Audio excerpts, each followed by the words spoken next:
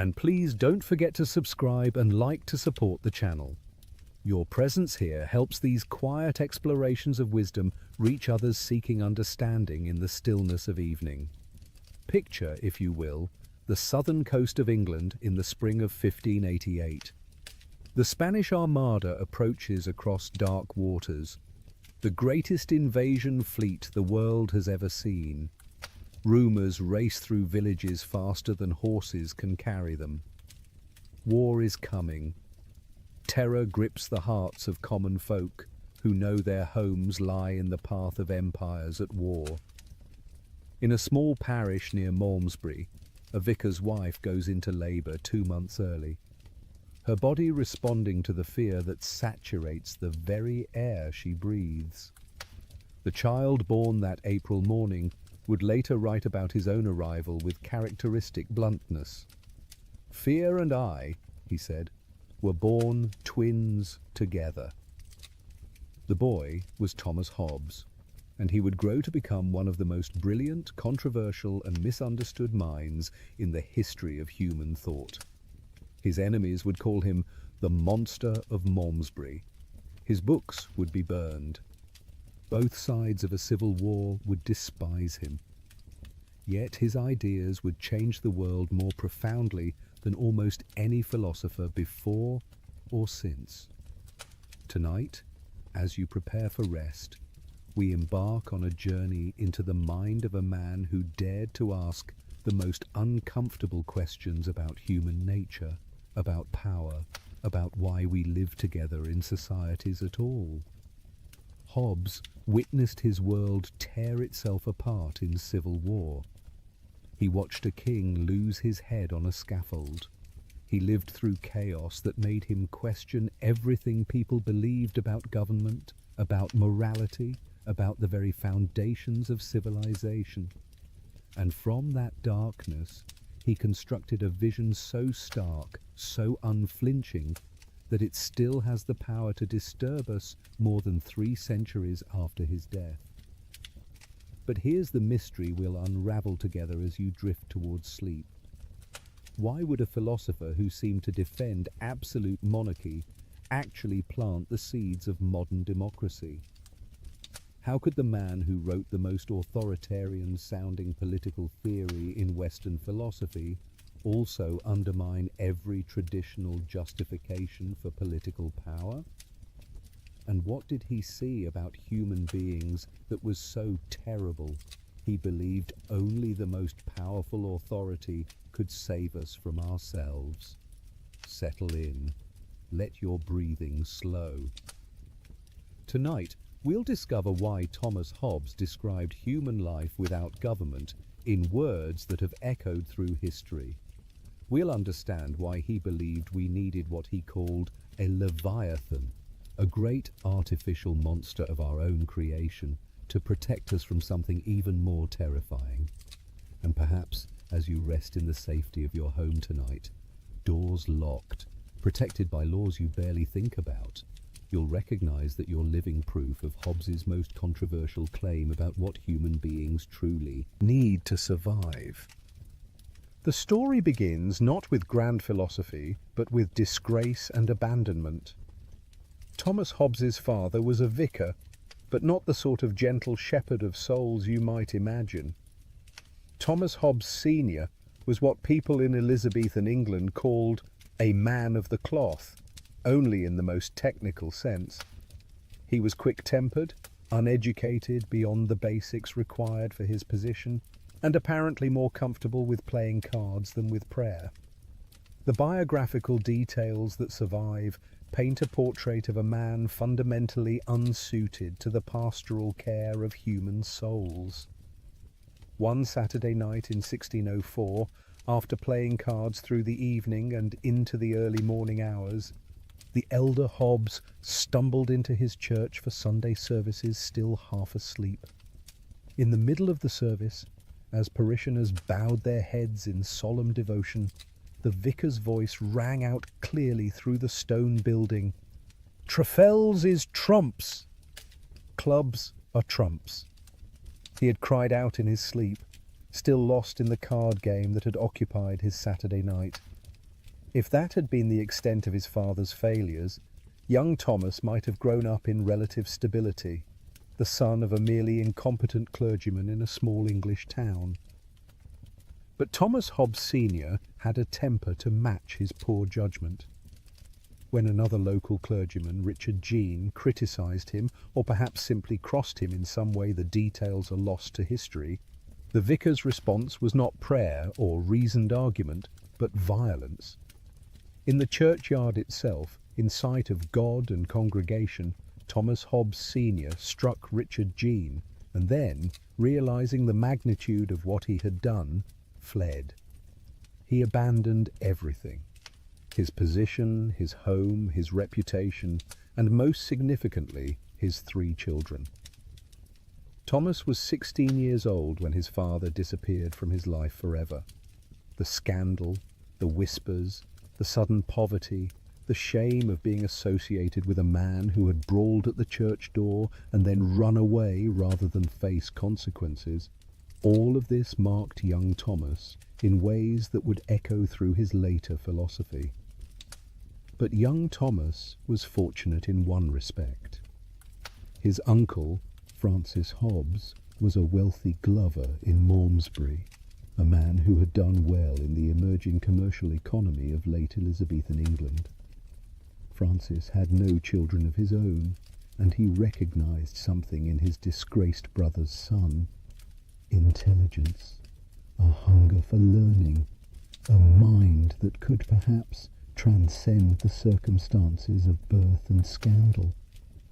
He paid for Thomas's education, first at a small school in Westport, then at a private school where the boy showed remarkable aptitude for languages, and finally, at age 15, at Magdalen Hall in Oxford.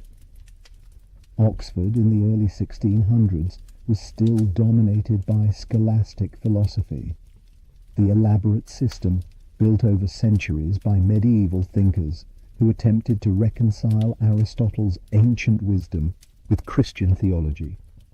Students spent years learning to make fine distinctions between different types of causes, different categories of being, different modes of existence.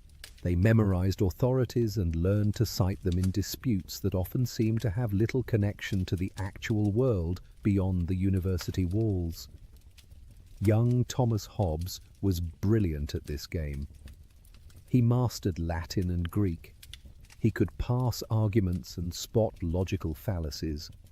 But something in him rebelled against what he was learning. It all felt so empty, so divorced from reality, so useless for understanding the world he actually inhabited. Years later, he would write with barely concealed contempt about the philosophy he'd been taught, calling it little more than insignificant speech, and dismissing whole libraries of medieval thought as exercises in saying nothing with great elaboration. But if Oxford taught him what he didn't believe, it also gave him the tools he would later use to construct his own vision. The logical rigor, the attention to definitions, the systematic approach to questions, all of these he absorbed and would later deploy in service of a radically different kind of philosophy. Upon graduating in 1608, Hobbes entered the service of the Cavendish family, one of the wealthiest and most powerful noble families in England. He was hired as a tutor and companion to William Cavendish, who would later become the second Earl of Devonshire. This position changed everything. Suddenly, the son of a disgraced vicar was living among the aristocracy, travelling in their circles, observing how power actually worked rather than how philosophers said it should work. The Cavendish connection gave Hobbes something else invaluable: the opportunity for the grand tour of Europe.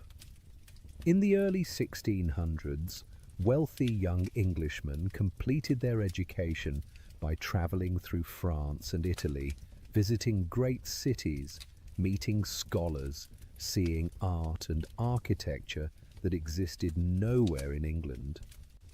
Hobbes accompanied his student on these journeys, and they opened his eyes to a world far larger than provincial England. In Italy, Hobbes met Galileo Galilei, the brilliant scientist who was revolutionizing humanity's understanding of the cosmos. Galileo was using mathematics and observation to overturn beliefs that had stood for thousands of years. He was looking at the world not through the lens of ancient authorities, but through telescopes and careful measurement.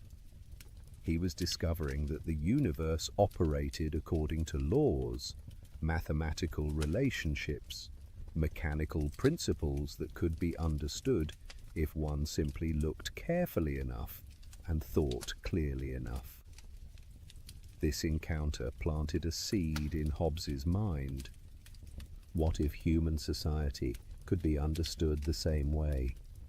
What if politics and ethics weren't matters of interpreting ancient texts or appealing to divine will, but were instead subject to natural laws that reason could discover? What if you could study human beings the way Galileo studied falling bodies and planetary motion, finding the principles that governed behavior with the same mathematical certainty? Hobbes also traveled in France, where he encountered a very different tradition of thought. French intellectuals were grappling with religious wars that had torn their country apart for decades. They were asking urgent questions about authority, about sovereignty, about what held a society together when people couldn't agree on fundamental questions of faith. These weren't abstract philosophical puzzles, but matters of life and death, questions that determined whether cities burned and whether neighbors slaughtered each other in the streets. Through all these experiences, Hobbes was developing a peculiar way of seeing the world. He noticed the gap between what people said and what they did. He observed that everyone claimed to seek justice and the common good, but somehow this seeking always seemed to align remarkably well with their own interests. He watched aristocrats maneuver for power while speaking of duty. He saw churchmen pursue wealth while preaching poverty. He witnessed scholars defend ideas not because they were true, but because their positions and reputations depended on those ideas being accepted. Hobbes was developing the cold eye of the observer who stands slightly outside the system he studies. The abandoned son of a disgraced father, the scholarship boy among aristocrats, the English scholar in continental courts, he was always positioned to see things others missed because they were too embedded in the structures they inhabited. This outsider's perspective would become one of his greatest philosophical assets. It would allow him to ask questions that seemed obvious once stated, but that most people never thought to ask because the answers seemed too settled, too natural, too much a part of the assumed background of life. What holds society together? Why do people obey laws? What makes one person's commands into legitimate authority rather than mere force? These questions haunted Hobbes as he moved through aristocratic households and travelled across Europe. And they would become urgent, desperately urgent, when everything he knew began to fall apart. Because Hobbes was about to witness something that most people, even most philosophers, only read about in history books. He was about to watch his own country descend into civil war. He was going to see firsthand what happens when the bonds of society break, when the structure that holds people together in peace collapses, when the question of who has the right to rule becomes a question answered not by tradition or law, but by force of arms. And that experience would forge his philosophy in ways that all his European travels and aristocratic observations never could. The boy born of fear was about to have his deepest intuitions about human nature confirmed in the most terrible way possible. By the 1630s, Tensions between King Charles I and Parliament had been building for years. The issues were complex, tangled, webs of religious disagreement, constitutional principle, and simple struggles for power. Charles believed in the divine right of kings, the idea that his authority came directly from God and could not be legitimately questioned by mere human institutions. Parliament believed it had ancient rights and privileges that even kings must respect. Charles needed money for wars and governance. Parliament controlled taxation. Neither side was willing to bend. Hobbes watched all of this from his position as tutor and intellectual companion to powerful families with connections at court.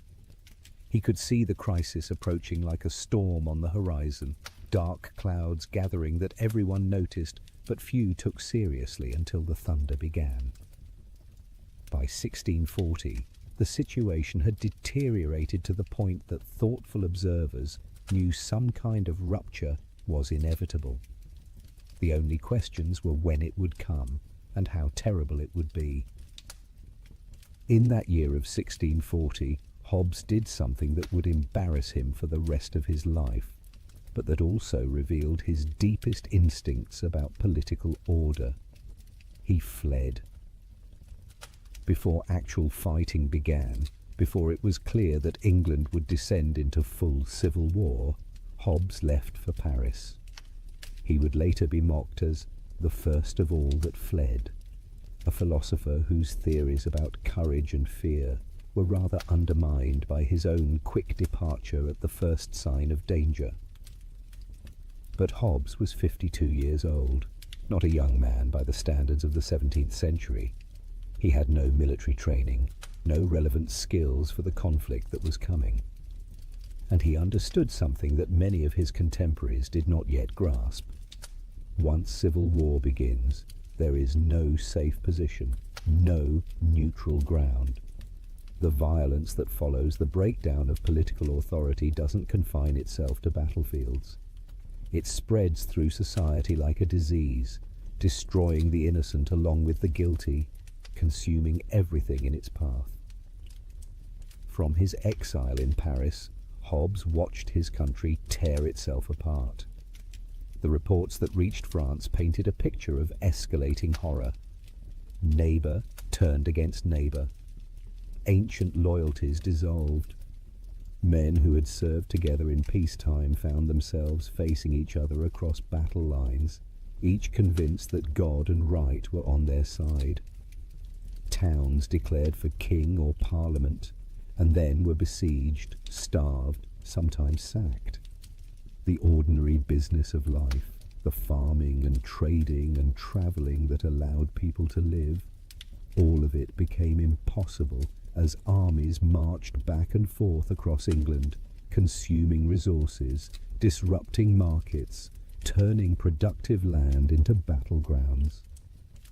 In Paris, Hobbes lived among other royalist exiles, men and women who had fled the conflict, leaving behind estates and positions and lives they had expected to pass on to their children.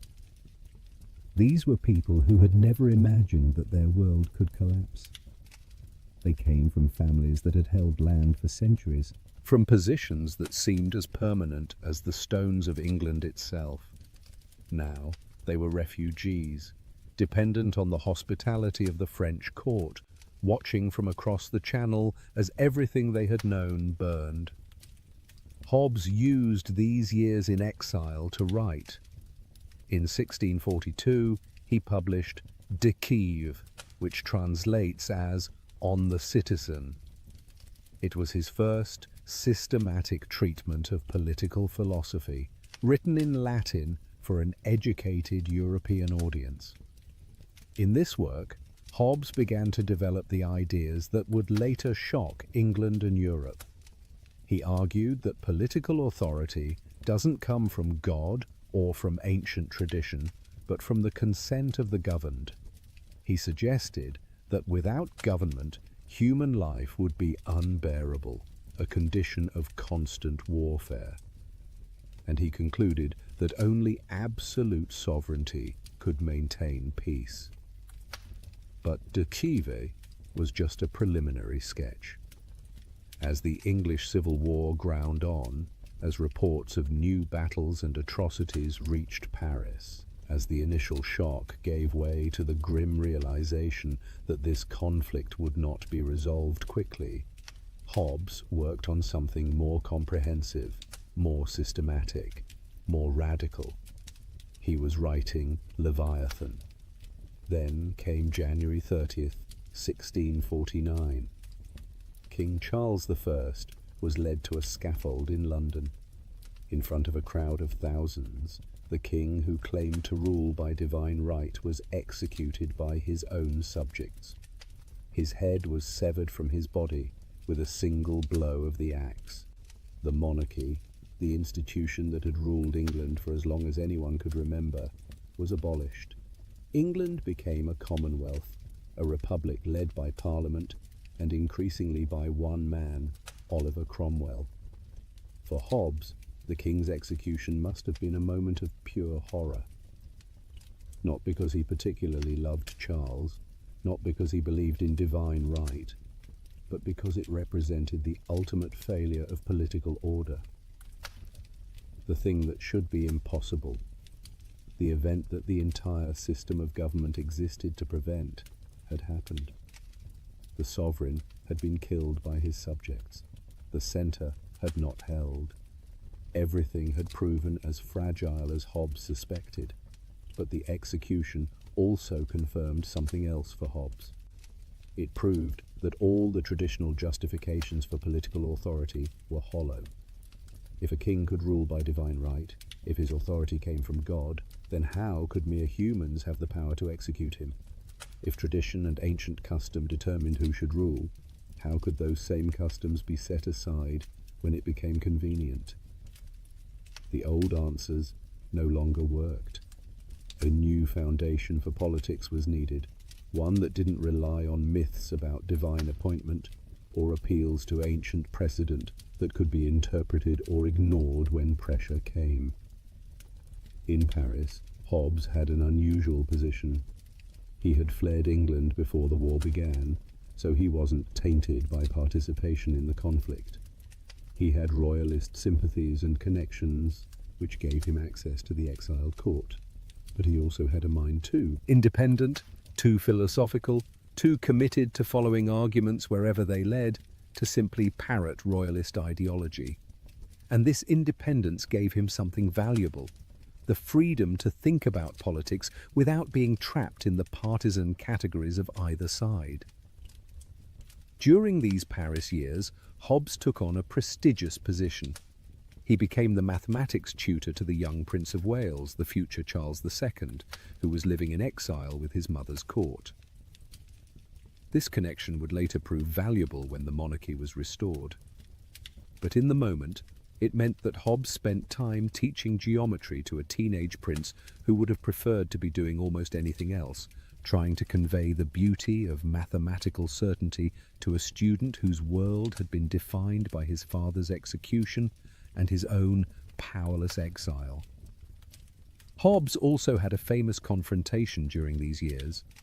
René Descartes, the great French philosopher who was developing his own revolutionary system based on doubt and deduction, published his Meditations on First Philosophy. The work was circulated among major European intellectuals for commentary before publication. Descartes' friend, the scholar Marin Mersenne, sent a copy to Hobbes asking for his objections and criticisms. Hobbes responded with what are now known as the third objections to Descartes' Meditations. They were sharp, probing, and fundamentally at odds with Descartes' entire approach. Where Descartes found certainty in the thinking self, the famous "I think, therefore I am," Hobbes questioned whether thinking required any immaterial substance at all. Where Descartes argued for a sharp distinction between mind and body, Hobbes suggested that everything, including thought, might be explicable in terms of matter and motion. Where Descartes appealed to God as a guarantor of knowledge, Hobbes's arguments seemed to work perfectly well without any such appeal. Descartes was furious. He responded with thinly veiled contempt, dismissing Hobbes's objections and making it clear he wanted nothing more to do with the English philosopher. The two men, perhaps the two most brilliant and original philosophical minds of their generation, never reconciled. They represented fundamentally different visions of how to understand the world, and neither could accept the other's starting point. But these intellectual disputes, fascinating as they were, remained secondary to Hobbes's great project. Throughout his exile, as England experimented with republican government under Cromwell, as the royalist cause seemed more and more hopeless, Hobbes worked on Leviathan. He was constructing a philosophical system that would explain not just why England had fallen into civil war, but why any society is always at risk of such collapse. He was developing a theory of human nature dark enough to account for the atrocities he'd witnessed, yet rational enough to offer hope that human beings could create lasting peace, despite their dangerous inclinations. The book was finished in 1651. Hobbes arranged for its publication in London, not Paris. This decision tells us something important. Leviathan wasn't primarily addressed to royalist exiles or to European intellectuals. It was for England, for a country that had torn itself apart and was now trying to figure out how to live together again. It was a message to all sides of the conflict, an attempt to find foundations for political order that didn't depend on either side being right about the issues that had divided them. What Hobbes offered was something no one expected and almost no one wanted to hear. But it was also something remarkable. A way of thinking about politics that started not with tradition or divine revelation, but with the basics of human psychology, building up from there through careful reasoning to conclusions about what kind of government human beings need to survive. It was philosophy attempting to solve the most urgent, practical problem of its time, the problem of how to prevent societies from destroying themselves. As you rest tonight, imagine Hobbes in his Parisian exile, writing by candlelight, working through the implications of his dark vision of human nature. Outside, the world is at war. His country is torn apart. A king has been executed. Everything that seemed solid has revealed itself to be breakable. And in response, this brilliant, frightened, determined man is constructing a theory that will outlive him by centuries, that will shape how future generations think about power and politics, and the eternal question of how human beings can live together in peace. The stage is now set. We've seen the man and the crisis that formed him. Now we turn to the heart of his philosophy, to his shocking claims about what human beings really are beneath the veneer of civilization. To understand Hobbes's political philosophy, we must first understand his psychology, his theory of what makes human beings tick.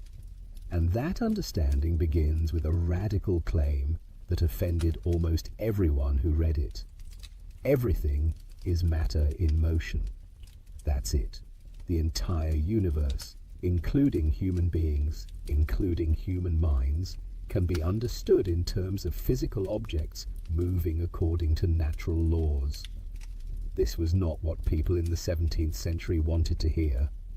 The dominant view, inherited from centuries of Christian philosophy drawing on ancient Greek thought, was that human beings were special.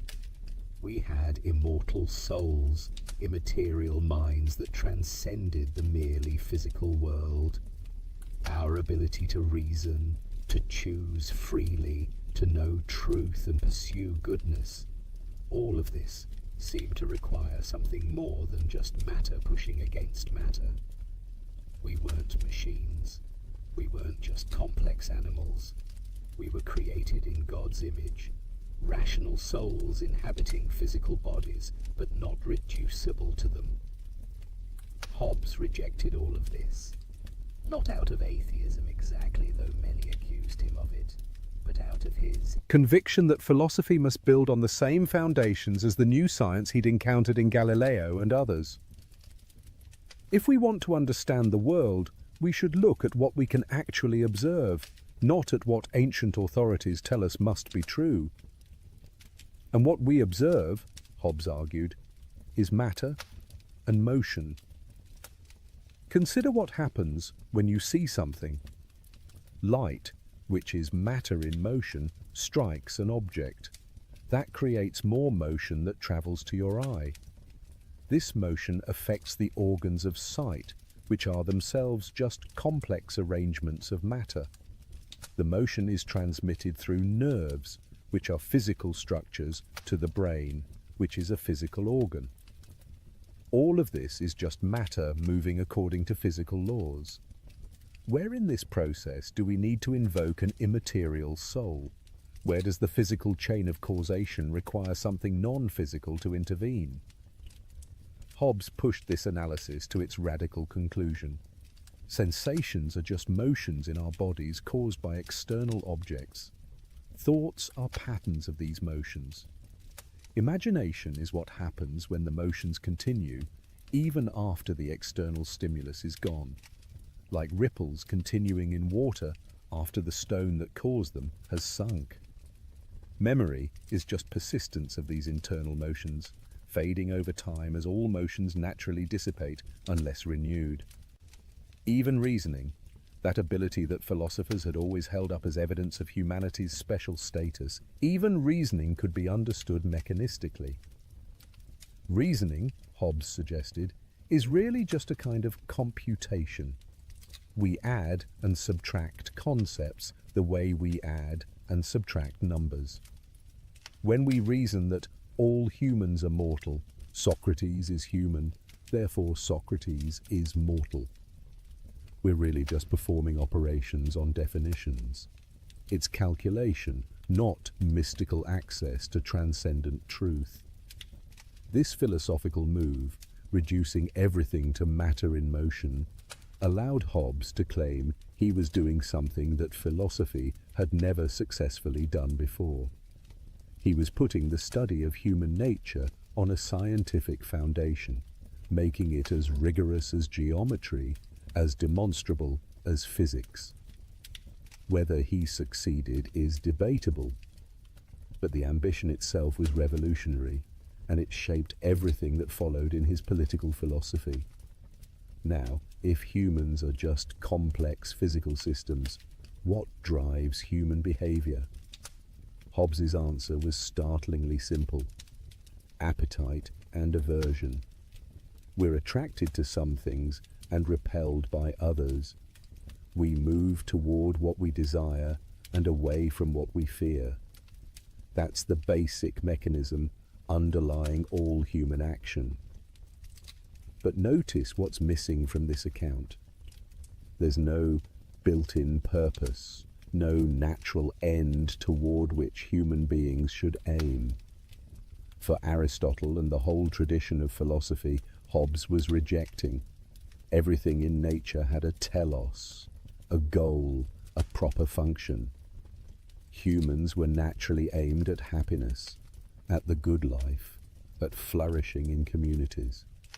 And the virtuous person was someone who developed their nature properly, who actualized the potential built into human beings by nature or by God.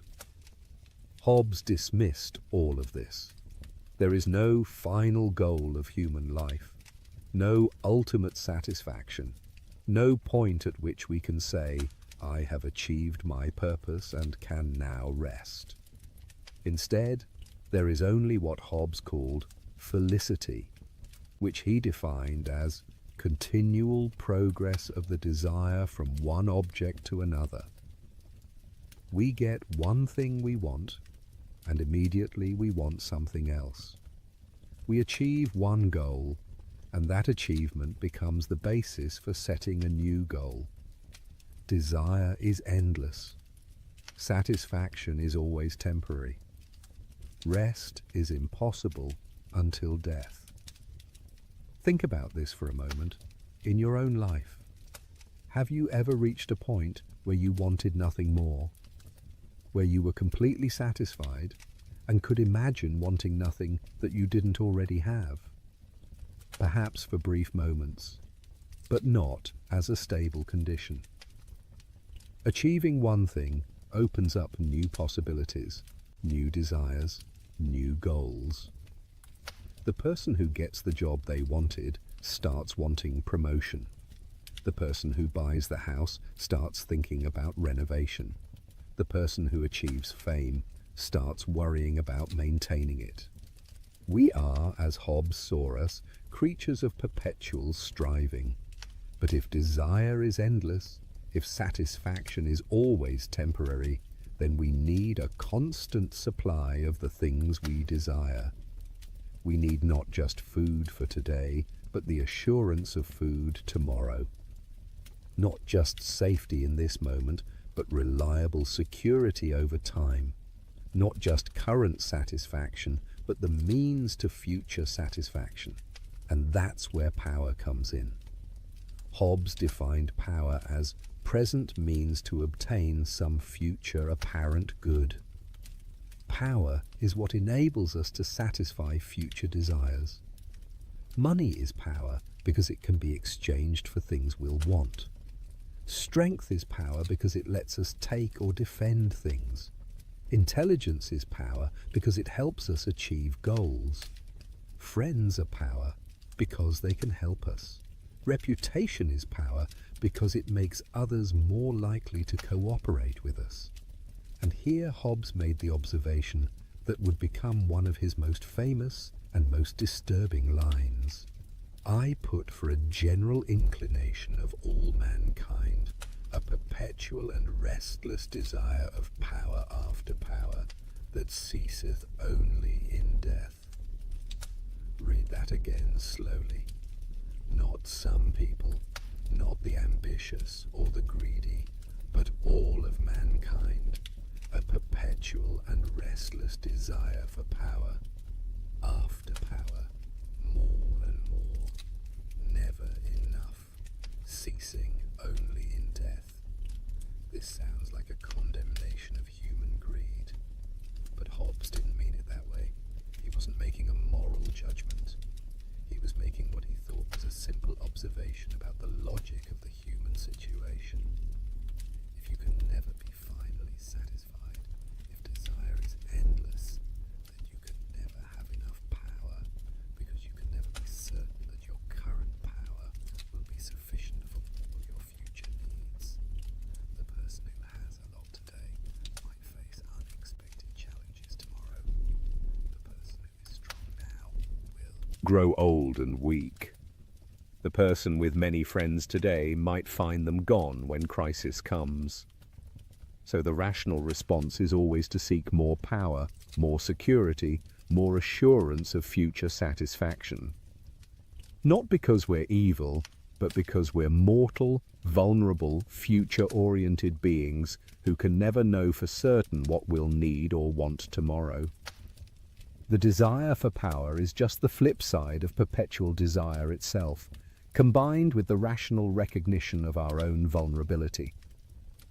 Now we get to what Hobbes identified as the three principal causes of conflict among human beings. He was very systematic about this, laying out three distinct sources of quarrel built into human nature itself. First, competition. When two people desire the same thing, and that thing cannot be shared or divided, they become enemies. This is simple scarcity. If there's only one piece of food and two hungry people, they will compete for it. If there's one position of power and two ambitious people, they will struggle for it.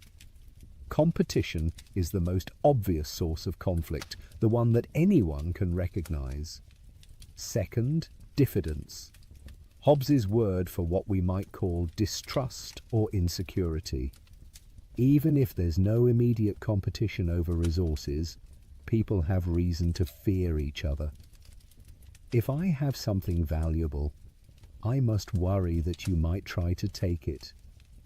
If I'm not trying to harm you, I can't be sure you're not trying to harm me. And knowing that you're probably worried about me, I have even more reason to worry about you. This creates what we now call a security dilemma. Everyone takes defensive measures to protect themselves, but these defensive measures look like threats to others, who then take their own defensive measures, which look like threats to me, and so on. Distrust breeds more distrust in a self-reinforcing cycle. Third, glory. This one is more subtle. Even if there's no immediate competition, and even if we've somehow established security, people still compete for reputation, for status, for recognition. Hobbes observed that people will fight over insults, over perceived disrespect, over what he called trifles, like a word, a smile, a different opinion. Why? Because reputation is itself a form of power. If others think you're weak or foolish or contemptible, they're more likely to try to dominate you. If they fear or respect you, they're more likely to leave you alone or cooperate on your terms. So maintaining reputation becomes a constant struggle, and people will take enormous risks to avoid being disrespected. These three causes of quarrel aren't separate problems. They interact and reinforce each other. Competition makes people distrust each other. Distrust makes people try to dominate each other before being dominated. The struggle for dominance becomes entangled with glory and reputation. And all of it flows from the basic situation of beings with endless desires, limited resources, and the ability to harm each other. Which brings us to what Hobbes called the equality of ability among human beings. This is one of his most important and most easily misunderstood points. He wasn't claiming that all people are equally strong or equally intelligent. Obviously, some people are stronger, some smarter, some more skilled. What Hobbes meant was something more specific and more frightening. All human beings are equal in their ability to threaten each other's lives. The weakest, Hobbes wrote, has strength enough to kill the strongest, either by secret machination or by confederacy with others. Even the strongest man must sleep. Even the most powerful person can be poisoned, ambushed, or ganged up on. Physical superiority doesn't guarantee safety. Intelligence doesn't make you immune to violence. No individual human being is so superior to all others that they can simply disregard the threat everyone else poses. This equality in vulnerability is what makes human relationships so dangerous. If some people were genuinely invulnerable, like gods walking among mortals, then they could simply impose order, and the rest of us would have no choice but to submit. But that's not our situation. We're all vulnerable. We can all threaten each other. And that equality of ability to threaten means that no one is safe unless there's something beyond individual strength maintaining order. As you lie in darkness tonight, breathing slowly, feeling yourself sink into rest, consider how perfectly Hobbes had captured something about the human condition. We are creatures of endless desire and limited power, competing for scarce goods, unable to trust each other, constantly worried about reputation and status, and all of it taking place among beings equal enough in their ability to harm that no one can ever be truly safe based on their own strength alone. That's the foundation. That's Hobbes's psychology in its stark essentials. Matter in motion, producing endless desire, producing perpetual competition, producing equal vulnerability. Now we can turn to his famous thought experiment, to the question he posed that has haunted political philosophy ever since. What would happen if there were no government at all? Hobbes asked his readers to imagine something most of them had never experienced: life without government. Not the temporary absence of a king when a new one is being chosen, not the breakdown of order in one region while other regions remain stable, but a condition in which there is no political authority at all, no laws backed by force, no one with the power to enforce agreements or punish wrongdoing. He called this hypothetical condition the state of nature, and he insisted it wasn't just a historical claim about how humans once lived before civilization.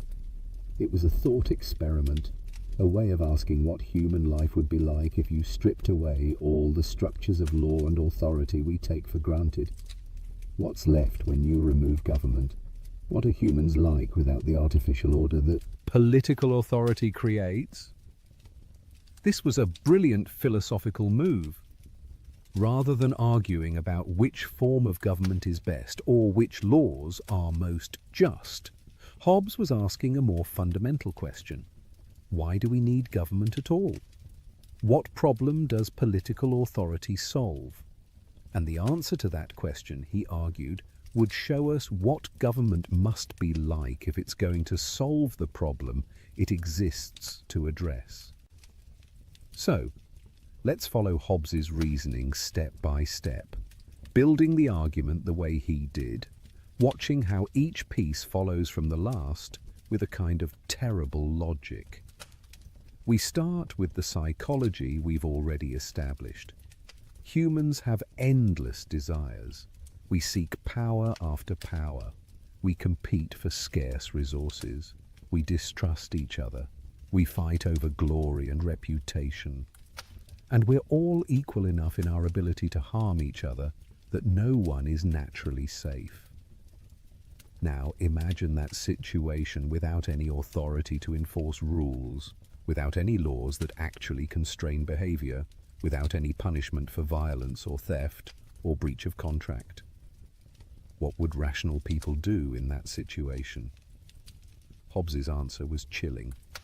Each person would pursue their own interests as best they could. And given the three causes of quarrel, given the equality of ability, given the absence of any authority to enforce agreements, the result would be inevitable: war. Not necessarily constant fighting every moment, but a condition in which everyone is ready to fight, where violence is always an option, where there's no security, no ability to plan for the future, no basis for trust. Think carefully about why this follows. If there's no authority to punish theft, then taking what I want by force becomes a rational strategy whenever I'm strong enough to do it. But that means you can't trust me not to take your things. So you need to take defensive measures, which means gathering your own power, maybe even attacking me before I can attack you.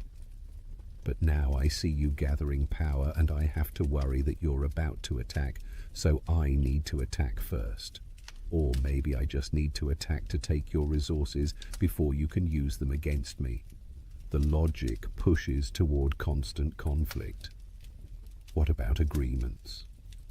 In the state of nature, couldn't people just agree to cooperate, to respect each other's property, to not harm each other? The problem is that without an authority to enforce agreements, there's no guarantee anyone will keep their word.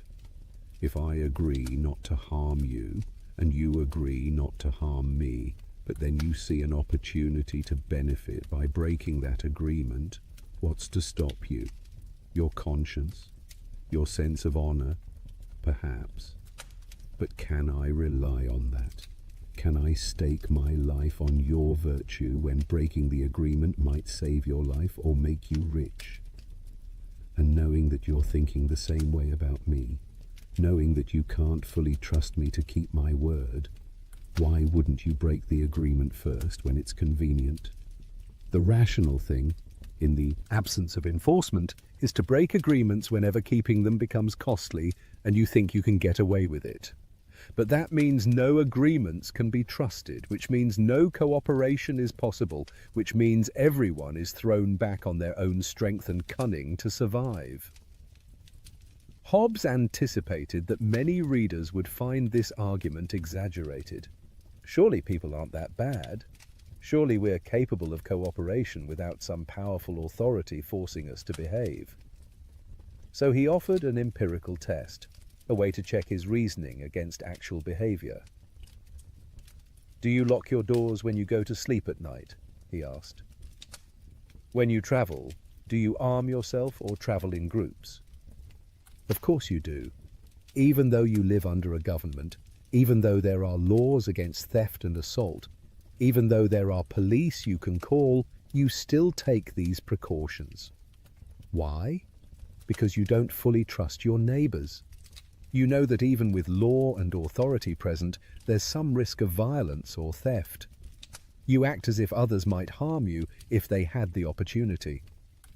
Now, if you can't fully trust your neighbors, even with police and courts and prisons backing up the law, imagine how much worse it would be if there were no law at all, no police, no courts, no consequences for violence. If you lock your doors even when theft is illegal and punishable, what would you do if theft were neither? The precautions you take under government suggest how dangerous the state of nature would be without it. Hobbes also pointed to actual historical examples. When civil wars break out, when government breaks down, what happens? "We've seen it," he said. "We've watched England tear itself apart. And what we observe is exactly what the theory predicts. Neighbor turns against neighbor, violence becomes endemic, property becomes insecure, normal economic life becomes impossible. Civil war is a glimpse into the state of nature, a momentary return to the condition that exists when political authority fails." And then we come to the passage that has echoed through centuries, the words that appear in every introduction to political philosophy, the description that remains shocking even now when we've heard it so many times: "It's become familiar.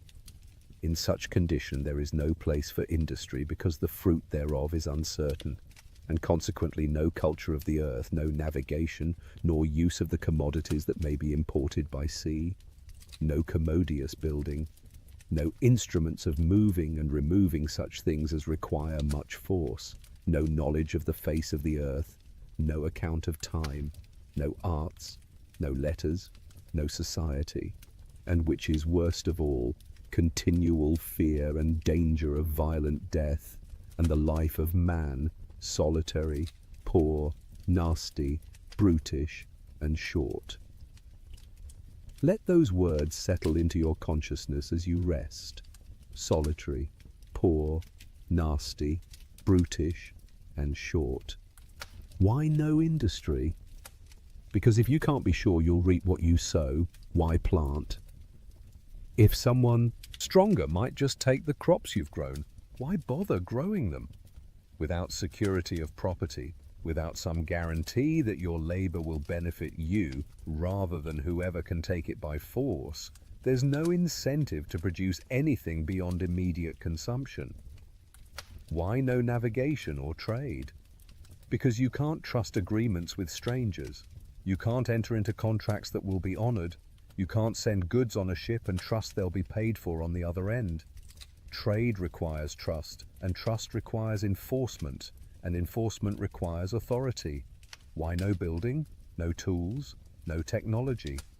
Because all of these things require sustained effort over time, cooperation among many people, division of labor, specialization.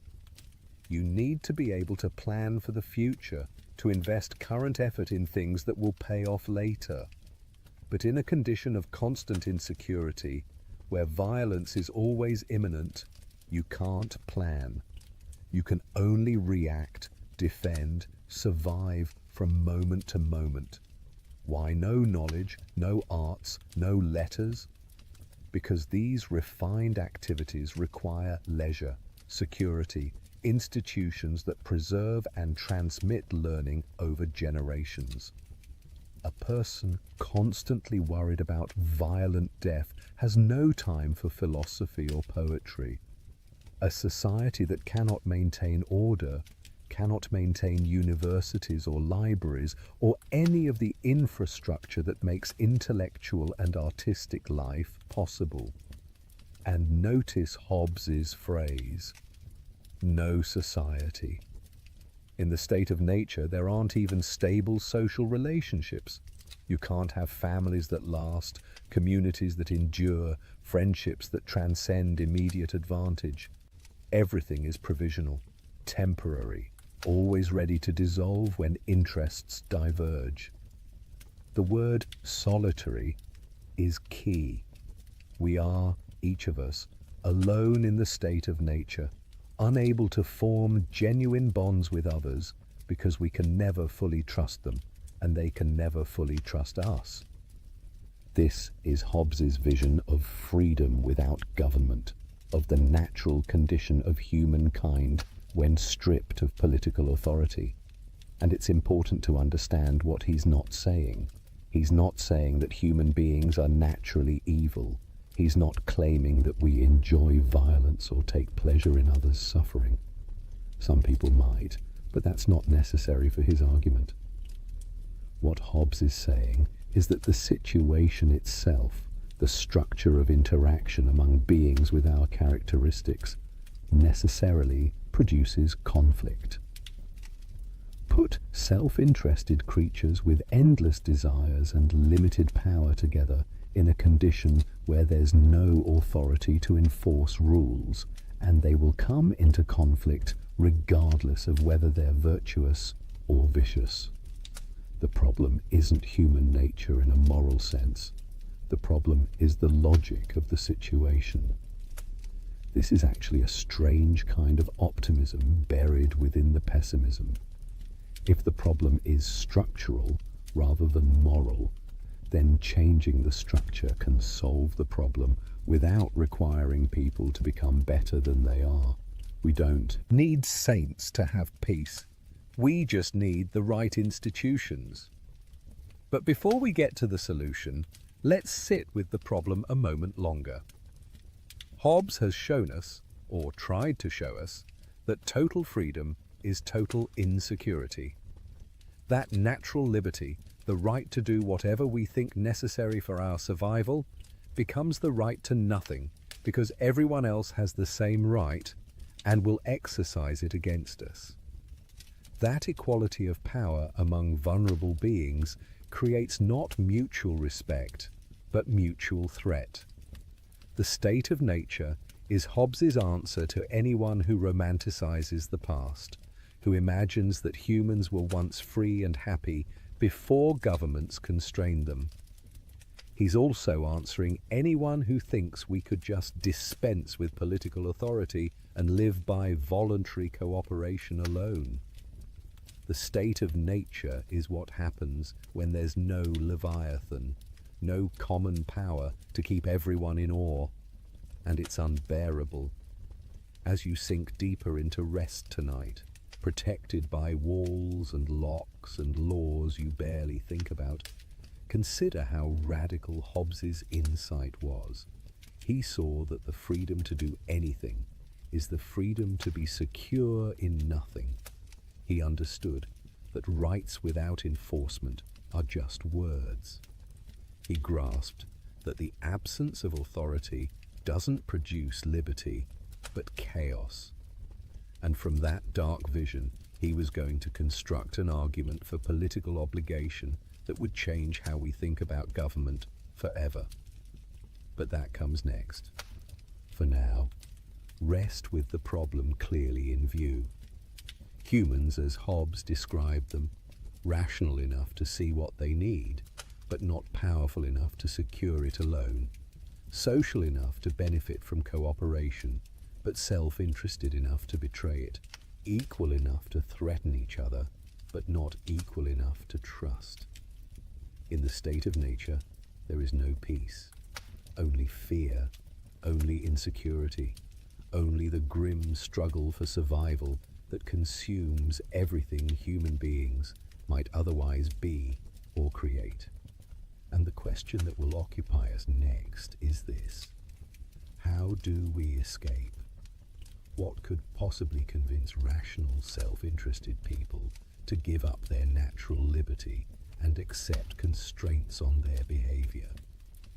What kind of authority could maintain peace among beings so dangerous to each other?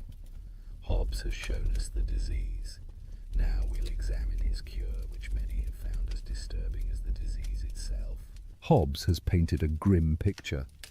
Life in the state of nature is unbearable, a condition of constant fear and insecurity that makes everything we value about human existence impossible. But here's the remarkable thing. Hobbes believed that human reason itself could show us the way out. The same rational capacity that lets us see how terrible the state of nature would be also shows us how to escape it.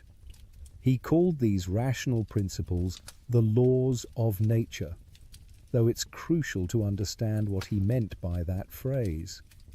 These aren't laws in the sense of commands issued by a lawgiver.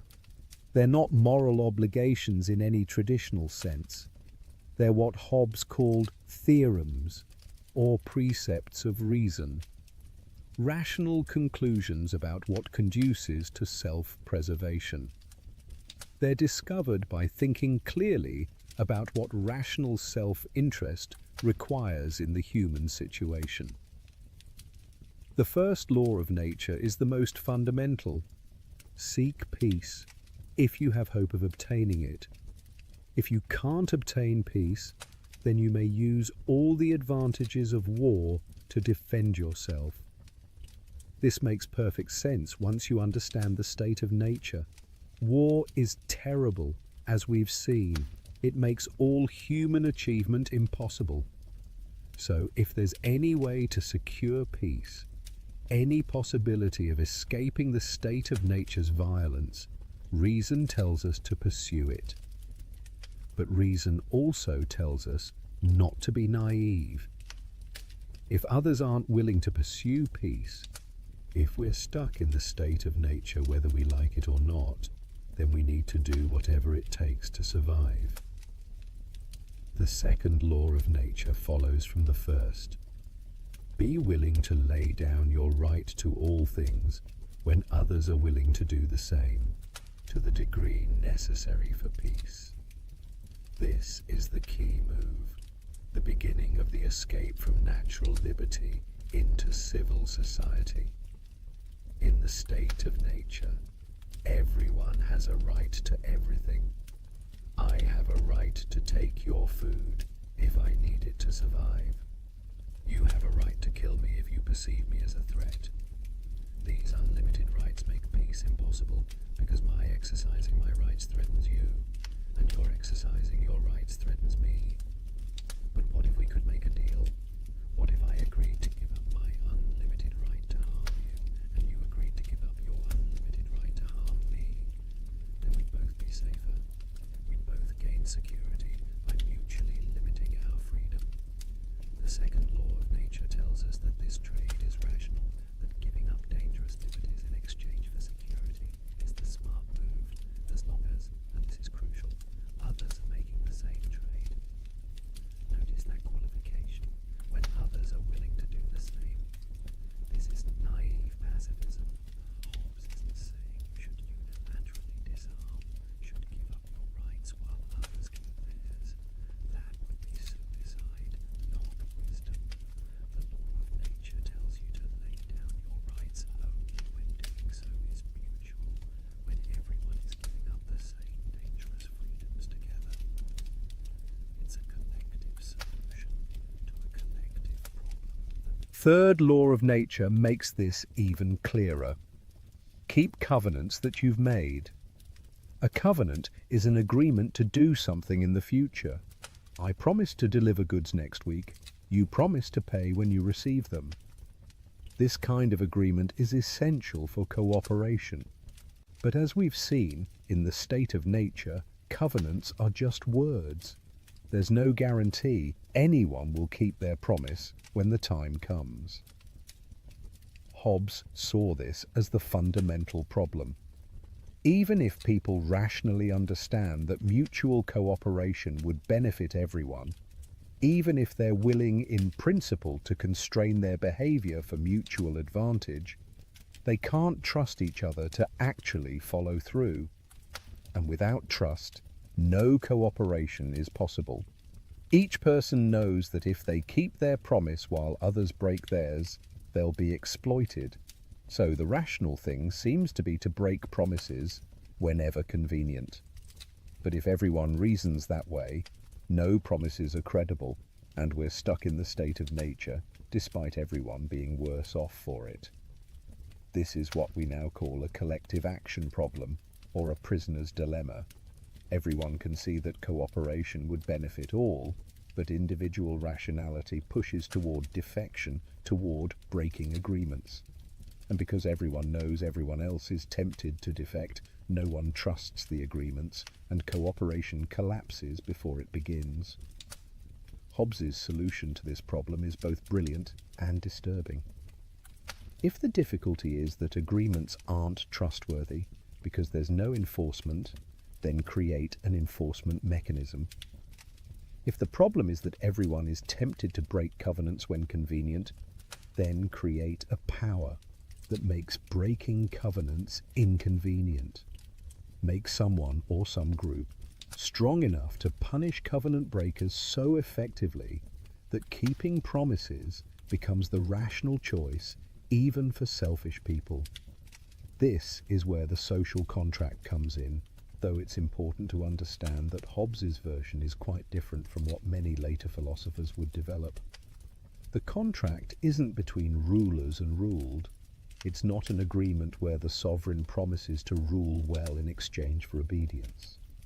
That kind of mutual contract would just recreate the problem at a higher level, because who would enforce the contract between sovereign and subjects? No, Hobbes's social contract is an agreement among the people themselves. Each person, reasoning about how to escape the state of nature, comes to the same conclusion. We need a common power to enforce agreements and maintain peace. So, each person agrees with all the others to authorize some person or assembly to make decisions for all of them, to judge disputes, to command and forbid. Each person says, in effect, I authorize this person or group to act on my behalf, and I recognize their decisions as if they were my own decisions. Hobbes gave this idea vivid expression.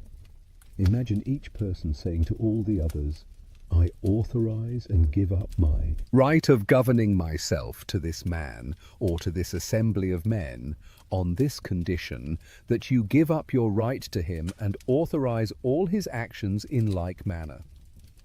What this creates is an artificial person, a unified entity made up of the authorizations of all the individuals who compose it. Hobbes called this artificial person the Leviathan, or the Commonwealth, or simply the Sovereign. It's artificial because it doesn't exist naturally, but is created by human agreement. It's a person because it acts as a unity, making decisions, issuing commands, enforcing rules. And it's sovereign because there is no higher authority that judges or constrains it. This sovereign power, once created, has to be absolute. And here's where Hobbes's argument becomes uncomfortable for almost everyone who reads it. He insisted that the sovereign cannot be limited, cannot be divided, cannot be held accountable by the subjects who created it. Why? Because any limitation on sovereign power recreates the state of nature at some level. Think about it this way. Suppose we say the sovereign can rule but only within certain limits, only on certain topics, only in ways that respect certain rights. Who decides whether the sovereign has exceeded those limits? If individual subjects can decide for themselves when the sovereign has overstepped, then we're back to everyone being their own judge, which is just the state of nature again. Each person deciding what the law allows is no different from no law at all. What if we say there should be another authority that checks the sovereign, some other body that can veto or override the sovereign's decisions? Then that checking authority is the real sovereign, and the same problem arises at that level. Either authority is divided, in which case we have potential conflict between authorities and no clear answer to who wins, or authority is unified in whoever has the final say. You can't escape the logic. Either someone or some body has ultimate final authority, or you don't really have authority at all. Hobbes worked through various attempts to limit or divide sovereignty and showed why each fails. Separation of powers. Then the different powers can come into conflict with no way to resolve the dispute except by force, which is civil war. Constitutional limits. Who enforces them when the sovereign violates them? Another authority. Then that's the real sovereign. The subjects themselves. Then each subject is judge in their own case, and we're back to the state of nature. Rights that subjects retain against the sovereign. Rights without enforcement are meaningless, as we've seen. And if subjects can enforce their rights against the sovereign, then the sovereign isn't really sovereign. The only right Hobbes recognized that subjects never give up is the right of self-preservation. If the sovereign commands you to kill yourself or refuses to defend you against immediate threats, you can resist because the whole point of creating the sovereign was to secure your life. But beyond that narrow exception, the sovereign's authority must be unlimited if it's to do the job it was created to do. The implications are stark. The sovereign defines what is just and unjust, right and wrong, legal and illegal. Not because the sovereign is necessarily wise or good, but because that's what sovereignty means. Having an authority means having someone whose word on these matters is final. The sovereign can't commit injustice in the legal sense because justice is defined by the sovereign's commands. Religious authority must be subordinate to political authority. This was especially controversial in Hobbes's time, when religious disputes were tearing Europe apart. But Hobbes was adamant. The sovereign must have the power to determine religious practices, to settle religious disputes, to prevent religious disagreement from destroying civil peace. The alternative is to have multiple authorities claiming ultimate allegiance, which inevitably produces conflict. Subjects generally cannot rebel against the sovereign. This might seem to contradict everything about social contract theory, which we associate with ideas about consent of the governed and right of revolution. But Hobbes's logic is clear. If subjects could legitimately rebel whenever they thought the sovereign was governing badly, then the sovereign wouldn't really have authority. The subjects would be judging the sovereign, which makes them the real authority, which recreates the state of nature. As you rest tonight, feel the tension in Hobbes's position. On one hand, he's given us a strangely democratic foundation for politics. All authority comes from the consent of the governed. The sovereign is created by agreement among equals. There's no divine right, no natural hierarchy, no appeal to tradition. Political authority is artificial, conventional, created by human beings for human purposes. That's radically modern, even revolutionary. On the other hand, the conclusion seems authoritarian, even tyrannical. Absolute power with no accountability, no right to rebel except in extreme circumstances, no check on the sovereign beyond the sovereign's own judgment. How can these two aspects fit together? How can democratic premises lead to authoritarian conclusions? The answer lies in Hobbes's unflinching focus on the problem he's trying to solve. The problem is civil war, is breakdown of order, is the constant threat that society will slide back into the state of nature. Everything Hobbes argues for is designed to prevent that catastrophe. The sovereign must be absolute because anything less than absolute leaves room for the conflicts that destroy peace. The subjects cannot rebel because allowing rebellion recreates the very problem government was meant to solve. Whether you find this convincing likely depends on how seriously you take the threat Hobbes was addressing. If you've lived through civil war, if you've watched society collapse, if you've experienced the breakdown of order firsthand, Hobbes's willingness to accept almost any government rather than risk returning to chaos might seem reasonable. If you've been fortunate enough to live under stable government most of your life, his arguments for absolute sovereignty might seem like the cure being worse than the disease. But either way, Hobbes has transformed the question. He's forced us to confront the foundations of political obligation, to ask why we should obey government at all, to recognize that the alternative to authority isn't freedom, but chaos. And he's done it without appealing to God or tradition or nature in any traditional sense.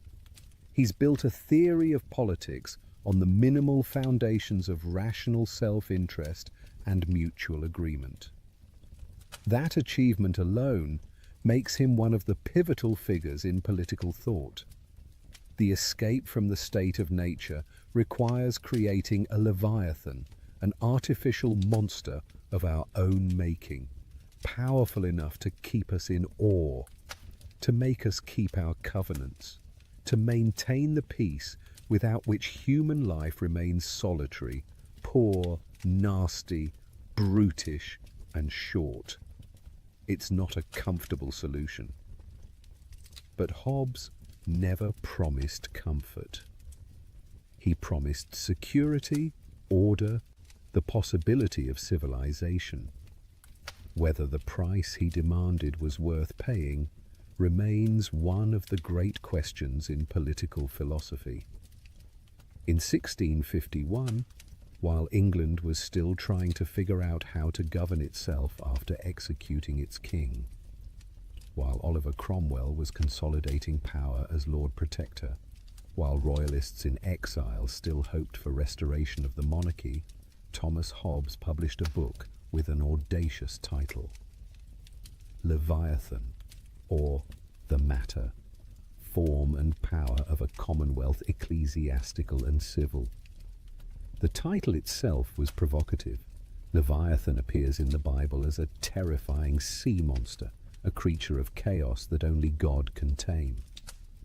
In the book of Job, God describes the Leviathan to humble Job, to remind him of powers beyond human comprehension or control. It was an image of primordial danger, of forces that threaten to overwhelm human order. But Hobbes transformed the Leviathan into something else entirely.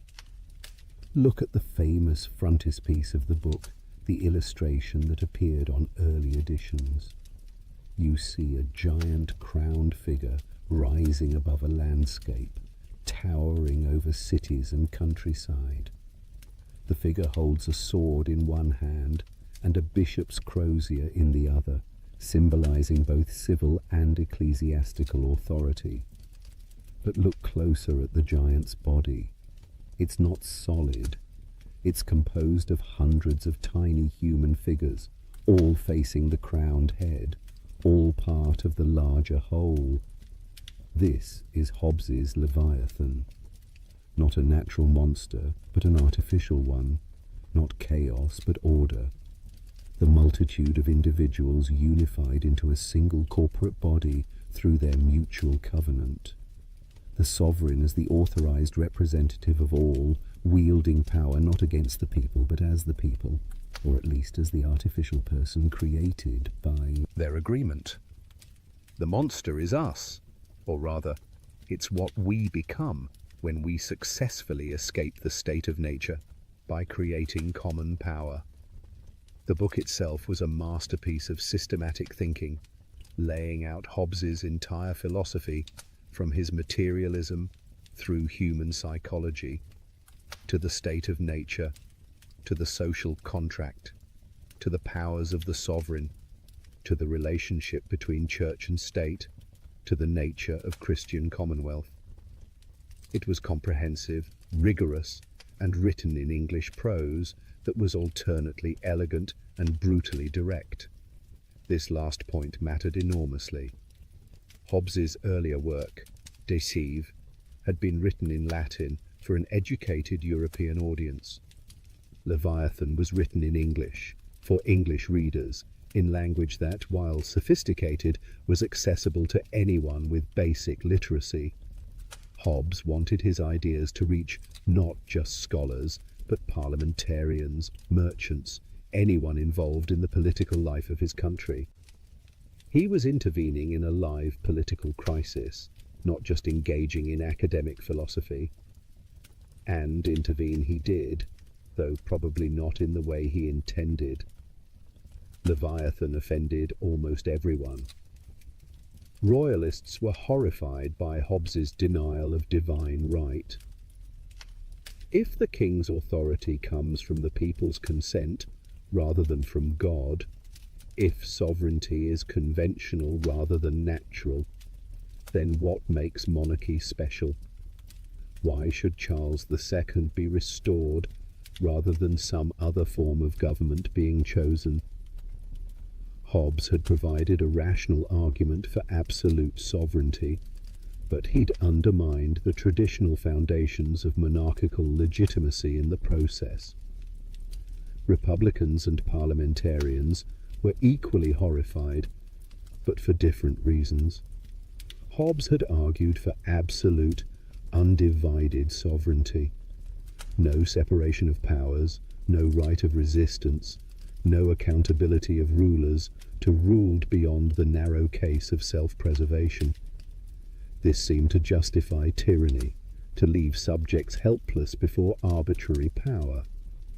Even if you accepted that some government was necessary, why this government? Why absolute monarchy rather than limited government with checks and balances? And then there were the churches. Hobbes had subordinated all religious authority to the sovereign. He'd argued that the sovereign must determine religious practices, settle theological disputes, control church offices and doctrines. This seemed to make religion merely a tool of political power, to deny any independent authority to spiritual matters. Both Anglicans and Puritans, Catholics and Protestants found things in Leviathan to offend them. Hobbes seemed to be reducing faith to a matter of civil obedience. Worse, there were passages in Leviathan that could be read as questioning fundamental Christian doctrines. Hobbes's materialism seemed to leave no room for immaterial souls or life after death in any traditional sense. His account of Scripture emphasized natural explanations and questioned supernatural claims, while Hobbes insisted he was a Christian and argued for the compatibility of his philosophy with Christianity. Many readers suspected atheism lurking beneath his professions of faith. The book was condemned, banned, burned in effigy at Oxford University. Hobbes was accused of heresy, atheism, corrupting youth, undermining morality. For years after publication, attacks on Hobbes and Hobbism became a minor industry among English writers. To call someone a Hobbist was to accuse them of denying God, morality, and decency itself. Yet, despite all this hostility, or perhaps because of it, Leviathan became one of the most discussed and influential books of its age. You couldn't talk about politics in 17th century England without addressing Hobbes's arguments. You might reject his conclusions, but you had to engage with his framework. He had changed the terms of debate in ways that couldn't be undone. Interestingly, while royalists disliked Hobbes's foundations, they appreciated his conclusions about absolute sovereignty. And while Republicans hated his defense of absolutism, some found his social contract framework useful for quite different purposes. The book was too systematic, too powerful, too thorough to be simply dismissed. It had to be argued with, which meant its categories and questions became the common property of political thought. Hobbes returned to England in 1651, the same year Leviathan was published. This was a risky move. The country was still unsettled, his book was making enemies, and his royalist connections were well known. But perhaps Hobbes calculated that Cromwell's regime, which had its own problems with legitimacy and needed philosophical support, might tolerate him. Or perhaps he simply wanted to come home. He spent the Commonwealth years mostly quiet, writing but not publishing on controversial topics, meeting with intellectuals, enjoying whatever protection his former students' affection provided. When Charles II was restored to the throne in 1660, Hobbes might have expected favour. After all, he'd been the king's mathematics tutor during exile. He'd written a defence of absolute monarchy, even if the foundation for that defence was unconventional. Charles did grant Hobbes a pension and received him at court. But the king also made clear that Hobbes must not publish anything more on politics or religion. Too many powerful people wanted Hobbes silenced. The churches, the universities, Parliament, all saw him as dangerous. Charles protected Hobbes from worse persecution, but that protection came with restrictions. The most brilliant political philosopher in England was forbidden to publish philosophy. Imagine the frustration. Hobbes had more to say, more arguments to make, responses to critics to publish. He'd spent years developing his system, and now he was told to be quiet.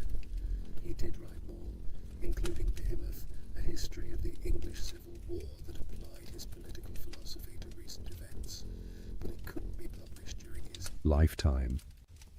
His ideas would have to wait for future generations to be fully heard.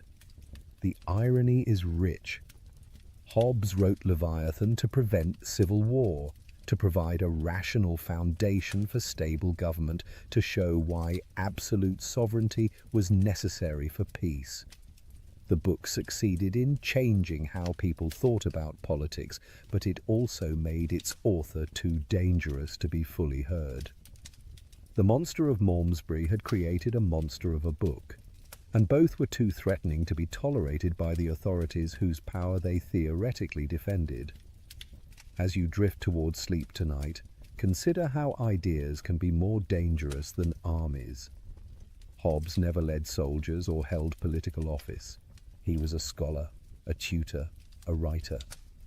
Yet his arguments threatened kings and churches, changed political discourse, influenced generations of thinkers. The Leviathan he described, that artificial person created by social contract, was matched by another creation, the book itself, an artifact of thought that lived on beyond its author's control, generating controversy and insight in equal measure. The ideas Hobbes published in 1651 are still with us. We still argue about the foundations of political obligation, about the balance between security and liberty, about what legitimates government authority. The terms have changed, the conclusions we draw may differ from Hobbes's, but the questions he forced us to confront remain alive. That's the real power of Leviathan, not its specific doctrines, but its transformation of how we think about politics itself. A generation after Hobbes published Leviathan, another English philosopher took up the same questions but reached strikingly different conclusions. John Locke, writing in the 1680s during another period of political crisis in England, accepted much of Hobbes's framework while rejecting his absolutist conclusions. The result was a vision of politics that would prove even more influential than Hobbes's, especially in the emerging liberal tradition that would shape modern democracy. Locke's second treatise of government, published in 1689, begins with the state of nature, just as Hobbes did. This wasn't coincidence. By Locke's time, the social contract framework Hobbes had developed had become the standard way of thinking about political legitimacy. If you wanted to argue about politics, you started with the state of nature and built up from there. Hobbes had set the terms of debate so effectively that even his critics had to work within the structure he'd created. But Locke's state of nature was fundamentally different from Hobbes's vision of war and chaos. For Locke, the state of nature was a condition of perfect freedom and equality, but it wasn't necessarily violent or anarchic. It was, Locke argued, governed by the law of nature, which could be known by reason, and that law of nature taught clear moral principles. No one ought to harm another in their life, health, liberty, or possessions.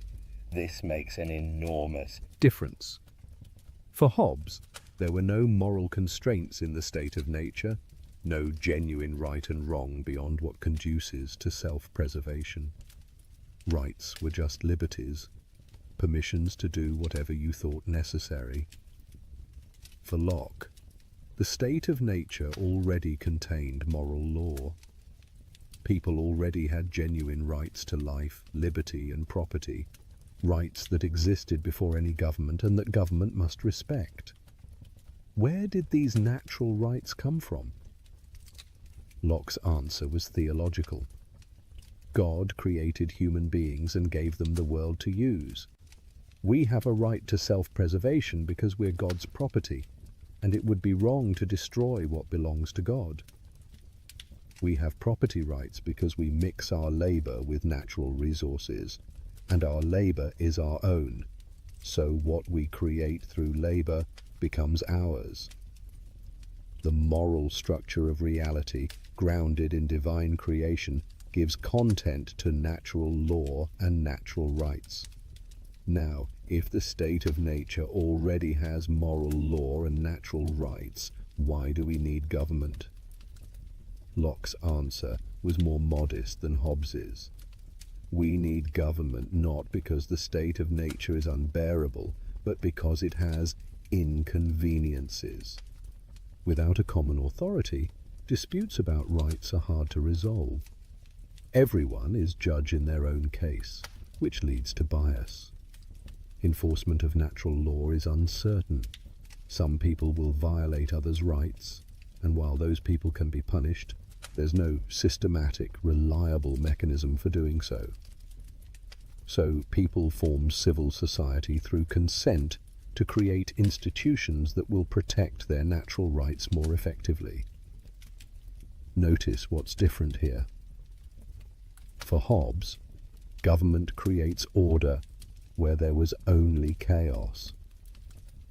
For Locke, government protects rights that already exist. For Hobbes, the sovereign defines justice. For Locke, justice is independent of government, and government is legitimate only insofar as it respects natural justice. This leads to radically different conclusions about political authority. Locke agreed that government requires sovereignty, but his sovereign is limited in ways Hobbes never allowed. Government's power extends only to protecting natural rights. It has no authority to violate those rights, no matter how expedient it might seem.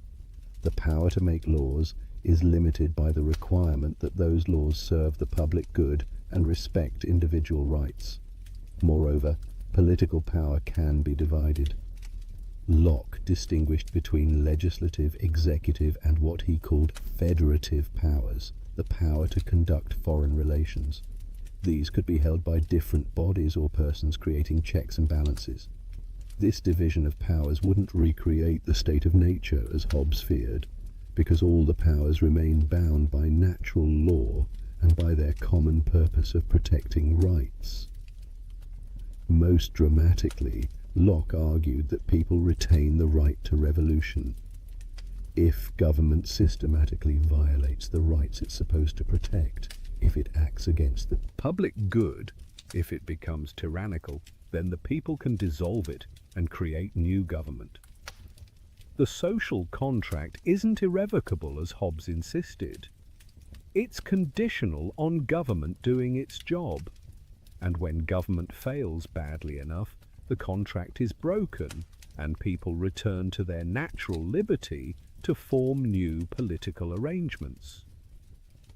This was explosive stuff in the context of 17th century England.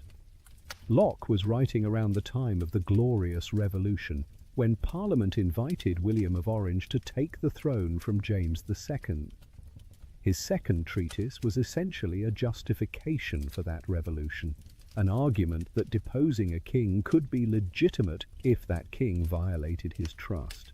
Where Hobbes seemed to justify any government that could maintain order, Locke provided a philosophical foundation for limited government and justified resistance. Yet notice how much Locke accepted from Hobbes: the framework of state of nature and social contract, the idea that political authority requires justification in terms of the people's consent, the rejection of divine right, and appeals to tradition as sufficient grounds for obedience. These were all Hobbesian moves, and Locke couldn't have made his argument without them. Locke was working within the intellectual space Hobbes had created. He was answering Hobbesian questions, using Hobbesian methods, just reaching different conclusions. And those different conclusions flowed from different premises about the state of nature and about what humans are like without government. If you accept Hobbes's vision of the state of nature as war, his absolutist conclusions become harder to avoid. If you accept Locke's gentler vision of the state of nature as imperfect but not unbearable, his liberal conclusions follow more naturally. Who was right about human nature? That question has occupied political philosophers ever since. Are humans as dangerous to each other as Hobbes believed? Or are we capable of the kind of moral restraint and cooperation Locke described? The answer probably varies with circumstances. In conditions of extreme scarcity and insecurity, Hobbes's vision seems grimly accurate.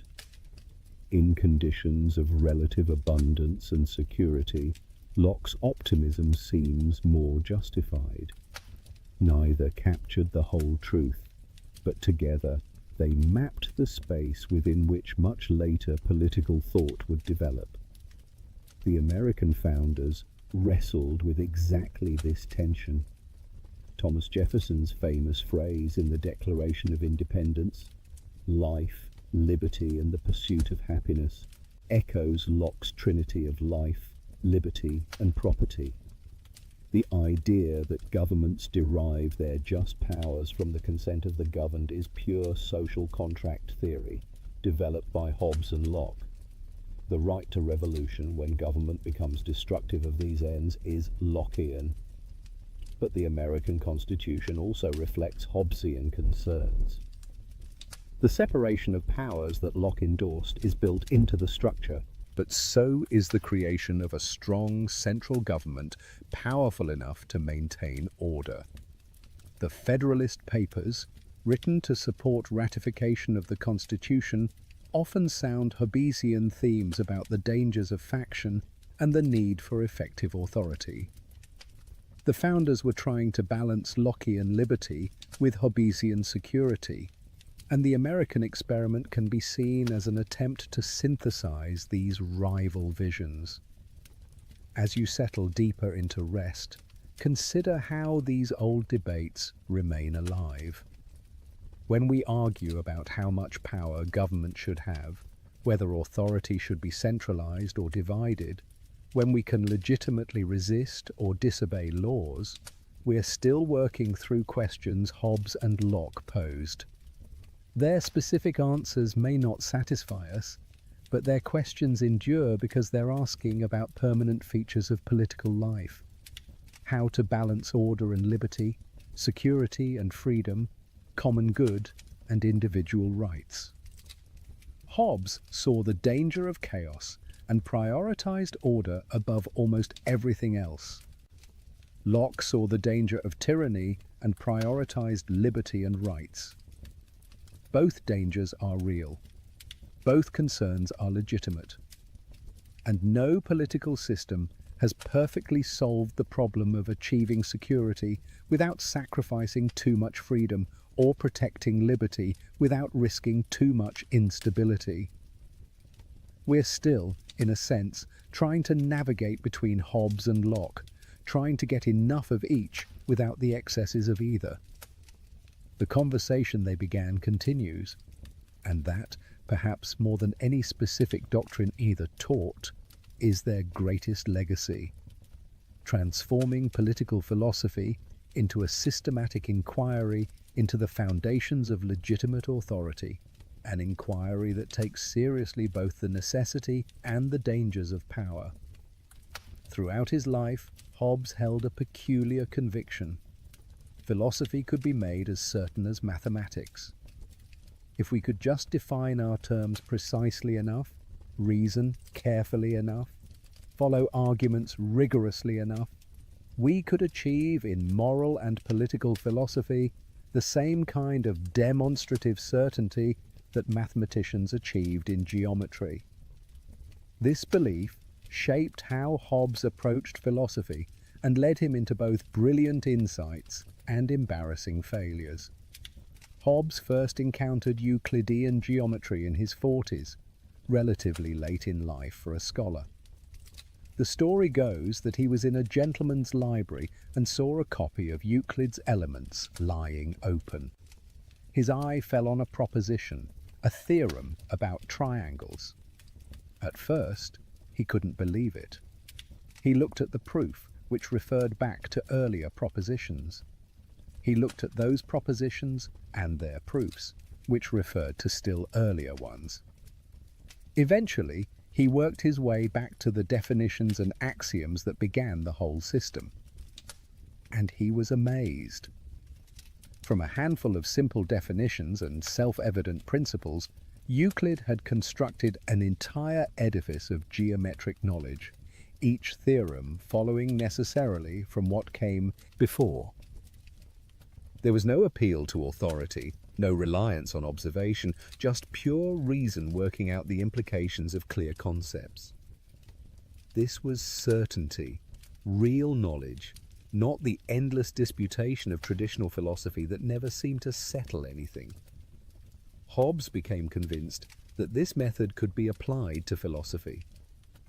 If you could define basic concepts clearly, if you could identify the fundamental principles of human nature and social interaction, then you could deduce how politics must work with the same certainty that geometry could deduce the properties of triangles.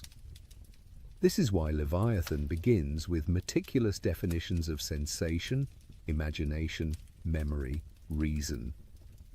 Hobbes was trying to build a philosophical system the way Euclid built geometry, from clear foundations through careful deduction to necessary conclusions. In many ways, this approach was Hobbes's great strength, his systematic rigor, his insistence on precise definition, his habit of making assumptions explicit and following their logical consequences. All of this gave his political philosophy a clarity and force that most earlier political thought lacked. When you read Leviathan, you can see each step of the argument, understand how later conclusions depend on earlier premises, trace the logical structure that holds the whole system together. But the geometric ideal also led Hobbes into his most famous failure. If philosophy could be like mathematics, if reasoning was really a kind of calculation, then perhaps he could contribute to mathematics itself. And so Hobbes, brilliant as he was in many domains, spent years of his later life working on a problem that had stumped mathematicians for centuries: squaring the circle. The problem is simple to state. Can you construct a square with the same area as a given circle using only compass and straight edge? Ancient mathematicians had tried and failed. The problem seemed simple but proved remarkably resistant to solution, and Hobbes became convinced he'd solved it. He published his solution. Mathematicians pointed out errors. Hobbes revised and republished. The errors were pointed out again, more sharply this time. Hobbes dug in his heels, insisting that professional mathematicians were biased against him, were being deliberately obtuse, were protecting their positions by rejecting correct solutions from outsiders. The controversy dragged on for years, becoming increasingly bitter and increasingly embarrassing for Hobbes. The tragedy was that Hobbes was simply wrong, and the mathematicians were right. He'd made basic errors that any competent geometer could spot. Worse, he was arguing about mathematics with people who understood it far better than he did, yet he couldn't admit his mistakes. The same man who could dissect political philosophy with brilliant clarity became obstinate and unreasonable when confronted with his mathematical errors. Why did this happen? Perhaps because Hobbes had invested so much in the idea that reasoning was calculation, that philosophy was geometric. If he couldn't even do basic geometry correctly, what did that say about his grand systematic philosophy? He couldn't afford to admit mathematical error without seeming to undermine his whole project. So he doubled down, defended his mistakes, alienated the mathematical community, and damaged his reputation in ways that his political writings alone never would have. Yet the failure in mathematics doesn't actually undermine Hobbes's political philosophy. The geometric ideal was a guiding metaphor, an aspiration, not a literal claim that politics is mathematics. What Hobbes really achieved was something different from and more valuable than geometric proof. He created a systematic framework for thinking about politics, one that made assumptions explicit, followed implications carefully, and offered testable claims about how humans behave and what forms of government can succeed. This systematic approach was revolutionary. Before Hobbes, political philosophy was largely a matter of citing ancient authorities, appealing to tradition, invoking divine will, or making ad hoc arguments about specific situations. Hobbes offered something new, a general theory of politics built from first principles about human nature. You might disagree with his premises or his conclusions, but you had to engage with the systematic structure of his thought. You couldn't just cite Aristotle or appeal to custom. You had to show where Hobbes's reasoning went wrong, which meant reasoning at the same level of generality and rigor. The mechanistic worldview that underlay Hobbes's approach was part of a larger scientific revolution transforming 17th century thought. Galileo, Descartes, and others were showing that nature could be understood through mathematics and mechanics, that complicated phenomena could be explained in terms of matter in motion following natural laws. Hobbes tried to extend this approach to human society to show that politics too could be understood scientifically. In this, he was ahead of his time. The idea that human behavior follows patterns that can be studied systematically, that society operates according to principles we can discover through careful analysis. This idea would eventually develop into social science. Hobbes didn't create sociology or political science in their modern forms, but he gestured toward them, showed that such disciplines were possible in principle. His claim that reasoning is computation is particularly interesting in light of modern cognitive science and artificial intelligence. When Hobbes suggested that thinking is just adding and subtracting concepts, his contemporaries found it reductive and absurd. But in our age of computers, when we've built machines that manipulate symbols according to rules and thereby achieve something that looks like reasoning, Hobbes's idea seems less strange.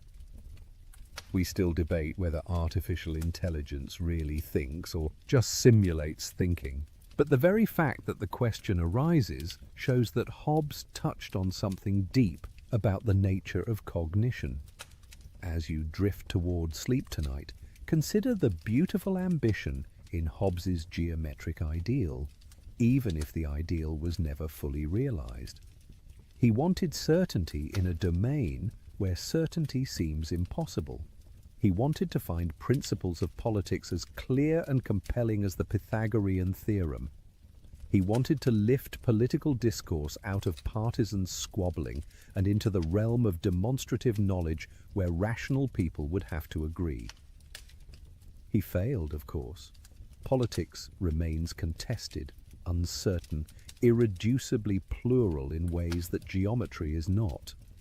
But the attempt itself was noble, and the systematic approach he pioneered became the standard for serious political philosophy. After Hobbes, you couldn't just assert political claims. You had to argue for them, systematically, from defensible premises through logical steps that others could examine. That expectation of rigor is part of his legacy. The stubborn old man trying to square the circle, refusing to admit his mathematical incompetence, cuts a somewhat comic figure. But the brilliant philosopher who transformed how we think about political authority, who forced us to confront uncomfortable truths about human nature and power, who built a system of thought so comprehensive and rigorous that we're still working through its implications, that figure commands respect. The geometric ideal inspired the achievement even if the achievement didn't live up to the ideal. Rest now in the knowledge that human understanding has limits, that our grandest ambitions often exceed our reach, but that even failed aspirations can produce valuable insights along the way. Hobbes wanted more certainty than politics allows, but in seeking it, he gave us concepts and arguments that clarified political thought for generations to come. More than 300 years have passed since Hobbes died, yet his shadow falls across contemporary politics in ways both obvious and subtle. Open any newspaper, scroll through any news feed, and you'll find Hobbesian questions lurking beneath the surface of current debates. How much power should government have? When does security justify limiting liberty? What legitimates political authority? Can international order exist without world government? These are Hobbes's questions, even when we don't recognize them as such. The 20th century saw a remarkable revival of social contract theory in academic philosophy. For much of the 19th century, Hobbes and social contract thinking had been eclipsed by other approaches to politics, by utilitarianism, by Hegelian idealism, by Marxist historical materialism, by conservative appeals to organic tradition.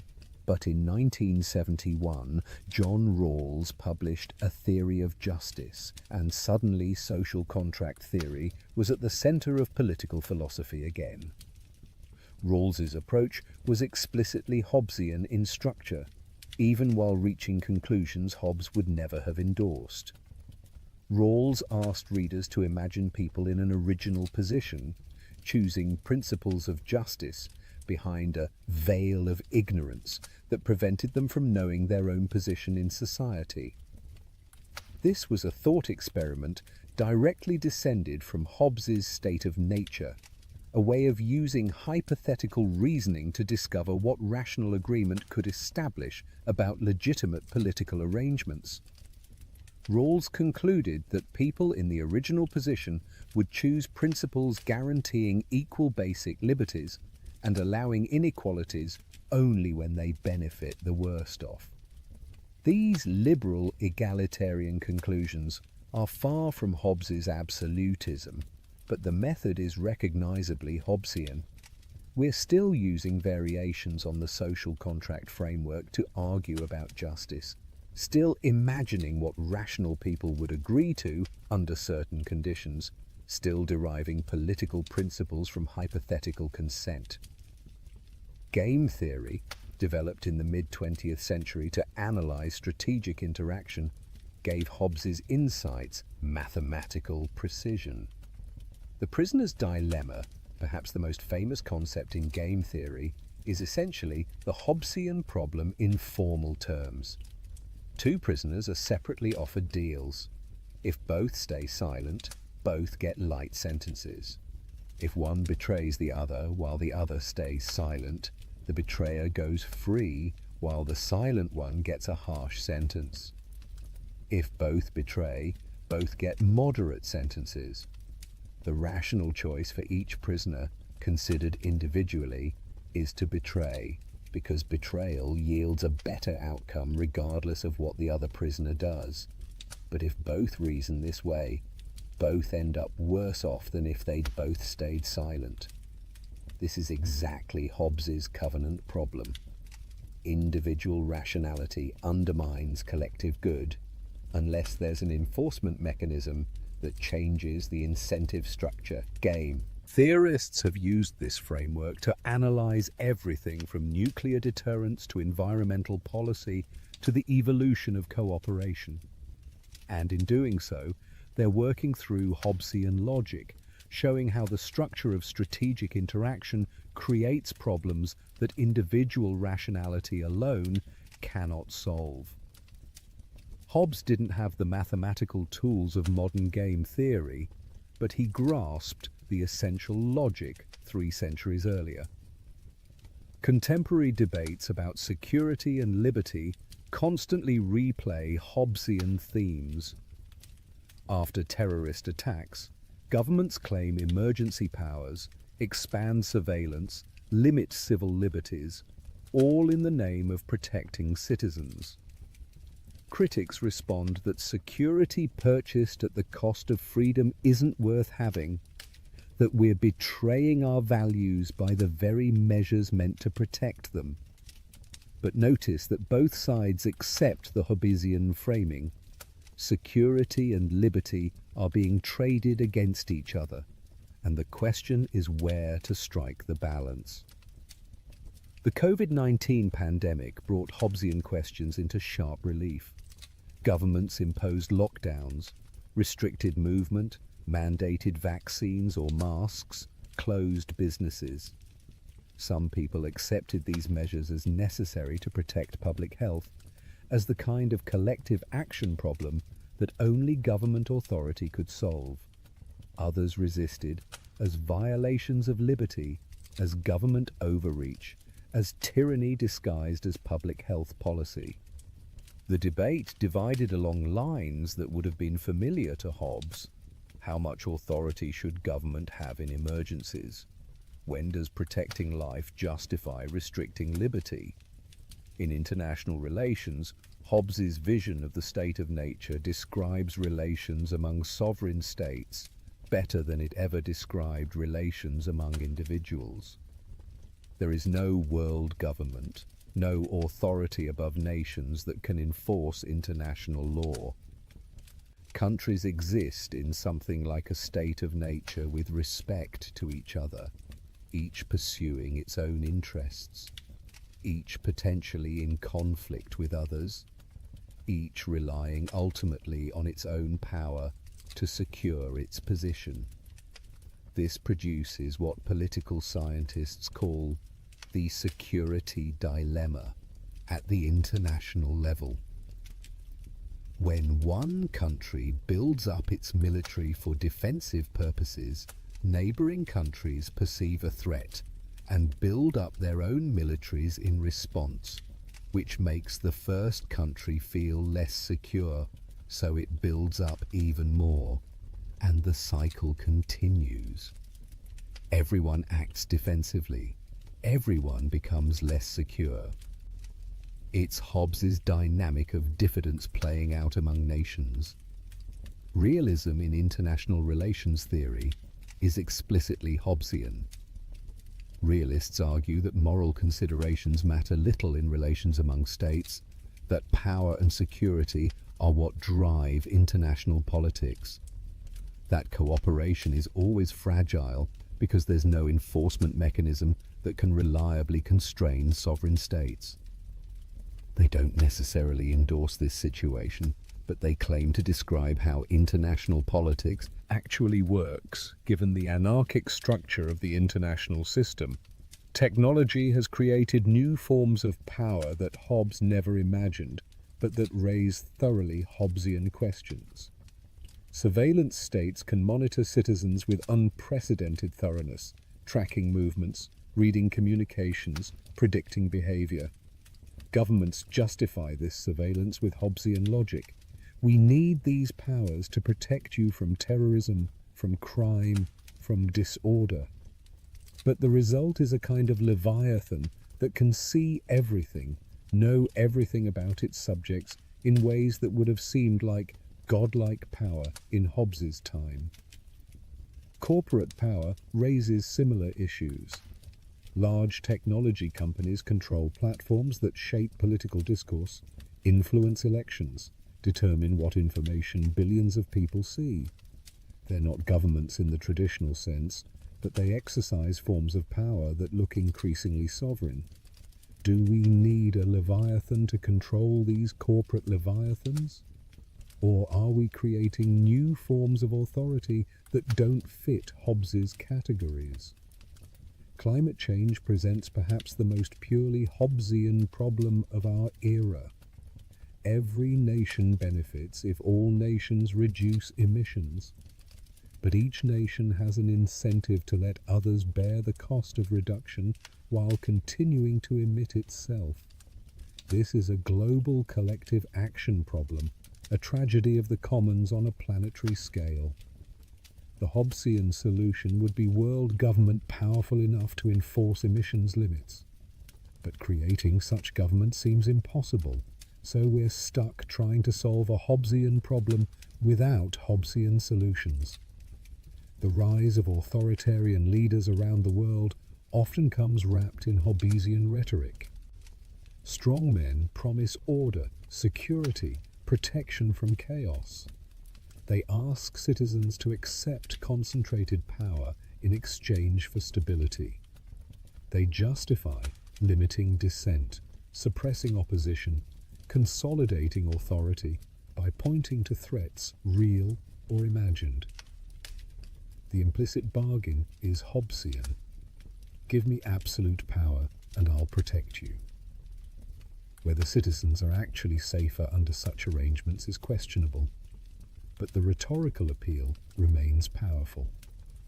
Yet Hobbes also helps us critique authoritarianism.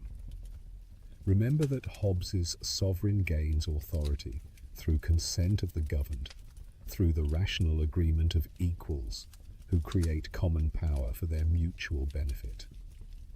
A leader who seizes power through force hasn't created legitimate sovereignty in Hobbesian terms. And even legitimate sovereignty exists to protect subjects' lives.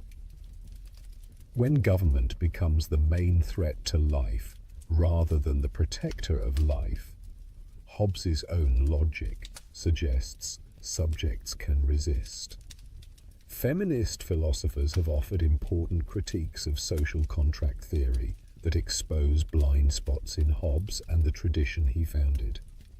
Carol Paterman argued that beneath the social contract is a prior sexual contract that establishes male dominance over women, the supposedly universal. Agreement among equals turns out to have excluded half of humanity. Women weren't party to the original contract, but were subjects of it, subordinated by the very agreement that supposedly created political equality. Critical race theorists have made similar arguments. Charles Mills wrote of a racial contract that established white supremacy while claiming to establish equality. When Hobbes and Locke wrote about the state of nature and social contract, they were theorizing about relations among white European men. Indigenous peoples, enslaved Africans, colonized populations were outside the framework entirely, subject to domination, that the contract did nothing to legitimate, but also nothing to prevent.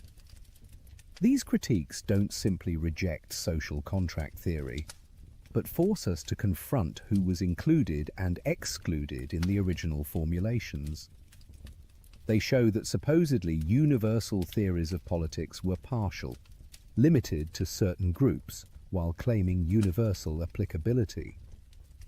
The questions Hobbes raised about political legitimacy and consent remain important, but we have to ask them more inclusively, recognizing that the answers may be different when we include everyone, rather than just some. As you rest tonight, consider how thoroughly Hobbesian our political vocabulary remains. We talk about social contracts, about legitimacy based on consent, about the balance between security and freedom, about the enforcement of agreements, about collective action problems. These concepts and frameworks come down to us from Hobbes, refined and modified, but recognizably his intellectual offspring. We may reject his authoritarian conclusions. We may have more optimistic views of human nature. We may aspire to forms of politics he never imagined. But we're still working within and against the structure of thought he created, still grappling with the problems he identified, still trying to answer the fundamental question he posed with such clarity. How can beings like us live together without destroying each other? The relevance of a 17th century philosopher to 21st century politics tells us something important. The problems Hobbes addressed aren't artifacts of his time, but permanent features of political life. As long as humans have conflicting interests, limited resources, and the ability to harm each other, we'll need some answer to the Hobbesian question of how to maintain order. Our answers may differ from his, but we can't escape the question itself. At the heart of Hobbes's political philosophy lies an emotion he understood better than most philosophers before or since: fear. Not fear as a personal weakness or irrational response, but fear as a fundamental driver of political life, as the emotion that both creates the problem of order and provides resources for solving it. Remember that Hobbes was born prematurely as the Spanish Armada approached, born of his mother's terror. "Fear and I were born twins together," he wrote. This wasn't just biographical colour, but philosophical insight. Fear was Hobbes's constant companion, the emotion that shaped his understanding of human motivation and political necessity. In the state of nature, fear reigns supreme. The fear of violent death drives everything else. People seek power not primarily because they're greedy or ambitious, but because they're afraid of what will happen if they're powerless. They strike first, not because they're aggressive, but because they fear being struck. They accumulate resources not because they're miserly, but because they fear future scarcity. Fear is the great motivator in Hobbes's psychology, the passion that explains why rational beings would create such a dangerous situation for themselves. But fear is also what makes escape possible. The same fear that drives conflict in the state of nature also drives people to seek peace. The fear of violent death makes people willing to accept almost any alternative, including submission to sovereign power. Fear of punishment makes people keep covenants they might otherwise break. Fear of chaos makes people tolerate governments they might otherwise resist. This dual role of fear is central central to understanding Hobbes. Fear isn't just a problem to be solved, but a resource to be used. The sovereign must inspire awe, must be feared, must be powerful enough that fear of punishment outweighs temptation to break laws. A sovereign that isn't feared isn't really sovereign, because subjects will calculate that they can violate laws with impunity. Power without the capacity to inspire fear is impotent. Yet Hobbes was also aware of the dangers of fear. A government that rules only through terror, that makes subjects fear it more than they fear returning to the state of nature, undermines its own legitimacy. Remember that in Hobbes's theory, subjects retain the right of self-preservation. If the sovereign becomes the primary threat to subjects' lives rather than their protector, subjects can legitimately resist. Fear of government can be as destructive as fear in the state of nature. This suggests a delicate balance. The sovereign must be feared enough to maintain order, but not so feared that subjects see it as a threat rather than a protector. It must inspire awe, the mixture of fear and respect that makes obedience seem both prudent and appropriate. Too little fear and laws aren't enforced. Too much fear and government becomes tyranny that subjects have reason to resist. Modern psychology has confirmed much of what Hobbes intuitively grasped about fear's role in social life. We know that fear is one of the most powerful motivators of human behavior, that threatened people seek security, even at the cost of freedom, that fear can override other concerns and narrow our focus to immediate self-preservation. We also know that fear can be manipulated, that authorities can use threat exaggeration to gain power, that the politics of fear can undermine the very freedoms it claims to protect. Consider how often governments invoke fear to justify their actions. After the September 11th attacks, the US government launched a war on terror that led to expanded surveillance, military interventions, detention without trial, and torture. Much of this was justified by the claim that extraordinary threats require extraordinary powers.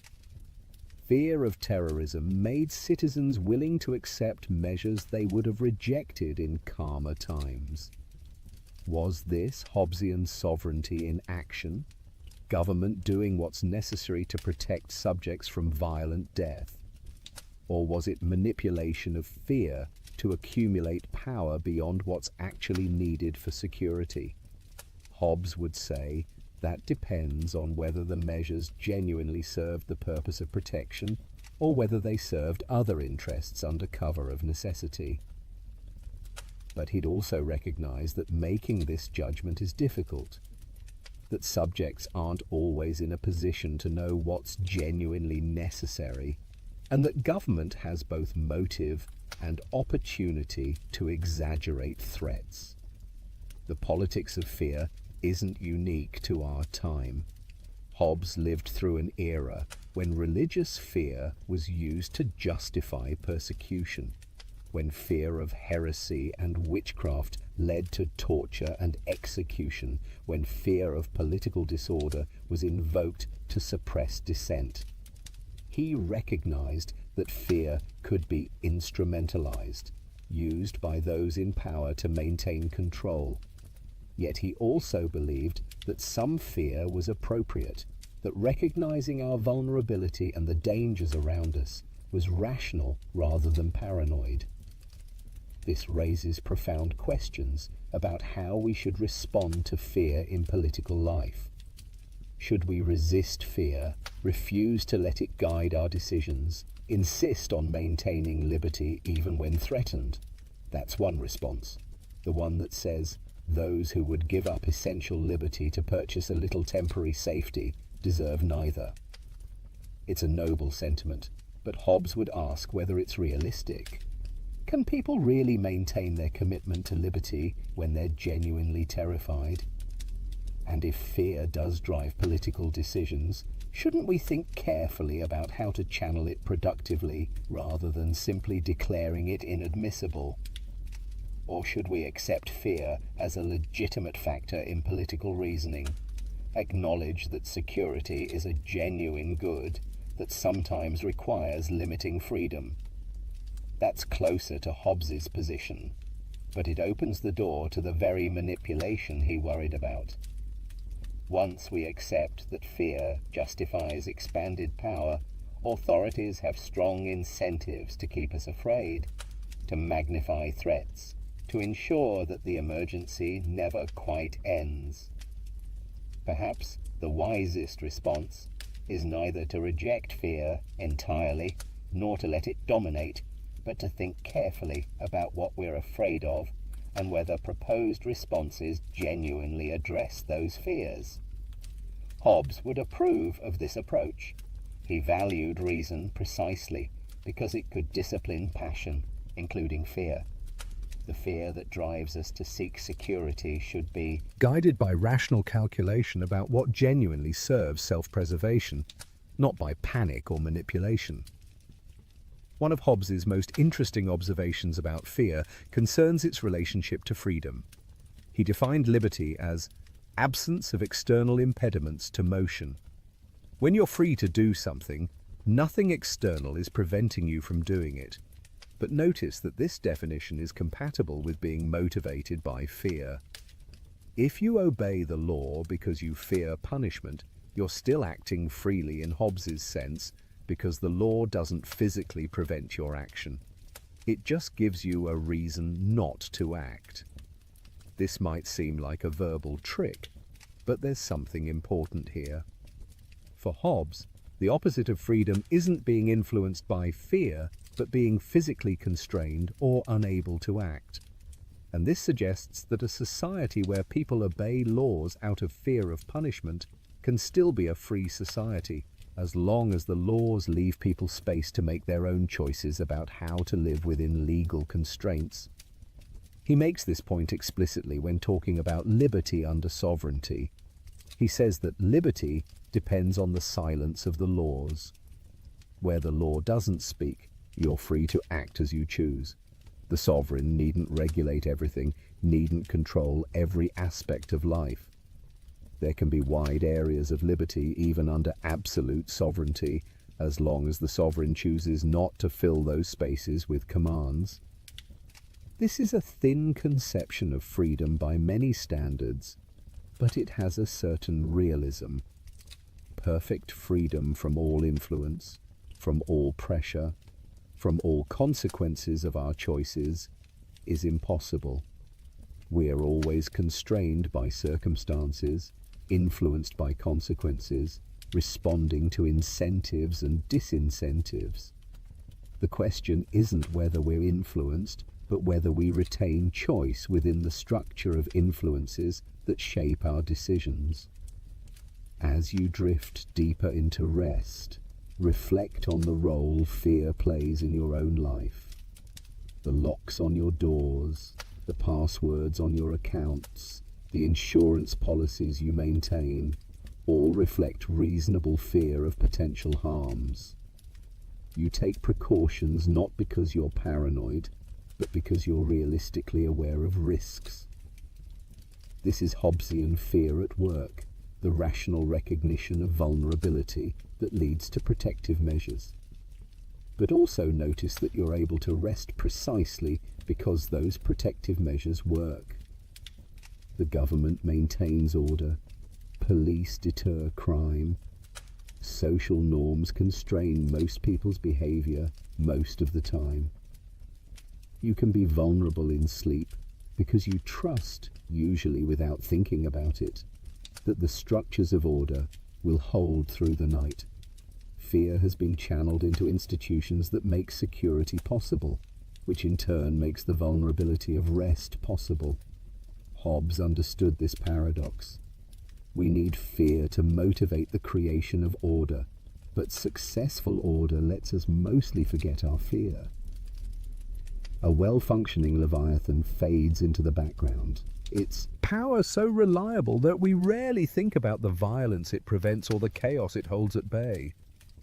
Only when order breaks down, when we get glimpses of the state of nature that always lurks beneath civilization's surface, do we remember why we need the Leviathan at all. Thomas Hobbes lived to the remarkable age of 91, surviving well into the Restoration period that followed Cromwell's Commonwealth. The final 2 decades of his life were lived under the protection and constraint we've already mentioned. Charles II granted him a pension and forbade him to publish on politics or religion. The monster of Malmesbury was neutralized, kept as a kind of intellectual pet at court, but prevented from further stirring up controversy. These years must have been frustrating for a mind as active and combative as Hobbes's. He had more to say, more arguments to make, more responses to critics who had attacked Leviathan and his earlier works. But silence had been imposed as the price of safety. So Hobbes turned his energies elsewhere, to pursuits that wouldn't directly challenge church or state. He continued his mathematical work, despite or perhaps because of his earlier humiliations over circle squaring. The man who had been so brilliant in political philosophy showed remarkable stubbornness in mathematics, continuing to publish claims that professional mathematicians could easily refute. These late mathematical works added nothing to his reputation and provided ammunition for critics who wanted to dismiss his entire philosophical system. Yet Hobbes persisted, convinced that the mathematicians were wrong even when they could demonstrate his errors step by step. There's something both admirable and sad about this stubbornness. Admirable because Hobbes refused to simply accept authority, maintained intellectual independence even when it made him look foolish. Sad because he was wasting his brilliance on a field where he lacked the necessary rigor, defending errors that a more humble person would have acknowledged. The same quality that made him willing to challenge centuries of political philosophy, the same intellectual courage that let him publish Leviathan, despite knowing it would make enemies, became a liability when directed at mathematics. He did write one more major political work, though it couldn't be published during his lifetime. Behemoth, or The Long Parliament, was Hobbes's history of the English Civil War, applying his political philosophy to recent events. The book examined how religious enthusiasm, constitutional disputes, and competing authorities had combined to destroy civil peace.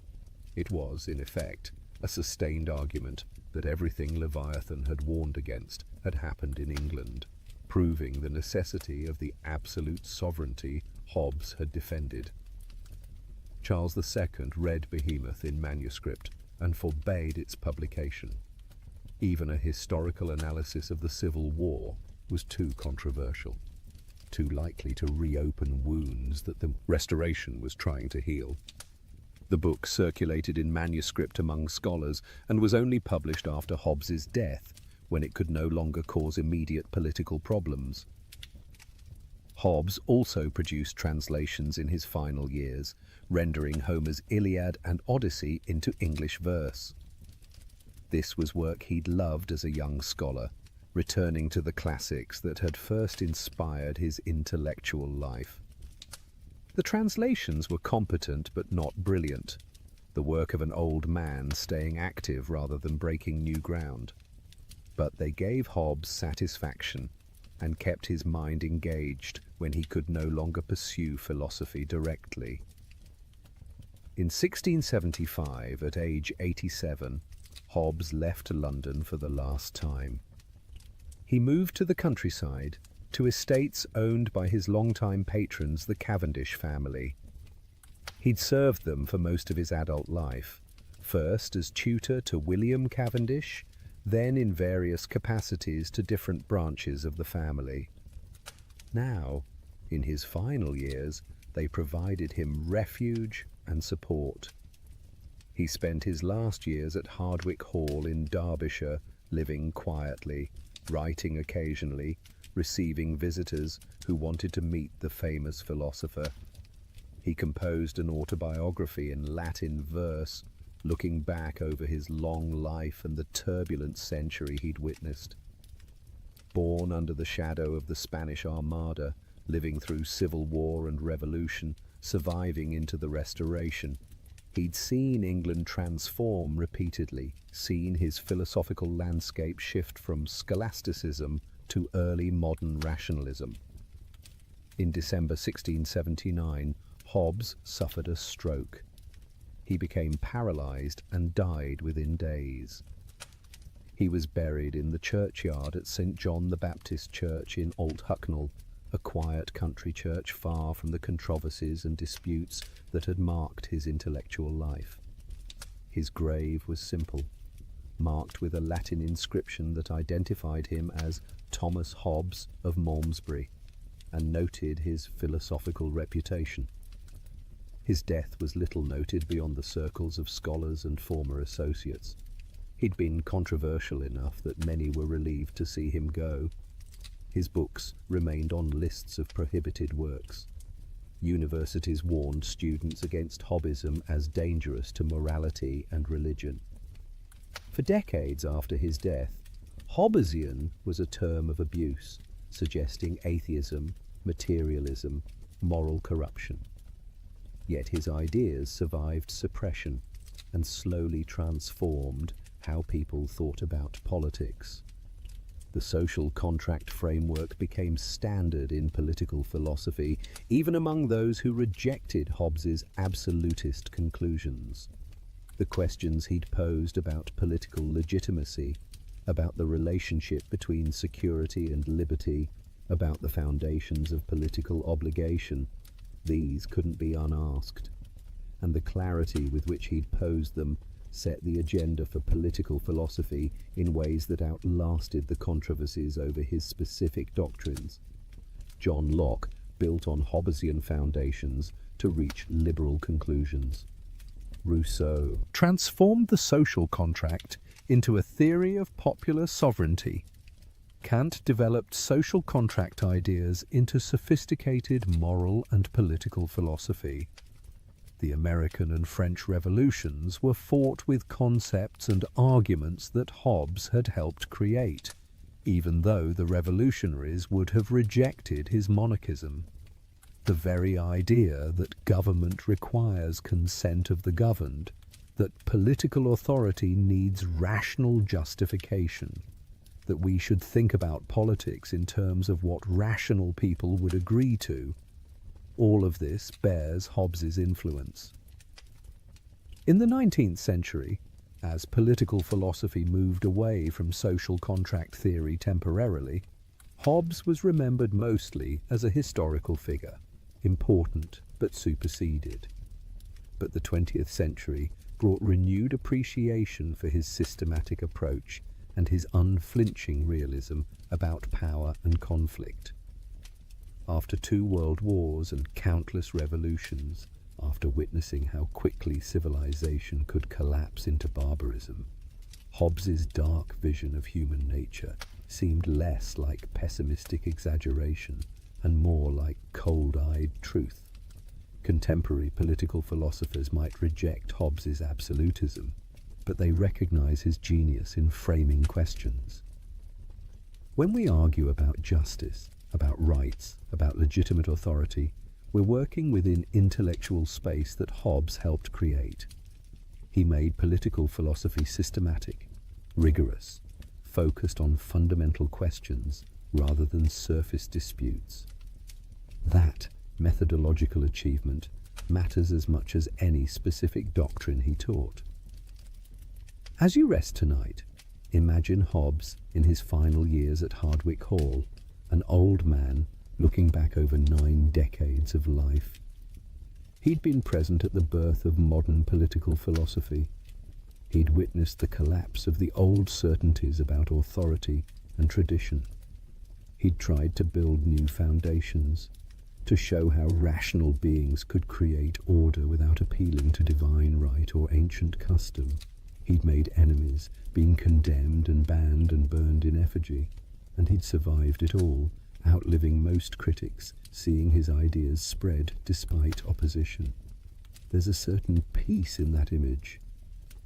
The fierce controversialist made quiet in age.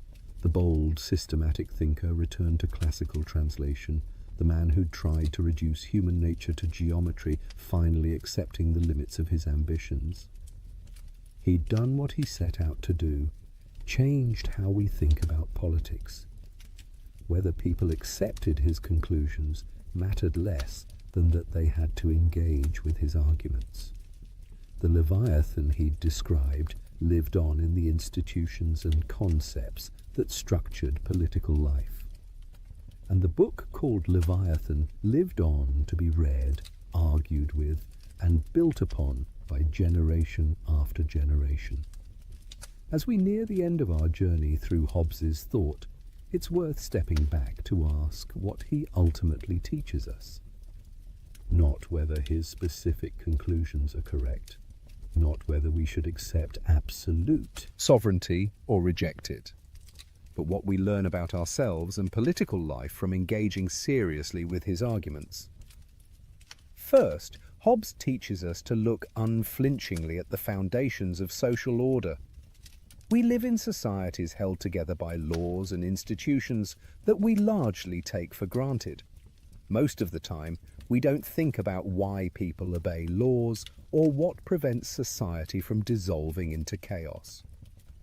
Hobbes forces us to think about these foundations, to recognize that social order is an achievement rather than a given, something that must be continually maintained rather than something we can simply assume. This doesn't mean accepting Hobbes's dark view of the state of nature or his authoritarian conclusions, but it does mean recognizing that cooperation among self-interested individuals isn't automatic or natural. It requires structures, incentives, enforcement mechanisms. The peace we enjoy is fragile, dependent on institutions that channel human behavior in productive rather than destructive directions.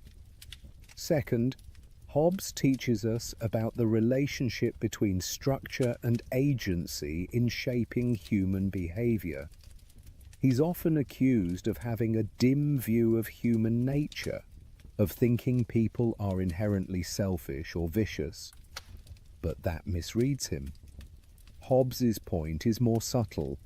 The situation people find themselves in shapes how they act more than their individual character does. In the state of nature, even virtuous people have reason to act in ways that undermine cooperation, because the structure of interaction makes trust impossible and defensive violence rational. In civil society, even selfish people can cooperate productively because the structure of incentives makes cooperation rational and defection costly.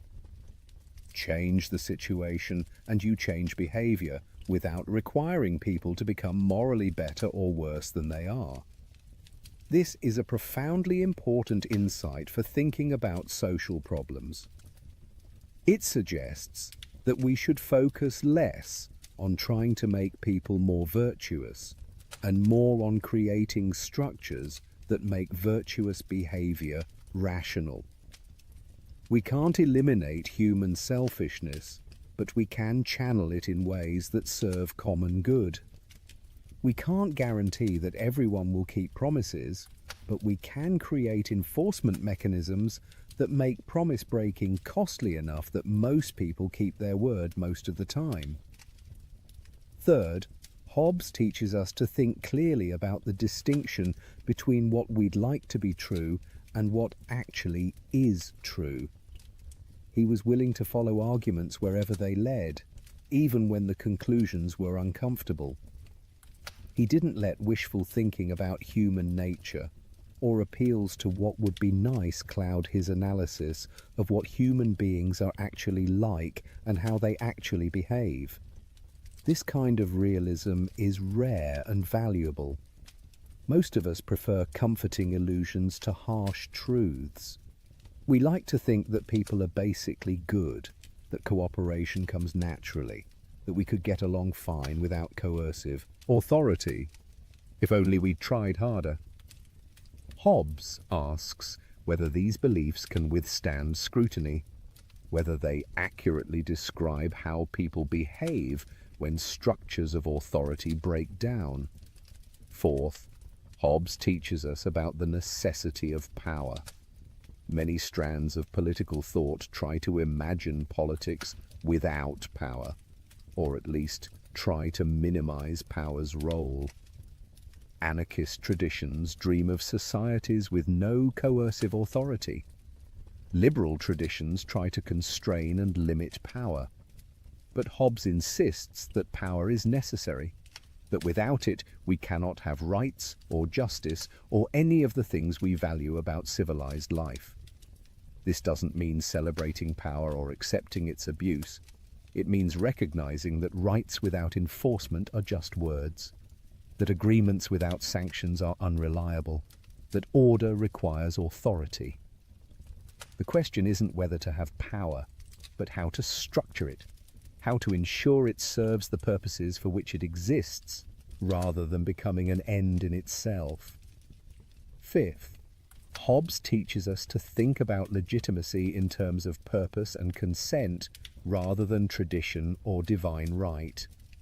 Government isn't legitimate because it's ancient or because God appointed rulers.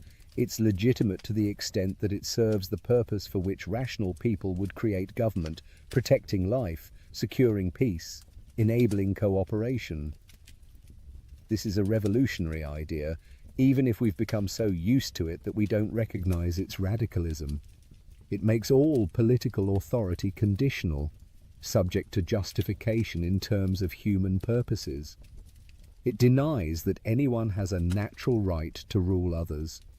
It insists that political power requires justification that those subject to it can understand and accept.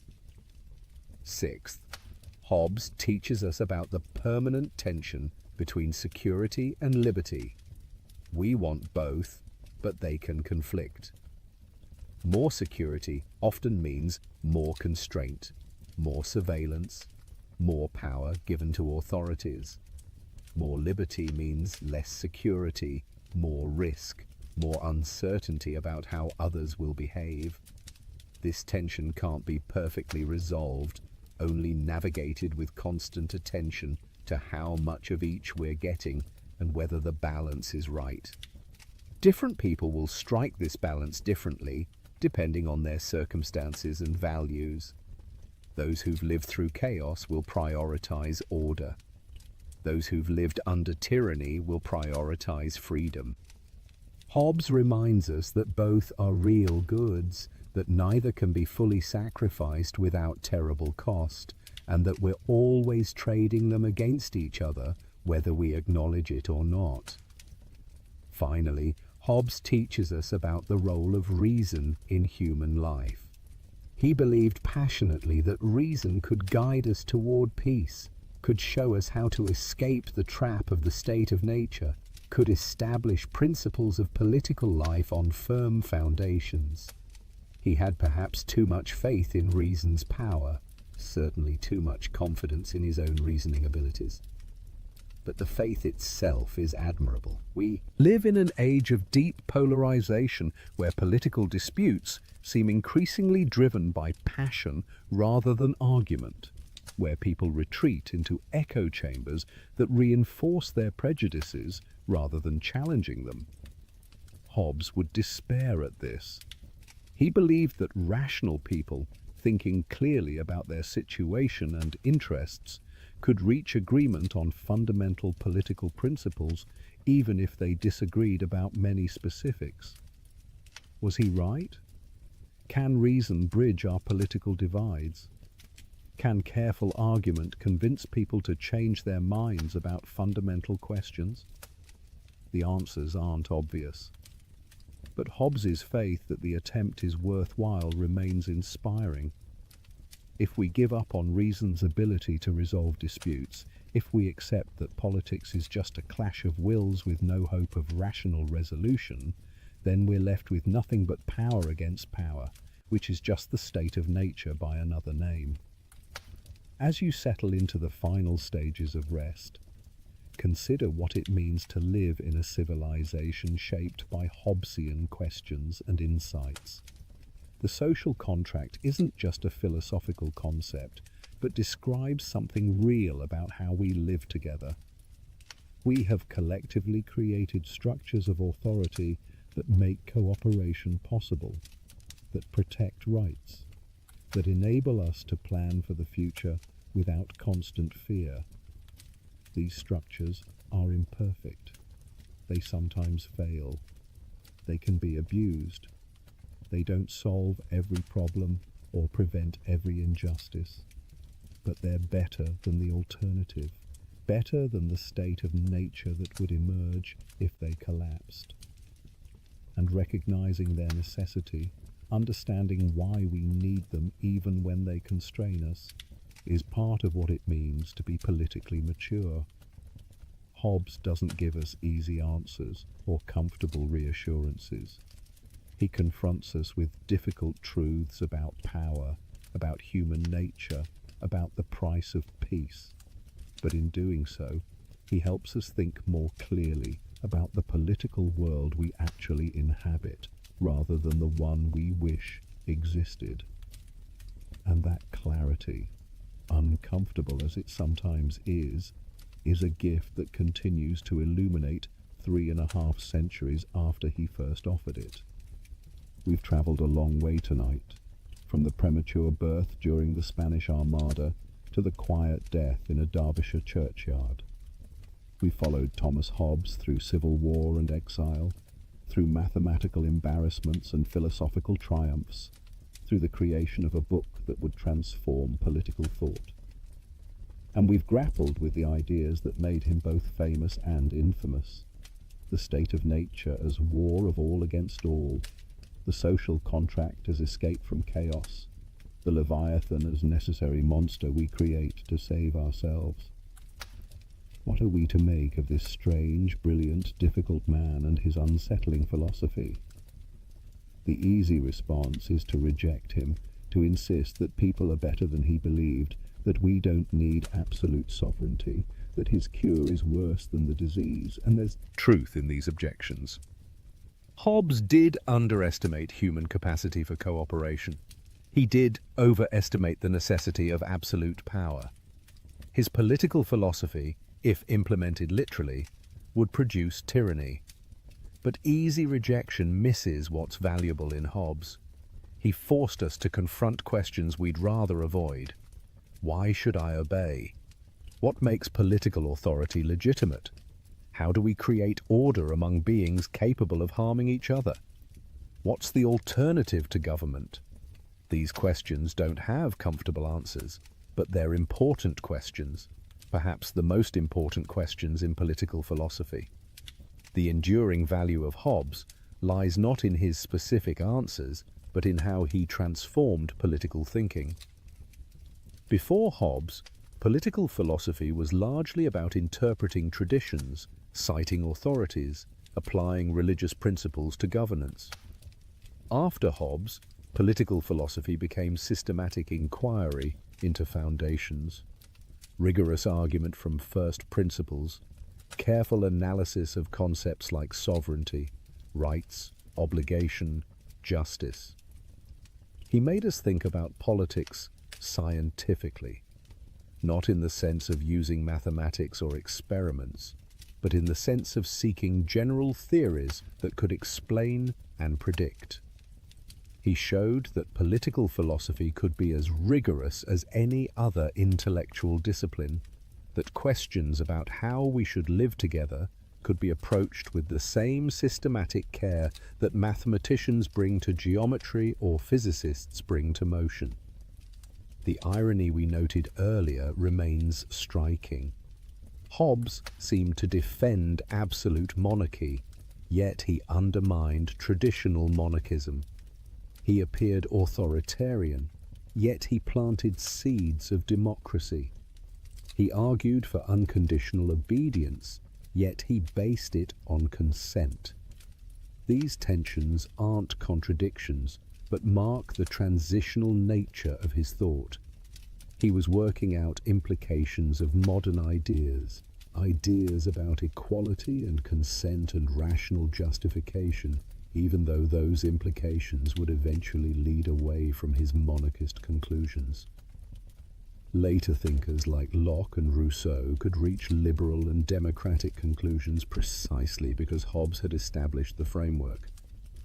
Once you accept that political authority requires consent of the governed, that it must be justified in terms of human purposes, that no one has natural right to rule others, you've accepted premises that point toward democracy even if you don't follow them all the way there. Hobbes opened doors he didn't intend to walk through, created possibilities he didn't fully recognize. The warning Hobbes offers remains relevant.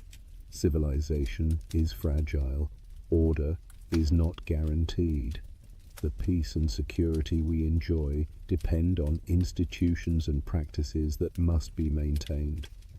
When we take these things for granted, when we assume that cooperation will continue without attention to the structures that make it possible, we risk sliding back towards something resembling the state of nature. This doesn't mean accepting authoritarianism. It means taking seriously the work of maintaining democratic institutions, of building trust, of creating and enforcing rules that enable cooperation. It means recognizing that liberty requires structure, that rights require enforcement, that the absence of authority isn't freedom, but chaos. But Hobbes also offers comfort, though perhaps not the kind most philosophers offer. He shows us that despite our flaws, despite our selfishness and fear and propensity for conflict, we're capable of creating order. We can use reason to escape traps that passion creates. We can build institutions that channel self-interest toward common good. We can live together peacefully, despite being dangerous to each other, can create civilization despite our limitations. This is a modest hope, but a real one. We don't need to become angels to live together well. We just need to be smart enough to create structures that make cooperation rational and maintain them with enough vigilance that they don't decay. That's achievable. Difficult, requiring constant attention, never perfectly successful, but achievable. And achieving it is the work of politics, the great collective enterprise of building and maintaining the Leviathan that protects us from each other and ourselves. Tonight, as you finally release yourself into sleep, consider where you are and how you got here. You lie in a bed in a home that's yours under law. You're protected by walls and locks that work because most people respect property rights most of the time.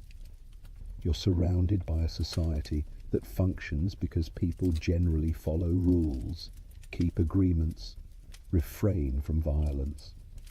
Tomorrow you'll wake and go about your business in a world where cooperation is normal, where strangers can interact without constant fear, where long-term projects are possible because we can trust that basic order will persist. All of this, Hobbes would say, depends on the Leviathan, not necessarily a king or dictator, but common power that enforces law and maintains peace. The specific form matters less than the function, creating conditions where human beings can live together without constant fear of returning to the state of nature. This common power exists in the background of your life, so reliable that you barely notice it, making possible the security in which you rest. The doors are locked, The laws are enforced. The social contract holds. The Leviathan watches through the night. That artificial monster we've created from our mutual agreement. That great power we've authorized to protect us from dangers we pose to each other. It's not perfect. It sometimes fails. It can be abused. But it's better than the alternative. Better than the solitary, poor, nasty, brutish and short life that Hobbes described awaiting us without it. Thank you for joining me on this journey through the thought of Thomas Hobbes, the monster of Malmesbury, the philosopher who dared to look at human nature without flinching, and who tried to build a science of politics on the foundations of fear and reason. If you've found value in these explorations, please like and subscribe. Your support helps these conversations reach others who seek understanding in quiet moments. Sleep well tonight, protected by institutions and agreements, resting in the peace that countless generations have worked to maintain, secure in the knowledge that the Leviathan keeps its vigil while you dream. The social contract that Hobbes described isn't just philosophical theory, but describes something real about how we live. And in that reality, in the order we've collectively created and maintained, you can safely surrender to rest. The monster watches, the covenant holds, peace prevails, and you, dear listener, can sleep. Welcome back, dear friends. Before we begin, let me know where in the world you are watching. And please don't forget to subscribe and like to support the channel. Imagine, if you will, that everything you have ever known is a lie. Not a deliberate deception, but something far more profound and unsettling. Imagine that the world you inhabit, the reality you trust, the very foundation of your existence, is nothing more than shadows dancing on a wall. And worse still, imagine that you have no idea you are watching shadows. You believe with absolute certainty that these flickering shapes are the totality of existence, the fullness of what is real. This is not science fiction. This is not a thought experiment from our modern age of virtual reality and digital illusion. This vision comes from a man who lived 2,400 years ago, in the golden age of Athens, when the world was still young and philosophy had barely learned to speak its own name. His name was Plato, and he saw something that almost no one else could see. He saw that we live in a cave. But before we descend into that cave, before we confront the shadows that define our existence, we must understand the man who first imagined this prison and dared to describe the painful journey toward freedom. We must meet Plato himself, a figure whose influence on human thought cannot be overstated. The philosopher Alfred North Whitehead once remarked that all of Western philosophy is merely a series of footnotes to Plato. This is not hyperbole. It is perhaps the most accurate description of 24 centuries of human thinking. The year is 428 before the Common Era. Athens is at the height of its power and the beginning of its decline. The city gleams with marble temples, the Parthenon standing proud on the Acropolis, a monument to human achievement and divine aspiration. The streets buzz with merchants, soldiers, slaves, and free citizens engaged in the grand experiment of democracy. Philosophy walks these same streets, still finding its footing, still learning what questions to ask. Into this world, a child is born to an aristocratic family. His father traces his lineage to the last king of Athens. His mother descends from Solon, the great lawgiver who laid the foundations of Athenian democracy. They name him Aristocles, but the world will know him by another name: Plato. Some say this nickname came from his wrestling coach, referring to his broad shoulders and chest. Others claim it derives from the breadth of his forehead, or perhaps the breadth of his ideas. The truth is lost to time, but the name endures. Plato, broad, expansive, comprehensive. Young Aristocles grows up in a world torn by war.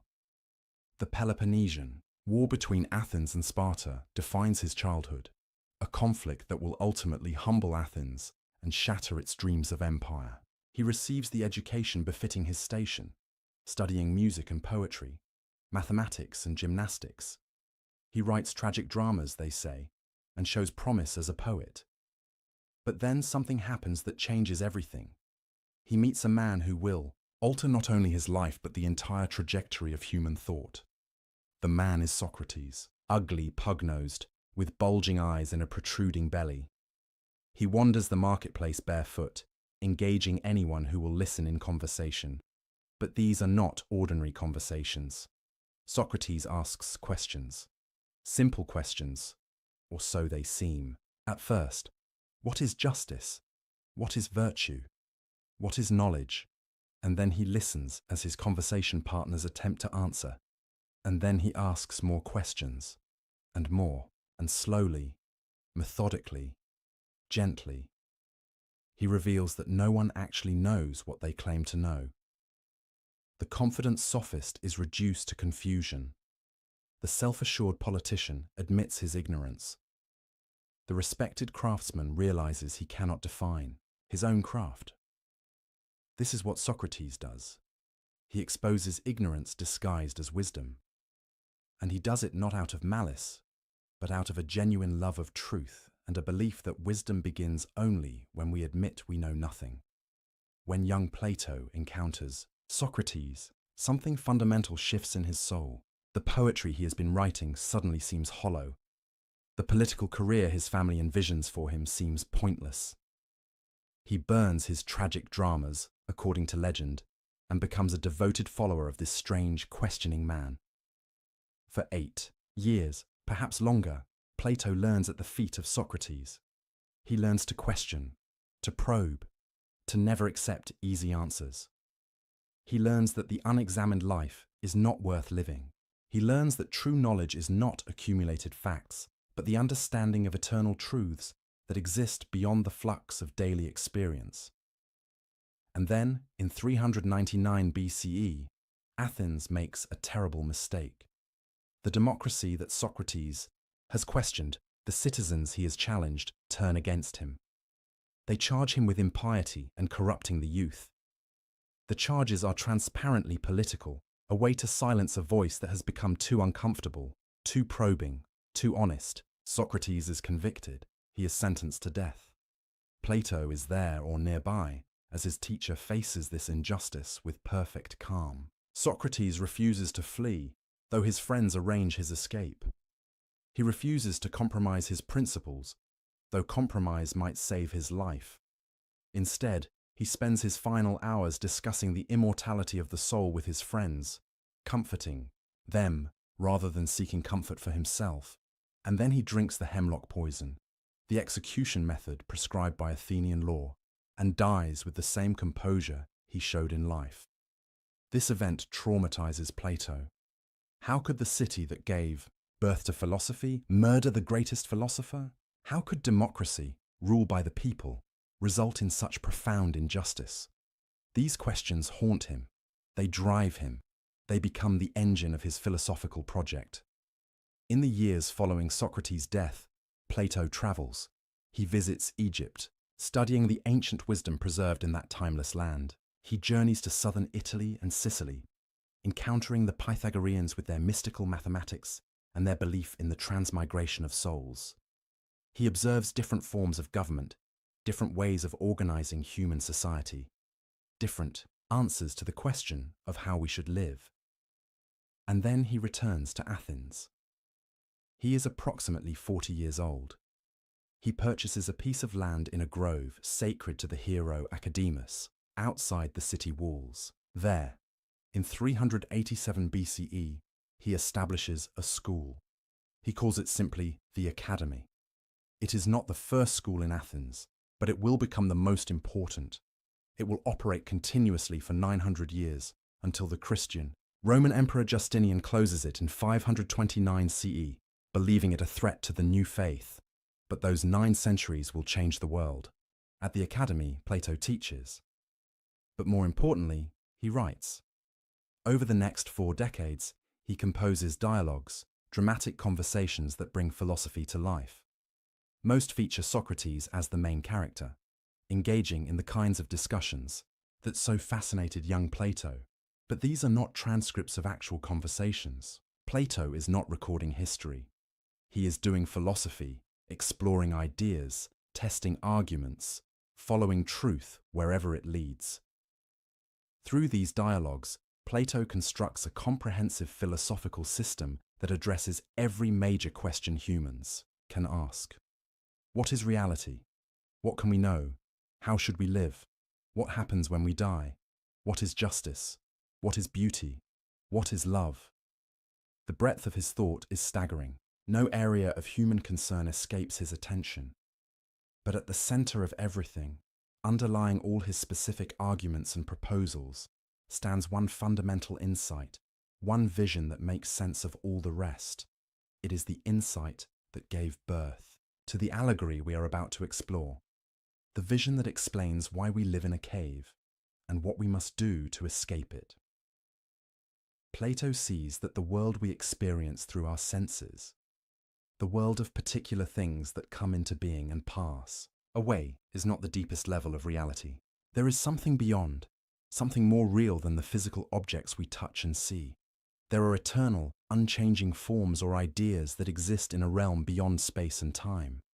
These forms are the true reality, and everything we experience in the physical world is merely a copy, an imitation, a shadow of these perfect archetypes.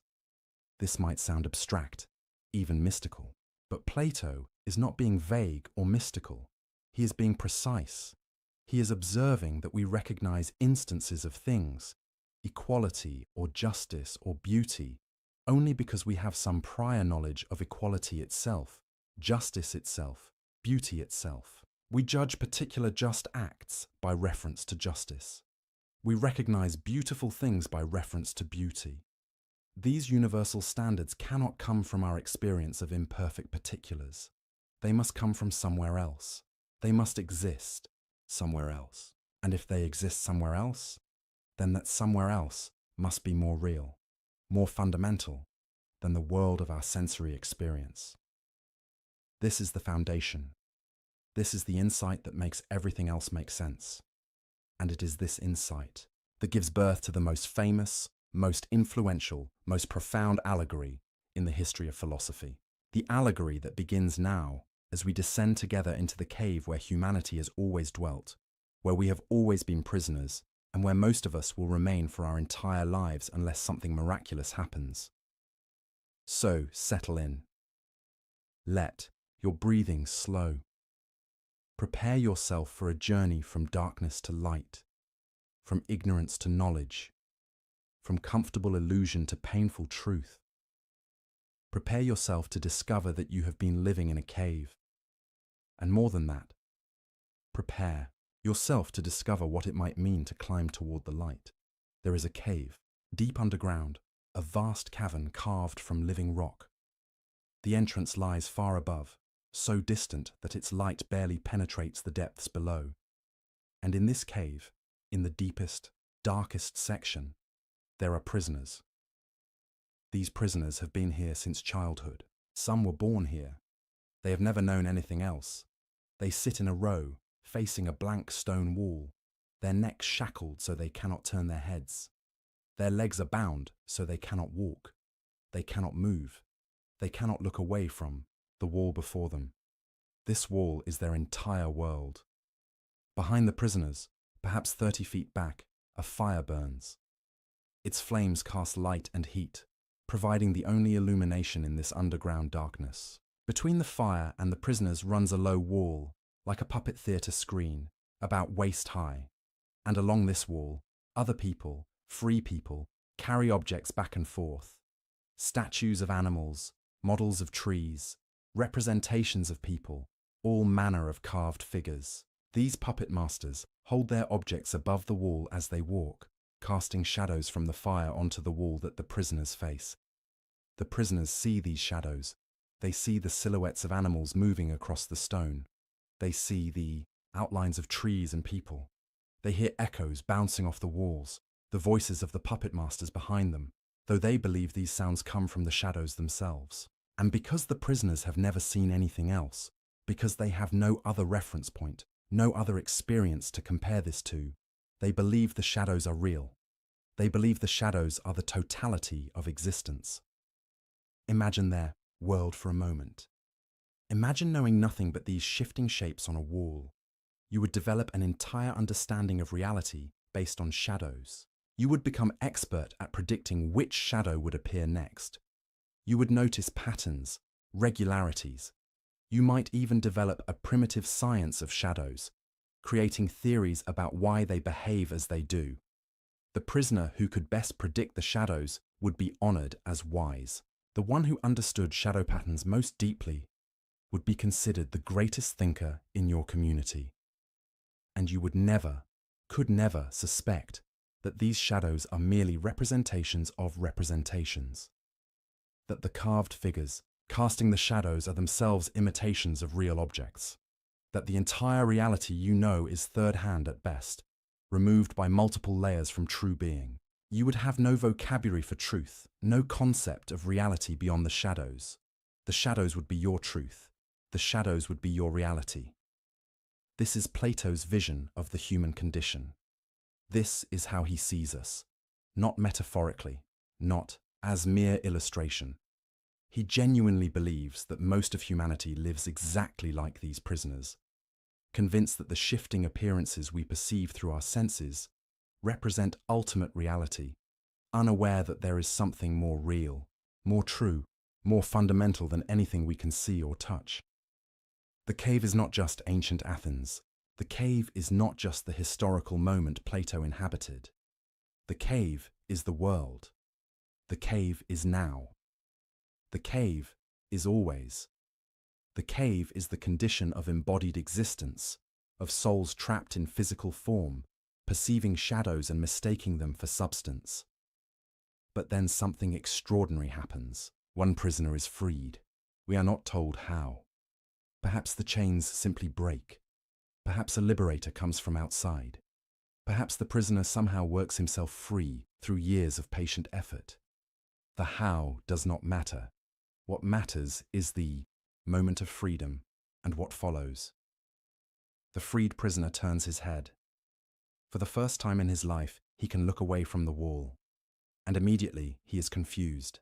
His eyes, accustomed only to the dim shadows on stone, cannot process what he sees. The fire behind him is too bright. It hurts. He squints, turns away, wants desperately to return to the comfortable familiarity of the shadows.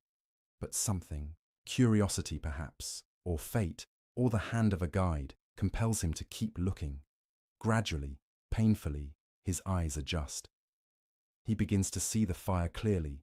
He sees the wall where the puppet masters walk. He sees the carved figures they carry, and, slowly, with mounting shock, he realizes that the shadows he has watched his entire life are not real things, but projections. The solid reality he trusted was never solid at all. It was always derivative, always dependent on something more primary. This realization is not pleasant. It is not a joyful epiphany.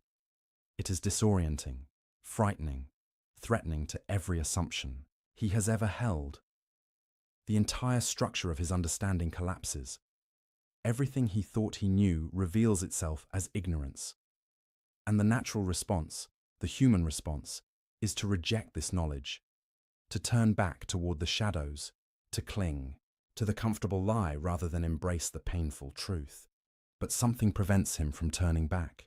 Perhaps that same curiosity. Perhaps a guide who will not let him retreat. Perhaps an inner strength he did not know he possessed, and so he continues. He turns toward the passage leading upward, toward the distant entrance of the cave, toward the light bleeding down from above, and he begins to climb. The journey is arduous, the path is steep, the rock is sharp, and with every step the light grows brighter, more painful to his cave-adjusted eyes. He stumbles. He falls. He wants to quit, to descend back to the familiar darkness where the shadows make sense and his eyes do not ache. But he continues, one foot in front of the other, one handhold after another, upward, always upward. And then, after what feels like an eternity of climbing, he reaches the mouth of the cave. he emerges into the world above. And he is completely, utterly, overwhelmingly blinded. The sun, the actual sun, not the fire's pale imitation, floods his vision with light more intense than anything he has ever experienced. He cannot see. He cannot process this. His eyes, those organs that defined his entire relationship with reality, have become useless. He falls to his knees, shielding his face, certain that this light will destroy him, that leaving the cave was a terrible mistake, that the shadows were better than this burning blindness. But slowly, so slowly, his eyes adjust to this new world. At first, he can only look at shadows even here. The shadows of trees, of animals, of other people. These shadows are different from the ones in the cave, sharper somehow, more defined, but still shadows. Then he progresses to reflections. He looks at a pond and sees the reflection of the sky, the mirror image of trees. These reflections are one step closer to reality than shadows, but still not the things themselves.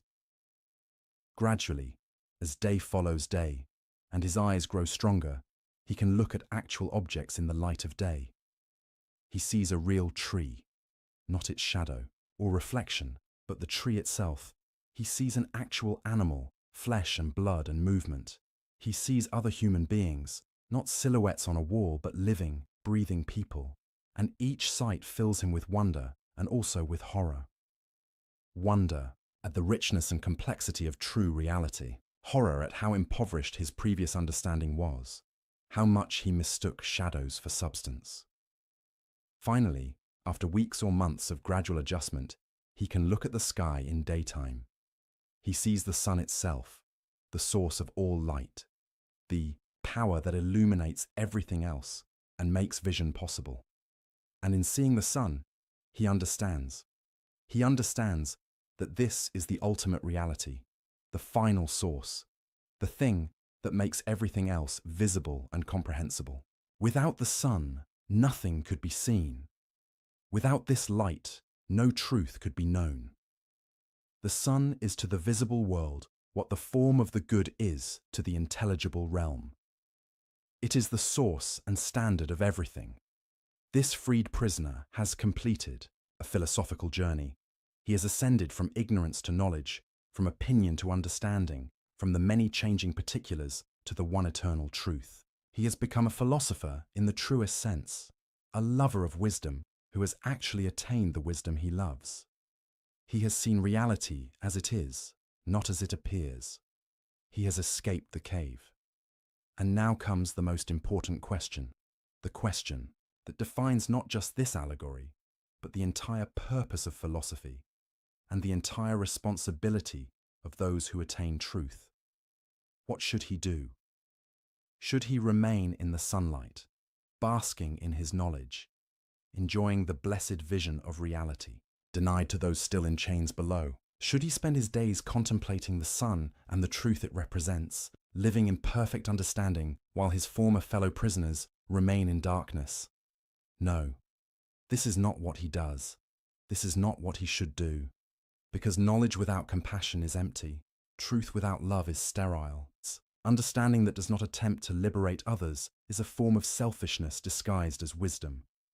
And so, despite the comfort of the light, despite the pain he knows awaits him, the freed prisoner makes a choice. He turns away from the sun. He walks back toward the mouth of the cave. He begins the descent. Going down is in some ways harder than climbing up. He is moving from light to darkness now, and his eyes, so recently adjusted to the sun, must readjust to shadow. He stumbles in the dimness. He cannot see clearly in the cave, even though he once navigated its darkness perfectly. He has become, in a sense, less capable than those who never left, at least in the realm of shadows. He reaches the bottom.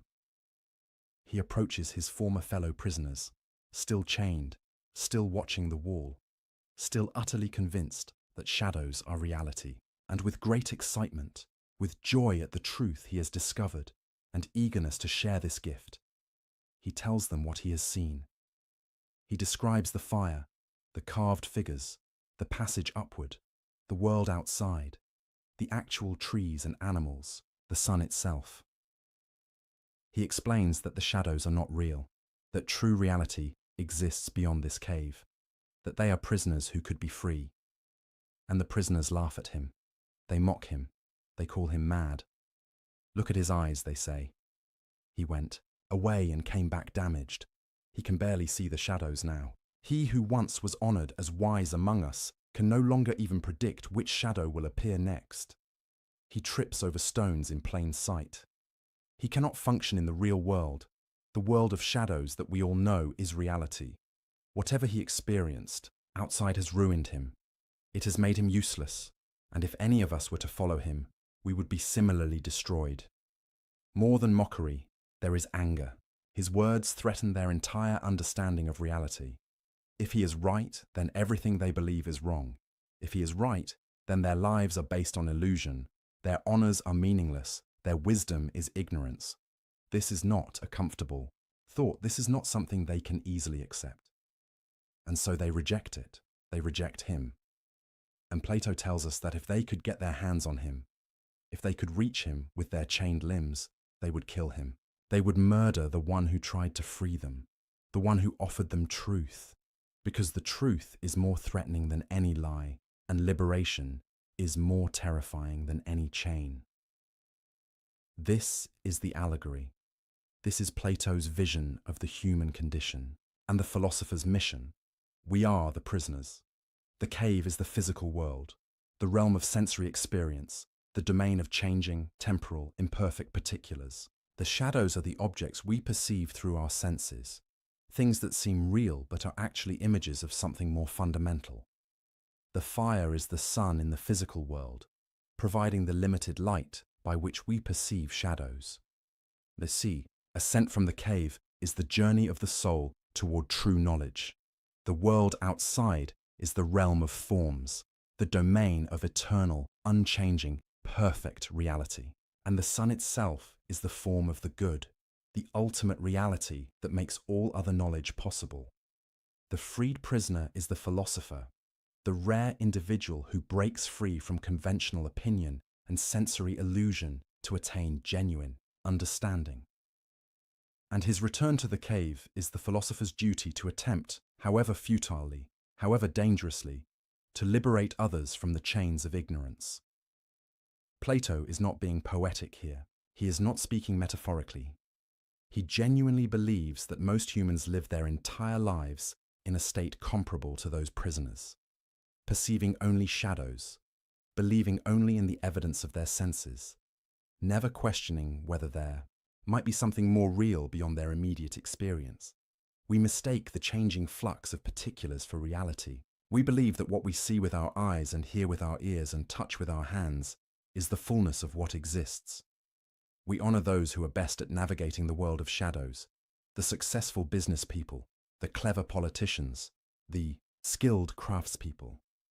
And we ignore or mock or even murder those who try to tell us that there is something beyond shadows, something more real, something that would require us to question everything we think we know.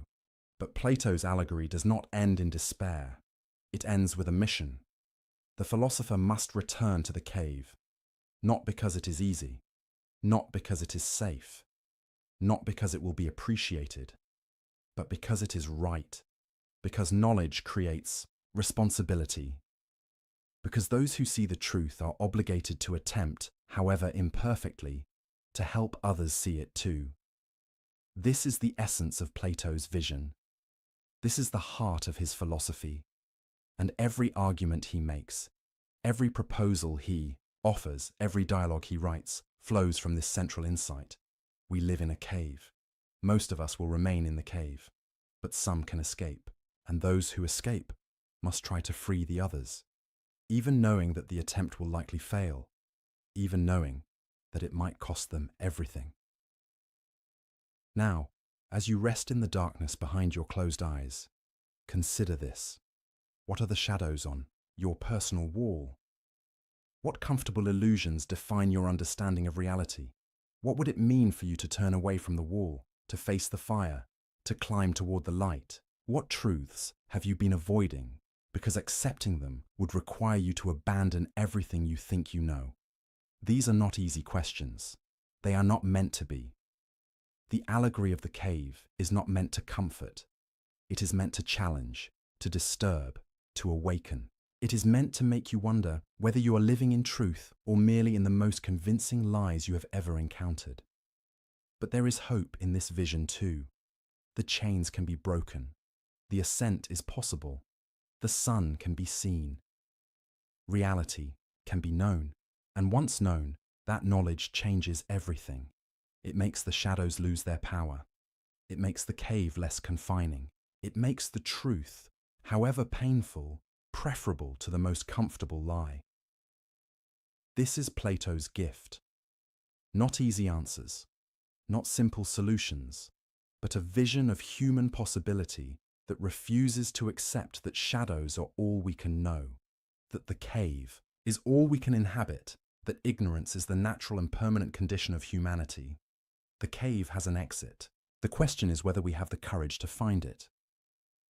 If the allegory of the cave describes our condition, the theory of forms explains why we are in this condition and what exists beyond the cave walls. It is Plato's most distinctive contribution to philosophy, his attempt to solve the deepest riddles of existence, knowledge, and value. And while the theory of forms can seem abstract at first encounter, it addresses the most concrete and practical questions we can ask. What is real? How do we know anything? Why are some things better than others? Let us begin with a simple observation. The kind of thing so obvious we usually never think about it. You recognize instances of things. You see multiple dogs and know they are all dogs, despite vast differences in size, color, and shape. You see multiple circles and know they are all circles, despite being drawn in different sizes and materials. You encounter multiple just acts and recognize them all as just, despite differences in circumstance and culture. This capacity for recognition, this ability to identify many particular instances as examples of one universal type, is so basic to human thought that we rarely question it. But Plato questions it. How do you do this? How do you know that a Chihuahua and a Great Dane are both dogs when they share almost no physical characteristics? How do you know that a circle drawn in sand and a circle drawn on paper are both circles when they are made of completely different substances? How do you recognize justice when you see it, given that just acts take infinitely varied forms? The obvious answer, the one most people would give, is that we learn from experience. We see many dogs and abstract the common features that make them all dogs. We encounter circles repeatedly and extract the essential characteristics that define circularity. We observe just acts and induce the general principles of justice. But Plato sees a fatal flaw in this explanation. Before you can recognize multiple things as instances of the same type, you must already have some understanding of what that type is. Before you can abstract the concept of dog from multiple dogs, you must already know what you are looking for. You must already possess some standard, some template, some idea of dogness that allows you to recognize these particular animals as examples of the same kind. Consider a child learning the word dog. The parent points to the family pet and says dog. The child forms some understanding, but then the child encounters the neighbor's dog, which looks completely different. Smaller, different color, different shape. Yet somehow the child recognizes that this too is a dog. How? If the child was simply memorizing the physical features of the first dog and calling anything similar a dog, he would fail, because the second dog might share almost no features with the first, yet the child succeeds. The child recognizes dogness in both animals. Plato argues that this is possible only if the child, indeed all of us, already possess innate knowledge of what a dog is in its essential nature. Not knowledge of this or that particular dog, not a memory of specific physical features, but knowledge of dog itself, the form of dog, the perfect, eternal, unchanging archetype, of which all particular dogs are imperfect, temporary, changing, copies. This might sound mystical, but Plato is being rigorously logical. The alternative, that we build up universal concepts purely from sensory experience cannot account for how we successfully apply these concepts to new instances that share no obvious perceptual features with previous instances. Something must provide the standard by which we judge whether new instances belong to the category, and that something cannot come from the instances themselves because they are too varied, too particular, too changing to serve as stable standards. Therefore, Plato concludes there must exist forms. These forms are not physical objects. They do not exist in space or time. They are not accessible to the senses. You cannot see the form of dog, or touch the form of justice, or taste the form of beauty. Yet they are real. In fact, they are more real than any physical object you can perceive, because physical objects come into being and pass away. They change constantly. They are never perfect, but the forms are eternal, unchanging, and perfect. They are, in Plato's technical language, what truly is, while physical objects only partially participate in being. Let us take a different example to make this clearer. Consider equality. You have seen many instances of equal things. 2 sticks of equal length, 2 stones of equal weight, 2 portions of equal size. You recognize these instances as equal. You can point to them and say, these are equal. But have you ever seen equality itself?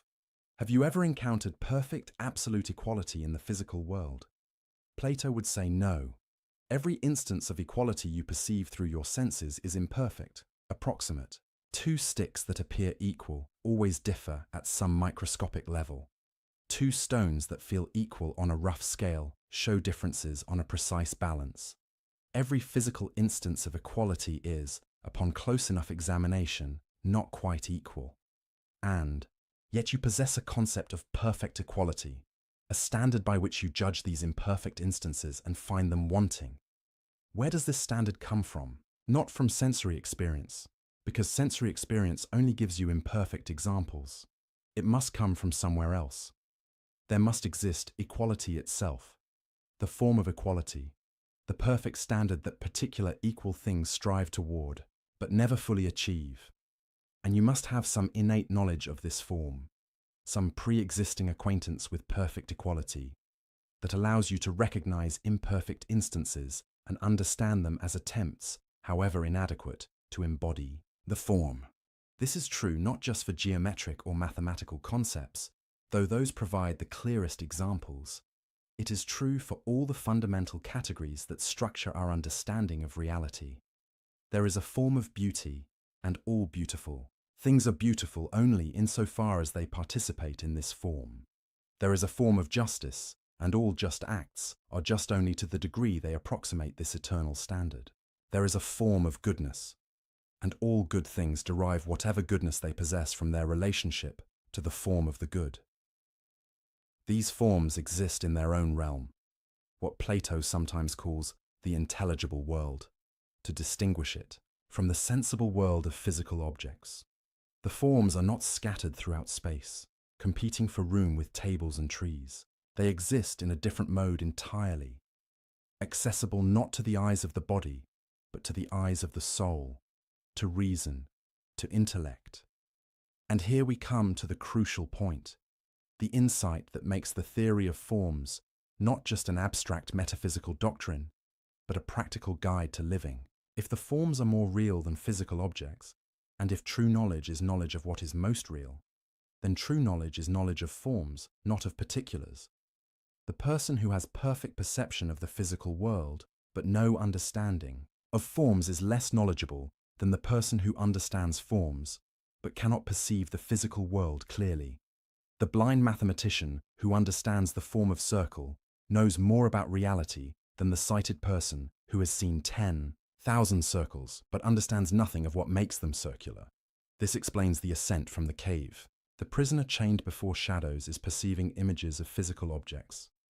When he turns and sees the carved figures, he is perceiving physical objects themselves. When he climbs out of the cave and sees trees and animals in sunlight, he is perceiving physical objects more clearly, illuminated by the sun rather than by fire. But he has not yet achieved true knowledge. He is still in the realm of the sensible. still perceiving with his bodily senses rather than understanding with his soul's reason. True knowledge comes only when he uses these physical perceptions as stepping stones to something higher. When he sees many beautiful things and asks himself what beauty itself must be, if all these beautiful things are beautiful by participating in it. When he encounters multiple just acts and seeks to understand justice itself, the form that all just acts imperfectly reflect.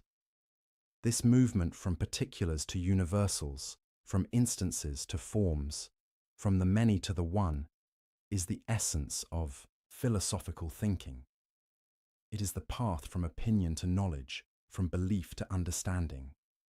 And at the pinnacle of this ascent, beyond and above all other forms, stands one form that Plato calls the form of the good. This is the sun in the allegory, the ultimate reality that makes all other reality comprehensible. Just as the sun provides the light by which we see physical objects, the form of the good provides the intelligibility by which we understand all other forms. It is the source of being and the source of knowledge. Without it, nothing else could exist or be known. What exactly is the form of the good? Plato admits this is the hardest question to answer. He offers analogies, comparisons, suggestions, but he insists that the form of the good transcends precise definition. It is beyond being itself, he says mysteriously, beyond even existence. It is the principle that makes existence possible and intelligible and valuable. Perhaps the best way to understand the form of the good is through its effects. Everything that exists participates in the good to some degree, which is what makes it exist rather than not exist. Everything we can know is knowable because it participates in the good, because the good provides the structure and order that makes knowledge possible. Everything we value as good, whether pleasure or virtue or beauty or truth, is valuable precisely because it participates, however imperfectly, in the form of the good. The philosopher's ultimate goal is to ascend beyond knowledge of particular forms to understanding of the form of the good itself. This is the moment of seeing the sun, the achievement of perfect wisdom. And just as the sun is difficult to look at directly, just as the freed prisoner must adjust gradually before he can gaze at the sun without being blinded, so the form of the good cannot be grasped suddenly or without preparation. It requires years of training, decades of study, a lifetime of philosophical discipline. But once achieved, this knowledge transforms everything. The person who has seen the form of the good no longer mistakes shadows for reality. She no longer values physical pleasures as if they were ultimate goods. She no longer fears death as if bodily existence were the only existence. She understands the true structure of reality and can order her life accordingly. She becomes wise not in the sense of knowing many facts, but in the sense of understanding what truly matters and what does not. And this brings us back to the allegory. Why must the freed prisoner return to the cave? Why can't he remain in the sunlight, contemplating forms, understanding reality as it truly is? Because knowledge of the good creates responsibility. The form of the good is not just an abstract principle. It is the source of value, the standard of rightness, the goal toward which everything should strive. And if you understand the good, you are obligated to attempt to bring others toward it, to help them escape ignorance, to liberate them from the cave, however difficult and dangerous that may be. This is not altruism in the modern sense. It is not self-sacrifice for the sake of others. It is something deeper and more compelling. When you truly understand the good, you understand that all souls are fundamentally oriented toward it, even when they mistake shadows for reality. You understand that the prisoners in the cave are not choosing ignorance. They are simply unaware that anything beyond shadows exists, and you understand that helping them toward knowledge is not imposing your values on them, but awakening them to what they already, deep down, desire, even if they do not yet know it. The philosopher returns to the cave because the form of the good demands it, not because someone commands her to return, not because she will be rewarded for returning, But because understanding the good means understanding that attempting to extend knowledge of the good to others is itself participation in the good. It is what the good requires. It is what reality itself, at its deepest level, calls for. Now, as you drift deeper into rest, consider what this means for you. What are the forms in your life? What perfect standards do you reference, consciously or unconsciously, when you judge particular instances? When you call something beautiful, what is the beauty you are measuring it against? When you call an act just, what is the justice it partially embodies? And beyond these particular forms, what is the good that gives them all meaning and value? These are not idle questions. They are invitations to the same ascent that the freed prisoner undertook. You do not need to travel to ancient Athens. You do not need to join Plato's academy. The journey from opinion to knowledge, from shadows to forms, from ignorance to wisdom, is available to you now, in the quiet darkness of approaching sleep, in the stillness of a mind temporarily freed from the constant demands of the sensory world. The forms are not far away. They are the deep structure of reality itself. They are what you have always been seeking, even when you did not know you were seeking anything at all. Every time you recognize beauty, you touch the form of beauty. Every time you admire justice, you brush against the form of justice. Every time you prefer truth to lies, you participate however slightly in the form of the good. The question is not whether the forms exist. The question is whether you will consciously pursue them, whether you will treat the philosophic ascent as the defining project of your life, or whether you will remain content with shadows, with the comfortable illusions of the cave, with the easy opinions of the unexamined life. Plato cannot make this choice for you. No teacher, no guide, no philosopher can. The decision to turn away from the wall, to face the fire, to climb toward the light, belongs to each soul individually, but the possibility is always there, waiting, calling, inviting you to discover what is most real and most valuable, beyond all the changing particulars of daily experience. The forms are eternal. They will wait for you to notice them. The question is whether you will. Picture a warm Athenian evening in the month of Gamaliel, late winter of 416 before the Common Era. The sun has just set, painting the sky in shades of purple and gold. A group of men recline on couches in the spacious andron, the men's room, of the house belonging to Agathon, a successful tragic poet. He has just won first prize at the Lenaea festival, a significant achievement, and his friends have gathered to celebrate. These are not ordinary men. Among them is Aristophanes, the comic playwright whose satires of Athenian society remain hilarious 2 millennia later. There is Pausanias, a legal expert, and Eryximachus, a physician, both respected in their fields.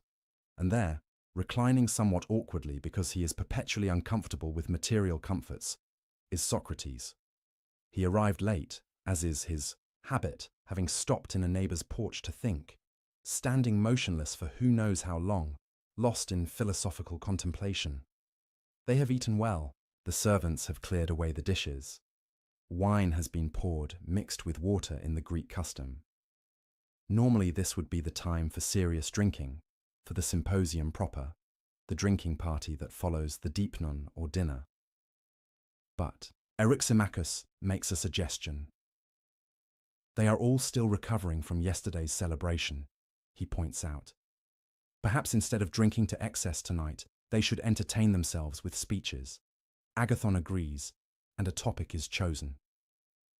They will each deliver an encomium, a speech in praise of love, specifically in praise of Eros, the god of desire, of longing, of the force that draws one being toward another.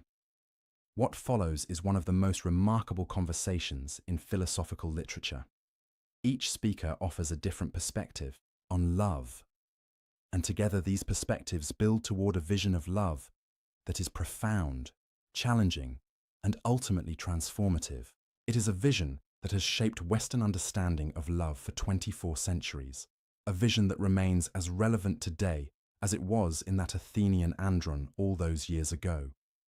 We will not recount every speech, though each has its merits. Instead, We will focus on two contributions that illuminate Plato's understanding of love and its relationship to philosophy, to the forms, and to the good life. The first is the speech of Aristophanes, which presents love through myth and image, in a way that has captured human imagination ever since. The second is the speech of Socrates, or rather, the speech that Socrates attributes to Diotima of Mantinea, a wise woman who supposedly taught him about love years earlier. Together, these two speeches offer complementary visions. Aristophanes explains why we desire love. Diotima explains what love truly is and where it should lead us. Aristophanes begins with a myth, a story from the ancient past, when human nature was different from what it is now. Back then, he says, there were three sexes, not two. There were males, females, and androgynes, a third sex that combined characteristics of both. But the appearance of these original humans was strange and wonderful. Each human being was spherical in shape, with 4 arms and 4 legs, 2 faces on opposite sides of a single head, and 2 sets of reproductive organs. These round people moved not by walking, but by rolling, spinning like wheels across the ground. And these original humans were powerful, terrifyingly powerful. They had twice the strength of modern humans, twice the speed, twice the capability, and they knew it. In their pride and confidence, they decided to challenge the gods. They attempted to storm Olympus, to scale the heights where Zeus and the other immortals dwelt, to overthrow divine rule and establish themselves as the new masters of the cosmos. Zeus was troubled. He could not allow this rebellion to succeed, but he also did not want to destroy humanity entirely, as he had other rebellious creatures in the past. Humans, after all, offered sacrifices to the gods, and Zeus appreciated the worship and honor these sacrifices represented. So he devised a clever solution. He would weaken humanity without destroying it. He would split each round human in half. Zeus called Apollo, god of medicine and archery, to execute this punishment. Apollo took his bow and arrows and carefully, precisely, split every spherical human down the middle, separating the 4-armed, 4-legged creatures into 2 2-armed, 2-legged beings. Then Apollo took the loose skin that resulted from this splitting and gathered it together at the front of each new creature, tying it off at what we now call the navel, leaving that peculiar scar as a permanent reminder of our original wholeness and subsequent division. But something unexpected happened after this splitting. The newly separated halves were miserable.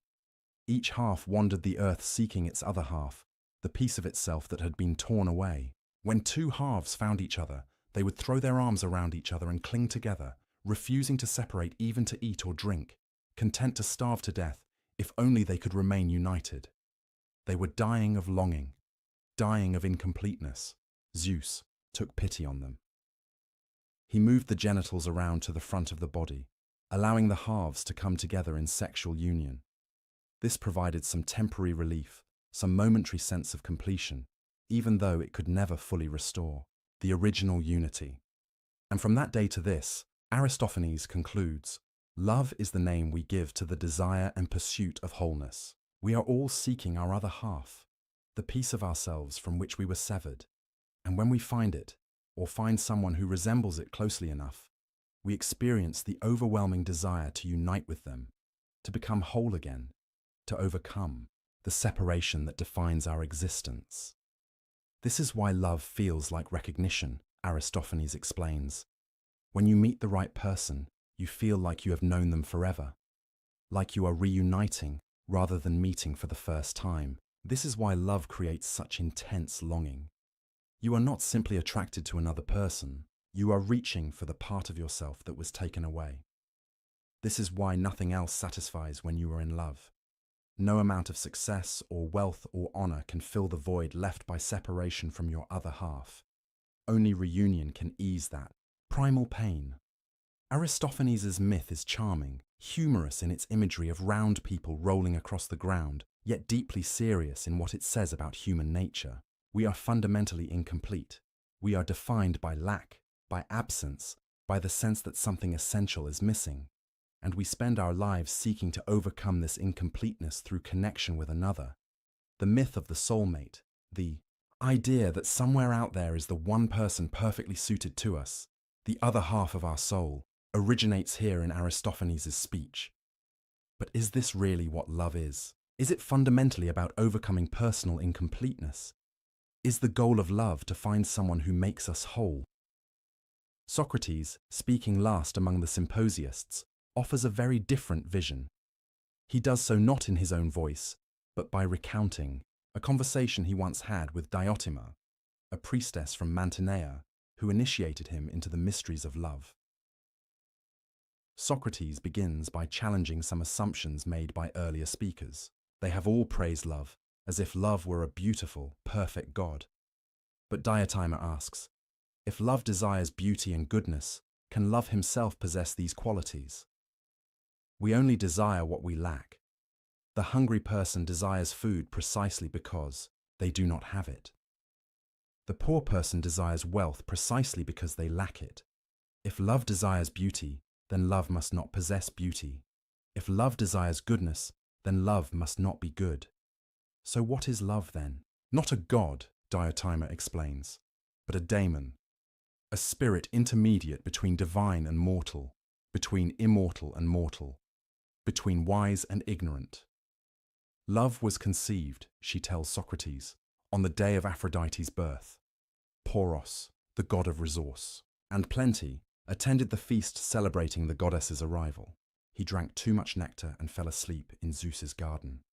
Meanwhile, Penia, the personification of poverty and need, came begging at the feast's edge. Seeing Poros lying unconscious, Penia conceived a plan to ease her perpetual lack. She lay with the sleeping god and became pregnant with love. From his father Poros, love inherits resourcefulness, cleverness, the ability to devise means toward desired ends. From his mother Penia, love inherits neediness, longing, the constant awareness of lacking something essential. And this mixed nature defines what love is. Love is neither complete poverty nor complete wealth, neither total ignorance nor perfect wisdom, neither purely mortal nor purely divine. Love is in between, always seeking, always striving, always moving toward what it lacks, but never fully possessing it. This, Diotima insists, is what philosophers are. Philosophers are lovers of wisdom, which means they desire wisdom precisely because they do not possess it. The wise person, if such a person exists, would not philosophize because she would already have what philosophy seeks. The ignorant person, if truly and completely ignorant, would not philosophize because he would not know that he lacked anything. Philosophy exists in the space between ignorance and wisdom, perpetually reaching for understanding without ever fully grasping it, and this is the space that love inhabits. But what does love desire? What is the object of this perpetual longing? Beautiful things, Diotima answers at first, but then she probes deeper. Why do we desire beautiful things? What do we hope to gain from possessing them? Socrates fumbles for an answer, and Diotima guides him. We desire beautiful things because we want the good they provide, and we want the good because we want to be happy. And we want to be happy permanently, not just momentarily. What love ultimately desires is the permanent possession of the good. But mortals cannot achieve permanent possession of anything. We age, we change, we die. Everything we grasp slips away eventually. So how can love, this desire for permanent possession of the good, ever be satisfied? Through reproduction, Diotima answers. Through creating something that outlasts us. This is why animals and humans feel such intense drive to reproduce. It is not simply biological instinct, though biology expresses it. It is a spiritual need, a desire for immortality, for permanence, for creating something that will continue after our temporary existence ends. But reproduction is not only physical. There is spiritual reproduction, intellectual reproduction, reproduction in soul rather than body. And this spiritual reproduction is higher than physical reproduction, more noble, more valuable. because its offspring are more lasting and more beneficial than mere children of flesh. Consider Homer. Diotima suggests he died thousands of years ago, but his poems remain. They educate generation after generation. They shape souls and inspire virtue. Are these poems not better offspring than biological children, who themselves die after a single lifetime? Consider Lycurgus and Solon, the great lawgivers. Their laws brought justice and order to entire cities. These laws are their children, offspring of their minds rather than their bodies, and these children have granted them immortality in memory and honor. This begins to reveal the true nature of love. Love is not simply desire for another person. Love is desire for immortality through creative production, and the highest form of this creative production is giving birth not to bodies, but to ideas, not to physical offspring, but to wisdom, virtue, beauty, justice. The philosopher seeks to give birth to true ideas. The politician seeks to give birth to just laws. The artist seeks to give birth to beautiful creations. All of these are expressions of love in its highest form. But Diotima is not finished. She has described what love does and why. Now she reveals where love should lead, the path it should follow, the ascent it makes possible. And here the symposium's teaching explicitly connects with the theory of forms and the allegory of the cave. Love is the force that carries the soul, from the realm of shadows to the realm of forms, from the many to the one, from changing particulars to eternal perfection. The journey begins, Diotima explains, with attraction to a single beautiful body. A young person sees another young person and feels desire. This is love in its most basic, most accessible form. Physical attraction to physical beauty. There is nothing wrong with this beginning. It is where love naturally starts for embodied beings like us. But if the lover is wise, he will not remain at this level.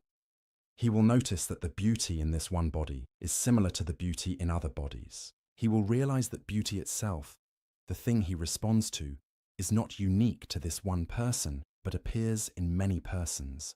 And gradually, his love will expand from this single body to beautiful bodies in general. He will love bodily beauty as such, not just this particular instance of it. Next, if he continues to ascend, he will notice that the beauty of the soul is more valuable than the beauty of the body.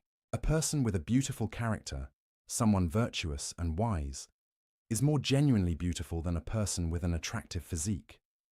And so the lover's focus shifts from physical beauty to spiritual beauty, from the body to the soul. He begins to love people not for their appearance, but for their character, their wisdom, their virtue. Continuing upward, the lover will discover beauty in activities and laws and institutions. He will see that a just law is beautiful, that a noble custom is beautiful, that a harmonious society is beautiful, and his love expands again to encompass not just individual beautiful souls, but the beautiful structures that souls create together. From here, the ascent becomes more abstract, but also more profound. The lover discovers beauty in different kinds of knowledge, in mathematics and science and philosophy. He sees that true ideas are beautiful, that understanding itself is beautiful, that knowledge possesses an attractiveness that transcends any physical or institutional beauty. And finally, if he persists, if he climbs the entire ladder of love, he will arrive at something extraordinary. He will have a vision of beauty itself, the form of beauty, eternal and perfect, unchanging and absolute. This beauty is not beautiful in some respects and ugly in others. It is not beautiful at one time and ugly at another. It is not beautiful to some people and ugly to others. It is simply, absolutely, eternally beautiful. It is the source and standard of all particular beautiful things, the reason anything else can be beautiful at all. And when the lover beholds this form of beauty, Diotima says, he will understand what he has been seeking all along. Every particular, beautiful thing he loved was beautiful only because it participated in this form, only because it imperfectly reflected this eternal beauty. His love was always for this form, even when he did not know it, even when he mistakenly believed he loved only the particular beautiful body or soul he first encountered. At this final stage, the lover can contemplate beauty itself and give birth, spiritually, to true virtue and wisdom. He becomes productive in a way he never was before, creating not mere images or opinions about goodness but actual virtue, actual wisdom, because he is now in contact with what is actually good and beautiful, rather than with pale copies of these realities. And because he is in contact with what is immortal and eternal, he himself achieves a kind of immortality. Not literal bodily immortality, but immortality through his spiritual offspring, through the wisdom and virtue he creates and passes to others, through his participation in something that transcends the mortal realm.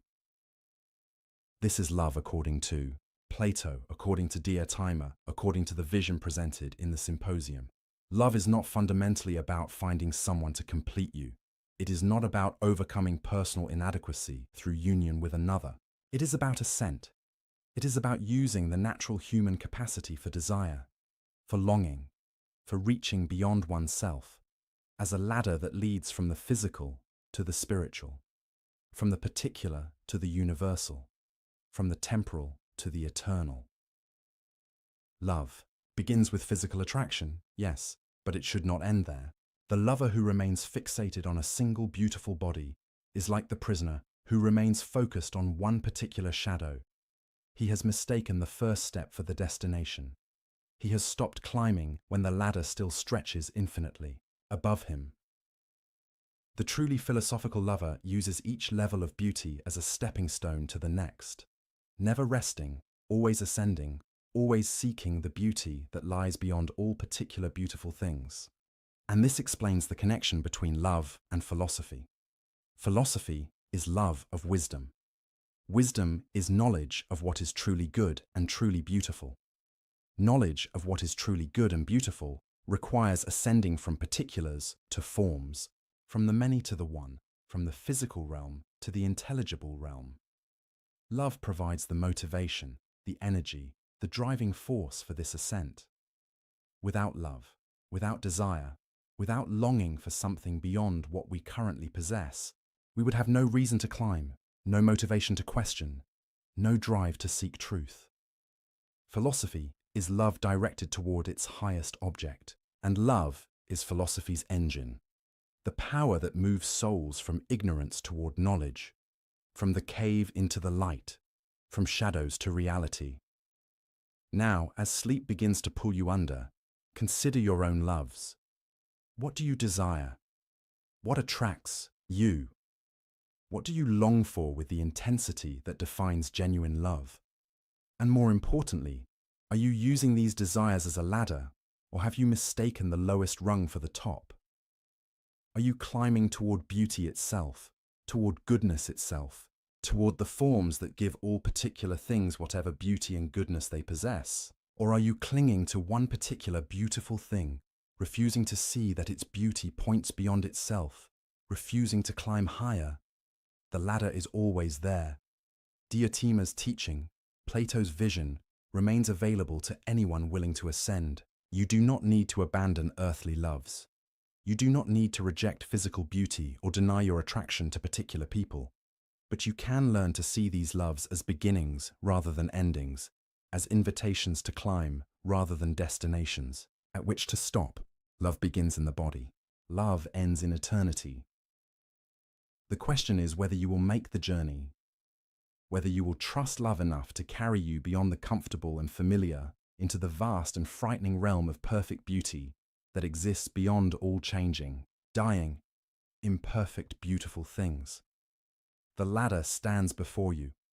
Diotima calls from above. And love, that resourceful and needy daemon, stands ready to guide you upward, if only you will let him.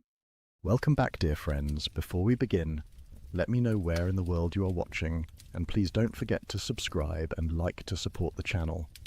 Picture this. A 13-year-old boy stands in a sunlit courtyard in northern Greece, surrounded by gardens that will become his classroom for the next 3 years. His father, the most powerful king in the Greek world, has just introduced him to a middle-aged philosopher with small, penetrating eyes and a slight lisp. The boy is Alexander, destined to conquer an empire stretching from Greece to India. The philosopher is Aristotle, who will conquer something far more enduring. He will map the territory of human excellence itself. Aristotle leans forward and asks the young prince a question that will echo through 23 centuries to reach us tonight. What does it mean to live well? Not how to conquer kingdoms, not how to accumulate wealth or fame or power, but something more fundamental, more urgent, more intimately relevant to each of us preparing for sleep on this quiet evening. What does it mean for a human being to flourish? What is the good life? Tonight, as the world settles into darkness and your breathing slows, we will follow Aristotle's answer to this question. We will trace his path from the dusty academies of ancient Athens to his private conversations with history's greatest conqueror. We will discover why this question still matters, why Aristotle's response speaks to our modern anxieties perhaps more powerfully than it did to his contemporaries, and why the ancient Greek word eudaimonia contains a vision of happiness that our culture has largely forgotten. This is not a lecture. Think of it as an evening walk through one of the most beautiful minds in human history, a mind that believed human excellence was not only possible but achievable, that understood virtue as a practical skill we could develop through practice, that saw happiness not as a fleeting emotion, but as a way of being in the world. As you settle deeper into comfort, let Aristotle's measured reasoning guide you. His logic has a way of being unexpectedly captivating, building understanding slowly, stone by careful stone, until suddenly you see the complete architecture of a life well lived. Fair warning, you may find yourself wide awake at the end, mind illuminated by ideas that have guided humanity's greatest achievements. But even if sleep claims you early, these thoughts will settle into your rest like seeds in fertile soil, quietly working their transformation while you dream. So breathe deeply, let the tensions of your day release, and allow yourself to wonder, as that young prince wondered in a garden 2 millennia ago, what would it mean for me to truly flourish? The ancient Greeks had no word for religion as we understand it. They had no word for science as a separate discipline. They had no division between mind and body, no split between reason and emotion, no separation of private ethics from public politics. What they had was philosophy, literally the love of wisdom, and it encompassed everything. To study philosophy in ancient Athens was to ask the most practical question imaginable. How should I live? Into this world, in the year 384 before the Common Era, a boy was born in the small coastal city of Stagira on the Macedonian frontier. His name was Aristotle. His father, Nicomachus, served as court physician to King Amyntas of Macedon, and from his earliest years Aristotle was exposed to the careful observation, the empirical attention to detail that characterized medical practice. While other children learned through myths and stories, young Aristotle watched his father examine symptoms, make diagnoses, test remedies. The lesson would shape everything that followed. Look first at what actually is before theorizing about what might be. Tragedy struck early. Nicomachus died when Aristotle was still a boy, perhaps 10 years old. The young philosopher-to-be was sent to live with a guardian, Proxenus, who recognized something remarkable in his charge's hungry intellect. At 17, Aristotle was dispatched on the long journey to Athens, to the greatest center of learning the world had ever known, Plato's Academy. Imagine the journey. A young man from the provinces carrying whatever scrolls and tablets a traveling student could manage, walking the dusty road southward, past villages and olive groves, over mountain passes where bandits lurked, through landscapes sacred to gods whose temples crowned every prominent hill. And then, finally, Athens herself. The city of Pericles and Socrates, still glorious despite recent defeats in war, her white marble temples catching the Mediterranean sun, her agora buzzing with merchants and philosophers, her theatre where Sophocles had premiered his tragedies, her law courts where citizens argued about justice and the good. The academy stood outside the city walls, in a grove sacred to the hero Academus. Here Plato, already in his 60s, taught a remarkable collection of students how to think. Not what to think, but how. Through dialogue and debate, through mathematical precision and logical rigor, through the relentless questioning that his teacher Socrates had pioneered, the method was simple and devastating. Take any claim about reality, any assumption about justice or beauty or truth, and ask, what do you mean by that? How do you know? Could it be otherwise? Question after question after question until either the claim stood on solid foundation or collapsed into incoherence. Aristotle arrived at this intellectual crucible at precisely the right moment. His mind was formed enough to engage seriously with Plato's ideas, but flexible enough to be shaped by them. And for the next 20 years, he remained, studying and eventually teaching, absorbing Plato's vision while slowly developing his own. What was that vision? Plato believed that the world we experience through our senses, this world of stones and trees and flesh, is not fully real. Behind it, or above it, or somehow beyond it, exists a realm of perfect forms. The triangle you draw on paper is always imperfect, but there exists the form of triangle, perfect and eternal. The beautiful person you see is beautiful only by participating in the form of beauty itself. Justice in our world is always approximate, but justice itself exists in this transcendent realm, perfect and unchanging. It was a breathtaking vision, answering profound questions about how knowledge is possible and why we recognize universal concepts despite experiencing only particular instances. But Aristotle found himself increasingly troubled by it. If these forms exist separately from the world of experience, how exactly do particular things participate in them? How does the form of horse make this particular horse here and now? The explanation seemed to push the mystery back one step without really solving it. More fundamentally, Aristotle couldn't shake his physician father's influence. Look at the world, his training insisted. Study what actually exists. The answers aren't in some transcendent realm, but here, in the structures and patterns of nature itself. Don't flee from particulars to universals, but find the universal within the particular. Walking through the Academy's gardens, past the stone colonnades where students debated, beneath olive trees that dappled the sunlight, Aristotle began formulating an alternative. Yes, we need universal concepts to understand reality. Yes, we recognize patterns that transcend individual instances, but perhaps these universals exist in things themselves, not in some separate realm. Perhaps the form of a horse is what makes this particular arrangement of matter a horse rather than a tree. Form and matter together constitute reality, inseparable, interdependent. The disagreement was profound, but never acrimonious. In later writings, Aristotle would criticize his teacher's theory of forms, but always with respect, always acknowledging Plato's brilliance. Plato is dear to me, but truth is dearer. This saying captures Aristotle's spirit. Loyalty to persons matters, but loyalty to truth matters more. The teacher-student relationship need not become adversarial just because the student thinks the teacher wrong about something fundamental. For 20 years, this was Aristotle's life. Study, debate, teach, think, write. The rhythms of academic existence, the slow accumulation of understanding, the gradual refinement of arguments. He was becoming a master of multiple disciplines, logic and rhetoric, biology and physics, politics and ethics, metaphysics and poetry. The breadth of his interests was staggering. While his contemporaries specialized, Aristotle ranged across the entire landscape of human knowledge, finding connections, building systems, constructing a unified vision of reality. Then, in 347 BCE, Plato died. The Academy passed to Plato's nephew Speusippus, and Aristotle chose to leave.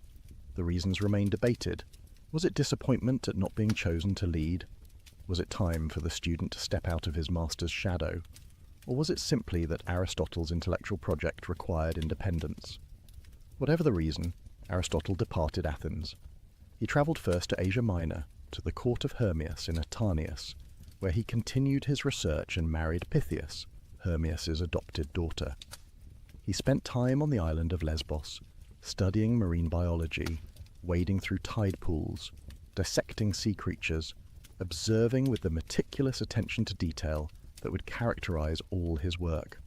These were years of intellectual wandering, of gathering observations, of letting his systematic approach mature.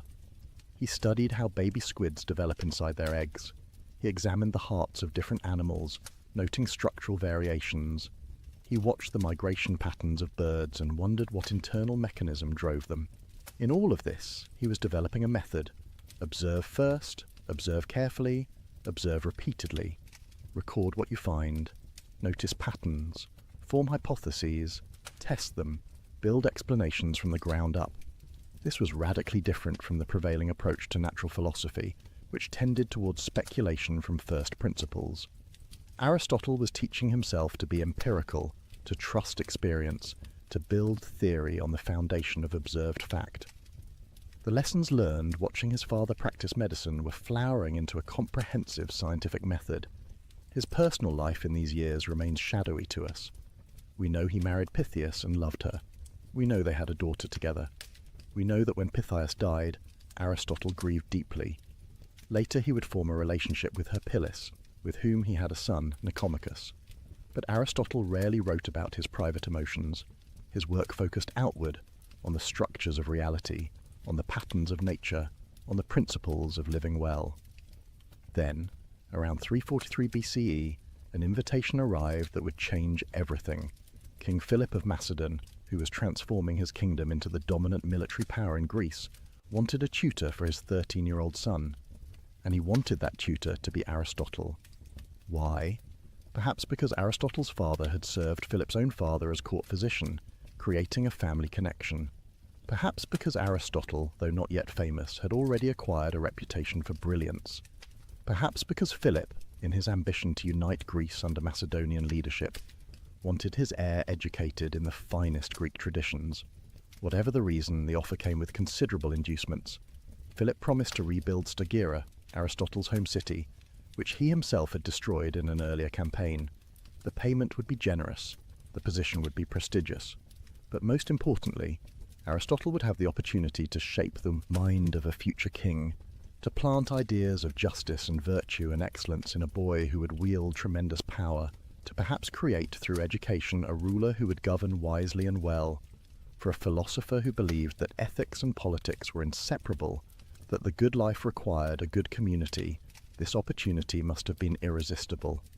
And so Aristotle journeyed north, back to the Macedonian frontier of his youth, to meet the young prince who would become Alexander the Great.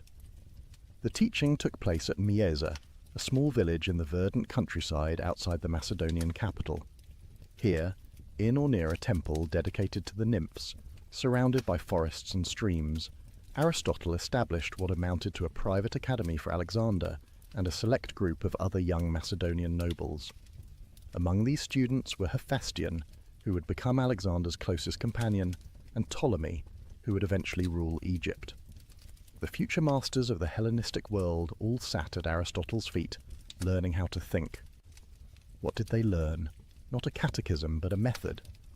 Aristotle taught them to observe carefully, to reason systematically, to question assumptions, to distinguish valid arguments from fallacies. He taught them rhetoric, the art of persuasive speech, and politics, the science of organizing communities. He taught them natural philosophy, examining plants and animals, discussing the principles that govern growth and change. He taught them ethics, exploring questions of courage and justice and the nature of the good life, and crucially, he taught them Homer. Alexander developed an intense love for the Iliad, identifying with Achilles, the warrior hero who chose glory over long life. Some accounts say Alexander carried a copy of the Iliad with him throughout his campaigns, annotated by Aristotle himself, keeping it under his pillow alongside his dagger. The fusion of philosophical training and heroic ambition would have profound consequences. The relationship between teacher and student was complex, mixing genuine affection with fundamental disagreements that would only deepen over time. Aristotle saw himself as forming Alexander's character, instilling virtue, teaching moderation and practical wisdom. But Alexander's nature ran to extremes. He was passionate where Aristotle counseled balance, impetuous where Aristotle advised deliberation, hungry for glory where Aristotle emphasized the contemplative life. They walked together through the countryside around Mieza, the middle-aged philosopher, and the adolescent prince, discussing the nature of courage, the different forms of government, the relationship between happiness and virtue. Aristotle must have known even then that his student would achieve great things. What he couldn't have known was how completely those achievements would diverge from his own values. For Aristotle believed in Greek superiority. He viewed non-Greeks, Persians, Egyptians, all the peoples who would fall to Alexander's conquests, as barbarians, natural slaves, suited only to serve their Greek masters. This ugly prejudice was common in classical Greece, born from centuries of conflict with Persia, reinforced by cultural chauvinism. When Aristotle advised Alexander on politics, he apparently suggested treating Greeks as free citizens and barbarians, as subjects to be ruled despotically. Alexander would ultimately reject this advice. His great vision, perhaps his greatest, was of a multicultural empire where Greeks and Persians could intermarry, where talent mattered more than ethnicity, where civilization could transcend its Greek origins. In this, the student proved wiser than the teacher. But that lay in the future. For 3 years the education continued. Philosophy in the morning, physical training in the afternoon, discussions of metaphysics and dissections of animals, poetry and mathematics, the young nobles learning not just information but how to think, how to argue, how to analyze. Aristotle was forming minds, planting seeds that would bear fruit in ways he couldn't anticipate. Then, in 340 BCE, Philip summoned his son home. At 16, Alexander would serve as regent while his father campaigned in Thrace. The formal education was over. Teacher and student would never again spend extended time together, though they continued corresponding.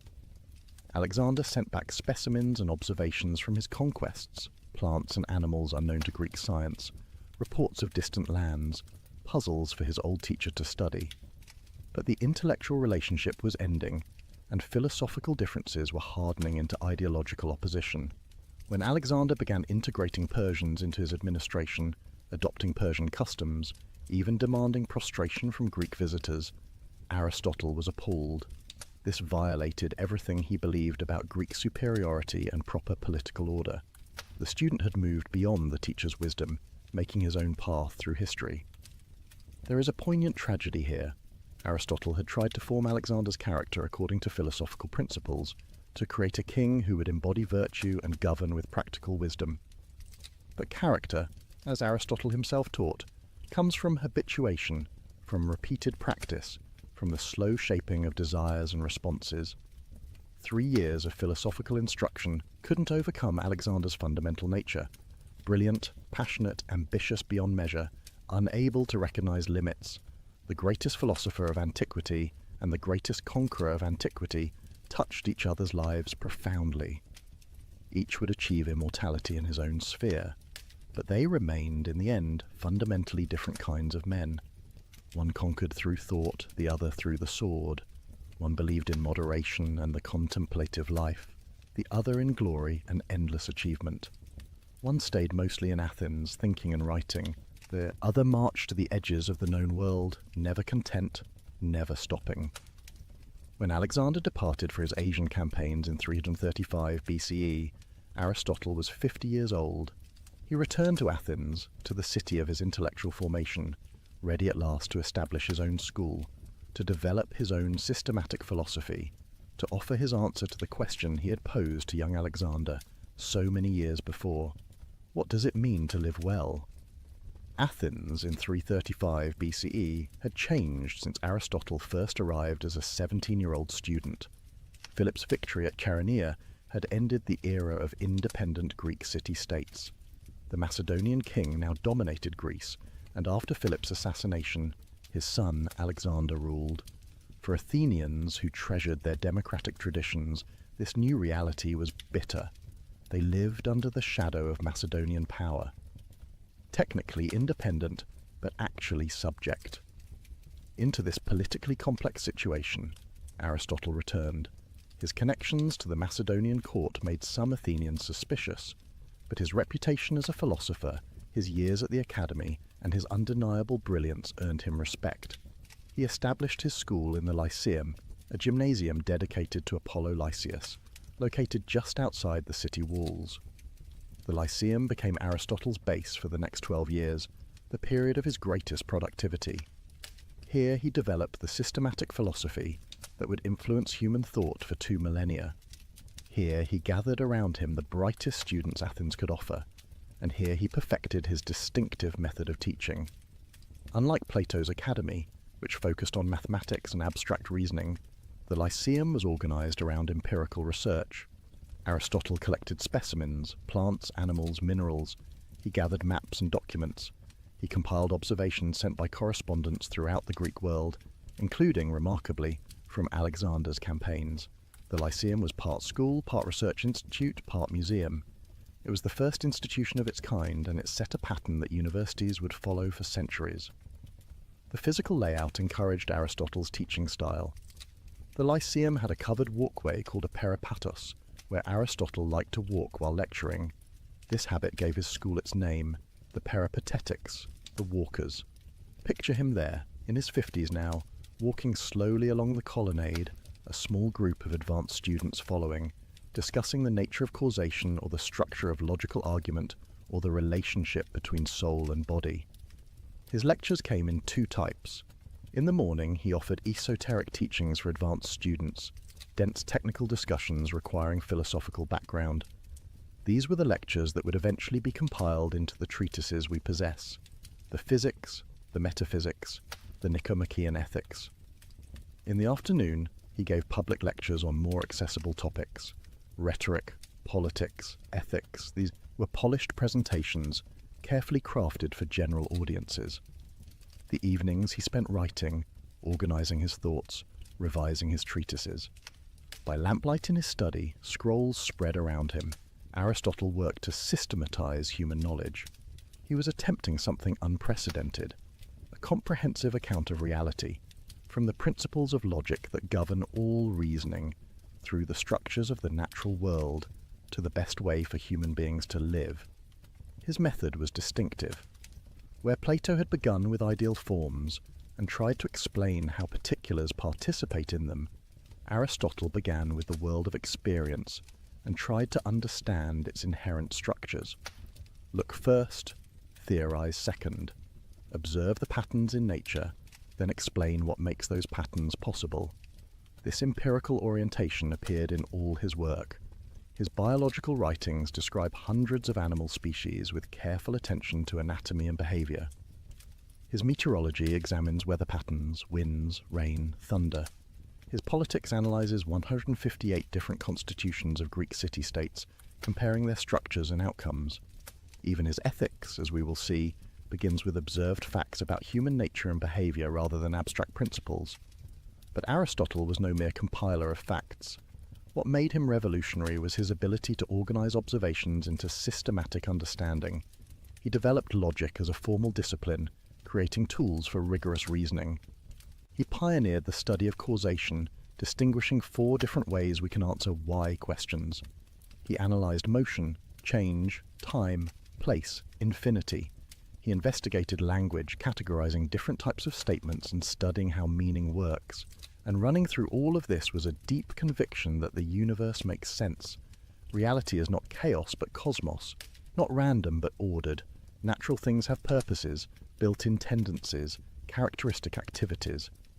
Understanding something means grasping its nature, its function, what it's meant to be and do. This teleological vision, the idea that things have inherent purposes, would remain influential until the scientific revolution 2,000 years later. Yet despite this comprehensive intellectual productivity, Aristotle's time at the Lyceum was politically precarious. He was a metic, a resident alien, without citizenship rights. He depended on the tolerance of a city that had reasons to distrust him. When Alexander died suddenly in 323 BCE, everything changed. The death of the conqueror unleashed a wave of anti-Macedonian sentiment across Greece. Athens erupted in rebellion, and Aristotle, known to have been Alexander's tutor, connected to the Macedonian court, suddenly found himself in danger. Charges of impiety were brought against him, the same charges that had led to Socrates' execution 76 years earlier. Aristotle was 62 years old, at the height of his intellectual powers. He had spent 12 years building the Lyceum into one of the ancient world's great centres of learning. His systematic philosophy was substantially complete, but the political situation was untenable. Rather than stand trial, Aristotle chose to leave Athens. He reportedly said he would not let the city sin twice against philosophy, a reference to Socrates' fate. He retired to Chalcis on the island of Euboea, where his mother's family had property. And there, less than a year after leaving Athens, he died of a stomach illness. It was 322 BCE. The greatest systematic philosopher in history was gone, leaving behind an intellectual legacy that would shape Western thought for 2,000 years. But we've spent long enough on biography. We know the man, the context, the journey. Now we must turn to what matters most, his ideas. Specifically, his answer to the question that launched our evening together, the question he posed to young Alexander in that sunlit garden at Mieza. What does it mean to live well? What is the good life for human beings? What should we aim at? These questions drive Aristotle's ethical philosophy, and to understand his answers, we must begin with a single word that captures his vision of human flourishing: eudaimonia. The word sounds strange to modern ears. Eudaimonia. It's usually translated as happiness, but this translation misleads almost as much as it clarifies. When we think of happiness, we typically imagine a feeling, an emotional state, something that comes over us when things go well. I feel happy when I eat delicious food, or succeed at a difficult task, or spend time with people I love.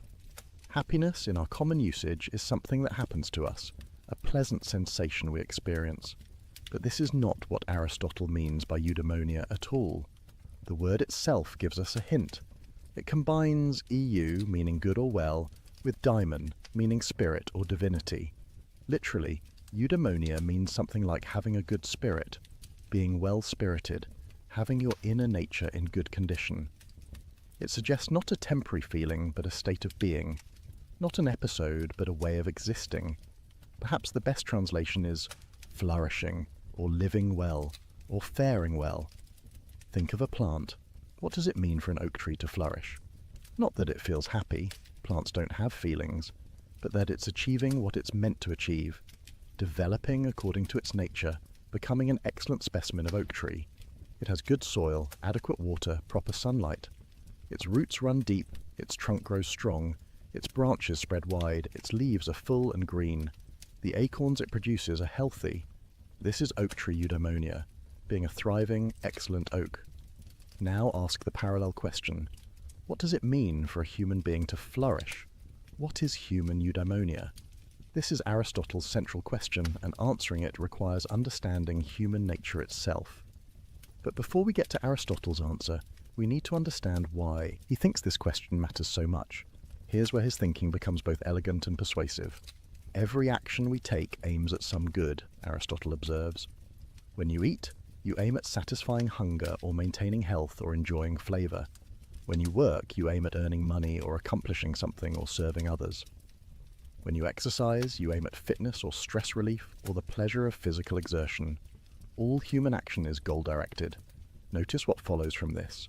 Some goods are sought for the sake of other goods. We earn money to buy things. We buy things to satisfy needs or wants. We satisfy needs to maintain life. We maintain life to what? Eventually we must reach some final good, something we want for its own sake, not as means to something else. Otherwise we're caught in an infinite regress, each goal pursued for the sake of another, never reaching any ultimate purpose. What is this final good? What do we want for its own sake? Aristotle thinks the answer is obvious. Eudaimonia. Everyone, he says, pursues happiness or flourishing. It's what we ultimately aim at in all our activities. We want other things for the sake of happiness, but we don't want happiness for the sake of anything else. Happiness is self-sufficient. Having it, we lack nothing essential. Consider what this means. Honour? Yes, we value honour, but why? Because being honoured makes us happy. Pleasure? Yes, we enjoy pleasure, but why do we seek it? Because it contributes to happiness. Wealth? Certainly useful, but obviously not the ultimate good. We want wealth to secure happiness, not happiness to secure wealth. Even virtue, and this is crucial, we value ultimately because virtuous living leads to flourishing. So eudaimonia stands at the top of the hierarchy of goods. It's what everything else aims toward. It's the bull's eye on the target, the destination of all our striving. Get clear about what eudaimonia really is, and you've answered the most important question about how to live. But here's where things get interesting. People agree that eudaimonia is the ultimate good, Aristotle notes, but they disagree profoundly about what eudaimonia actually is. Ask different people what happiness consists in, and you'll get radically different answers. The common people, identify happiness with pleasure. A happy life is a pleasant life, full of good food, drink, sex, comfortable circumstances, agreeable company. This view has intuitive appeal. Who doesn't enjoy pleasure? And misery certainly doesn't seem like flourishing. But Aristotle thinks this view fundamentally mistakes what happiness is. Why? Because pleasure is something we share with animals. A dog experiences pleasure when eating or playing. A pig experiences pleasure in its own way. But surely human flourishing must involve something distinctively human. Moreover, the pursuit of pleasure leads to a slavish life, Aristotle argues, where we're controlled by our appetites, always, chasing the next sensation, never satisfied. The hedonist mistakes a component of happiness for happiness itself. What about the sophisticated, politically ambitious people? They often identify happiness with honor, with being respected and admired, with achieving status. This view seems more elevated than hedonism. Honor recognizes something about character or accomplishment. But Aristotle rejects this view too. Why? Because honor depends on other people. They can bestow it or withdraw it. Your happiness can't depend on something so external to you, so vulnerable to others' opinions. Moreover, we pursue honor because we believe we deserve it, because we've achieved something excellent. So the excellence matters more than the honor that might follow from it.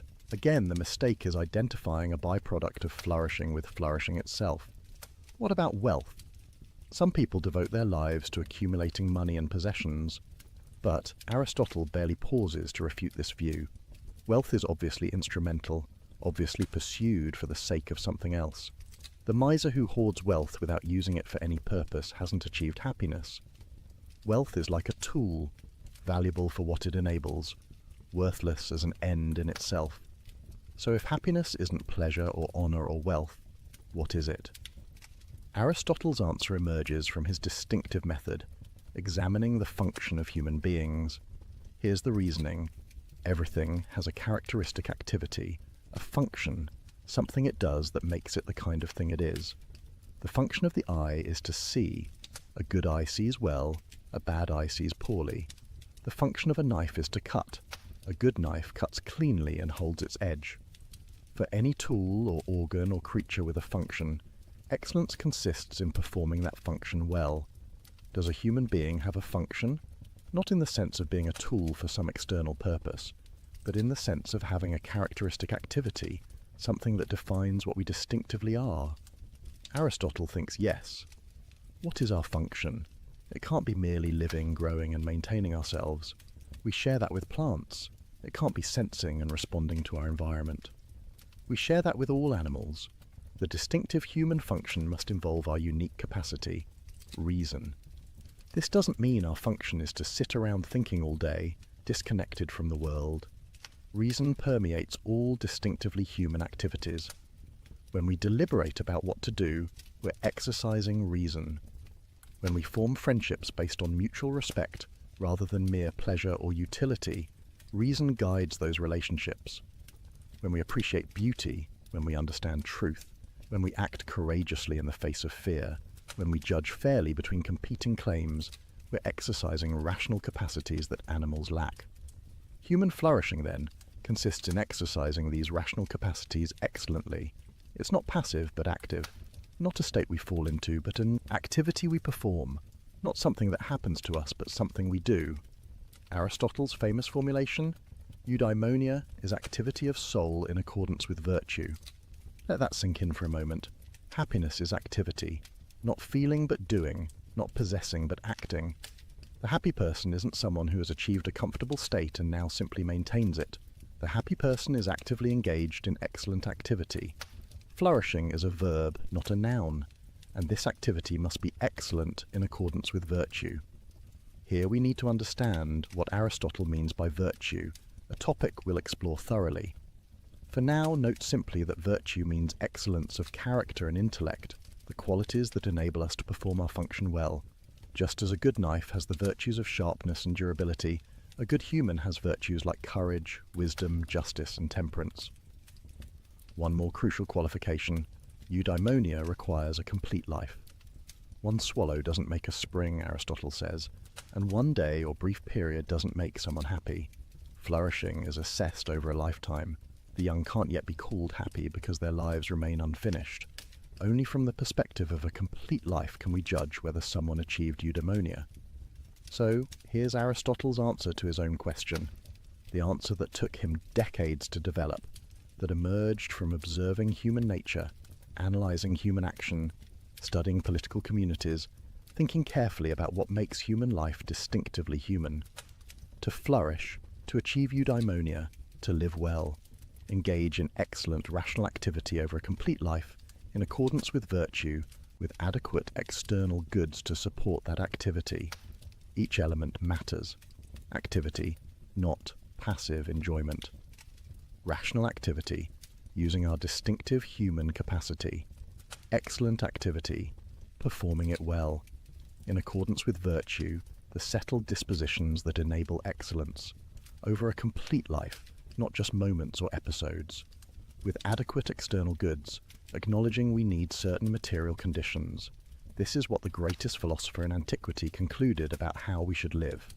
Not a simple formula, but a rich, nuanced vision of human flourishing, not telling us to pursue pleasure or honour or wealth, but inviting us to develop excellence of character and intellect, to exercise our distinctively human capacities at their highest level, to make our whole lives expressions of rationality at its best. But this answer immediately raises questions. What are these virtues that enable excellent activity? How do we develop them? Can anyone become virtuous, or only some? What role does luck play, those external goods Aristotle mentions? And most practically, how do I actually live this way? The rest of our evening together explores these questions. We turn now from Aristotle's destination, eudaimonia, to his map of how to get there, and that map begins with a revolutionary idea about the nature of excellence itself. If you've ever tried to improve yourself, you know the frustration. You want to be more patient, but find yourself snapping at small annoyances. You want to be generous, but hesitate when opportunities arise. You know intellectually what the right thing to do is, yet doing it feels unnatural, forced, exhausting. Virtue seems to require constant effort against your inclinations. Aristotle understood this struggle, and his answer to it forms one of the most psychologically sophisticated parts of his philosophy. Virtue, he argued, is not knowledge alone. You can't become courageous simply by understanding what courage is. You can't become just by studying the theory of justice. Virtue is not information in your head, but disposition in your character. The Greek word Aristotle uses is arete, usually translated as virtue or excellence. But notice what the word captures. Not moral goodness as we typically conceive it, but a kind of excellence, a way of being that realizes potential, achieves what something is capable of. The arete of a racehorse is speed and endurance. The arete of a sword is sharpness and strength. What is the arete of a human being? For Aristotle, virtue is a hexis, a stable state or disposition of character. It's not a fleeting decision, but a relatively permanent way of being. The virtuous person doesn't simply perform virtuous acts occasionally through gritted teeth. Rather, they've developed a settled way of responding to situations such that virtuous action flows naturally from who they've become. But how do you develop such dispositions? Here Aristotle makes his most revolutionary claim, one that contradicted his teacher Plato fundamentally. Plato had argued that virtue is knowledge. If you truly know what's good, you'll do it. Vice is just ignorance. Education, then, is the key to virtue. Aristotle disagreed. Virtue requires knowledge, yes, but knowledge isn't sufficient. You also need proper habituation, repeated practice, the formation of emotional responses and action patterns through experience. In the famous formulation, We become just by doing just acts, temperate by doing temperate acts, courageous by doing courageous acts. Think of learning to play an instrument. You can study music theory, understand harmony and rhythm intellectually, but that won't make you a pianist. You must practice, repeating scales and exercises until your fingers move correctly without conscious thought, until the patterns become second nature. Only through habit does knowledge become skill. The same applies to virtue. You must practice acting virtuously until virtuous responses become habitual, until you spontaneously respond with courage to danger, with generosity to need, with justice to competing claims. Eventually, these responses feel natural rather than forced. This is when you've truly become virtuous. But practice according to what pattern? What makes an act courageous rather than cowardly or reckless? What distinguishes generous, giving from wasteful excess, or stingy withholding? Aristotle's answer: virtue is a mean between extremes. This doctrine of the mean, sometimes called the golden mean, represents Aristotle's most distinctive contribution to ethics. Every virtue, he argues, lies between two vices, one of excess and one of deficiency. Think of it as a spectrum with virtue in the middle, though not at the exact mathematical centre. Take courage, the paradigm virtue in Greek culture. What is courage? Not absence of fear. That would be insensibility or foolhardiness. The coward feels appropriate fear but is paralysed by it, unable to act when action is needed. The reckless person either feels no fear or ignores reasonable danger, rushing into situations that call for caution. Courage lies between these extremes, feeling fear appropriately but acting despite it when the situation demands. The courageous person stands their ground in battle when standing is necessary for a just cause. They speak truth to power when silence would be cowardice. They admit mistakes when pride tempts them to double down, but they don't seek danger for its own sake. They don't take foolish risks to prove their bravery. They recognize when retreat is wise, when compromise is appropriate, when holding firm would be stubbornness rather than courage. Or consider temperance, the virtue concerning bodily pleasures. On one extreme sits the ascetic who denies all pleasure, treats the body as enemy, lives in miserable self-deprivation. On the other extreme sits the glutton or libertine, enslaved to every appetite, incapable of saying no to desire, life organized around the next indulgence. Temperance lies between, enjoying pleasures appropriately, neither denying them entirely, nor being ruled by them. The temperate person eats delicious food with pleasure, but stops when satisfied. They enjoy wine without becoming drunk. They engage in sexual activity within appropriate relationships.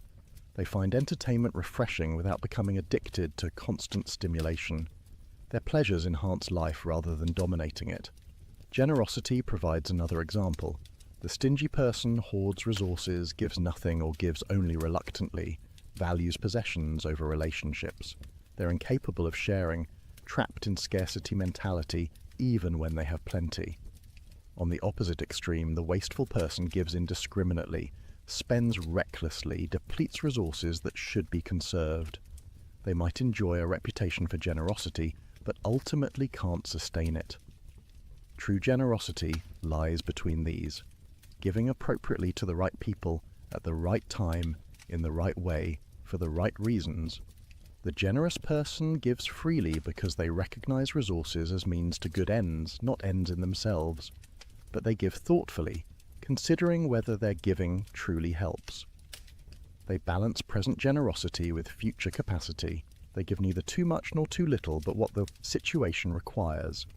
Each virtue follows this pattern.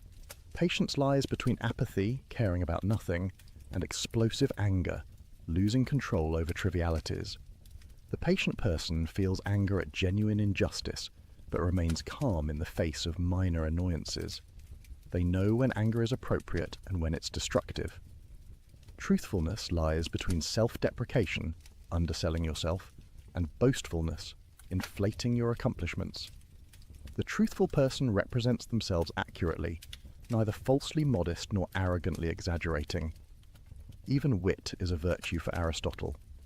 The boorish person has no sense of humour, can't appreciate jokes, makes social situations uncomfortable with their heavy seriousness.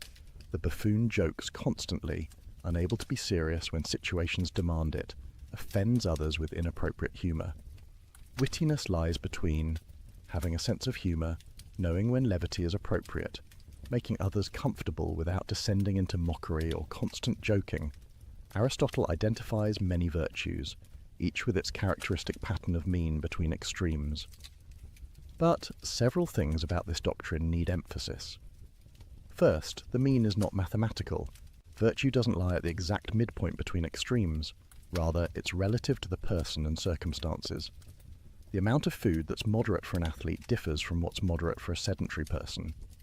The degree of fear that's appropriate facing a mugger differs from what's appropriate facing a bear. Context matters. Second, finding the mean requires judgment. There's no formula you can simply apply. You must understand the situation, consider what's at stake, recognize relevant factors, then determine what response hits the mean. This judgment, practical wisdom or phronesis, we'll explore more deeply. For now, note that virtue requires intelligence, not just good intentions. Third, not every action or emotion has a virtuous mean. Some things are inherently wrong regardless of amount.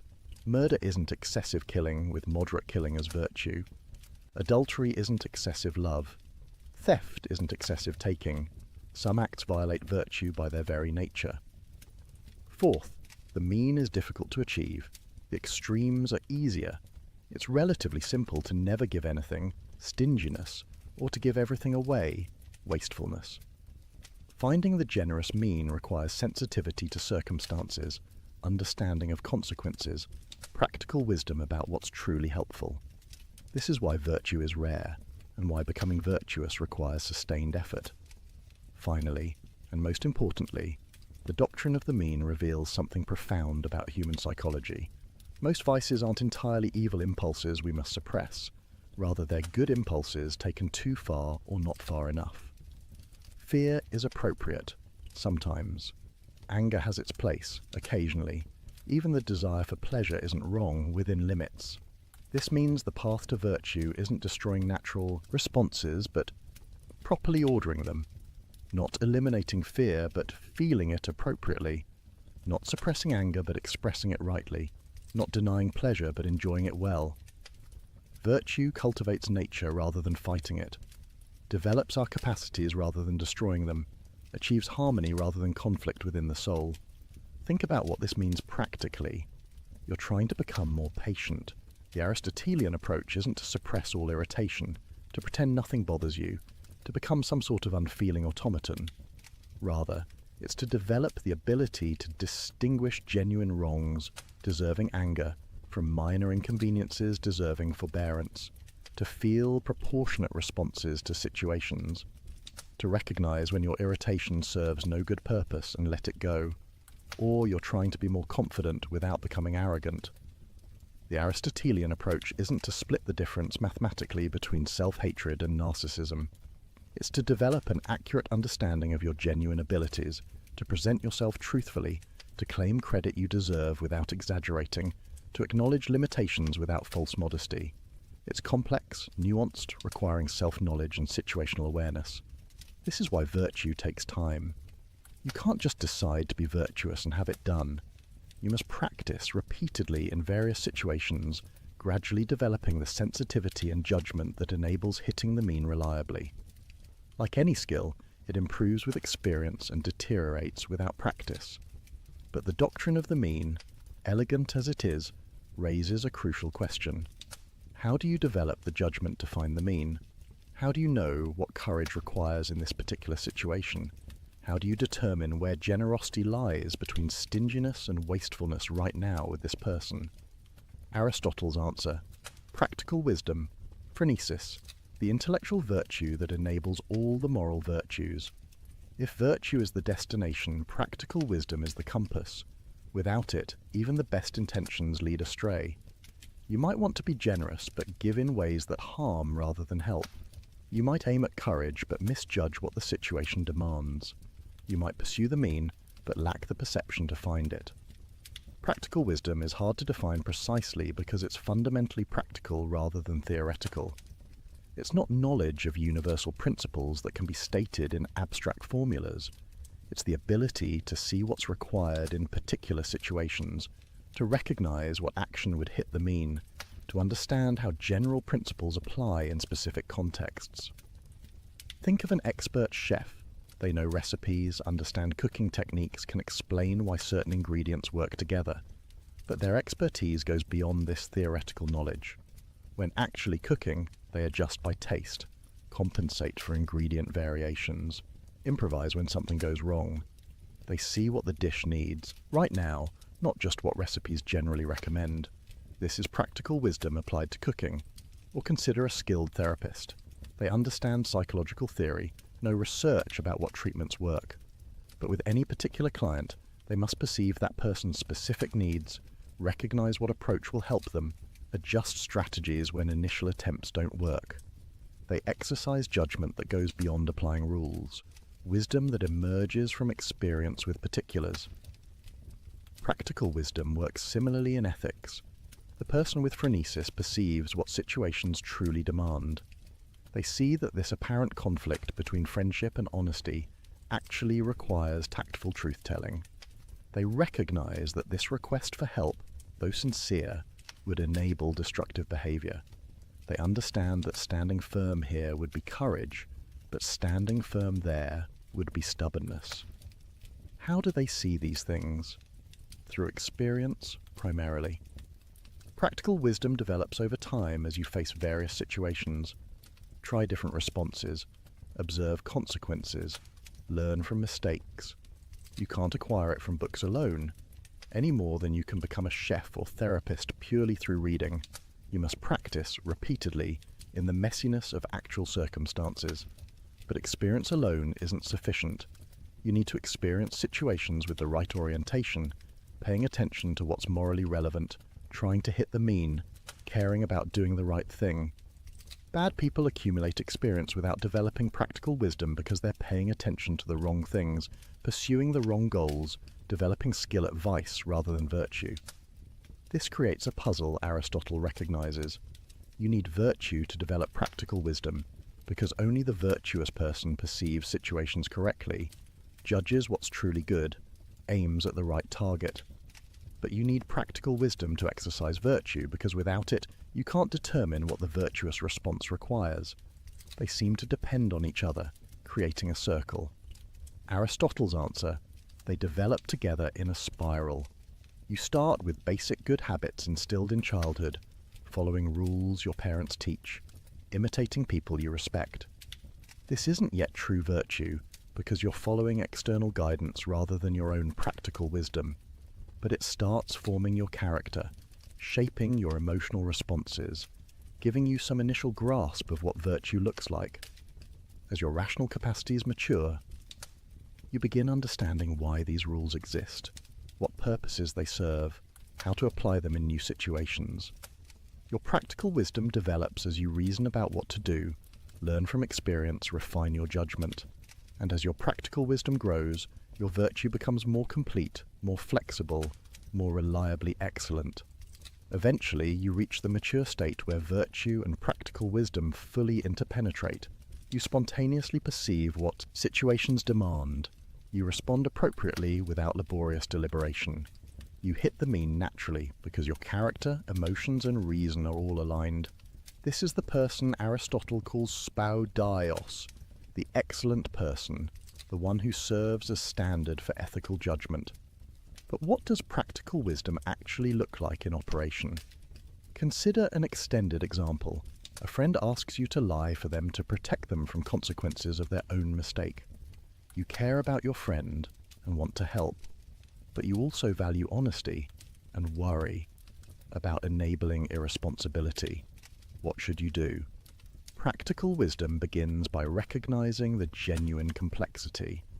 This isn't simply a conflict between friendship and honesty as abstract principles. It's a situation involving this particular friend, this particular mistake, these particular consequences, this particular relationship history, this particular request. The person with phronesis asks, what kind of help would truly benefit my friend?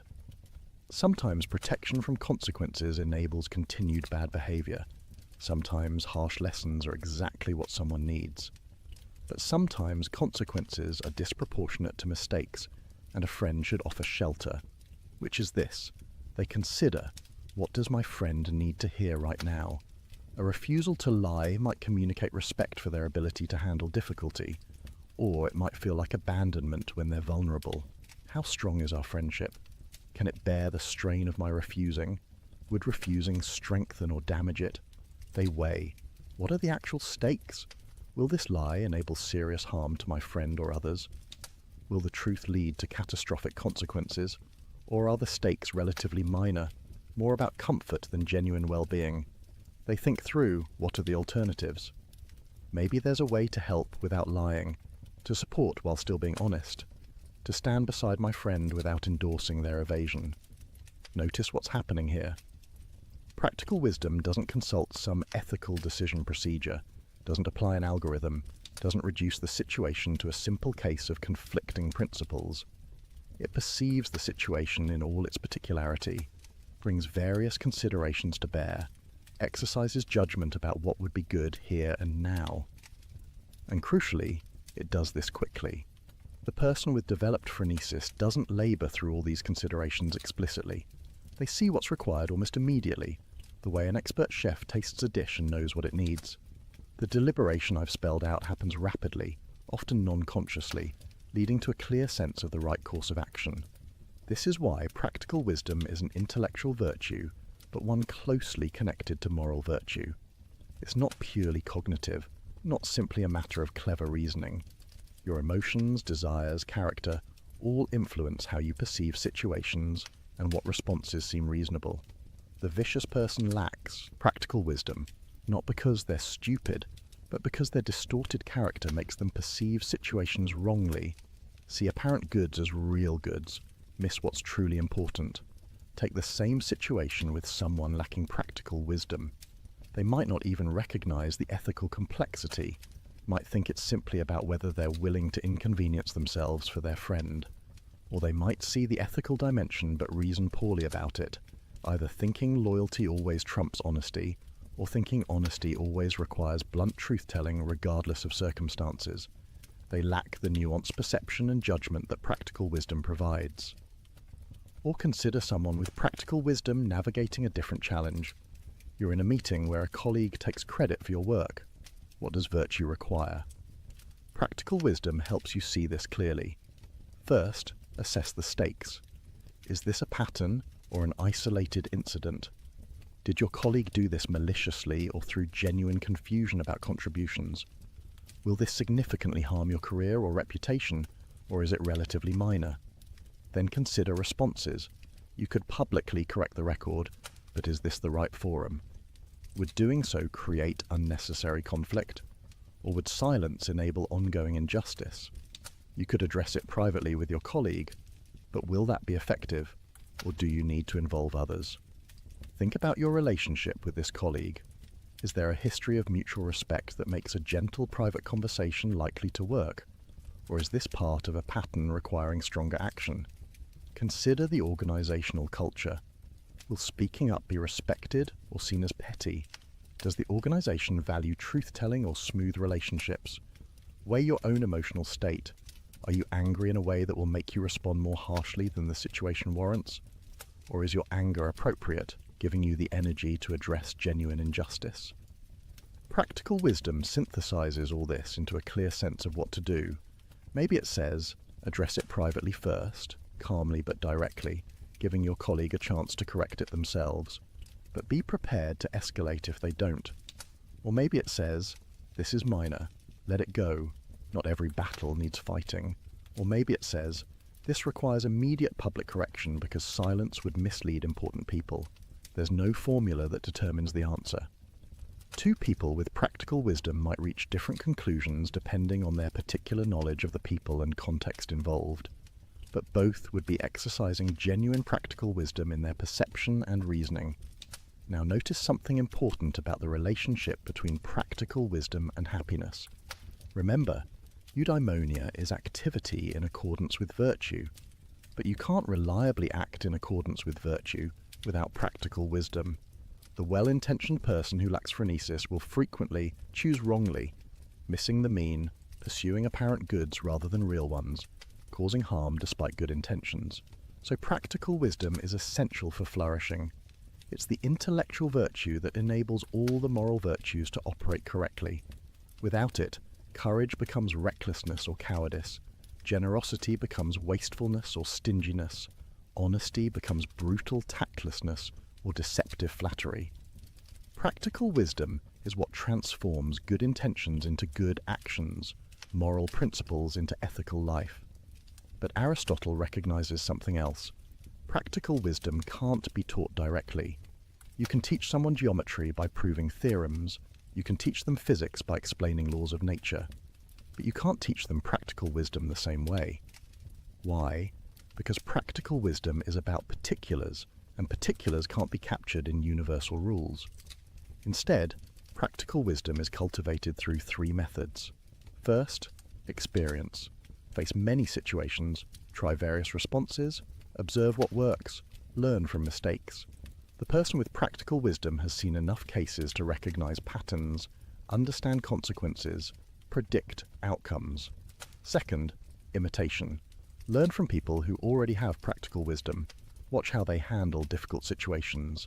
Ask them for advice. Model your responses on theirs until you develop your own judgment. Just as apprentices learn crafts from masters, moral learners develop phronesis by observing and imitating the spoudios. Third, habituation in virtue. Practical wisdom and moral virtue develop together. As you practice acting virtuously, you gradually see situations more clearly, judge more reliably, understand what virtue requires. Your character formation enhances your perception and reasoning. This long development explains why Aristotle thinks young people can't have practical wisdom. Not because they're stupid, but because they lack experience. They haven't faced enough situations, haven't learned from enough mistakes, haven't had time to develop the perceptual sensitivity that phronesis requires. This is also why the young can be skilled at mathematics or chess, but not at ethical reasoning. The former depend on abilities they already possess. The latter requires experience they haven't yet accumulated. The implication is humbling. You can't shortcut the development of practical wisdom. You can't read a book on ethics and suddenly possess phronesis. You must live, act, experience, reflect, learn, grow. It takes years, decades, a lifetime. The development of practical wisdom is the work of a complete life. But here's the hopeful part. The development is possible. You can become someone with practical wisdom through sustained effort over time. And as you develop it, making good choices becomes easier, more natural, more reliable. Eventually you become the person others turn to for ethical advice, the one who sees clearly when others are confused, who knows what to do when situations are complex. This is moral expertise, and like any expertise, it transforms how you experience the world. The expert musician hears nuances in performances others miss. The expert chef tastes subtleties others overlook. The person with practical wisdom perceives ethical dimensions of situations others don't notice, sees possibilities for action others don't recognize, understands consequences others don't anticipate. And this expertise serves eudaimonia directly. It enables you to act excellently, to exercise virtue reliably, to navigate life's complexities without constantly stumbling.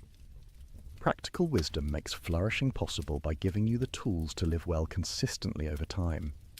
But how does this development happen? How do we actually become virtuous?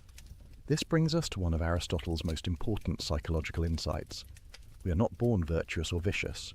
Human infants are born with capacities for virtue, with the raw material, but not with virtue itself. A child can become courageous or cowardly, generous or stingy, just or unjust. Which they become depends on their formation. This formation happens through habituation, through repeated practice, through the gradual shaping of character. We become just by doing just acts, temperate by doing temperate acts, courageous by doing courageous acts. The famous analogy, we learn to play the harp by playing it, we become builders by building, we become good by doing good. But this raises an obvious question, one that puzzled commentators for centuries. If we become virtuous by acting virtuously, how do we perform the first virtuous acts before we're virtuous? It seems impossible, like saying you learn to swim by swimming, But how can you swim before you know how to swim? Aristotle's answer involves distinguishing stages of moral development. In childhood, we act virtuously through external guidance. Parents and teachers tell us what to do. We obey rules we don't yet fully understand. We imitate people we respect. We follow social conventions. At this stage, we're doing virtuous acts without having virtue as a settled disposition. This childhood formation is crucial. Through it, we develop the right emotional responses. We learn to take pleasure in noble actions and pain in shameful ones. Our desires begin aligning with what's genuinely good. We build the foundation on which virtue will eventually stand. As we mature and our rational capacities develop, we begin understanding why these rules exist, what purposes they serve. We internalize the principles rather than just following external commands. We start choosing virtuous acts for their own sake, because we recognize them as good, not merely because authority figures say so. Eventually, for those who successfully develop, virtue becomes a settled hexis, a stable disposition. Now we spontaneously perceive what situations require. We feel appropriate emotions and perform appropriate actions without constant deliberation. The struggle diminishes. Virtuous action flows naturally from who we've become. This is true virtue, choosing virtuous acts for their own sake, from a stable character with the right emotions and motivations. It's qualitatively different from simply performing the same external behaviors out of fear of punishment or hope for reward. But the transition between stages isn't always smooth. Many people get stuck in intermediate states, understanding intellectually what they should do, but finding themselves unable to do it consistently. Aristotle has a name for this frustrating condition, acrasia, usually translated as weakness of will or incontinence. The person with acrasia knows what's right.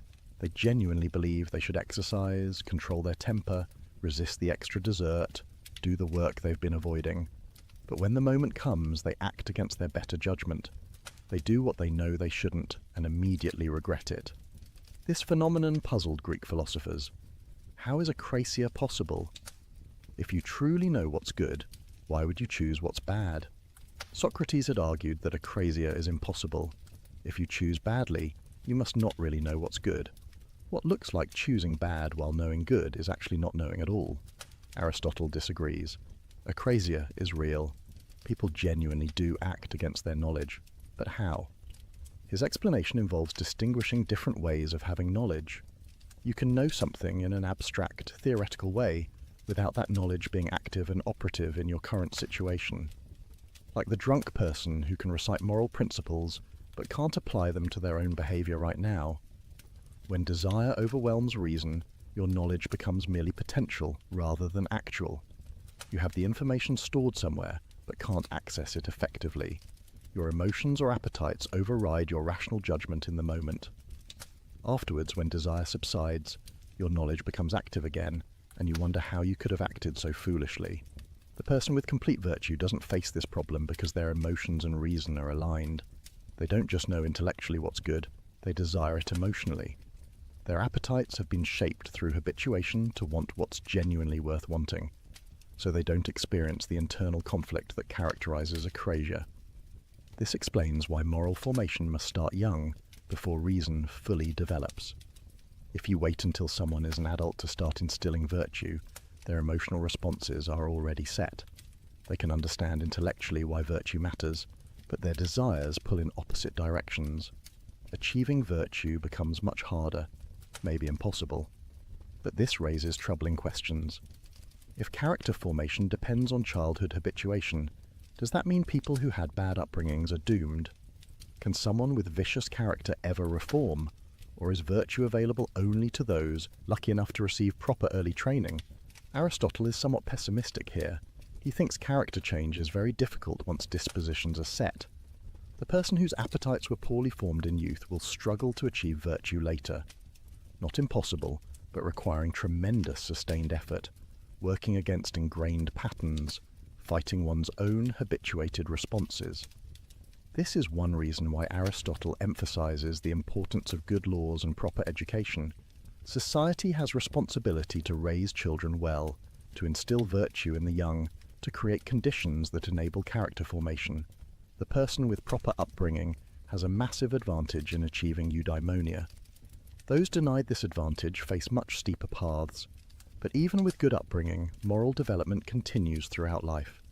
You don't achieve complete virtue at age 20 and then simply maintain it. Rather, virtue deepens and matures through continued experience and reflection.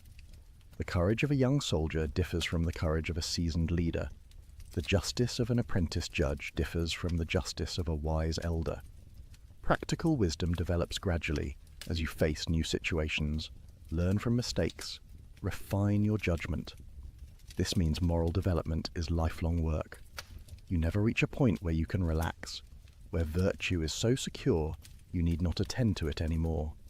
Until your complete life ends, the project of becoming excellent continues. But here's the encouraging part. Progress is genuinely possible at any stage, even if you start with disadvantages, even if your character formation was poor, even if you've made countless mistakes, you can still move toward virtue. Maybe you won't achieve the complete virtue of someone with every advantage, but you can become better than you were, more virtuous than you are, closer to excellence than you started. The path requires honesty about your current state, clear vision of where you want to go, sustained effort in practicing virtue, patience with setbacks, and perhaps most importantly, surrounding yourself with virtuous people who model excellence and support your development. Because you can't become virtuous alone. We are social creatures, shaped by our communities, influenced by those around us. The company we keep forms our character as surely as our own choices do. This brings us to one of the most beautiful aspects of Aristotle's ethics, his account of friendship. No one, Aristotle says, would choose to live without friends, even if he had all other goods. Not wealth, not honor, not pleasure, not even virtue itself could make a life good without friendship. Friendship is not optional for eudaimonia, but essential. Not an extra pleasure, but a necessary component of human flourishing. The Greek word philia, translated as friendship, has broader scope than our English word. It includes family affection, romantic love, civic bonds, collegial relationships, and what we'd call friendship in the narrow sense.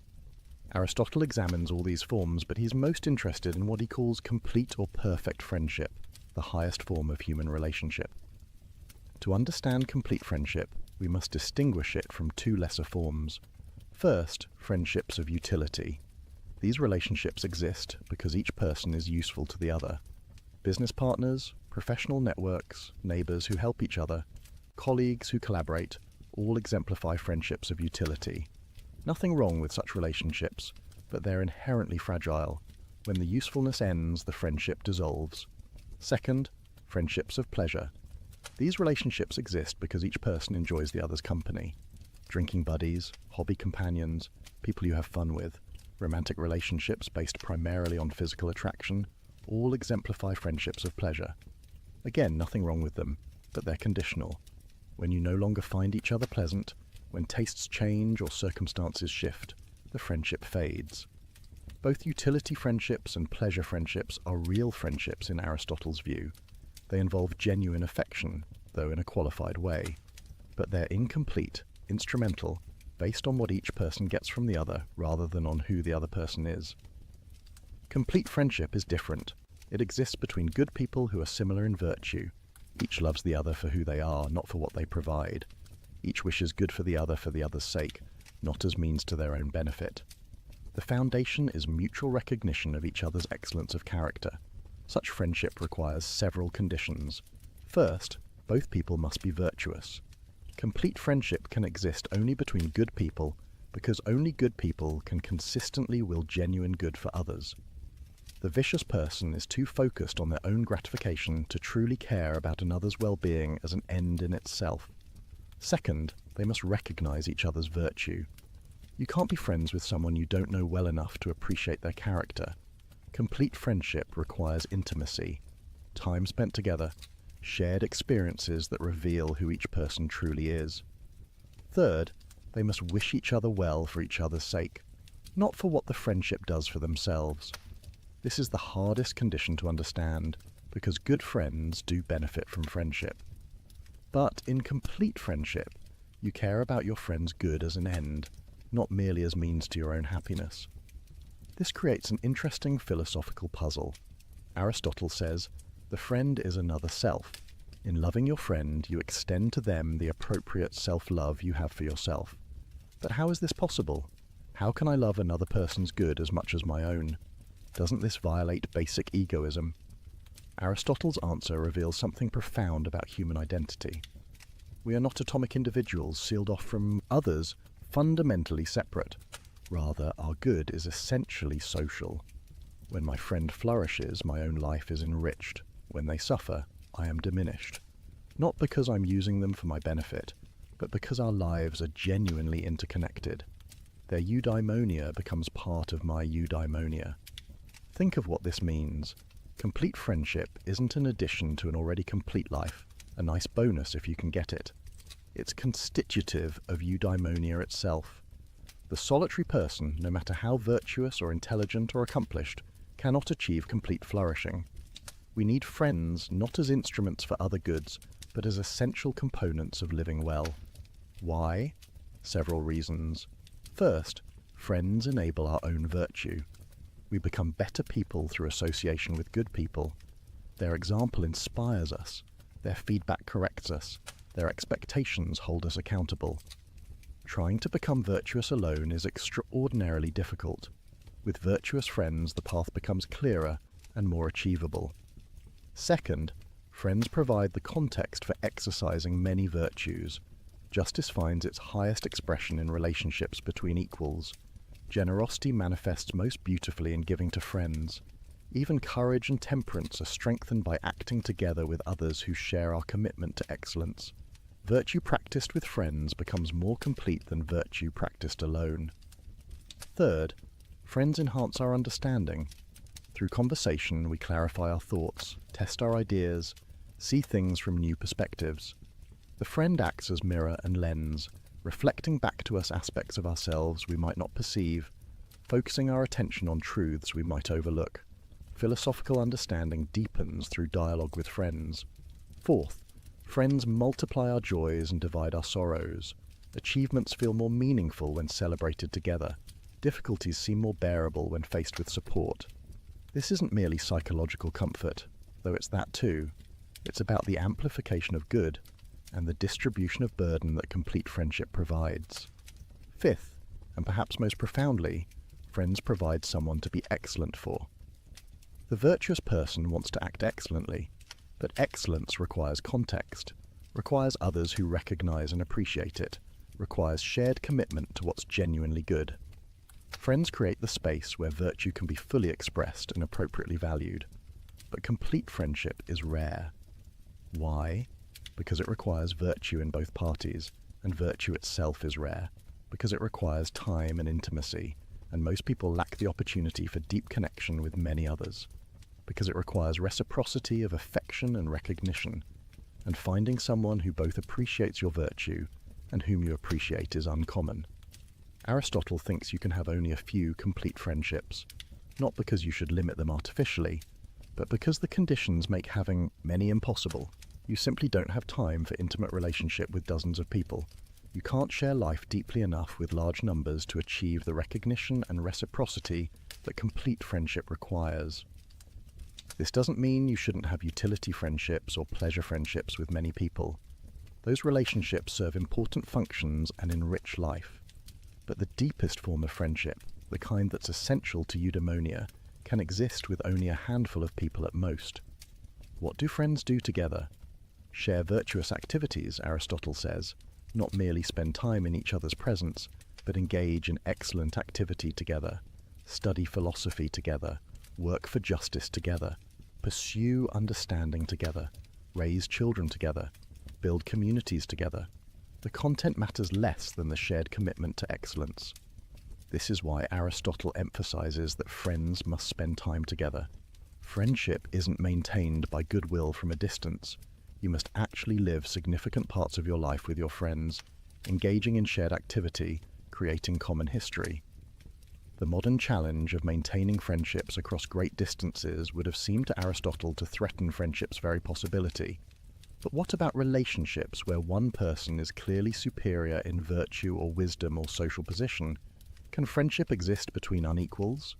Aristotle's answer is nuanced. Complete friendship requires equality in the relevant sense. Both people must be virtuous and recognize each other as such.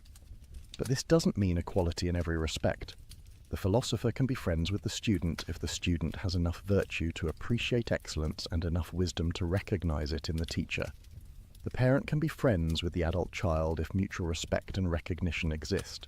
The ruler can be friends with the citizen if both are committed to justice and the common good.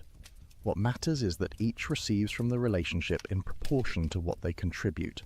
Not mathematical equality, but proportionate equality. The student receives more wisdom, the teacher receives more honor, the child receives more care, the parent receives more gratitude, the citizen receives more protection, the ruler receives more support. As long as these proportionate exchanges occur with appropriate reciprocity, friendship can exist even between unequals. This understanding of friendship connects to Aristotle's politics, a topic we'll explore more fully. For now, note that he thinks political communities require something like friendship to function well. Not that all citizens must be close personal friends, but that civic bonds share something with friendship structure: mutual goodwill, shared commitment to common good, recognition of each other as valuable members of the community.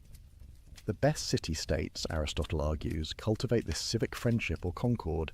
Citizens care about each other's well-being, not just instrumentally, but as ends in themselves. They deliberate together about the common good rather than competing for purely private interests. They create conditions where everyone can flourish rather than some thriving at others' expense. This is one reason why excessive inequality threatens political health.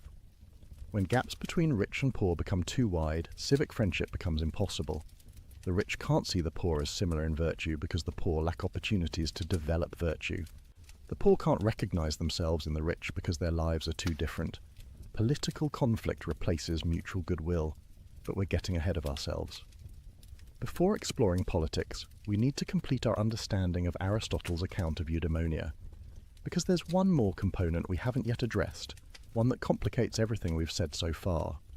Remember, Aristotle defined eudaimonia as activity of soul in accordance with virtue over a complete life. We've explored virtue extensively, examined practical wisdom, investigated moral development. But there's an intellectual component to eudaimonia we've barely mentioned: the life of contemplation. In Book 10 of the Nicomachean Ethics, Aristotle makes a surprising claim. The happiest life, he says, is the contemplative life, the life devoted to philosophy and understanding for their own sake, not the life of moral virtue, not the life of political engagement, but the life of theoria, of intellectual contemplation of truth. This seems to contradict everything that came before. After spending 9 books discussing moral virtue, practical wisdom, action in the world, suddenly Aristotle elevates a life of pure thought above everything else. What's going on? The contemplative life deserves its place as highest eudaimonia, Aristotle argues, because it exercises the highest part of human nature, the intellect. While moral virtue involves our emotions, our relationships with others, our bodily nature, contemplation is purely intellectual. It engages reason at its purest, understanding reality for the sake of understanding itself. Think about what happens in contemplation. You study mathematics, working through proofs, understanding necessary relationships. You investigate the structure of reality, examining the causes that explain why things are as they are. You explore philosophical questions about knowledge, being, goodness. In all of this, you're exercising theoretical wisdom, Sophia, the intellectual virtue that grasps fundamental truths. What makes this activity so excellent? Several factors. First, it's the most self-sufficient activity. Moral virtue requires other people. Politics requires a community. Even practical wisdom needs situations to navigate. But contemplation can be pursued alone. Give a philosopher books and time to think, and they can engage in the highest activity human beings are capable of. Second, it's the most continuous activity.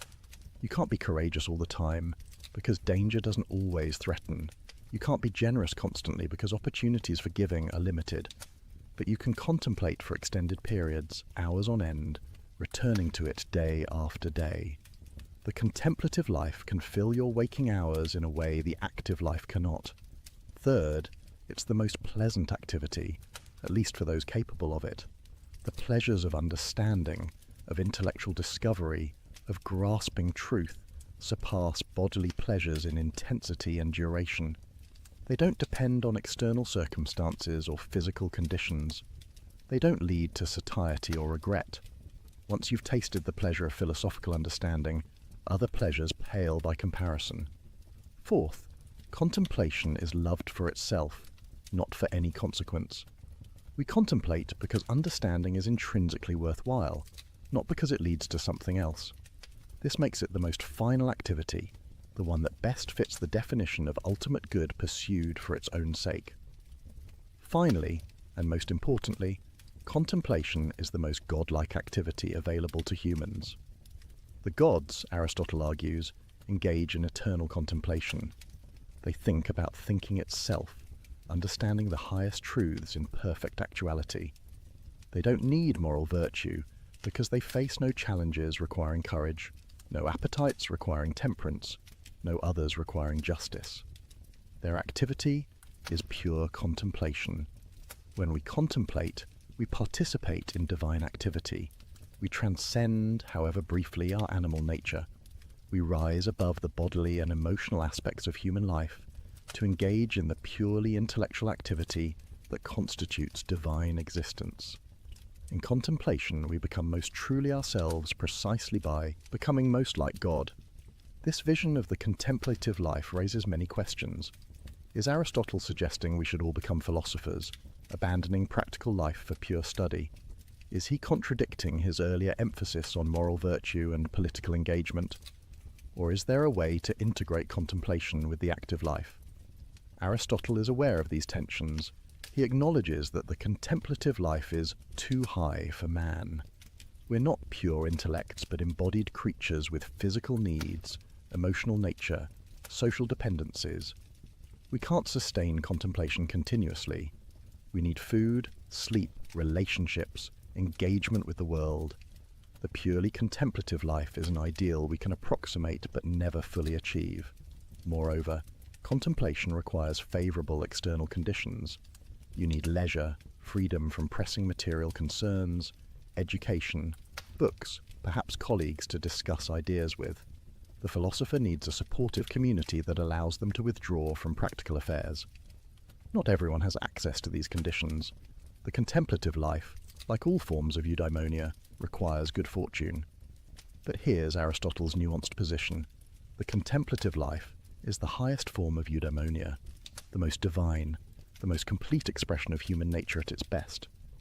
But the life of moral and political virtue constitutes a secondary form of eudaimonia, genuinely excellent, though less perfect than contemplation. Most people will pursue this secondary happiness, engaging in virtuous action in the world, forming friendships, participating in political community, exercising practical wisdom in navigating life's challenges. This is genuinely good, genuinely fulfilling, genuinely a form of flourishing. It's just not the absolute peak of what human beings are capable of. The best life, then, might combine both. Virtuous action providing the foundation and context, contemplation providing moments of highest activity. You engage in politics or profession or family life, exercising moral virtues, developing practical wisdom, forming friendships. But you also make time for study, for understanding, for the intellectual activity that lifts you beyond immediate concerns into timeless truth. This mixed life fits most people better than either pure contemplation or pure action. And it makes sense of the relationship between moral and intellectual virtue. Moral virtue creates the stable character and organized life that makes sustained contemplation possible.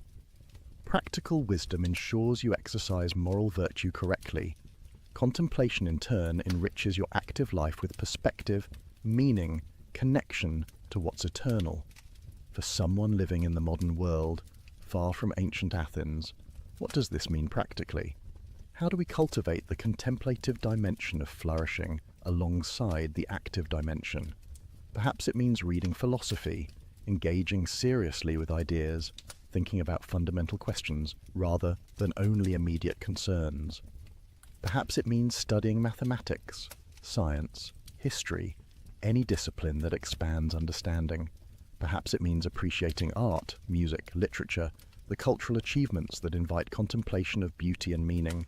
Perhaps it simply means making space in your life for thinking, for wondering, for pursuing understanding because understanding matters, not because it serves some practical purpose, resisting the constant pressure toward productivity and utility, valuing knowledge for its own sake rather than only for what it enables you to do. The contemplative life in this sense isn't restricted to professional philosophers. Anyone can pursue understanding. Anyone can exercise theoretical reason. Anyone can participate in the intellectual activity that Aristotle sees as highest human activity. The question is whether we make room for it, whether we value it enough to dedicate time and attention to it. And there's something deeply consoling about Aristotle's elevation of the contemplative life. It suggests that human flourishing isn't reducible to success in career, relationships, pleasures, achievements. Even if all those go well, life lacks something essential without the intellectual dimension, without engagement with truth for its own sake, without the activity of understanding.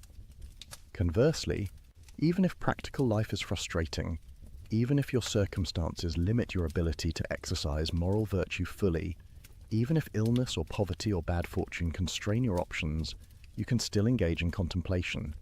You can still think, learn, understand. This highest form of human activity remains available even when others are foreclosed. But contemplation alone isn't enough. We're embodied social creatures, not disembodied minds. We need the full life, moral virtue, giving character, practical wisdom guiding action, friends providing relationship, community creating context, and woven through it all, moments of contemplation lifting us beyond immediate concerns into timeless truth. This complete vision of eudaimonia brings us finally to politics. Because the good life for individuals can't be separated from the good life of communities.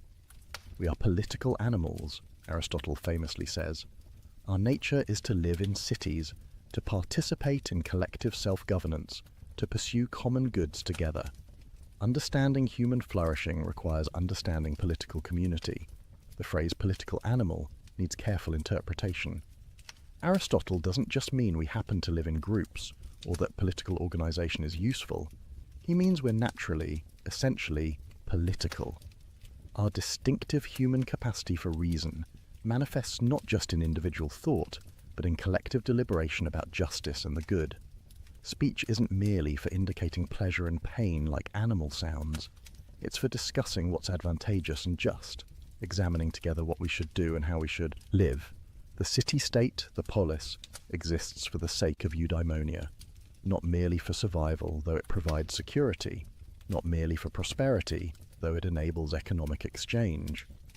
The political community's ultimate purpose is to create conditions where citizens can flourish, where human beings can achieve their proper excellence. This means politics isn't a separate sphere from ethics. The question, how should I live, and the question, how should we organize our community, are intimately connected.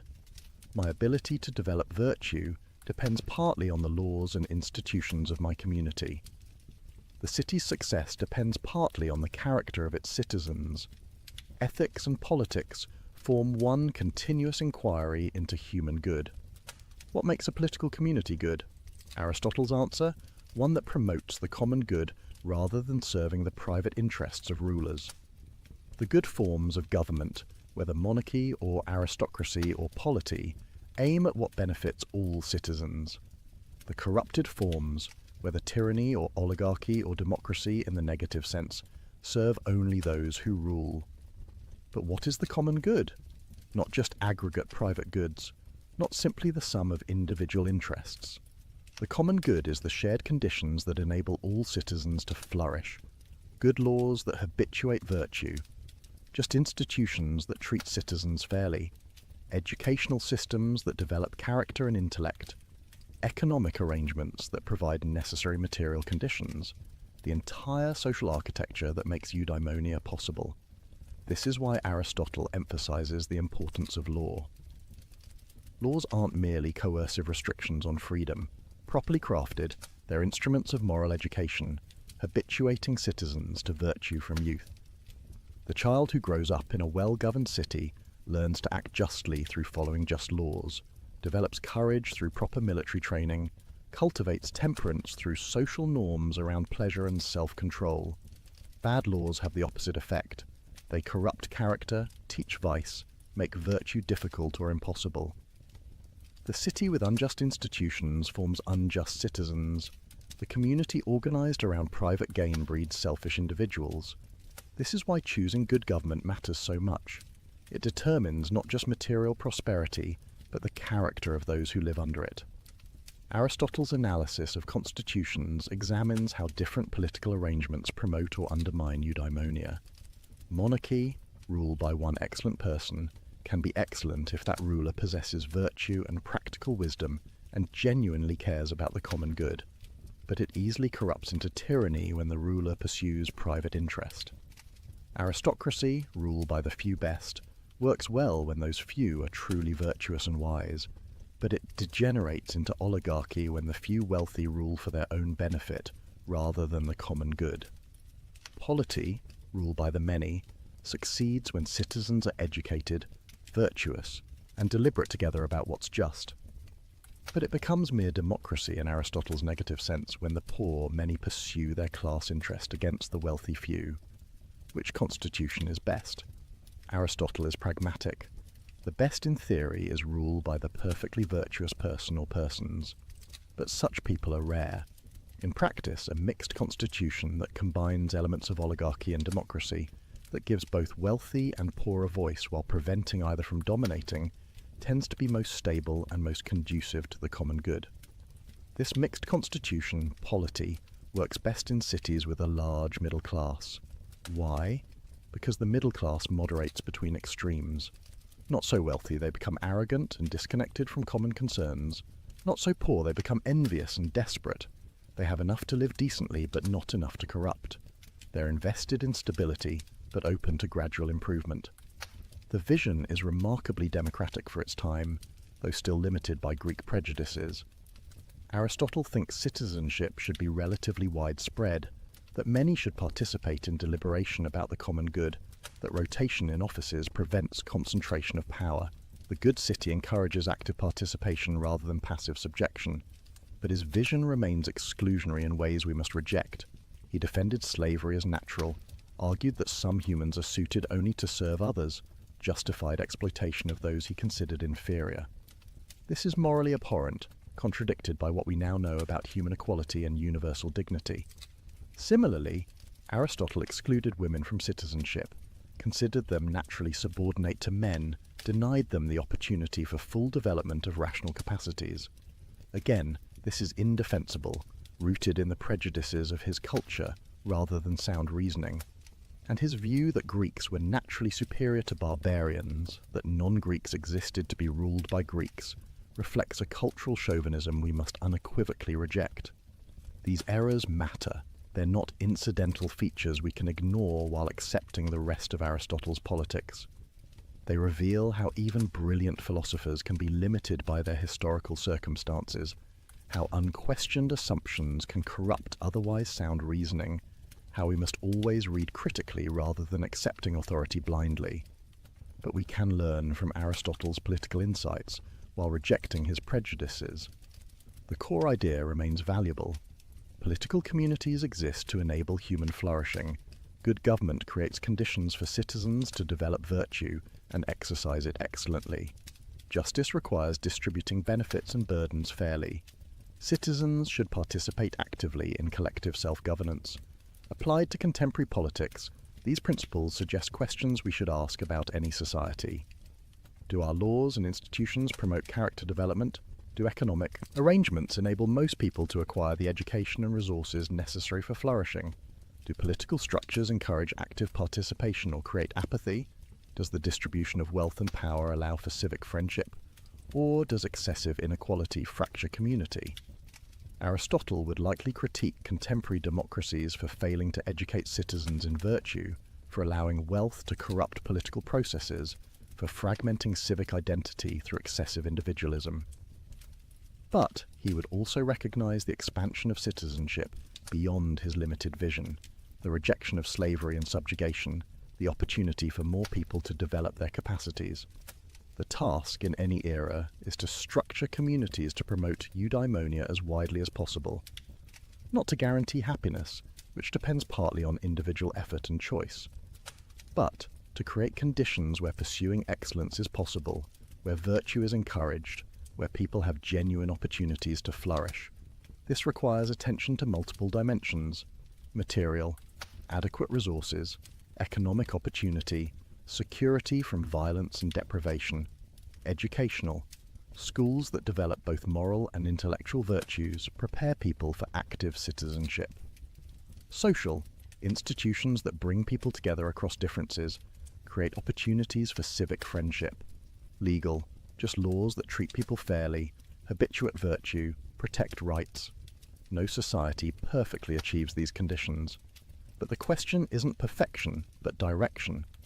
Are we moving toward or away from arrangements that enable widespread flourishing? Are our policies conducive to virtue development or corrosive of character? Do our institutions promote common good or serve only narrow interests? These questions remain as urgent today as in Aristotle's Athens, perhaps more so, given our greater power, our global interconnection, our capacity for both tremendous good and tremendous harm. The ancient philosophers' insistence that politics matters morally, that political arrangements shape character, that communities bear responsibility for creating conditions that enable flourishing, speaks directly to our contemporary challenges. But politics and ethics together don't exhaust Aristotle's philosophy. He developed comprehensive accounts of knowledge, logic, metaphysics, biology. The intellectual virtues he discusses aren't limited to practical wisdom. Understanding his full vision of human excellence requires examining the life of mind in multiple dimensions. Aristotle distinguishes 5 intellectual virtues, 5 excellences of thinking that human beings can develop. We've explored practical wisdom extensively, but there are 4 others, each with its characteristic domain and method. Scientific knowledge, episteme, grasps universal necessary truths through demonstration. It's the knowledge you have when you understand not just that something is so, but why it must be so. Mathematical. Proofs exemplify episteme. You don't just see that the theorem is true, you understand why it couldn't be otherwise, following logical necessity from axioms to conclusion. Intuitive reason, nous, grasps first principles directly. These are the starting points for reasoning, the axioms and assumptions that demonstrations build on. They can't themselves be proven, because all proof depends on them. But they're not arbitrary. No perceives them as self-evident truths, foundations that require no further justification because nothing could be more certain. Together, episteme and nous constitute theoretical wisdom, Sophia. The person with Sophia both grasps first principles through intuitive reason and understands what follows from them through scientific knowledge. They have systematic understanding of reality's fundamental structure. This is the highest intellectual virtue, the one exercised in contemplation, the peak of human cognitive achievement. Practical wisdom, phronesis, we've already examined. Its excellence in deliberating about what conduces to living well, about how to act in particular situations to achieve good ends. Unlike theoretical wisdom, which grasps unchanging truths, practical wisdom deals with contingent matters, things that could be otherwise, situations requiring judgment and choice. Craft knowledge, techne, is excellence in making or producing things. The carpenter has techne regarding construction, the chef regarding cooking, the physician regarding healing. Like practical wisdom, techne deals with variable matters, things that depend on human choice and skill. But unlike practical wisdom, which aims at action itself, techne aims at producing some external product. These 5 intellectual virtues correspond to different ways reason engages with reality. Theoretical wisdom grasps what's necessarily so. Practical wisdom discerns what should be done. Craft knowledge produces what's useful or beautiful. Each is valuable. Each develops different capacities. Each contributes to complete human excellence. But they're not equally valuable. Aristotle ranks them, considering theoretical wisdom highest because it grasps the most important truths, deals with what's most divine, exercises reason at its purest. Practical wisdom comes next, enabling the excellent action that constitutes moral virtue. Craft knowledge is valuable but lower, concerned with mere production rather than action or understanding. This hierarchy reflects Aristotle's metaphysics, his understanding of reality's structure. At the top is the unmoved mover, pure actuality, thought thinking itself, the divine principle that makes all motion and change possible. Human theoretical wisdom participates in this divine intellection, understanding the unchanging principles that govern reality. Below the divine comes the realm of nature, studied by natural philosophy and biology. Here Aristotle spent enormous energy observing animals, categorizing species, investigating life's principles. The natural world has its own structures and purposes, its own wisdom to discover. Further down is the realm of human action, governed by practical wisdom, the sphere of ethics and politics, where we create good lives and communities through choice and habituation. At the bottom is the realm of production, where craft knowledge operates, making useful objects and beautiful artifacts. Each domain requires appropriate intellectual virtue. You can't understand mathematics through practical wisdom or determine ethical action through theoretical wisdom. Each type of knowledge has its proper sphere and method, but all contribute to eudaimonia. The complete life includes all the intellectual virtues operating in their proper domains. Theoretical wisdom in contemplation of truth, practical wisdom in living well, scientific knowledge in systematic understanding, intuitive reason in grasping principles, even craft knowledge in making useful and beautiful things. This comprehensive vision of intellectual excellence reminds us that human flourishing involves the full development of our rational capacities in all directions. Not just moral virtue, not just practical success, not just theoretical understanding, but the complete cultivation of mind in its various operations. For someone reading Aristotle today, this suggests the value of broad education. Learn mathematics to develop scientific reasoning, study philosophy to cultivate theoretical wisdom, engage in ethics to develop practical wisdom, master some craft to develop productive skill, exercise intuitive reason by examining foundational assumptions. Each form of learning develops different capacities, trains different aspects of intellect, contributes distinctively to the life of mind. The educated person isn't narrowly specialized but broadly cultivated, able to think well across multiple domains. But intellectual virtues alone don't constitute eudaimonia. We must return to the complete picture Aristotle paints, integrating all the elements we've explored into a coherent vision of human flourishing. The Aristotelian good life combines multiple components, all necessary, working together. It requires moral virtue, the settled dispositions that enable excellent action. It requires practical wisdom, the judgment that applies virtue appropriately in particular situations. It requires adequate external goods, the material conditions that make sustained excellent activity possible. It requires friendship, the relationships that give life meaning and provide context for virtue. It requires political community, the social structures that enable and support flourishing. And it includes intellectual virtue, especially the contemplative activity that exercises our highest capacities. This is a demanding vision. Flourishing isn't easy, isn't guaranteed, isn't achieved through following simple formulas. It requires sustained effort over a complete life, favorable circumstances, good fortune, proper formation from youth, supportive community, intellectual development, and moral cultivation. But it's also an encouraging vision, because it suggests human beings are capable of genuine excellence, that we can develop noble character, that life can be deeply meaningful when lived well. The possibility of eudaimonia, however difficult to achieve, remains genuinely open to us. What would an Aristotelian life look like in practice? Let's sketch a day in such a life, recognizing that details vary with circumstances, that there's no single correct way to live excellently, but that certain patterns characterize flourishing. You wake with a sense of purpose, not dread. Your life has direction, aims at something genuinely worthwhile, allows you to exercise capacities you've developed through sustained effort. You've habituated yourself to rising at a reasonable hour, neither sleeping excessively nor depriving yourself of necessary rest. Morning offers time for contemplation. Perhaps you read philosophy, engaging seriously with ideas. Perhaps you study something that exercises theoretical reason, mathematics, history, science. Perhaps you simply think, reflecting on fundamental questions, exercising mind for its own sake. This isn't preparation for something else but valuable activity itself. Work occupies much of your day.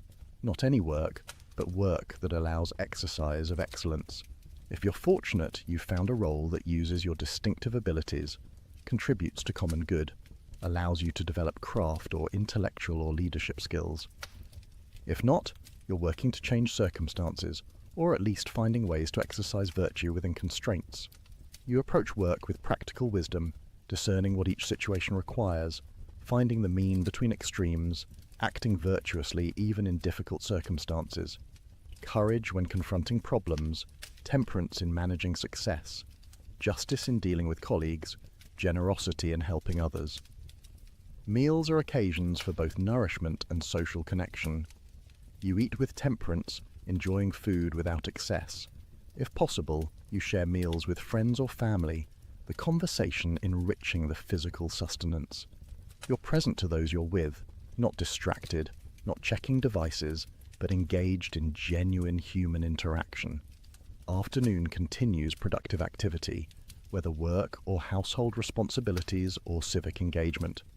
You're contributing something, exercising capacities, participating in common life rather than merely consuming or withdrawing. Evening brings relaxation, but not mere passivity. Perhaps physical exercise, maintaining health through appropriate activity, perhaps cultural engagement, attending to art or music or literature, perhaps social time with friends, the complete friendship based on mutual virtue that Aristotle values so highly.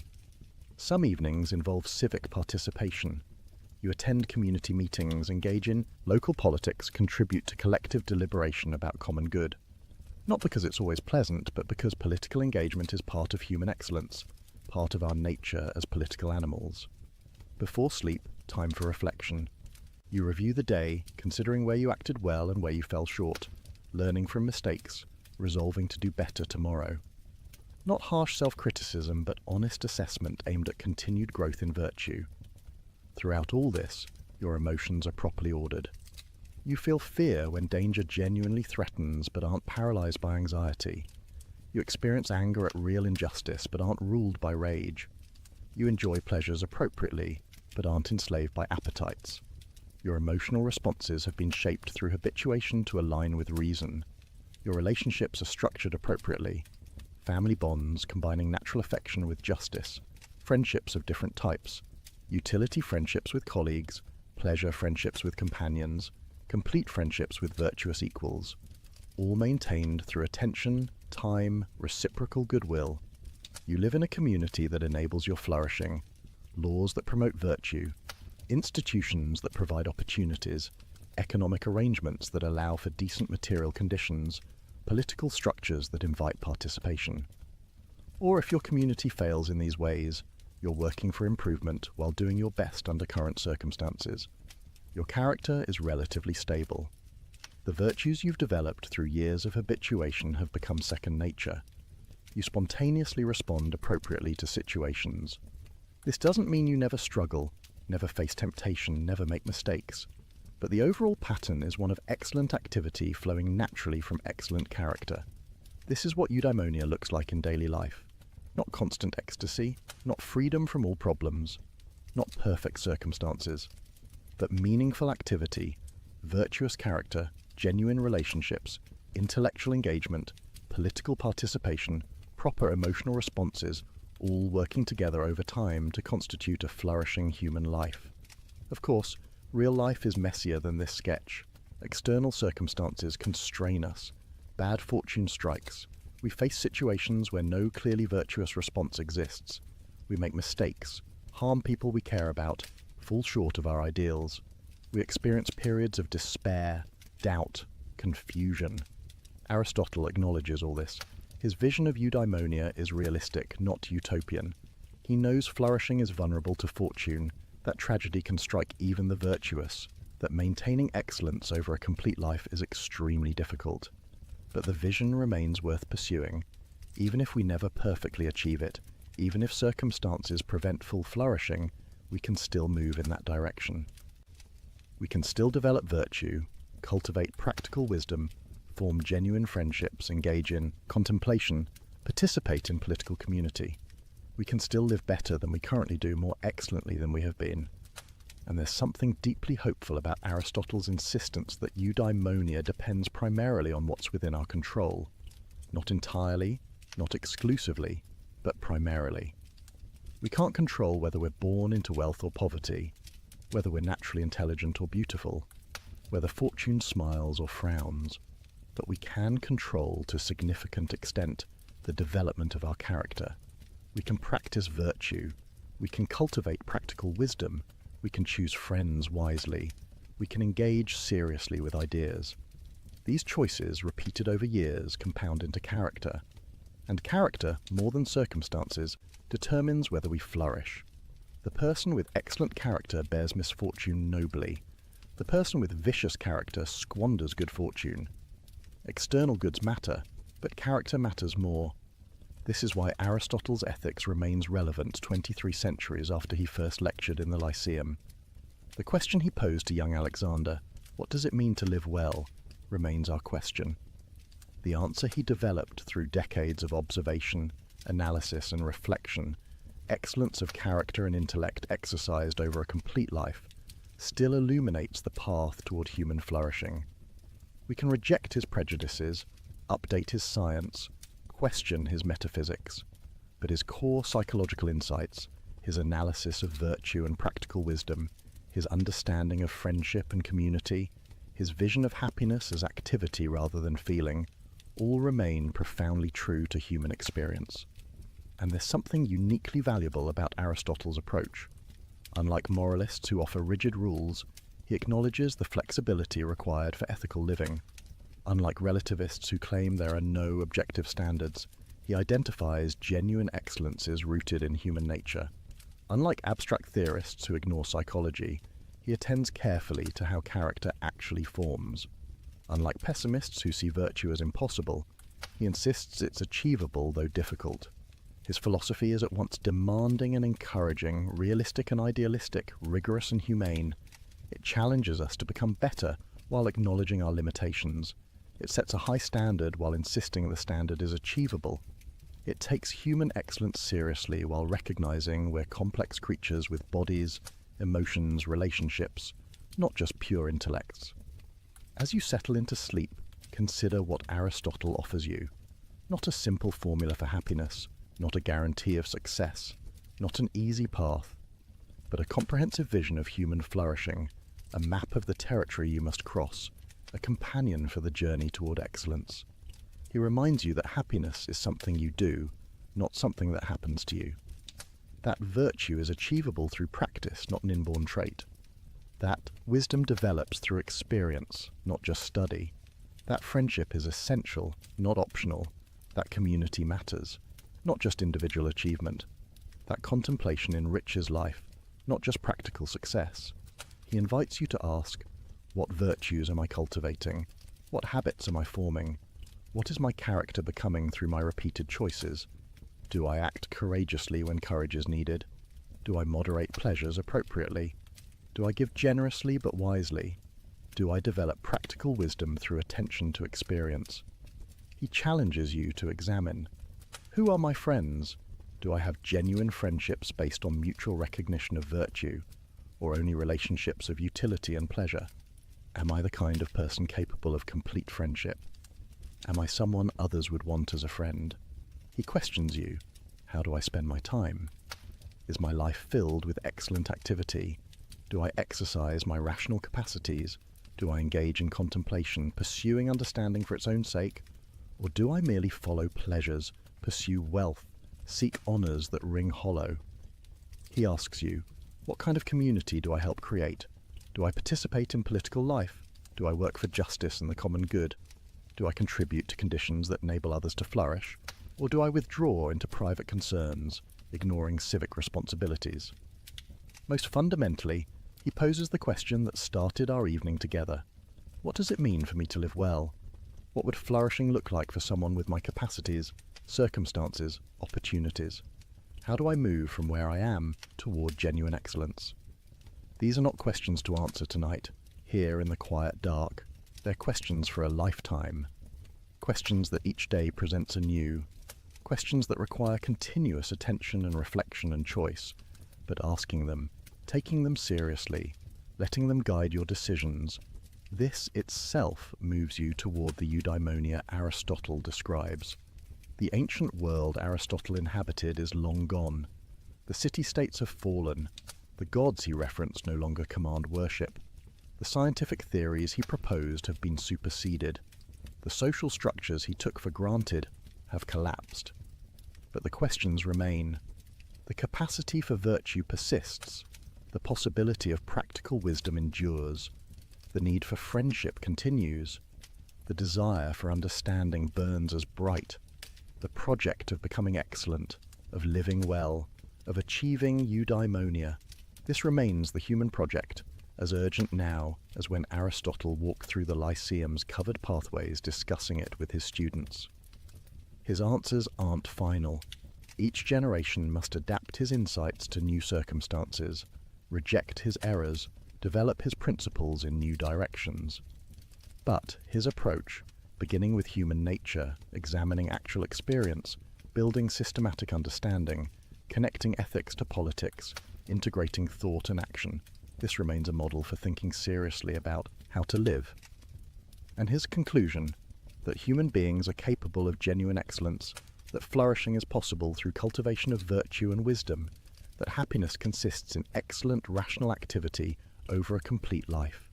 This remains a vision worth pursuing, worth striving toward, worth letting guide our choices even when fully achieving it proves impossible.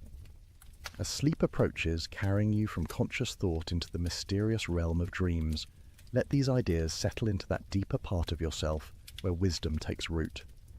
The questions Aristotle posed, the virtues he described, the vision of flourishing he articulated, these aren't merely theoretical constructs, but invitations to transformation.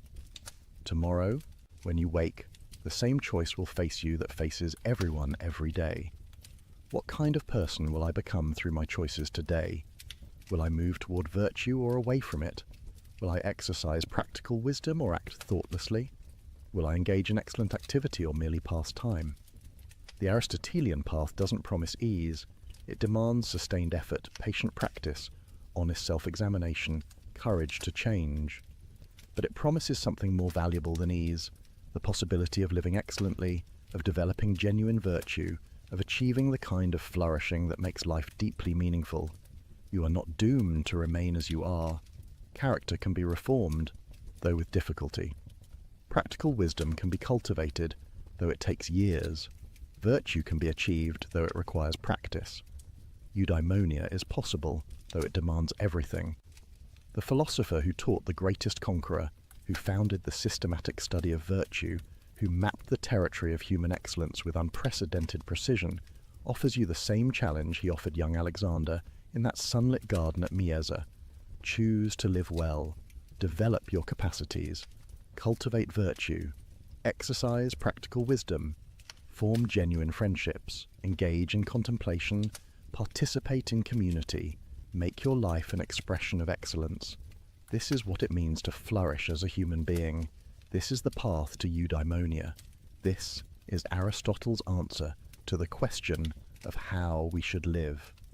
And now, as the gentle rhythm of philosophy gives way to the gentle rhythm of sleep, as conscious thought dissolves into dreams, as the day's activities transform into night's rest, remember that even in sleep you participate in the natural rhythms Aristotle studied, the patterns that govern all embodied existence.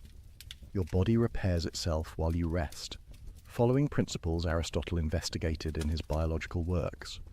Your mind processes experience, consolidating memories, preparing for tomorrow's choices. Your character continues its slow formation, shaped by today's decisions, ready to face tomorrow's opportunities for virtue or vice. Sleep well, knowing that the project of becoming excellent continues even in rest, that the possibility of eudaimonia awaits tomorrow, that Aristotle's wisdom remains available whenever you need it, that the question of how to live well is always worth asking. If you found value in this exploration of ancient wisdom, if Aristotle's vision of human flourishing speaks to your own yearning for a meaningful life, please consider subscribing and liking to support this channel. Your presence here helps these ideas reach others who seek to live excellently. Thank you for spending this time exploring the philosophy that has guided humanity's noblest aspirations for 23 centuries. Sweet dreams, fellow traveller on the path toward virtue. May you wake tomorrow ready to continue the endless, worthwhile work of becoming who you're capable of being. The journey toward eudaimonia continues with your next choice, your next action, your next opportunity to exercise excellent rational activity. Aristotle believed we are made for flourishing. Tonight, as you rest, trust that this is true, and tomorrow, through your choices, prove it. Welcome back, dear friends. Before we begin, let me know where in the world you are watching, and please don't forget to subscribe and like to support the channel. Close your eyes for a moment. In this precise instant, who are you? Not the name your parents gave you, not the job title on your business card, not the accumulation of your past or the projection of your future, but right now, this very second, what is the consciousness experiencing these words? Where does it reside? How did it come to be? And perhaps most mysteriously of all, will it be the same consciousness when you wake tomorrow morning? This question, deceptively simple yet infinitely complex, haunted one man so deeply that his answer would reshape the foundations of civilization itself. His name was John Locke, and tonight, as you settle into the quietness of approaching sleep, we will walk together through the cathedral of thought he constructed, stone by philosophical stone, until we discover something extraordinary. We will find that the questions he asked about consciousness, about identity, about freedom and knowledge, are not merely academic puzzles gathering dust in forgotten books. They are the very questions that pulse beneath every moment of your waking life, and perhaps, as we shall see, even your sleeping one. Picture England in the year 1632. A world balanced on a knife's edge between the old certainties and a dawning age that would question everything. In a small village called Rington in Somerset, a child enters the world who will grow to challenge not just the political order of kingdoms, but the understanding of what it means to be human. This child, John Locke, would become many things in his lifetime. A physician who studied the workings of the human body, a political revolutionary whose ideas were so dangerous he would be forced to flee his homeland, living under an assumed name in foreign exile, an advisor to the powerful who helped shape the course of governments, and above all, a philosopher who asked questions so fundamental that we are still, more than 3 centuries after his death, attempting to answer them. But here is what makes tonight's journey so remarkable. Locke's great insights did not emerge from pure abstraction or ivory tower speculation.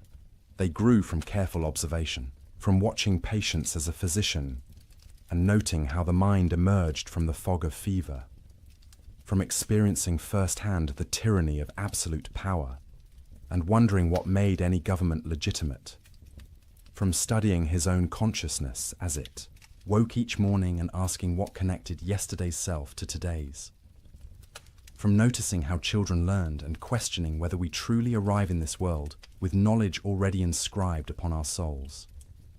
The world into which John Locke was born believed it knew the answers to fundamental questions with absolute certainty. The king ruled by divine right, ordained by God himself, and to question this was to question the very architecture of creation. Knowledge was something innate, planted in the soul before birth, waiting only to be remembered. Your station in life, whether peasant or prince, was determined by providence and immutable law. The structure of reality itself seemed fixed, hierarchical, and ultimately beyond human power to alter. And yet, something was stirring. The year before Locke's birth, Galileo had faced the Inquisition for suggesting the Earth moved around the sun. When Locke was a boy, England descended into a brutal civil war that would see a king beheaded and the entire social order thrown into chaos. His father, a country lawyer, fought in the parliamentary army against royal absolutism. Young John grew up in a house where the divine right of kings was not an unquestionable truth, but a dangerous lie. He witnessed firsthand how certainty could become tyranny, how unquestioned authority could lead to bloodshed in the streets. These experiences planted seeds in fertile soil. As Locke pursued his education at Oxford, studying first philosophy and then medicine, he encountered the emerging scientific method. He befriended the great chemist Robert Boyle, who taught him to trust observation over ancient texts. He studied the human body with Thomas Sydenham, learning to watch patients carefully rather than impose theoretical systems upon them. He absorbed the revolutionary mathematics of Isaac Newton, who would become a close friend, and slowly, a radical idea began to crystallize in his mind. What if everything we had been taught about human nature was fundamentally wrong? What if we did not arrive in this world with our knowledge, our identities, our social roles already determined? What if the mind at birth was not a repository of innate truths, but something else entirely? Something that would make the structure of society, the legitimacy of government, the very nature of the self, far more fluid and far more interesting than anyone had imagined. This idea was not merely philosophically novel, it was politically explosive. Because if Locke was right, if human beings were not born with predetermined natures and divinely ordained stations, then the entire edifice of absolute monarchy, inherited privilege, and rigid social hierarchy rested on nothing more substantial than old habits and brute force. Kings did not rule because God made them superior beings.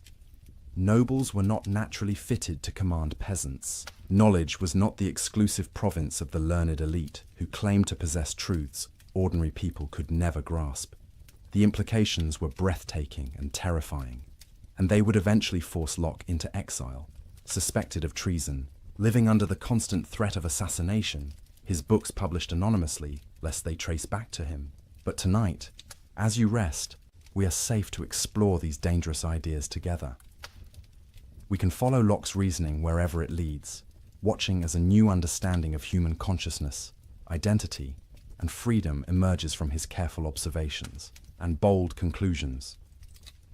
So let us begin where Locke himself began, with a question so fundamental that everything else would flow from its answer. A question about the origin of ideas, the nature of knowledge, and the contents of the human mind. But I must warn you gently. Once you truly understand Locke's answer, once you see what he saw, you may never look at yourself or the world around you quite the same way again. The familiar will become strange, the certain will become questionable, and the self you thought you knew so intimately will reveal itself as something far more mysterious and magnificent than you ever imagined. The question, put simply, is this: when you think a thought, where did that thought come from? In Locke's time, the prevailing answer seemed obvious to learned scholars. Knowledge, they insisted, was innate. The human mind contained certain fundamental truths from birth, placed there either by God or by the essential nature of the rational soul itself. Principles like the law of non-contradiction, the axioms of mathematics, the existence of God, basic moral truths about right and wrong, all of these were supposedly stamped upon the mind before we ever opened our eyes to behold the world. This doctrine of innate ideas had ancient roots.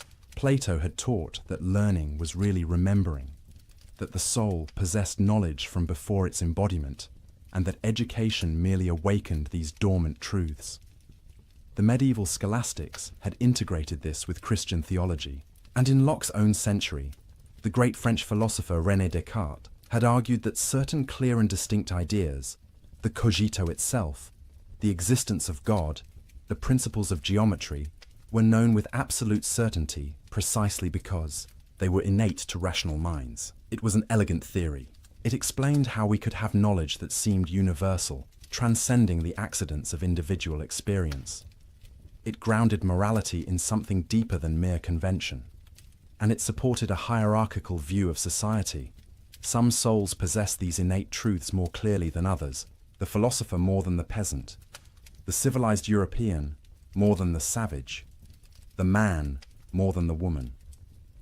But John Locke, watching carefully, observing newborn infants, studying people of different cultures, examining his own consciousness, with merciless honesty, became convinced this elegant theory was entirely wrong.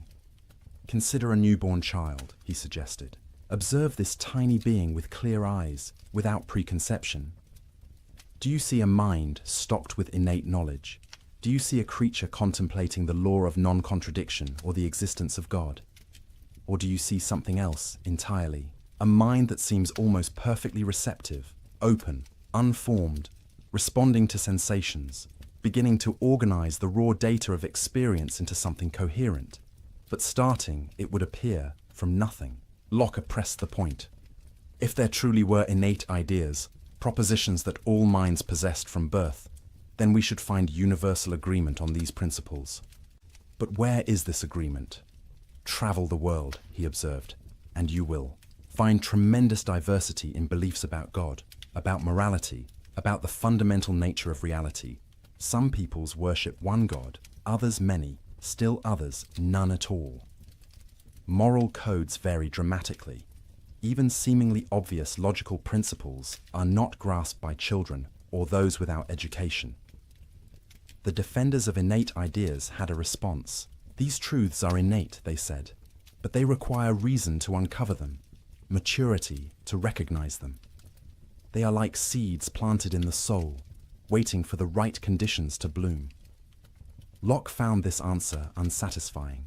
If reason is required to discover these supposedly innate ideas, then how are they different from ideas we learn through experience and reasoning?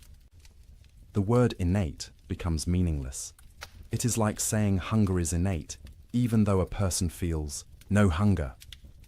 Saying the mind possesses knowledge that it does not actually know is a contradiction in terms. And then Locke posed a question that cuts to the heart of the matter. If the soul has innate ideas that it acquired before embodiment, or that are simply part of its essence, why do these ideas never appear in consciousness in their pure original form? Why, when we sleep, do we not dream of these pristine innate truths? Why does the soul, in its supposed retreat during sleep, never light upon these ideas it possessed before experience touched it? Instead, even our most abstract thoughts, even our strangest dreams, seem to be recombinations of things we have encountered in waking life. The tang of the cask, as Locke beautifully put it, marks even our most sublime conceptions. So if knowledge is not innate, where does it come from? Locke's answer was revolutionary in its simplicity and profound in its implications. Let us suppose, he wrote, that the mind at birth is like white paper, void of all characters, without any ideas. How then does it come to be furnished? From where does it acquire that vast store of ideas, which the busy and boundless imagination of human beings has painted upon it? The answer: experience. Nothing more and nothing less. Every idea that ever passed through a human mind, every thought you have ever entertained, every concept you grasp, every fleeting image and every abstract principle, all of it, ultimately, traces back to experience. The mind is not like a container filled before birth with treasures. It is like a blank slate, a tabula rasa, as later interpreters would call it, though Locke himself used the metaphor of white paper or an empty cabinet. But what did Locke mean by experience? Here his answer becomes rich and nuanced, revealing the careful observer behind the bold theory. Experience, he explained, comes to us through two channels, two fountains that supply all the materials of knowledge. The first is sensation. This is the most obvious channel. Through our five senses, seeing, hearing, touching, tasting, smelling, the external world impresses itself upon consciousness. A shaft of sunlight falling across a room, the sound of rain on a window, the taste of honey, the scent of roses, the warmth of another person's hand. These are simple ideas, the basic building blocks of thought, delivered directly by the senses. They are particular, immediate, undeniable. The redness of this rose, the coldness of that ice, the brightness of yonder star. As you lie here now, preparing for sleep, notice the sensations arriving at the shores of your consciousness. Perhaps the softness of your pillow against your cheek, the weight of blankets upon your body, the quality of light or darkness in the room. These simple sensory impressions are, according to Locke, the foundational elements from which all your knowledge of the external world is constructed. But Locke recognized something crucial that makes his empiricism sophisticated rather than simplistic. There is a second channel of experience, one that comes not from the external world, but from within. He called it reflection. This is the mind's perception of its own operations, the awareness of thinking itself, the recognition of doubting, believing, reasoning, willing, imagining, remembering. These too are experiences, internal experiences, and they give rise to another whole class of ideas. When you are aware that you are thinking about something, that is reflection. When you notice yourself doubting or believing, desiring or fearing, remembering yesterday or imagining tomorrow, these operations of the mind itself become objects of experience. And just as sensation gives us ideas of colors, sounds, and textures, reflection gives us ideas of thought, doubt, belief, and will.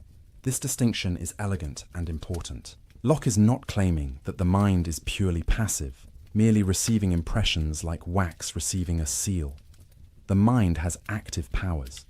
It compares, it combines, it abstracts, it remembers. But, and this is crucial, the materials upon which these powers operate must ultimately come from sensation or reflection. The mind cannot create simple ideas out of nothing. It can only work with what experience provides.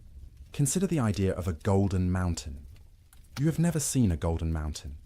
Perhaps no such thing exists in the world, and yet you can conceive of one easily. How? By combining two simple ideas you have received through experience, the idea of gold, which you know from sensation, and the idea of a mountain, which you likewise know from sensation. The mind's power to combine is remarkable, but the ingredients must come from experience. Or consider something more abstract, like the idea of infinity. How does a finite mind conceive of the infinite? Locke's answer: by taking the idea of finite, magnitude which we know from experience, and the idea of addition, which we also know from experience, and then applying the operation of addition without end. We can imagine always adding one more. The idea of infinity is thus constructed by the mind operating on materials given in experience. Now, you might be wondering, what about necessary truths? What about mathematics? Surely 2 + 2 = 4 not because of experience, but because of some innate rational insight. Locke's answer is subtle. The ideas of 2 and 4 are indeed built up from experience, from counting actual objects. But once we have these ideas, we can perceive certain relationships between them that are necessarily true. That 2 + 2 = 4 is a relationship we perceive between our ideas. It is a kind of intuitive knowledge, where we see the connection immediately and certainly. But the ideas themselves still originated in experience. The implications of this seemingly simple theory ripple outward in extraordinary ways. If all ideas come from experience, then the mind you possess right now, with all its contents, its memories, its knowledge, its personality, is the cumulative result of every experience you have ever had. You were not born as you. You became you, written upon gradually by sensation and reflection, day by day, moment by moment, from your first blurry perceptions as an infant to this present instant. And this means something profound about human equality. A peasant and a prince begin with the same blank slate. The differences between them are not innate, not ordained by nature or God, but the result of vastly different experiences, different educations, different opportunities to fill the mind with ideas. Given the same experiences, the same education, there is no reason the peasant could not grasp everything the prince grasps. The hierarchy of souls dissolves under Locke's patient gaze. It also means something profound about human potential. If we are not locked into predetermined natures, if our minds are shaped by experience, then we can be shaped differently. Education becomes not the uncovering of innate truths, but the careful provision of the right experiences. Character becomes not fixed essence, but the result of habits formed through repeated experiences. Reform, improvement, growth, all of these become possible in a way they cannot be if our natures are innate and immutable, and it means something profound about knowledge itself. If all ideas trace back to experience, then knowledge is not the privilege of special souls who grasp innate truths more clearly than others. It is available, at least in principle, to anyone who can receive sensations and engage in reflection. The democratization of knowledge follows from the blank slate. But Locke was too honest an observer to pretend the slate remains blank for long. From our earliest moments, sensations pour in. The mind begins its work of organizing, comparing, remembering. Simple ideas combine into complex ones, experiences accumulate into habits, associations form between ideas, and gradually, mysteriously, something emerges that we call the self, which brings us to perhaps the deepest and most personal of all Locke's inquiries. Because once you accept that the mind begins as a blank slate and is furnished by experience, a profound question arises. If you are constantly changing, if new experiences are always being added, if the contents of your mind today are different from what they were yesterday and will be different tomorrow, then what makes you you? What is the principle of continuity that connects the infant you once were, the child you became, the adult you are now, and the older person you will someday be? This question of personal identity captivated Locke, and his answer to it may be his most profound and unsettling contribution to philosophy. But to understand his answer, we must first understand what he was arguing against. The traditional view, inherited from medieval philosophy and still dominant in Locke's time, held that personal identity consisted in the identity of substance. You are the same person over time because you are the same substance over time. For dualists like Descartes, this meant you were the same immaterial soul. For others, it might mean the same living organism. Either way, identity was a matter of being the same thing in a substantial sense. But Locke, with his characteristic empiricism, asked a troubling question. How do you know you are the same soul or substance over time? You have no direct experience of your own soul or substantial self. What you have experience of is consciousness. You are aware of your thoughts, your perceptions, your memories. But do you perceive some underlying substance beneath all of this?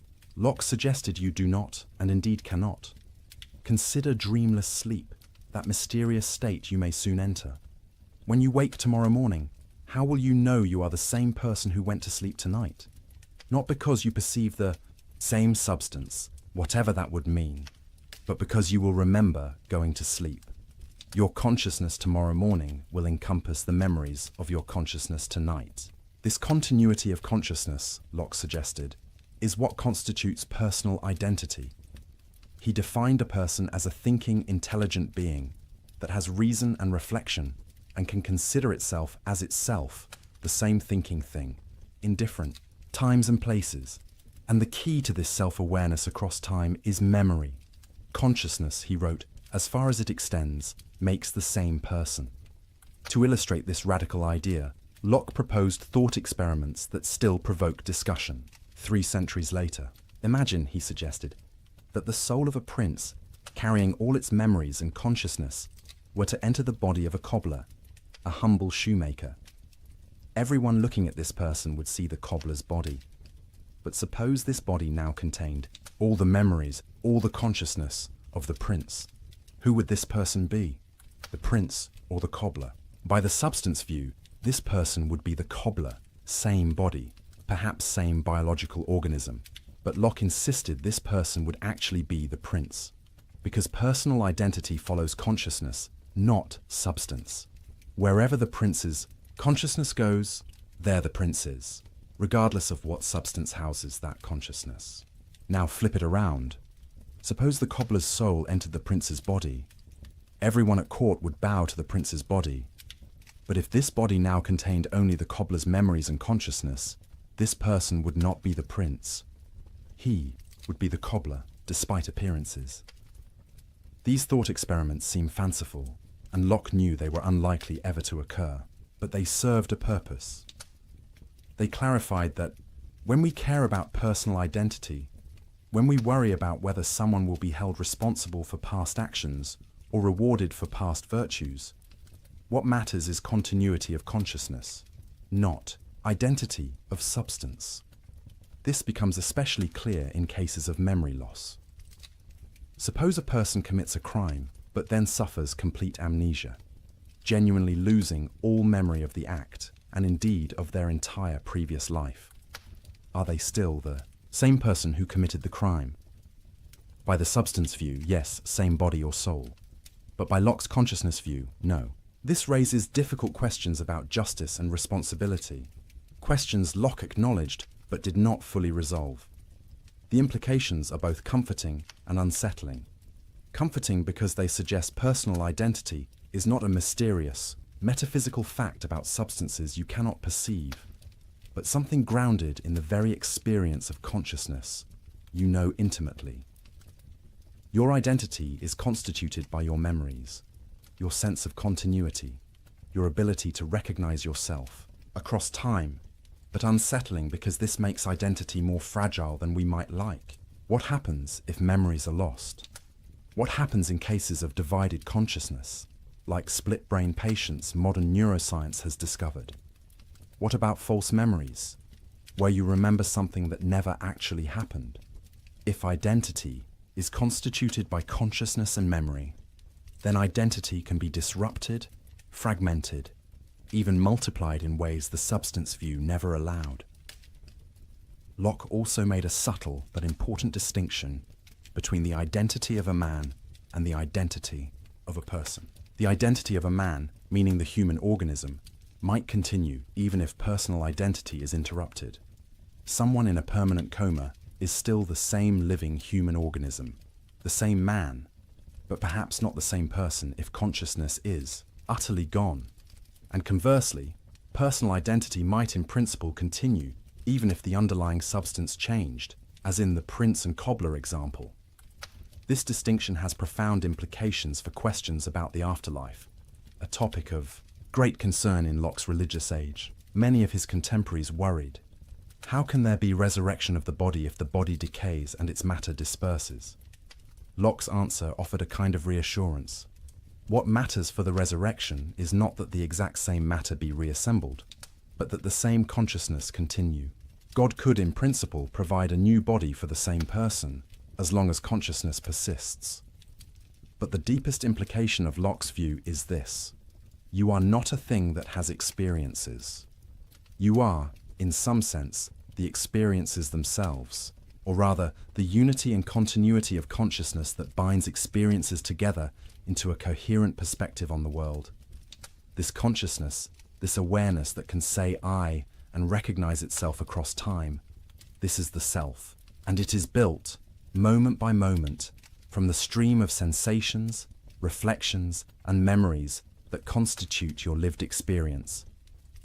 As you lie here, consciousness beginning to dim as sleep approaches, consider this. The person who wakes tomorrow, morning will be you, not because they occupy the same body, though they will, but because their consciousness will encompass tonight. They will remember lying here, listening to these words, feeling the weight of blankets, breathing in and out. The continuity of memory will bridge the gap of sleep, creating the narrative thread that constitutes your identity. But what about sleep itself? Here, Locke made an observation that troubled some of his readers, but follows logically from his view. During deep, dreamless sleep, where is consciousness? It is not present to itself. You are not aware of being asleep while you are in that state, so in what sense are you a person during dreamless sleep? Locke's answer, carefully worded, is that personal identity is interrupted during such times.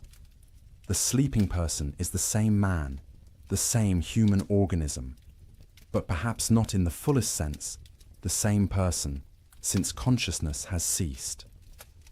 This might seem troubling, but there is something rather beautiful about it. It means that sleep is a kind of small death, a genuine discontinuity in personal existence. And waking is a kind of resurrection, a renewal of the self.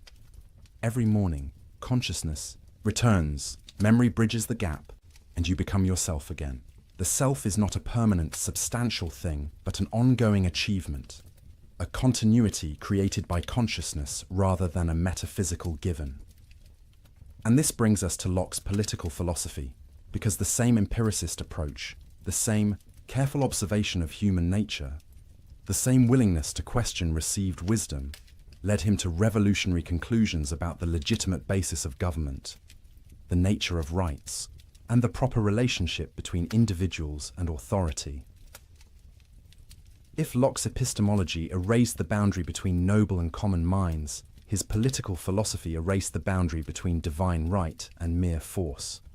To understand the radical nature of Locke's political thought, we must first understand what he was arguing against. The political orthodoxy of his time, the view that legitimized absolute monarchy and made questioning royal authority tantamount to blasphemy, was the doctrine of the divine right of kings. This doctrine held that political authority descended from God through an unbroken chain. God had appointed Adam as sovereign over creation. This sovereignty passed to Adam's heirs, and through various genealogical paths descended to the monarchs of Locke's day. The king was God's lieutenant on earth, and obedience to the king was obedience to God. To resist the king was to resist the divine order itself. This was not a fringe view, but the official position of the English monarchy and the established church. A book titled Patriarcha, written by Robert Filmer, laid out this case systematically. Filmer argued that children are born into subjection to their fathers, and fathers hold absolute authority over their children. This paternal authority, originating with Adam, had been inherited by kings. Subjects were literally the children of their monarchs, owing the same absolute obedience children owe fathers. Against this towering edifice of divine right, inherited authority, and paternal power, John Locke proposed a simple, devastating question. Where is the evidence?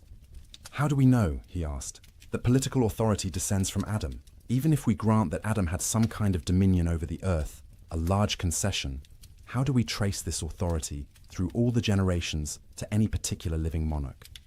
The genealogies are lost in the mists of time. Multiple claimants could assert descent from Adam.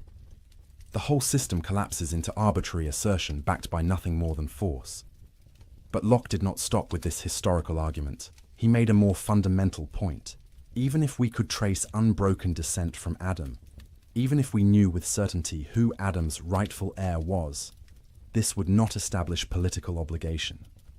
Because paternal power is not, and never was, absolute. And even if it were, political authority is not the same as paternal authority. What, then, is the true basis of political obligation?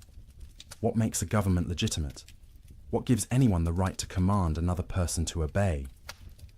Locke's answer began with a thought experiment, a device borrowed from earlier political philosophers, but deployed by Locke with devastating effect.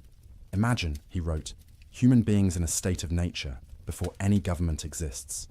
What would this condition be like? Here, Locke's answer differed dramatically from that of Thomas Hobbes, another English philosopher who had also used the state of nature as a conceptual tool.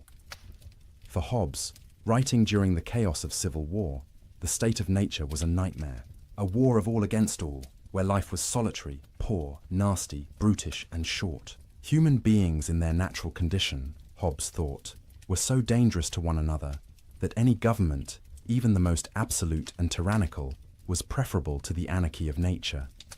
But Locke, observing human nature more optimistically, saw things differently.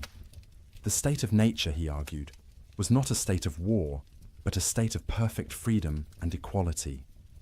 In this natural condition, all persons are equal in the sense that no one has natural authority over anyone else. No one is born to command, no one born to obey.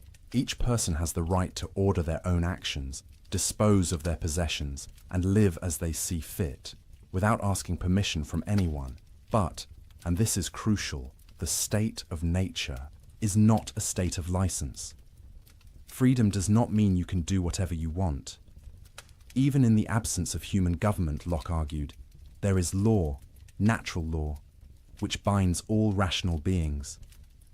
What is this natural law? Locke defined it as the law of reason itself, discernible by any rational creature, and reason, if consulted, teaches certain fundamental principles. First among them, that all human beings, being equal and independent, ought to respect one another's rights to life, liberty, and estate.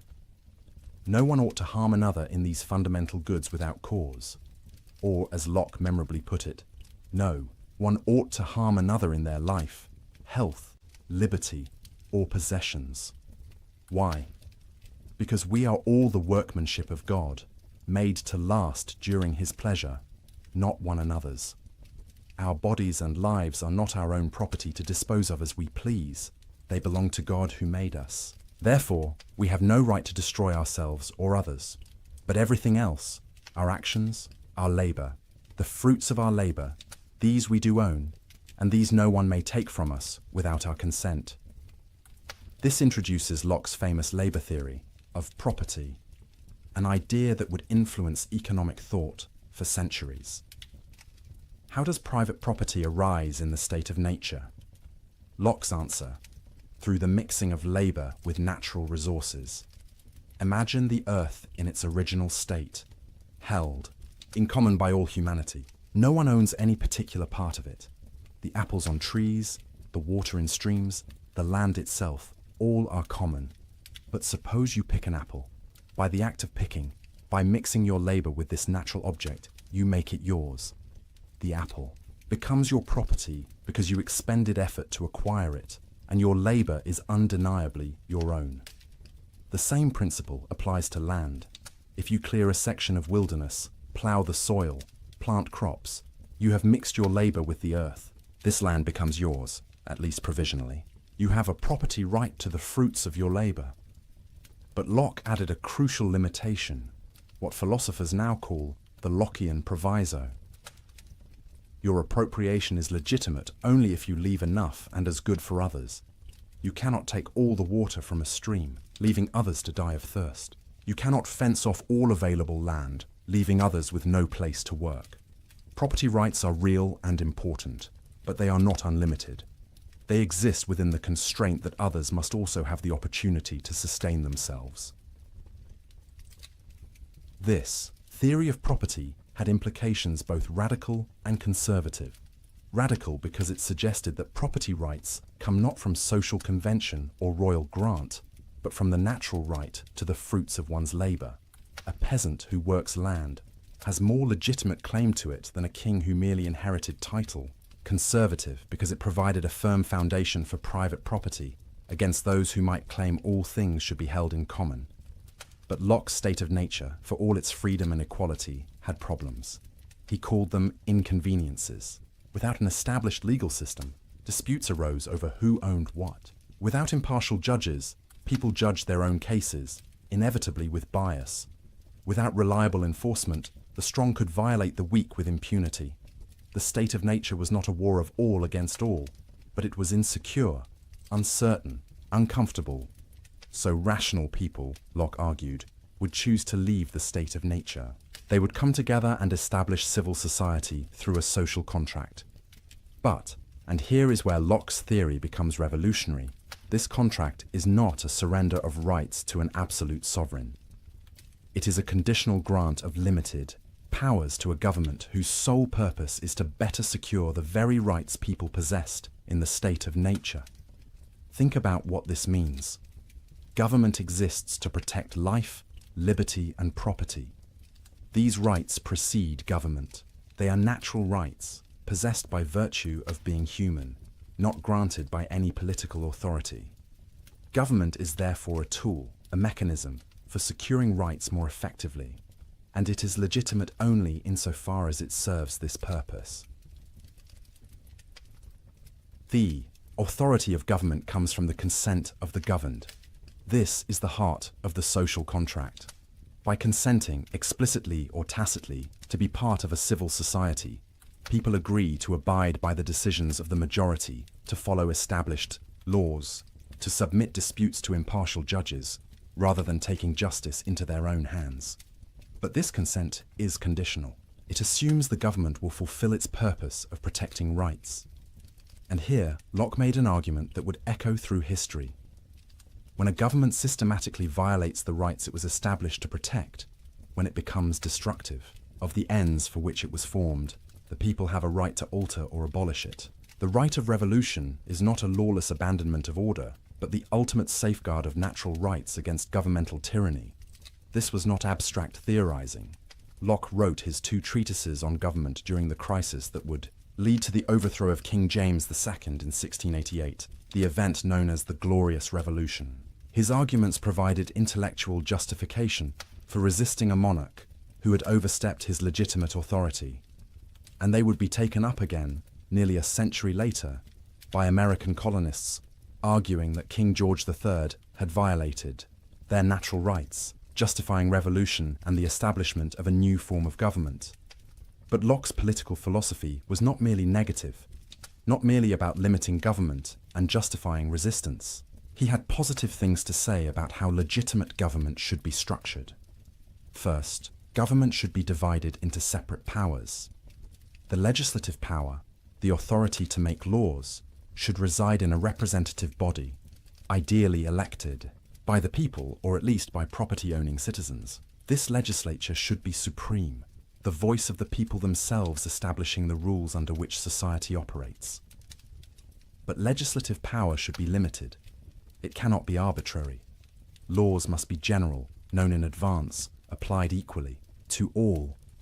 The legislature cannot simply take property without consent, cannot rule by decree, cannot delegate its authority to a dictator. It is bound by natural law and by the trust placed in it by the people. Second, there should be an executive power responsible for enforcing laws and conducting foreign policy. This executive should be strong enough to act decisively, but ultimately subordinate to the legislature, since the legislature represents the people more directly. Third, there should be independent judges to settle disputes according to established law. The rule of law, not the rule of men, should govern society.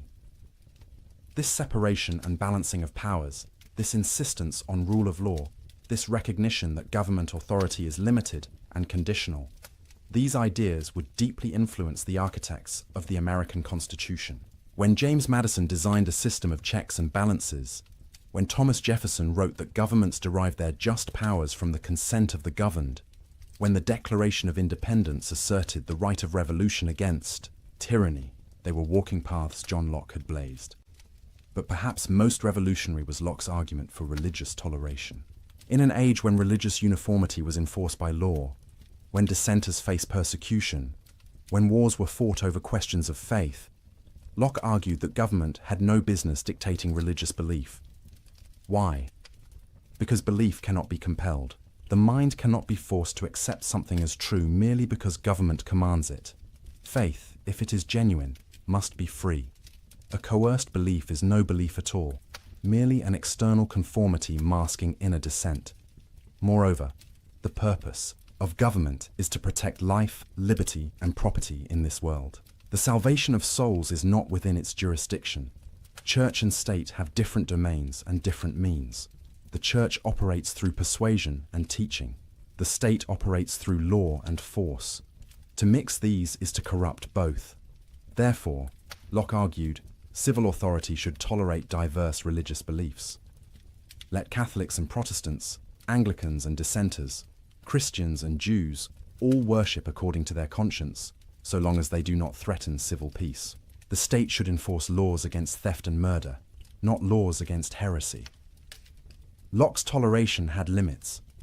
He excluded atheists on the grounds that they could not be trusted to keep oaths, and Catholics on the political grounds that they owed allegiance to a foreign power, the Pope. These exclusions seem narrow and inconsistent today, but in Locke's context, even this limited toleration was radical. And the logic of his argument pointed toward ever greater inclusivity, even if Locke himself did not fully embrace that logic. The implications of Locke's political philosophy ripple forward through centuries. They made possible the democratic revolutions that transformed the Western world. They established principles that are now considered foundational to free societies: government by consent, rule of law, protection of individual rights, separation of church and state, the right of revolution against tyranny. But they also contained tensions and contradictions that would take generations to work out, and which we are still navigating today. Locke spoke of universal human equality, but accepted slavery under certain conditions. He argued for natural rights belonging to all human beings, but practically excluded women from political participation. He defended property rights, but owned shares in colonial enterprises that dispossessed indigenous peoples. The gap between his universal principles and his particular prejudices reveals the human limitations even of great thinkers. Yet the principles themselves, once articulated, have a logic that pushes beyond the limitations of their author. If all human beings possess natural rights to life, liberty, and property by virtue of being human, then this must include enslaved Africans, indigenous Americans, women, the poor, everyone. Later thinkers would deploy Lockean arguments to expand the circle of rights, to challenge slavery, to demand women's suffrage, to fight for civil rights. The architecture Locke built could house more than he perhaps intended. Now, let us return to Locke's epistemology, his theory of knowledge, because there is more depth here than we have yet explored. For Locke was not content simply to say all knowledge comes from experience. He wanted to understand the nature of knowledge itself, its limits and possibilities, with careful precision. Locke distinguished between different kinds of ideas based on their relationship to the world. Some ideas, he argued, genuinely resemble qualities in objects themselves. Others are merely the mind's response to certain physical configurations, not resembling anything in the external world. He called the first kind primary qualities. These include solidity, extension, figure, motion, and number. A ball is genuinely round, genuinely in motion, genuinely possesses a certain size and mass. These qualities belong to the object itself and would exist even if no mind perceived them. But then there are secondary qualities: color, taste, smell, sound, warmth. These, Locke argued, do not really exist in objects themselves in the way they appear to us. Color is not in the rose, but is the effect the rose's physical structure has on our visual system. Sweetness is not in the honey, but is the sensation honey produces in our taste organs. The warmth you feel is not in the fire itself, which is merely rapidly moving particles, but is the effect of those particles on your nervous system. This distinction might seem technical, but it has profound implications. It means the world as it exists independently of perception is quite different from the world as we experience it. The universe of pure physics, Locke suggested, is colorless, soundless, odorless, a realm of particles in motion with various sizes, shapes, and speeds. All the richness of sensory experience, the redness of red, the sweetness of sweet, the warmth of warmth, these are contributions of the perceiving mind. Does this make secondary qualities less real? Not exactly. They are real experiences, real qualities of our perceptual states. But they do not resemble anything in the external world in the way primary qualities do. And this means that our experience, while caused by the external world, is not a perfect mirror of it. This leads to a sobering recognition of the limits of human knowledge. We can know that external objects exist and affect us. We can know their primary qualities through careful observation and measurement. But our access to the ultimate nature of things, to the real essences of substances, is severely limited. Locke distinguished between nominal essences and real essences. The nominal essence of something is the set of observable properties by which we classify it. The nominal essence of gold, for example, might be yellowish metal, heavy, malleable, doesn't rust. These are the properties we use to identify gold and distinguish it from other substances. But the real essence of gold, its ultimate constitution, the internal structure that explains why it has these observable properties, this we do not know. We can study gold carefully, measure its properties precisely, even uncover some aspects of its internal structure with advanced instruments. But Locke believed there would always be a gap between our classificatory schemes and the true essences of things. This epistemological humility was characteristic of Locke. He insisted that we acknowledge the limits of human understanding rather than pretending to certainty we do not possess, and he suggested we should be content with the degree of knowledge we can attain, which, while imperfect, is sufficient for the practical purposes of human life. Locke distinguished 3 degrees of knowledge, ranked by their certainty. The highest is intuitive knowledge, where we perceive the agreement or disagreement between ideas immediately, without need for proof, that you exist, that a circle is not a square, that 3 is more than 2. These you know intuitively, directly, certainly. The second degree is demonstrative knowledge, where we perceive the agreement or disagreement between ideas through intermediate steps of reasoning. Mathematical proofs exemplify this. We do not see immediately that the angles of a triangle equal 2 right angles, but we can demonstrate it through a series of steps, each of which is intuitively certain. The third and lowest degree is sensitive knowledge, knowledge of the existence of particular external objects. That this flower exists here and now, that this sound is occurring, we know through sensation. But this knowledge lacks the complete certainty of intuition or demonstration. We might be deceived by dreams or hallucinations. Still, the evidence is strong enough for practical purposes. We can be reasonably certain of the existence of objects we currently perceive. What about everything else, the vast realm of beliefs about things we do not currently perceive or cannot demonstrate? Here Locke introduced the concept of probability. Most of our beliefs are not knowledge in the strict sense, but probable judgments based on evidence. The sun will rise tomorrow. Paris is the capital of France. Bread nourishes.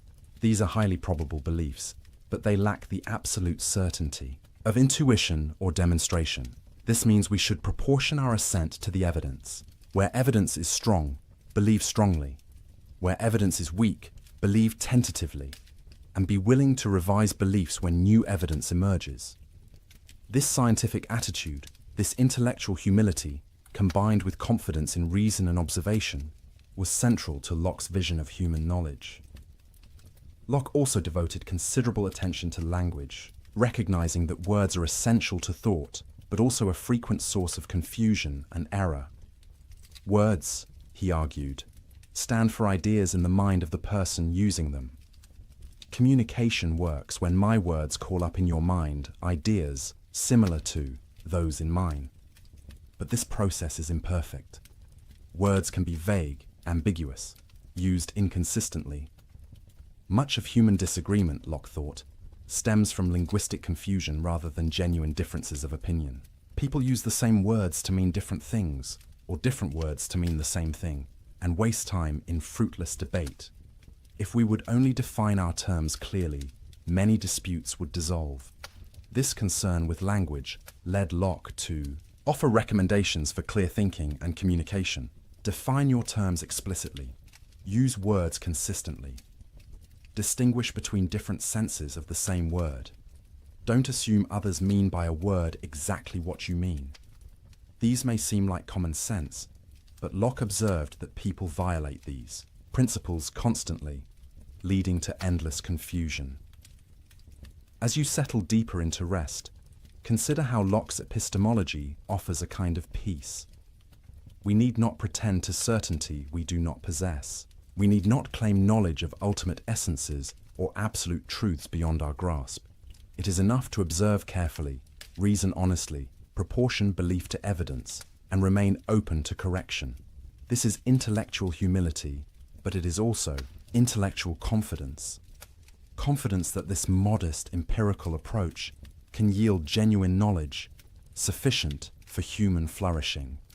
And Locke's own life exemplified this balance of humility and confidence. He had worked as a physician, carefully observing symptoms, trying treatments, noting what worked and what did not, never pretending to complete understanding of the body's mysteries, but accumulating practical knowledge that could heal. He had studied politics, watching governments rise and fall, noting the patterns of tyranny and the conditions of stability, never claiming to know the perfect system, but articulating principles that could guide toward justice. He had examined his own consciousness, noting the flow of sensations and thoughts, the operations of memory and association, never pretending to fathom the ultimate mystery of awareness, but describing accurately what could be observed. This empirical attitude, this willingness to learn from experience while acknowledging the limits of knowledge, was not merely an intellectual position. It was a way of life, a stance toward the world characterized by curiosity, patience, and honesty, and it connected directly to his practical philosophy, his thoughts about how we should live, individually and collectively. Because if the mind is shaped by experience, then we bear responsibility for the experiences we provide, to ourselves, and especially to the next generation. Locke wrote extensively about education, and his recommendations flow naturally from his epistemological principles. If the mind at birth is a blank slate, then education is literally everything.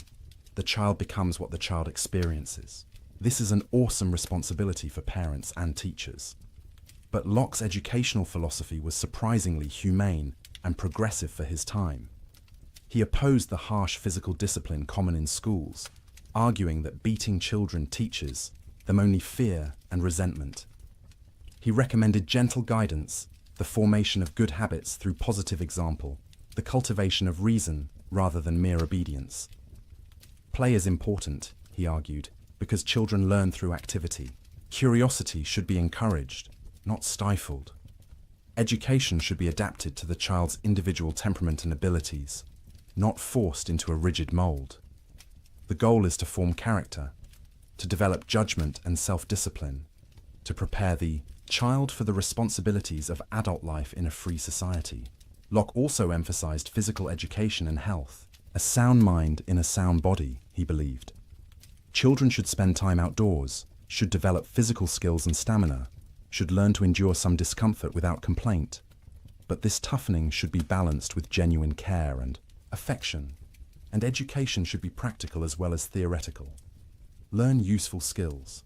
Study the world around you. Don't just memorize ancient texts. Observe nature directly. This emphasis on practical, experiential learning would influence educational reformers for centuries. Locke's economic thought also reflected his broader philosophical commitments. He was an advocate of what we might call economic liberalism, though that term would come later. He believed in the right to private property, as we have seen, grounded in the labor theory of value. He defended commercial activity and criticized those who viewed trade as morally suspect. But he also recognized that economic systems could be just or unjust. Property rights were important, but not absolute. The Lockean proviso, enough and as good left for others, imposed moral constraints on appropriation, and government had legitimate roles in the economy, providing infrastructure, coining money, enforcing contracts, preventing fraud.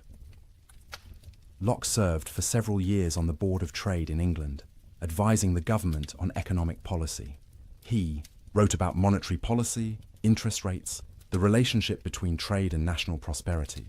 His approach was empirical, based on observation of how economies actually functioned rather than abstract theorizing.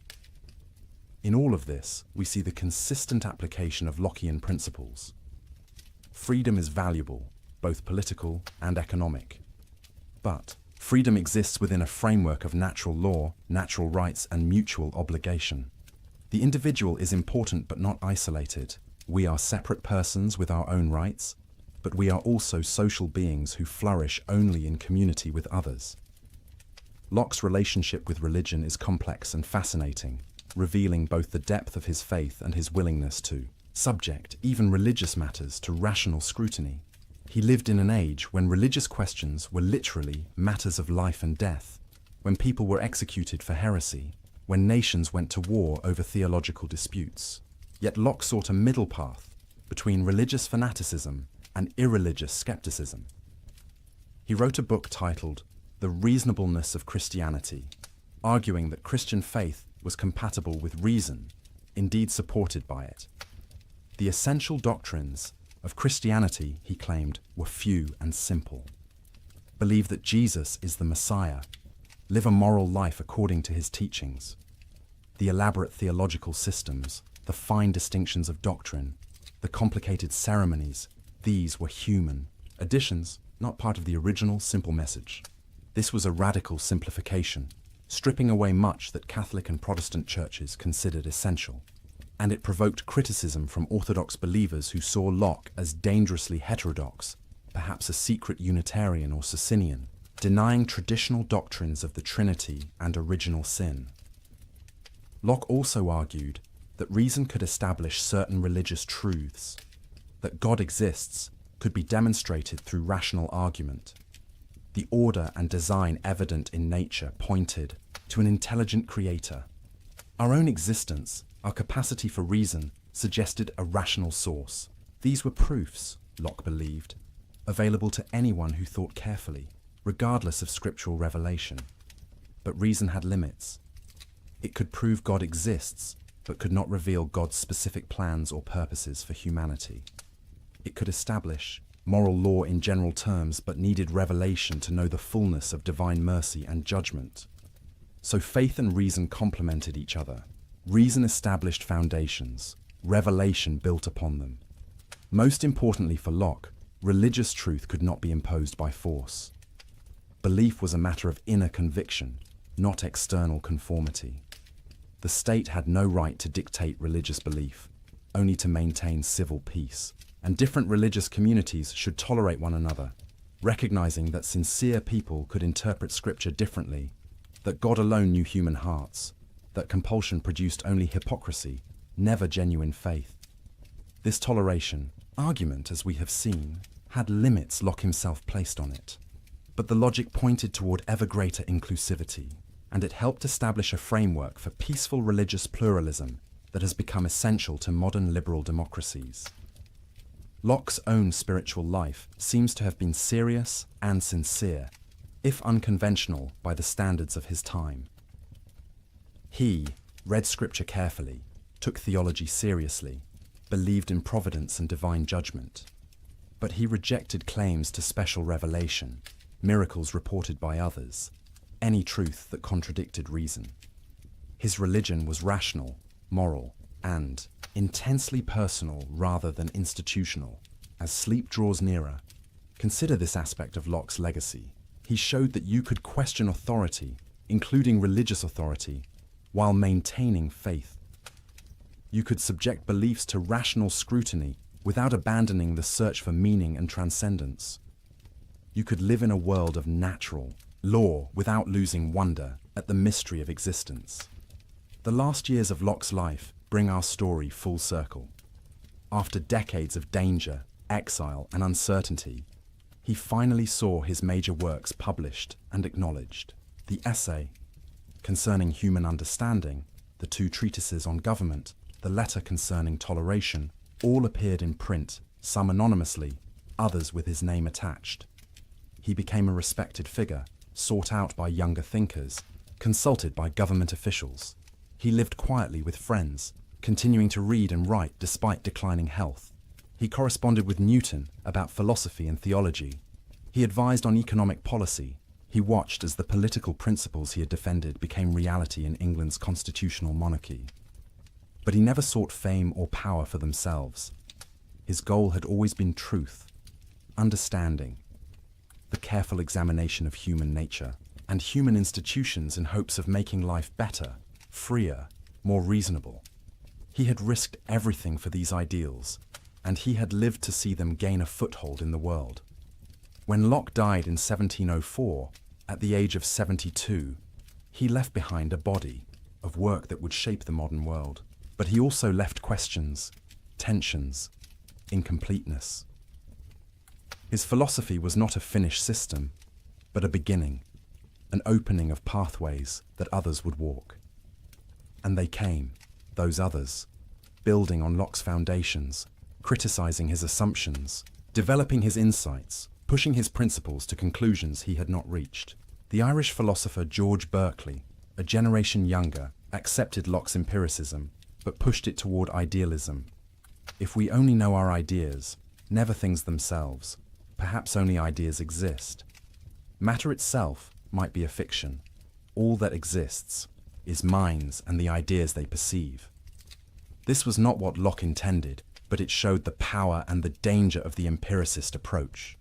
Push it far enough, and you might end up doubting the external world entirely. David Hume, the great Scottish skeptic, took Locke's empiricism even further. He questioned whether we could know anything about substance, about causation, about the self. All we ever encounter, Hume argued, are impressions and ideas. We never experience substance, only bundles of qualities. We never experience causal, necessity, only constant conjunction. We never experience a unified self, only a stream of perceptions. Locke had been too conservative, too willing to assume things beyond experience. These critiques revealed both the fertility and the fragility of Locke's philosophy. The blank slate, the empiricism, the focus on experience, all of this was enormously influential. But it raised questions Locke had not fully answered. If all knowledge comes from experience, what guarantees the uniformity of nature? What justifies induction? What gives us knowledge of the external world? What holds the self together as a unity rather than a mere succession of disconnected experiences? Immanuel Kant, the great German philosopher, would attempt a synthesis, accepting the empiricist insight that knowledge begins with experience, while arguing that the mind brings certain structures to experience, organizing it according to innate categories and forms of intuition. Kant claimed to be reconciling empiricism and rationalism, though neither camp was entirely satisfied. In the political realm, Locke's influence was more straightforward and more profound. The American founding fathers absorbed Lockean principles through their pores. Jefferson called Locke one of the three greatest men who ever lived. The Declaration of Independence echoes Locke's language and arguments. The Constitution implements Lockean principles of limited government, separation of powers, protection of rights. The French revolutionaries also invoked Lockean ideas, though with less success at implementation. The Declaration of the Rights of Man and Citizen proclaimed natural rights, popular sovereignty, equality before law, all Lockean themes. Throughout the 19th and 20th centuries, movements for democracy, civil rights, decolonization, all drew on Lockean arguments.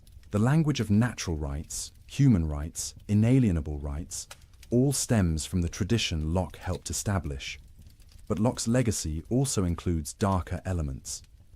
His labor theory of property was used to justify colonial dispossession of indigenous peoples. If they had not mixed their labor with the land in ways European observers recognized, then perhaps the land was still in a state of nature, available for appropriation. This was a perversion of Locke's proviso about leaving enough and as good, but it shows how philosophical arguments can be weaponized. Similarly, Locke's acceptance of slavery under certain conditions, his investment in the slave trade, his failure to extend his principles fully to women and non-Europeans, all reveal the gap between universal principles and particular prejudices. Modern readers approaching Locke face a challenge. We must take seriously both the liberating power of his best insights and the limitations of his worst blind spots. We can honor the principles of natural rights and human equality while recognizing that Locke himself applied these principles incompletely. The architecture he built can house more than he intended if we are willing to finish the construction.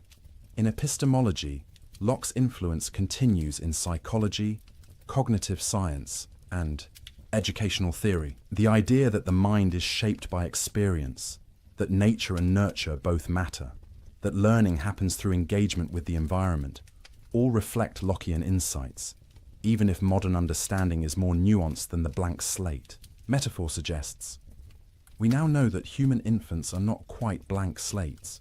They have innate capacities, predispositions, even some core knowledge. Language acquisition, for instance, seems to depend on innate structures. Moral intuitions appear very early, but experience still plays an enormous role in shaping these capacities, filling them with specific content, developing them in particular directions. The debate between nativism and empiricism continues, but in a more sophisticated form than Locke could have anticipated.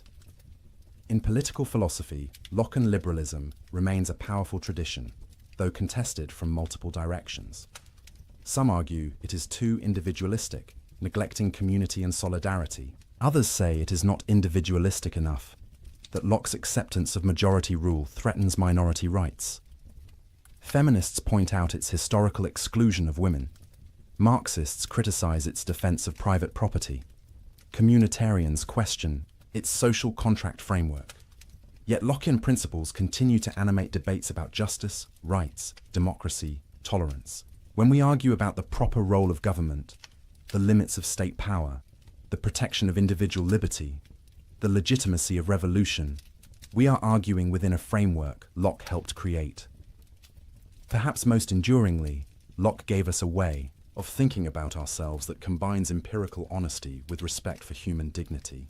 We are not finished products, not fixed essences, not predetermined by nature or fate. We are ongoing constructions, built from experience, shaped by choices, capable of change. This is simultaneously humbling and empowering. Humbling because it denies us any claim to innate superiority. Empowering because it suggests we can become better than we are. As consciousness dims, as the boundary between waking and sleep blurs, return for a moment to that question we began with. Who are you? Now you have a Lockean answer. You are a consciousness, a continuity of awareness bound together by memory, experiencing the world through sensation and reflection, building ideas from the materials of experience, constructing an identity through the accumulation of perceptions and thoughts across time. When you sleep tonight, this consciousness will pause, at least in its explicit self-awareness. Dreamless sleep may interrupt the stream. Dreams may present fragments, associations, memories recombined in strange ways. But when you wake, memory will restore continuity. You will recognize yourself. The narrative will resume. The blank slate will have new experiences written upon it. And in this daily rhythm of consciousness and sleep, waking and dreaming, experience and reflection, you participate in the mystery Locke described but could not fully explain. The mystery of the self. That strange unity of awareness that can say I and know itself across the changes of time.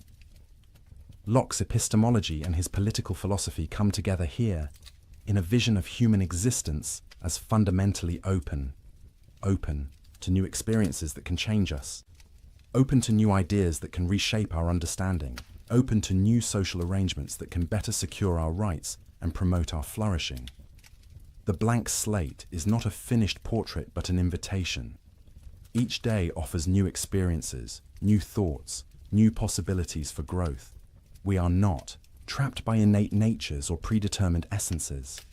We are free within the limits of our circumstances to shape ourselves, to choose what values we will embrace, what kind of people we will become, what kind of society we will build. This freedom is both exhilarating and terrifying. Exhilarating because it means genuine choice, genuine responsibility, genuine possibility for improvement. Terrifying because it means we cannot blame our faults on immutable nature or divine decree. We are, in large measure, authors of ourselves. But we are not solitary authors. We exist in community with others, also free, also self-creating. And this creates both the need for political order and the possibility of genuine community. The social contract is not merely a limitation on freedom, but an expression of it, a mutual recognition of rights, a cooperative effort to build conditions in which all can flourish. Locke understood that humans are neither pure angels nor mere beasts. We are rational creatures capable of recognizing moral law, yet also passionate creatures capable of selfishness and cruelty. We are independent beings, with our own rights, yet also social beings who need others to survive and thrive. The challenge is to create institutions that channel our better nature while checking our worse impulses. This requires education, forming character and habits from childhood. It requires law, establishing clear rules and impartial enforcement. It requires culture, shared values and expectations that shape behavior beyond what law can reach. It requires vigilance, constant attention to whether institutions are serving their proper purposes or drifting toward tyranny. And it requires humility, recognition that we do not have all the answers, that our understanding is partial, that we must be willing to learn from experience and revise our beliefs when evidence demands it. This intellectual humility, this openness to revision, is perhaps Locke's most valuable legacy. In an age of dogmatism, he insisted on questioning. An age of absolute claims, he acknowledged limits. In an age of violent certainty, he counseled tolerance. Not because all beliefs are equally true, Locke was no relativist, but because we are fallible, our knowledge is imperfect, and the path to truth requires freedom to inquire, to debate, to test ideas against experience. As you drift now toward sleep, carry with you this Lockean wisdom. Your identity is not fixed but evolving, shaped by every experience, every choice, every moment of consciousness. Your knowledge, while real, is partial, built from the limited perspective of your particular experience, always open to expansion and correction. Your freedom is real but not unlimited, existing within a framework of natural law and social contract, respected by others to the degree you respect theirs. Tomorrow, you will wake as yourself, consciousness restored, memories intact, ready to receive new experiences that will continue to write upon the slate of your mind. You will face choices about what kind of person you want to become, what values you want to embrace, how you will use your freedom. You will participate in communities that shape you even as you shape them. You will contribute to the ongoing construction of a world in which rights are respected, reason is valued, and humans can flourish. All of this is part of the architecture of the self that Locke helped us understand. Not a finished building, but an ongoing construction. Not a static essence, but a dynamic process. Not a predetermined fate, but an open future. In the blank slate, Locke saw not emptiness, but potential. In experience, he saw not limitation, but opportunity. In consciousness, he saw not a substantial thing, but an active awareness, building itself through engagement with the world. In political order, he saw not oppression, but the possibility of genuine freedom secured through mutual agreement. These insights transformed the world. They made possible new forms of government, new understandings of education, new approaches to knowledge. They challenged inherited privilege and defended individual rights. They promoted tolerance and limited power. They elevated reason without dismissing faith. They honored both individual and community. The questions Locke asked remain our questions. How do we know what we know? What makes us who we are? What legitimizes authority? How much freedom should we have? What do we owe to others? How should children be raised? When is resistance to government justified? We may answer these questions differently than Locke did, informed by 3 more centuries of experience, enlightened about our own era's blind spots in ways Locke could not be about his. But we answer them within a framework of inquiry he helped establish, using methods he pioneered, honoring principles he articulated. The architecture of the self that Locke described is your architecture. The blank slate he hypothesized is, in some measure, your slate, written upon daily by sensation and reflection. The consciousness he analyzed is your consciousness, experiencing these very thoughts at this very moment, creating continuity across time through the binding power of memory. The natural rights he defended are your rights, inherent to your humanity, not granted by government, but protected by it. The social contract he envisioned is the implicit agreement under which you live with others, mutual recognition of freedom within law. As consciousness fades, as sleep claims you gently, the self pauses, but does not disappear. Tomorrow it will resume, refreshed, ready to receive new impressions, to build new ideas, to make new choices. The ongoing construction continues. The narrative unfolds. The blank slate receives new writing.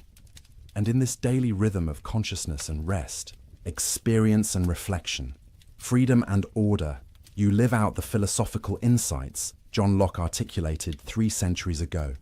The architecture he described is the architecture of your own being. The questions he asked are the questions of your own existence. The principles he defended are the principles that make your flourishing possible. Rest now in the knowledge that you are free to become, free to choose, free to grow. That your identity is real, but not rigid, continuous but not static, yours but not isolated. That your consciousness will return tomorrow, carrying forward, creating the thread that binds your life into a meaningful whole. The blank slate awaits new experiences. The self awaits new developments. The story continues, as it has from your first moment of awareness to this present instant, as it will tomorrow and beyond. Each experience adding to the accumulation, each choice shaping the person you are becoming, each moment of consciousness participating in the profound mystery of what it means to be human. And with that gentle assurance, with that recognition of your ongoing construction, with that appreciation for the freedom and responsibility of self-creation, let sleep come. Let consciousness rest. Let the architecture of the self stand for the night, solid enough to endure, flexible enough to grow, ready to receive tomorrow's experiences and to build from them something new. Like and subscribe for more journeys through the gentle chambers of philosophical thought, where the great minds of history share their wisdom to guide us toward rest and understanding. Until we meet again in the theatre of consciousness, sleep well, knowing you are part of a grand tradition of human reflection on the deepest questions of existence, knowing your freedom is real, your potential is vast, and your story is still being written, one experience at a time, on the blank slate of an ever-developing mind. Before we part, let us linger a moment longer with some of Locke's most intimate insights about the human experience. Those observations about memory, association, habit, and will that reveal not just a philosopher, but a careful student of his own consciousness. Locke noticed something remarkable about how the mind forms connections. Ideas that occur together in experience tend to become associated in thought. If you are frightened by a dog as a child, the idea of dog becomes linked with the idea of danger.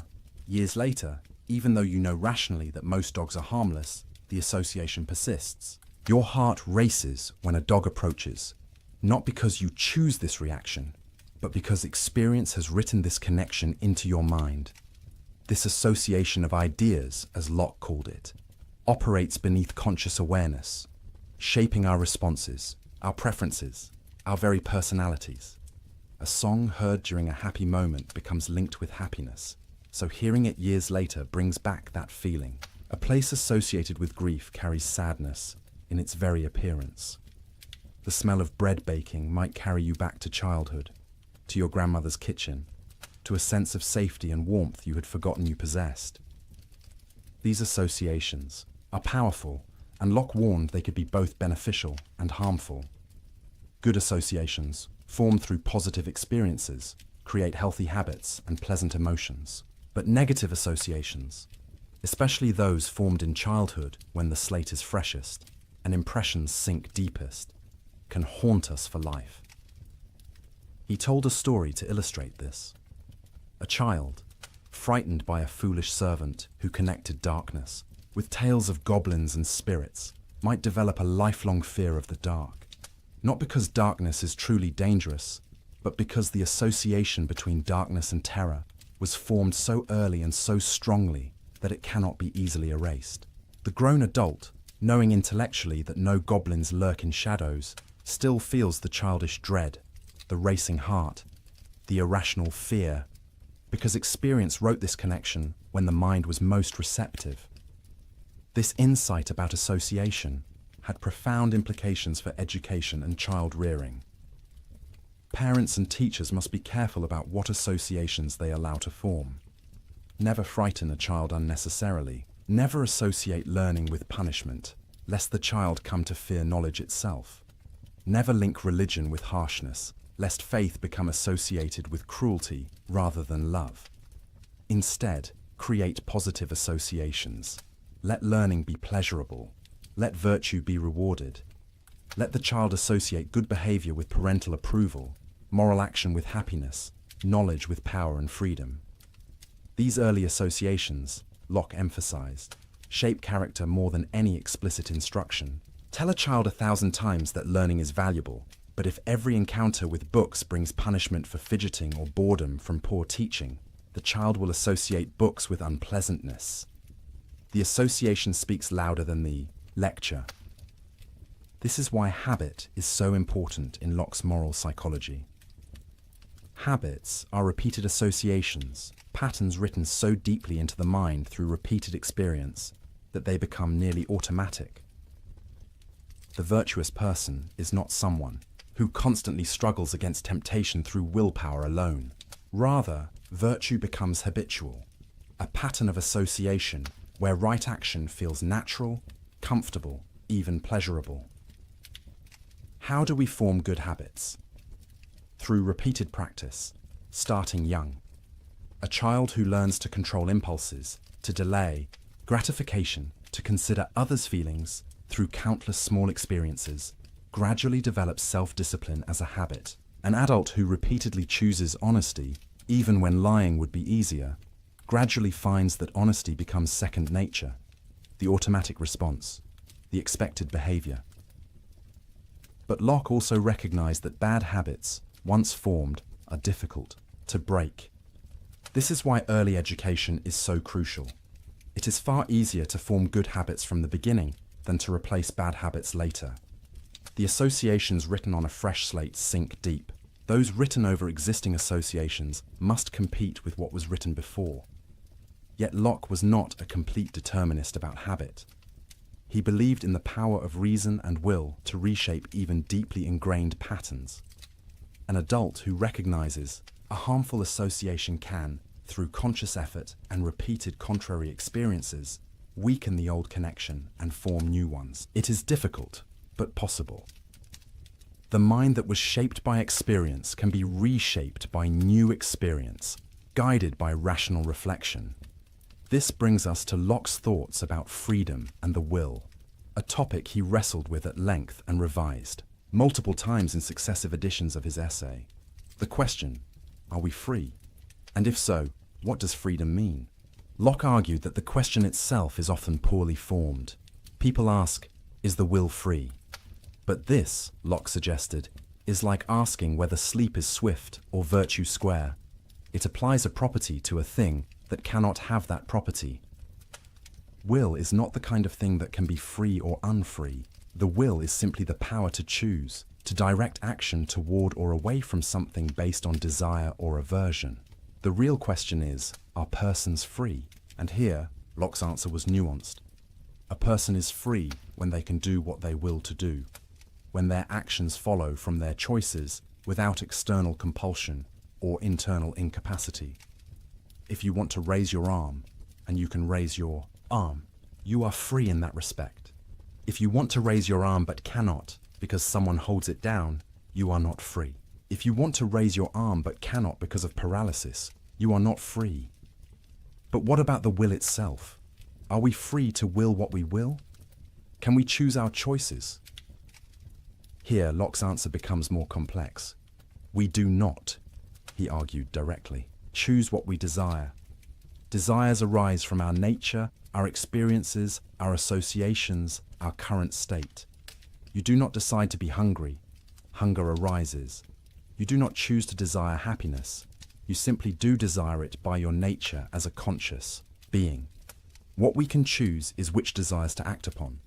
The will is the power to direct action based on desire. And crucially, we have the ability to suspend action, to pause before acting on a desire, to deliberate, to consider whether satisfying this desire will truly lead to happiness, or whether it might lead to greater pain. This power of suspension, this ability to step back and reflect before acting, is the essence of human freedom for Locke. Animals act on immediate desire. They see food, they are hungry, they eat.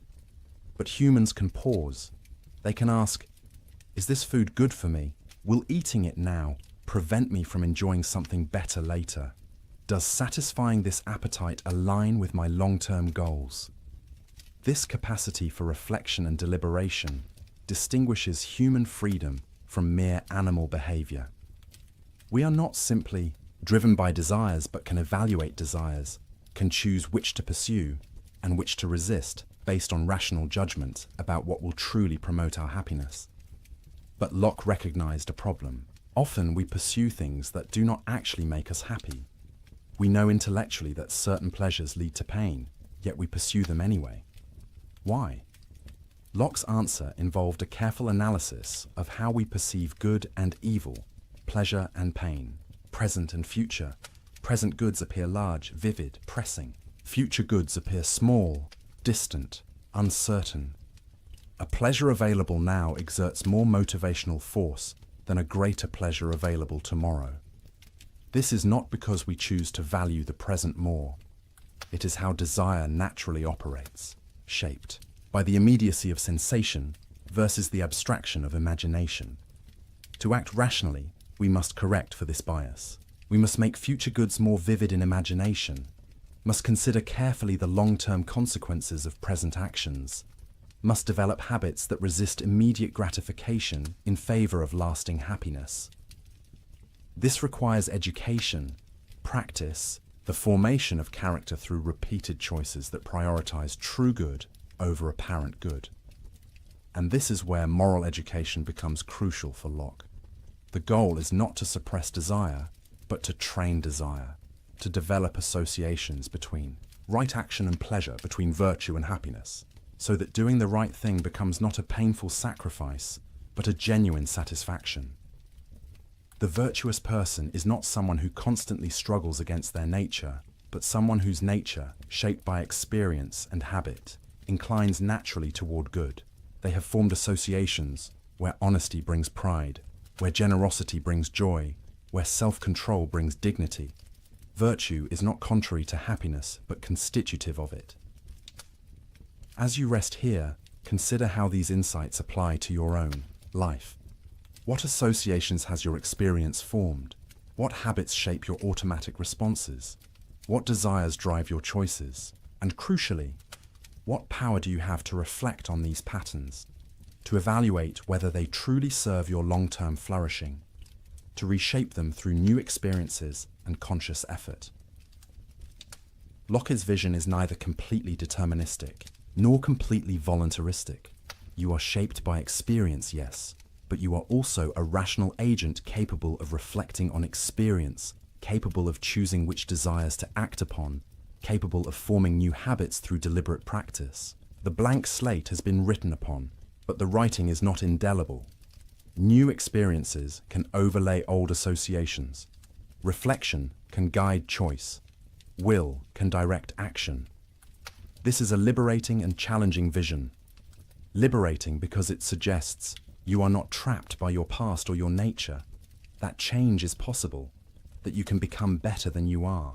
Challenging because it places responsibility on you, because it suggests that your character, your happiness, your very self are in significant measure the result of your choices about which desires to pursue, which habits to form, which associations to cultivate. And this personal level of analysis connects back to Locke's political philosophy. Just as individuals must balance freedom with responsibility, desire with reason, present satisfaction with long-term flourishing, so must societies balance individual liberty with social order, personal rights with common good, the freedom to pursue happiness with the constraints necessary for everyone to have that same freedom. The social contract is, in a sense, a collective suspension of immediate desire in favor of long-term good. We agree to limit our natural freedom to do whatever we can get away with, accepting legal constraints and social obligations, because reflection reveals that everyone is better off under such an arrangement than in the insecurity of the state, of nature. But this contract, like individual virtue, must be voluntary to be genuine. Coerced obedience is not true consent, just as forced virtue is not true morality.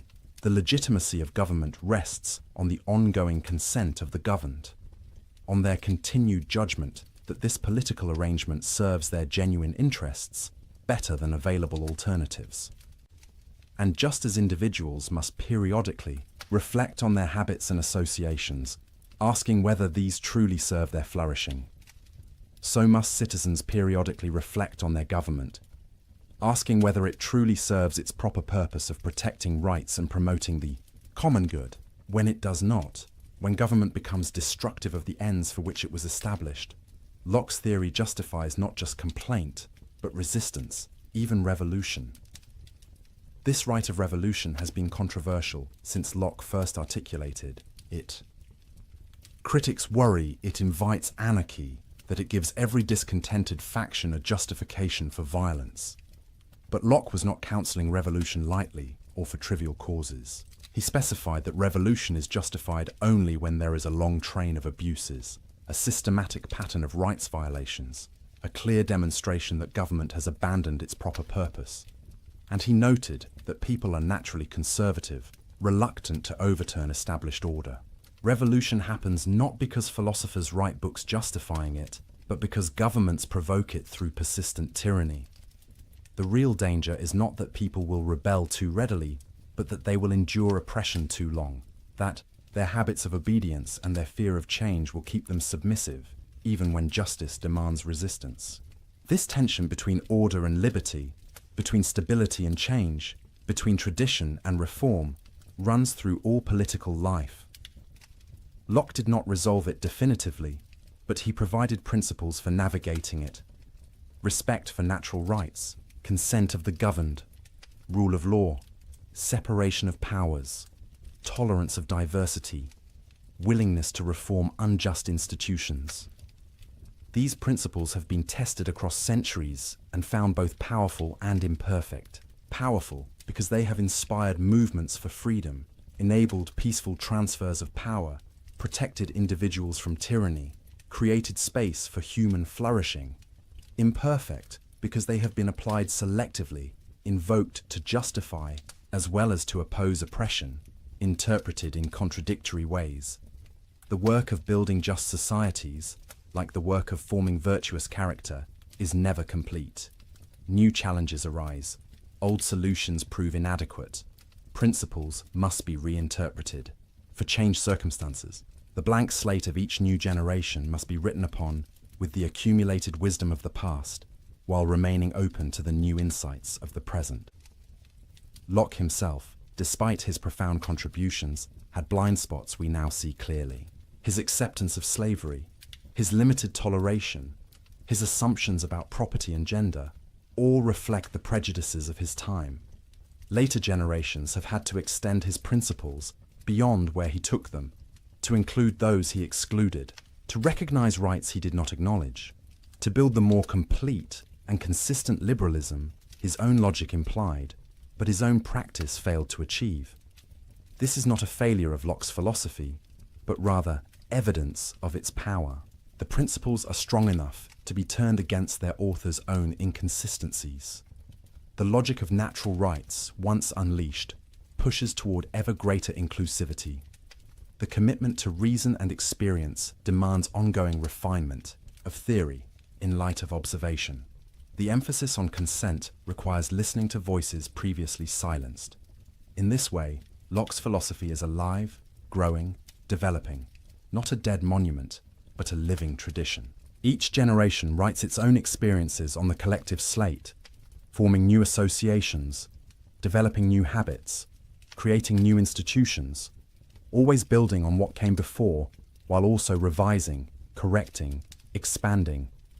And you, lying here, on the threshold of sleep, are part of this ongoing story. The experiences you have, the choices you make, the character you form, the society you help create, all of these contribute to the great human project of building a world where freedom and order, rights and responsibilities, individual flourishing and common good can coexist and reinforce each other. This is Locke's legacy, not a finished system but a method, not dogma but questions, not certainty but the humble confidence that reason and experience, carefully applied, can guide us toward truth and justice, even if we never reach perfect understanding or perfect society. As consciousness dims and sleep approaches, let these thoughts settle gently. You are a self in process, shaped by experience yet capable of reshaping yourself. You are free within limits, able to choose yet influenced by associations and habits. You are an individual with rights, yet also a member of communities with obligations. You are rational yet also passionate, capable of wisdom yet prone to error, finite yet oriented toward transcendent goods. This is the human condition, as Locke understood it. Neither angel nor beast, but something between.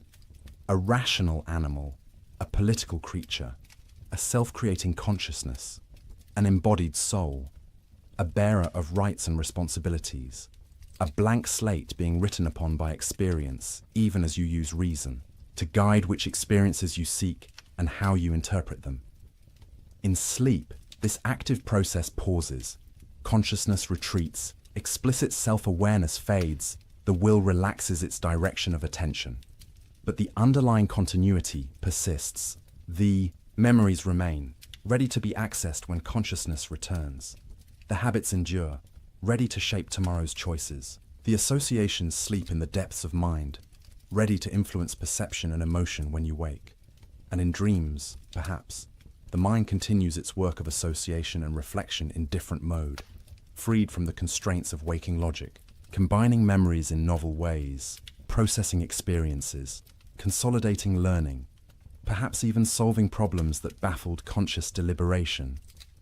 Locke himself was fascinated by sleep and dreams, seeing in them evidence for his theories about consciousness and identity. In dreamless sleep, consciousness is truly absent, yet we regard the sleeping person as the same individual who went to sleep.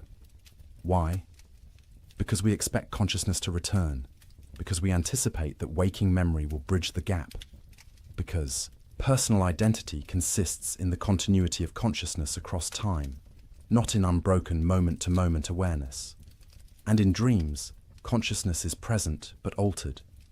We experience sensations, emotions, thoughts, often vivid and compelling. Yet these experiences are not caused by external objects, but by the mind's own activity, recombining memories, activating associations, playing out fears and wishes in symbolic form. Dreams demonstrate the mind's active power, its ability to construct experience from internal materials, even without sensory input from the external world. Some of Locke's successors would push this observation further. If the mind can construct such vivid experiences in dreams from purely internal sources, how do we know waking experience is any different? Perhaps all experience is constructed by the mind, and we never encounter external reality directly. This idealist conclusion, drawn by Berkeley and others, was not what Locke intended, but it shows how his careful observations could lead to unexpected places. For Locke himself, the distinction between waking and dreaming was clear enough in practice. Waking experience has coherence, consistency, regularity that dreams lack. The waking world obeys natural laws, responds to our actions in predictable ways, is shared by multiple observers who report similar perceptions. Dreams are fragmentary, illogical, private, unshared. This practical difference, even if we cannot prove metaphysically that waking experience corresponds to external reality, is sufficient to ground knowledge and guide action. This pragmatic approach, this willingness to acknowledge limits of certainty while still affirming the possibility of knowledge sufficient for human purposes, is characteristic of Locke's entire philosophy. We cannot prove we are not dreaming, cannot demonstrate with absolute certainty that matter exists, cannot be infallible in our judgments, but we can observe carefully, reason honestly, test our beliefs against experience, and build up a body of knowledge reliable enough to navigate the world and live well. This is intellectual modesty combined with practical confidence. We admit our limitations while still trusting our capacities. We acknowledge uncertainty while still making judgments. We remain open to correction while still committing to beliefs. This balance, This refusal of both dogmatic certainty and corrosive skepticism is perhaps Locke's most valuable methodological contribution, and it applies not just to theoretical knowledge but to practical wisdom, to the art of living. We cannot know with certainty the best way to live, the perfect character to cultivate, the ideal society to build. But we can observe what tends to promote happiness and what tends to produce misery. We can experiment with different approaches, note the results, adjust our behavior accordingly. We can learn from the experience of others, from history, from diverse cultures and ways of life, extracting principles while remaining alert to context and variation.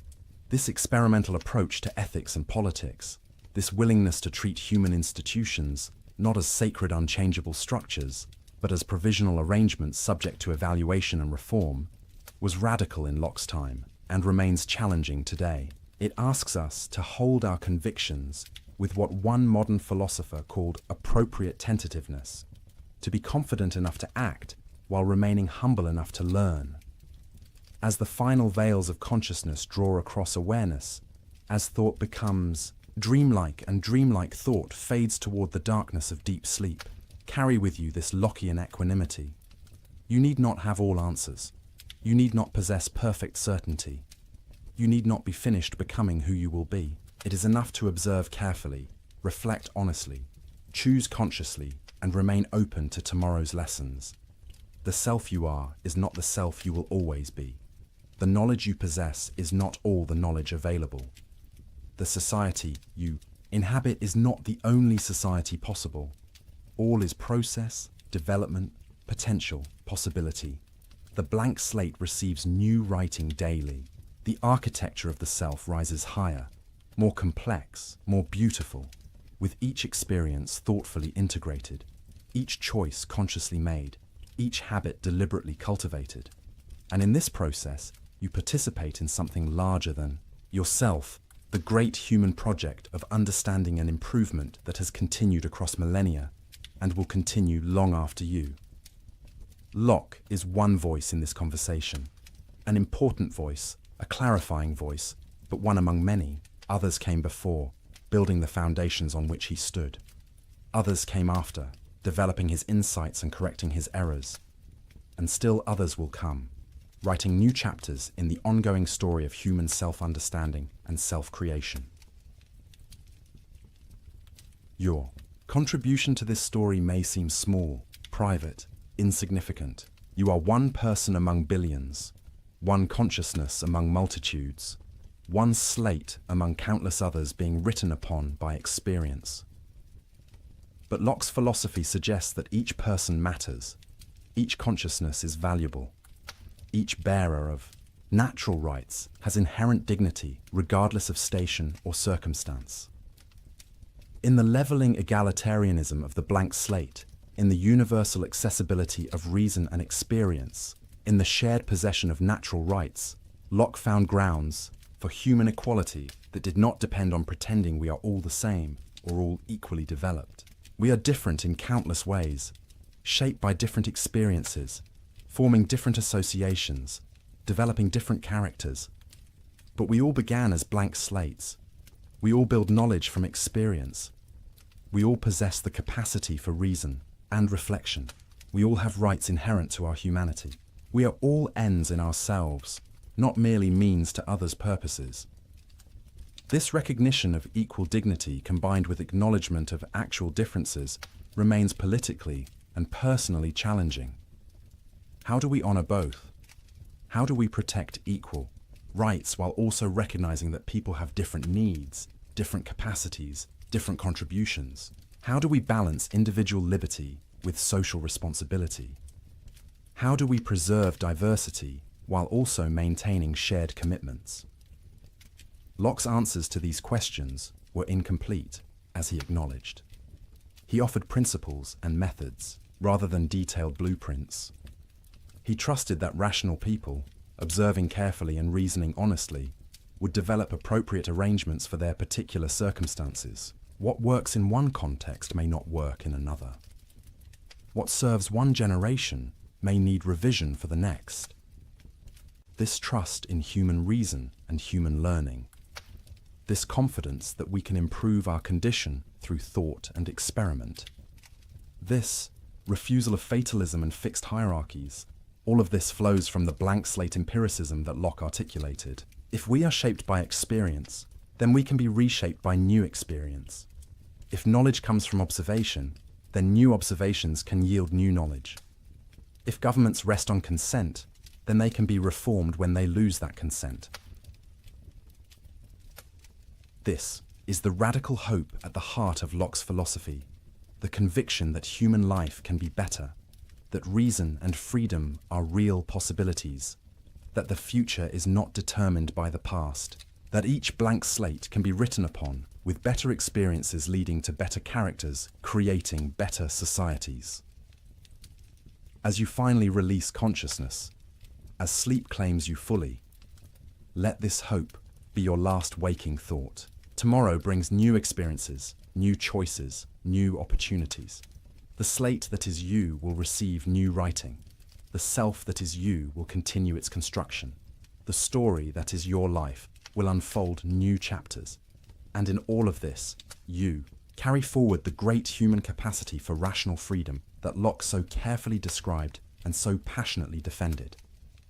Rest now in this knowledge. Rest in the certainty that you matter, that your experiences are real, that your choices have meaning, that your self is genuine even as it develops.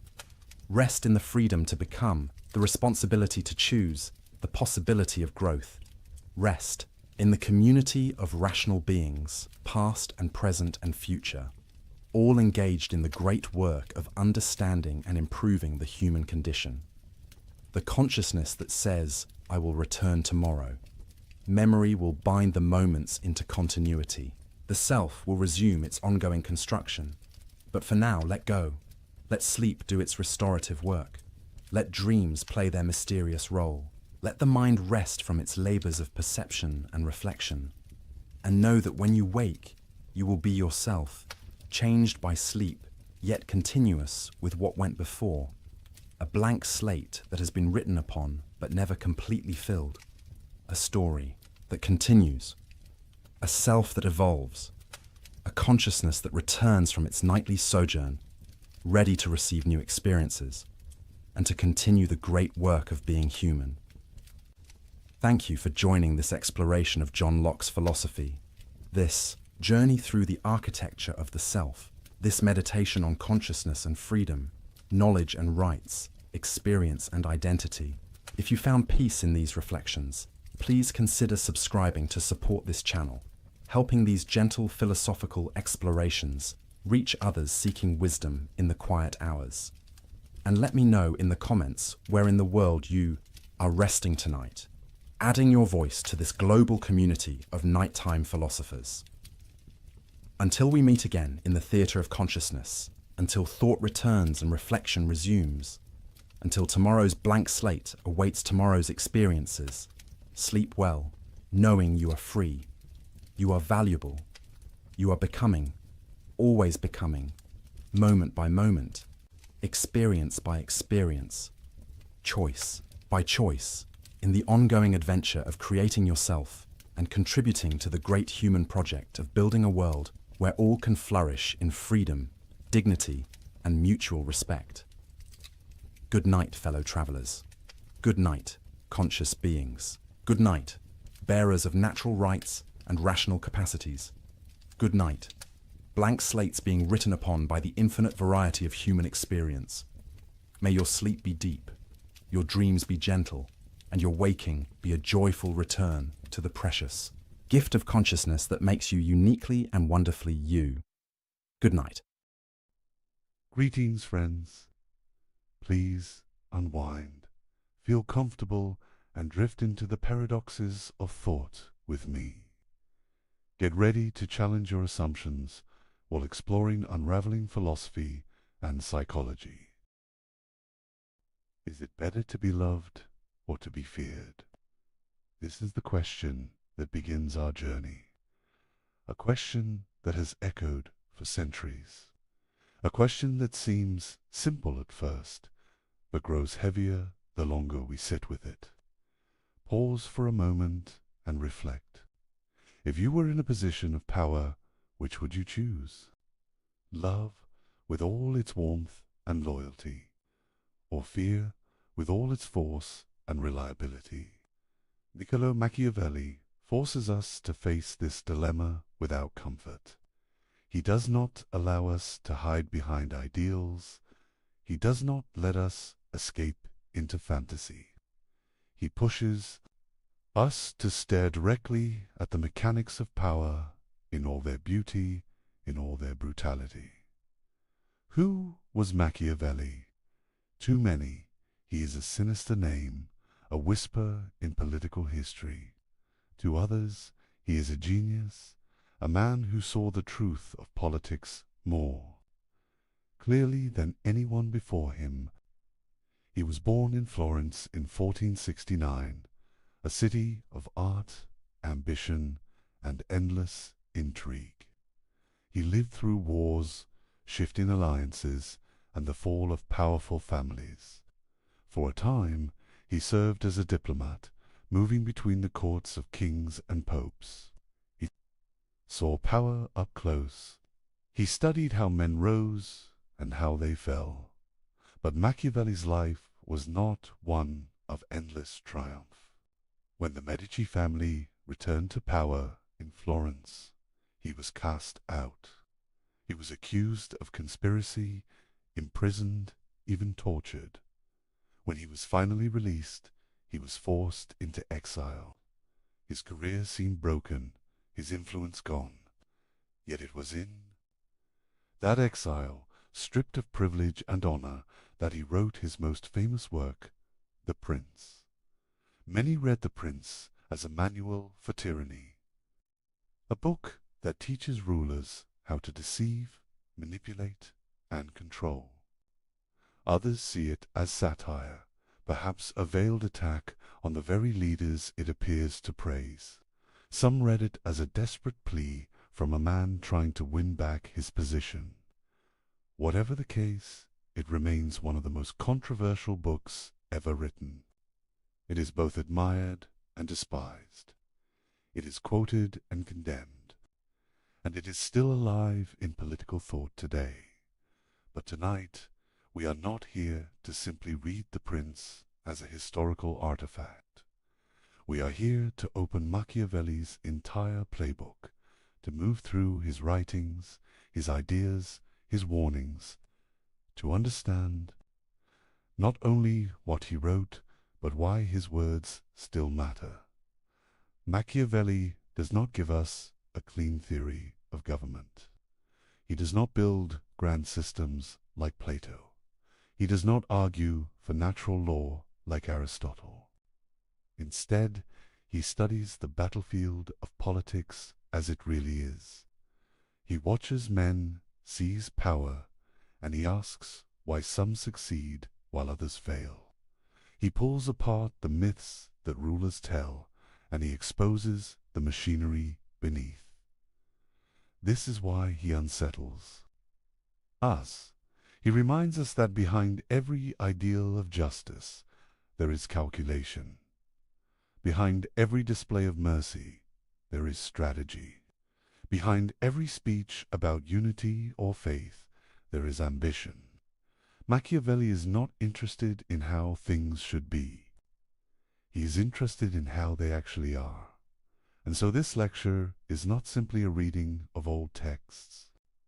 It is an exploration of strategies that remain alive in politics, in business, in leadership, and in human behavior.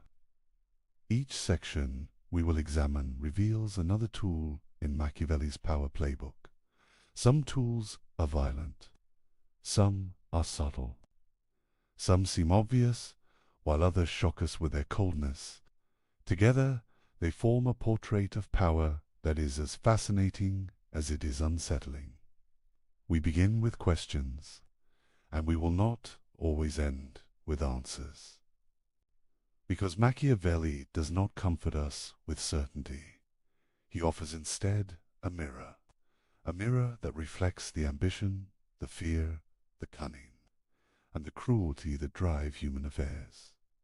Over the course of this exploration, we will see how Machiavelli redefined ideas like virtue, fortune, loyalty, and cruelty. We will examine his metaphors of the lion and the fox, his warnings about mercenaries and corruption, his reflections on republics and monarchies, and his relentless insistence that power must be maintained through action, not through hope. Be prepared for ideas that may disturb you. Be prepared for truths that may feel uncomfortably close to the world you see today. And be prepared to find yourself returning again and again to that first question. Is it better to be loved or to be feared? Because by the time we have moved through Machiavelli's playbook, that question will not feel simple anymore. It will feel like the key that unlocks every struggle for power, from the courts of Renaissance Italy to the halls of modern governments, corporations, and even our own relationships. Let us begin. When we think of politics, we often imagine it wrapped in ideals. We picture justice, fairness, or virtue as the guiding lights of rulers. From Plato to Augustine, philosophers before Machiavelli told us that politics should aim at the highest good. They taught that leaders must embody wisdom, courage, and morality. They drew images of republics ruled by reason, kingdoms guided by divine law, and communities built upon virtue. Machiavelli cuts through these illusions with a single stroke. He says, in effect, that politics is not about what should be. It is about what is. The ideals may look beautiful, but they are fragile masks. Behind them lies the raw struggle for survival, dominance, and control. In The Prince, Machiavelli writes that a ruler who tries to live up to ideals will be ruined among men who are not ideal. He insists that leaders must be prepared to act against faith, against charity, against humanity, even against religion, if that is what their survival requires. This is not because he rejects morality outright. It is because he believes that morality alone cannot withstand the forces of fortune, ambition, and conflict. This view shocked his contemporaries. They had been taught that rulers must serve God and justice first. Yet Machiavelli observed rulers who acted in pious ways often lost their states. Meanwhile, those who betrayed promises, deceived rivals, and used cruelty effectively survived and thrived. He concluded that power abates its own laws. To ignore those laws is to invite collapse. We must understand the context of his time to appreciate the force of his argument. Florence and the Italian peninsula were not peaceful lands. They were fractured into city-states, each with its own ambitions. The French invaded, the Spanish interfered, and the papacy itself played politics like a prince. Alliances shifted weekly, armies burned towns, families rose and fell in sudden turns of fortune. In this setting, a ruler who clung to ideals without flexibility was not admired. He was destroyed. Machiavelli observed that men judge more by appearances than by reality. People will believe a ruler is good if he appears to act morally, even if he is ruthless behind the scenes. This creates a tension. The illusion of morality can be useful, even necessary. But the pursuit of morality itself, without calculation, can be fatal. Here we see the first layer of Machiavelli's power playbook. Do not confuse appearance with reality. Appearances must be carefully managed, but the reality of decision-making must remain grounded in necessity. If mercy preserves stability, then mercy is chosen. If cruelty is required, then cruelty must be applied.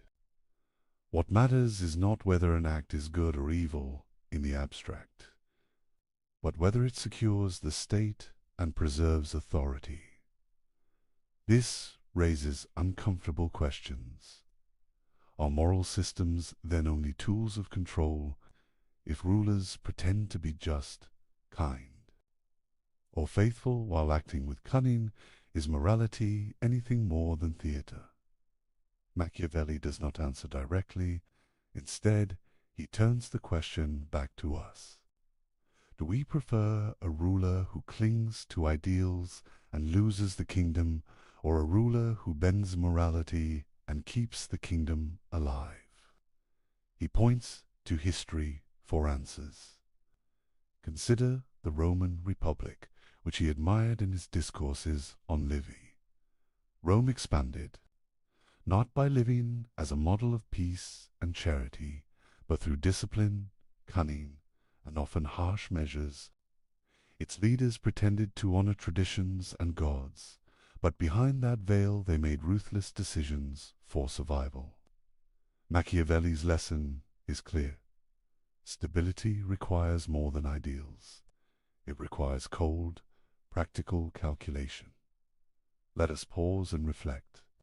Imagine two leaders facing the same crisis. One refuses to break his promises because he believes in absolute honesty. The other breaks his word when it serves his interest. Who survives? Machiavelli would say the second. Why? Because men are fickle, promises are fragile, and power rests on force and cunning more than on trust. This does not mean Machiavelli denies all value in morality. He sees its utility. He urges rulers to appear merciful, faithful, and upright.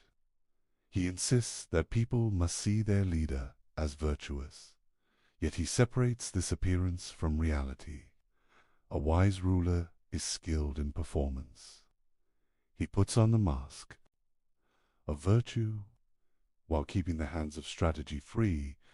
This duality between appearance and reality is one of Machiavelli's most unsettling contributions to philosophy. It strips away comforting illusions. It tells us that rulers succeed not because they are moral, but because they understand when to use morality and when to discard it.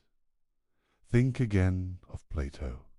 In the Republic, Plato describes the philosopher king as one who rules with wisdom and justice, guided by eternal truth. Machiavelli turns this image upside down. For him, the successful ruler is not the philosopher who contemplates ideals. It is the strategist who adapts, deceives, and seizes opportunity. Where Plato sought harmony between justice and power, Machiavelli separates them. The contrast extends further. Christian thinkers taught that rulers must be shepherds of their people, accountable to divine law. Machiavelli does not dismiss religion entirely, but he treats it as another instrument. A ruler may use religion to inspire loyalty or to justify decisions, but he must never allow religious ideals to dictate choices that threaten survival. Here again, the reality of power trumps the illusion of morality. What does this mean for us? It means that when we look at history, we should ask whether the actions of rulers were driven by ideals, or whether ideals were used as masks for pragmatic calculation. It also means that when we look at our own time, we must ask whether the values leaders display are genuine, or whether they are carefully chosen illusions. Machiavelli offers no comfort in these questions. He offers only clarity. He tells us that power, stripped of illusions, is not gentle. It is harsh, competitive, and endlessly unstable. If rulers refuse to face this reality, their states collapse. If rulers embrace it too openly, they risk hatred and rebellion. The art lies in walking the fine line between appearance and necessity. As we move deeper into Machiavelli's playbook, we must hold on to this tension. The illusions of morality are powerful, but the reality of power cannot be ignored. In his writings, Machiavelli shows us again and again how rulers who fail to balance these forces are destroyed. Some cling too tightly to virtue and fall to cunning enemies. Others display cruelty without restraint and provoke hatred. The survivors are those who master the balance, who act without hesitation, yet who know how to clothe their actions in the garments of morality. This is why Machiavelli's work endures. It is not a celebration of evil, but a study of necessity.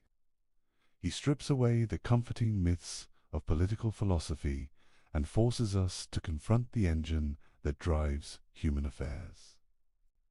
And once we see it, the illusions of morality can never fully shield us again. In Machiavelli's writings, two concepts dominate the landscape of power. These are fortuna and virtue. To understand his playbook, we must first understand them. Fortuna is often translated as fortune or luck. It represents the unpredictable elements of life. It is the flood that can sweep away kingdoms. It is the sudden death of a prince. It is the betrayal of allies, the revolt of citizens, the invasion of foreign armies. Fortuna is chaos made tangible vertake. On the other hand, is not morality. It is not virtue in the sense of goodness or justice. It is a kind of strength, skill, and decisiveness. It is the ability to shape circumstances. It is a capacity to act boldly, to plan wisely, and to respond quickly. Virtue allows a ruler to confront fortune and, when possible, to bend it to his will. Machiavelli presents these two forces as intertwined. Fortune is like a river that rises and falls without warning. Virtue is the dam, the levee, or the engineer who redirects the waters. Without virtue, fortuna will destroy even the strongest ruler. Without fortuna, virtue has no challenges to overcome, but its presence is constant. It tests leaders, punishes hesitation, and rewards audacity. Consider his famous river metaphor. Machiavelli describes fortune as a river that floods suddenly. The flood destroys villages, drowns cattle, and scatters crops. Those who prepare levees, who build channels, who anticipate the rising waters, survive. Those who do not are swept away. In human affairs, fortune functions in the same way. Wars, betrayals, deaths, and revolutions can overwhelm a state in an instant.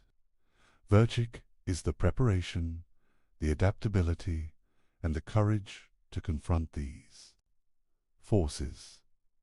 This does not mean that fortune can be fully controlled. Machiavelli is clear. Fortune is unpredictable and often cruel, but it can be mitigated. A prince who acts boldly, decisively, and with cunning can reduce the power of fortune. He can turn its unpredictability into opportunity. History is full of examples. Leaders who hesitated in crises perished. Leaders who seized the moment thrived. Machiavelli observes that fortune favors the bold vertake also requires knowledge and action. It is not enough to be courageous, a ruler, must understand the world in which he lives.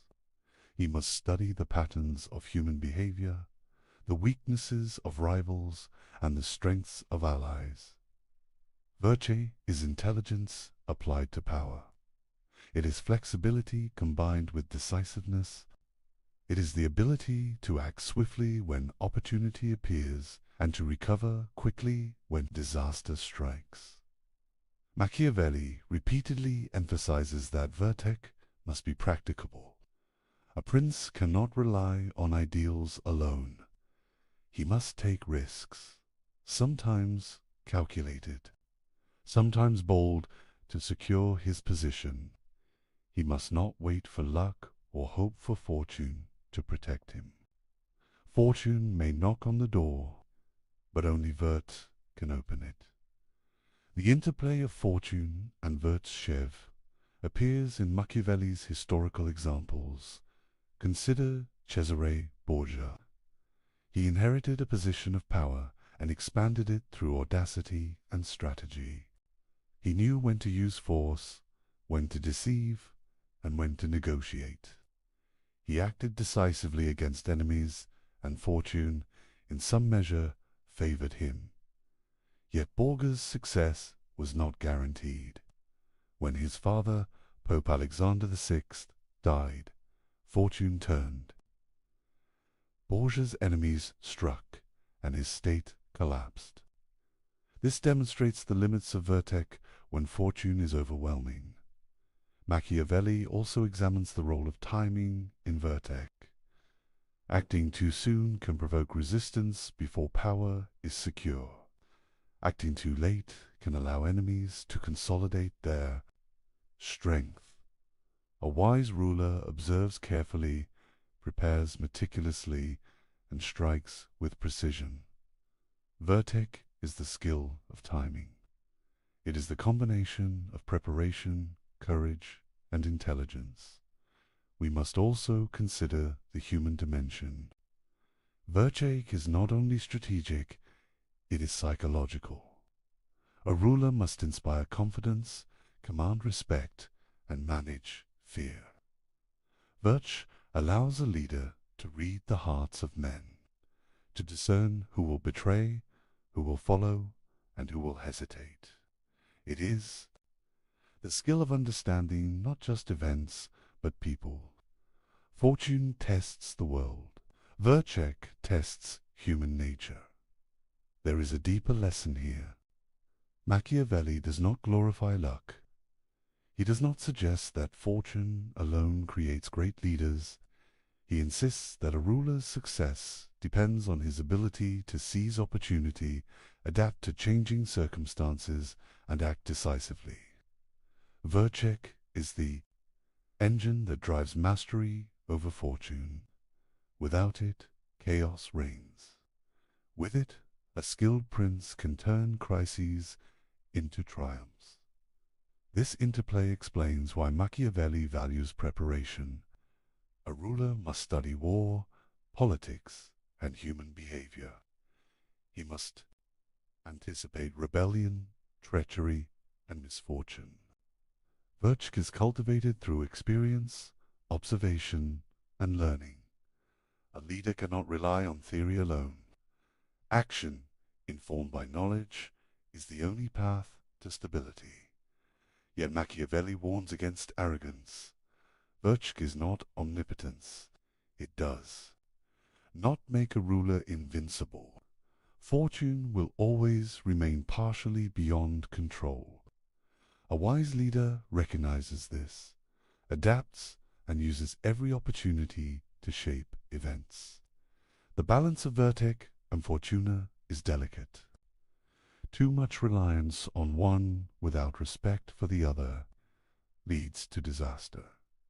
Machiavelli's exploration of these concepts also has modern resonance.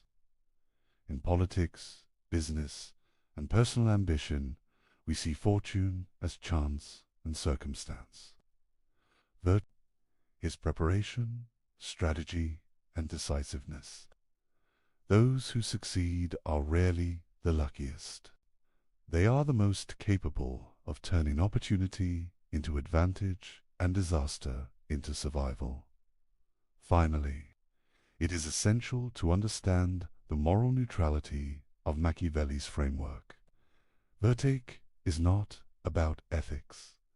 It is about effectiveness. Fortune is not about justice. It is about unpredictability. Together, they create a landscape where success is determined by skill, courage, and adaptability, not by adherence to moral ideals.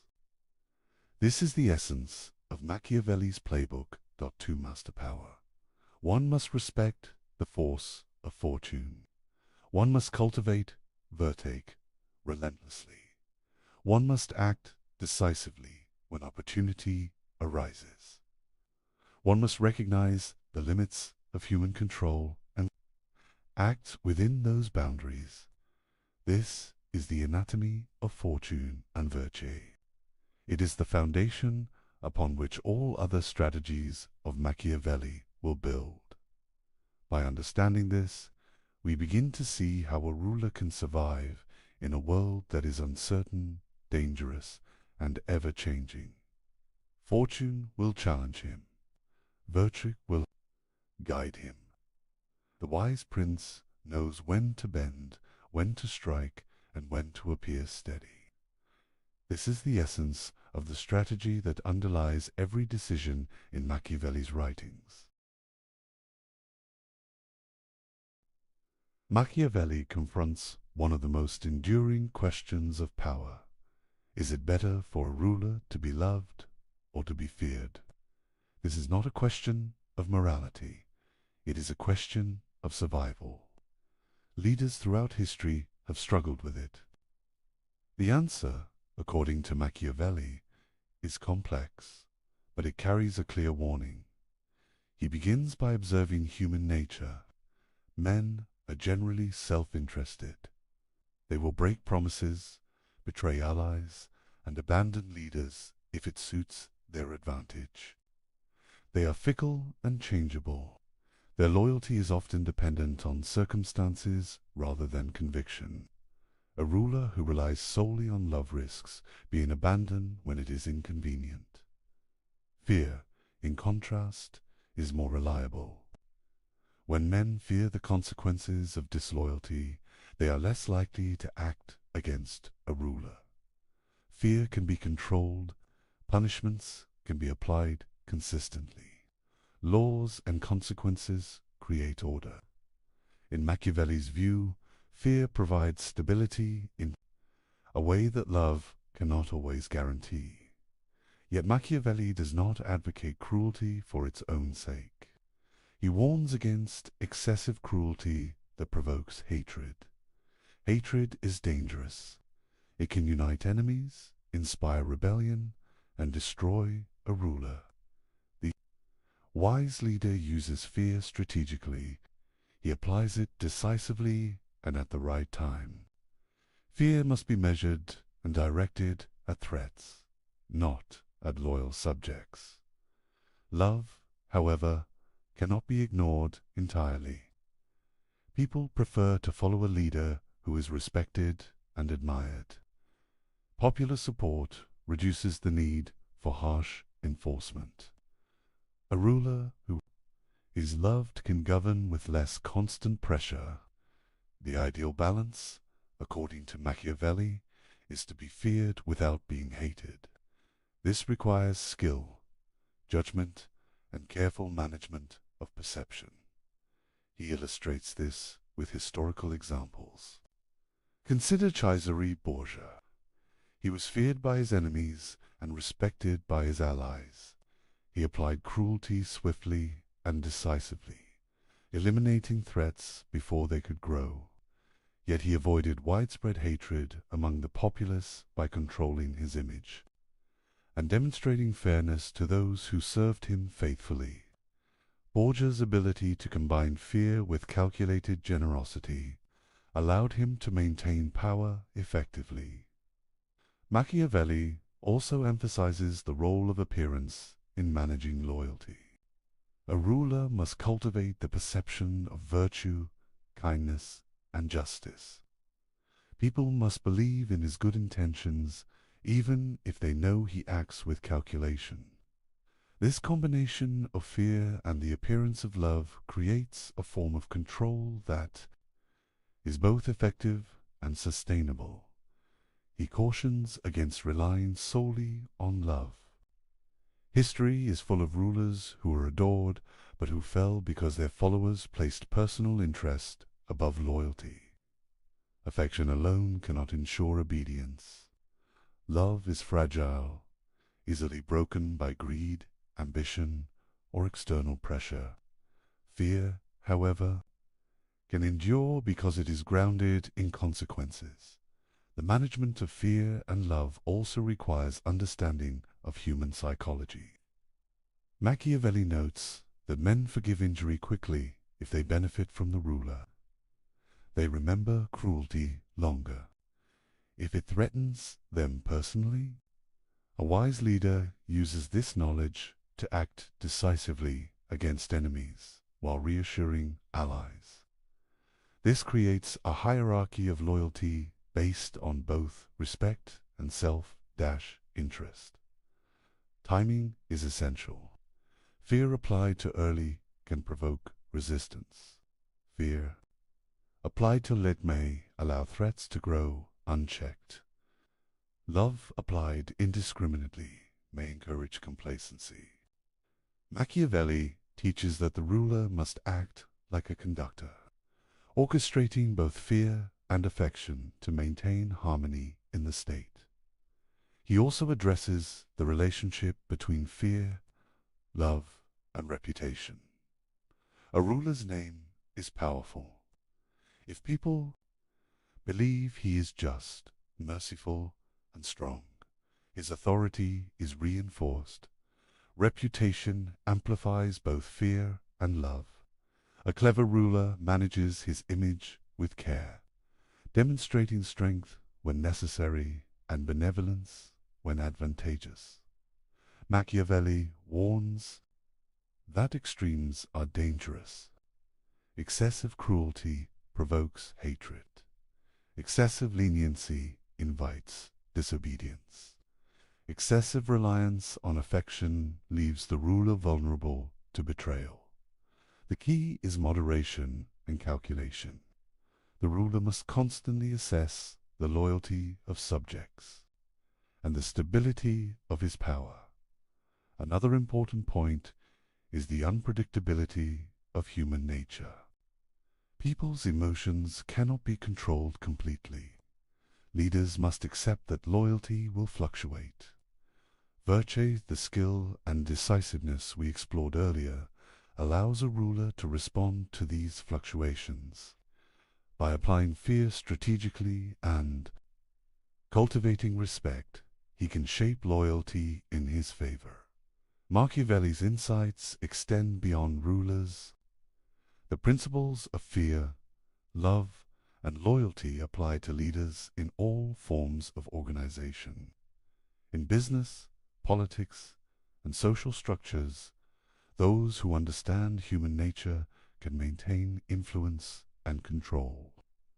Those who rely on idealized notions of affection or loyalty risk failure. He also highlights the symbolic dimension of fear and love. Public punishments, ceremonies, and displays of power communicate strength. Generosity, rewards, and recognition communicate benevolence. The combination of these signals reinforces loyalty while minimizing resentment. The careful use of symbols is part of the art of leadership. Finally, Machiavelli presents a stark choice. Leaders must decide where to place their reliance. They can seek love, risk in vulnerability. They can seek fear, risk in hatred. The wise ruler achieves a balance that maximizes loyalty while minimizing threats. This balance is not fixed. It changes with circumstances, enemies, and the temperament of the populace. Constant attention and adaptation are required through These lessons, Machiavelli demonstrates that power is not granted.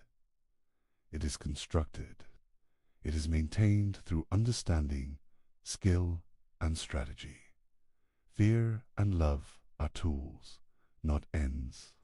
They are instruments in the broader architecture of control. The ruler who masters them can survive where others fail.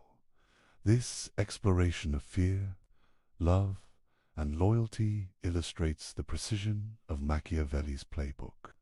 It shows his deep understanding of human behavior and the mechanics of authority. By studying these principles, we see why he remains one of the most influential thinkers in the history of political thought.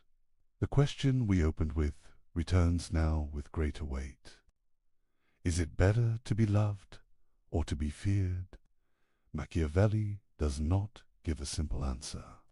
He shows us that the wise ruler must navigate between these forces, mastering both when possible, balancing them against the unpredictable currents of fortune, and always remaining aware of the human tendencies that shape every political act. Machiavelli introduces one of his most memorable metaphors. He tells us that a successful ruler must be both a lion and a fox. This is not a simple comparison. It is a lesson in the duality required to maintain power. Strength alone is insufficient. Cunning alone is inadequate. Both must coexist within the leader. The lion represents strength and force. A lion attacks, overpowers, and defends territory with raw power. It inspires respect and fear. In human affairs, this symbolizes the use of direct action, military might, and authority to overcome obstacles. A ruler must know when to strike. Decisively, strength is necessary to confront enemies, suppress rebellion, and establish control. Without it, the state is vulnerable to internal and external threats. The fox, in contrast, represents cunning, intelligence, and deception. A fox senses traps and avoids danger. It uses strategy rather than brute force. In leadership, the fox symbolizes subtlety, manipulation, and foresight. A ruler must be able to recognize hidden threats, negotiate effectively, and manipulate appearances. Without cunning, even the strongest leader can be outmaneuvered. Machiavelli emphasizes that one quality without the other leads to failure. A ruler who relies only on strength may crush enemies, but he will be blind to subtler dangers. He may be betrayed by those he trusted or undermined by those he underestimated. A ruler who relies only on cunning may deceive allies and opponents. But he may lack the force to defend his power when open conflict arises. Survival requires a combination of both. He illustrates this through historical examples. Consider Cesare Borgia once again. Borgia combined military skill with political cunning. He knew when to fight directly and when to manipulate alliances. His ability to assess both open threats and hidden dangers allowed him to expand his influence. Quickly, when one element failed, his dual approach often compensated, demonstrating the importance of flexibility. The metaphor also highlights the adaptability required of a leader. The world is unpredictable. Enemies change tactics. Allies shift loyalties. Fortune intervenes. A ruler who is rigid, relying solely on force or solely on deception, risks destruction. The lion and the fox symbolize the capacity to switch strategies depending on circumstances. This adaptability is a cornerstone of Machiavelli's philosophy. Machiavelli warns that deception is often necessary. The fox allows the ruler to recognize traps, to anticipate betrayal, and to use appearances to maintain stability. A ruler may need to present mercy while acting ruthlessly, or appear weak while preparing to strike. The cunning use of perception enables a leader to shape events before they become crises. Strength, however, cannot be neglected. The lion ensures that the ruler can enforce decisions, command armies, and eliminate threats decisively. Without strength, cunning alone cannot secure power. A deceptive strategy without the capacity to enforce it fails. The world tests the ruler physically, and he must respond with force when required. This duality is not only practical, it is psychological. Subjects respond differently to strength and cunning. Fear of force demands respect. Awareness of cunning generates uncertainty in opponents, preventing them from acting impulsively. Loyalty, obedience, and alliance are shaped by both elements. The ruler who embodies both is unpredictable and therefore secure. Machiavelli also considers timing. The lion and the fox must be deployed according to circumstances. A time of rebellion may demand the strength of the lion. A time of diplomacy may demand the subtlety of the fox. A ruler who cannot read the situation or who applies the wrong method invites disaster. Success is contingent upon judgment as much as skill. The duality extends to internal governance as well.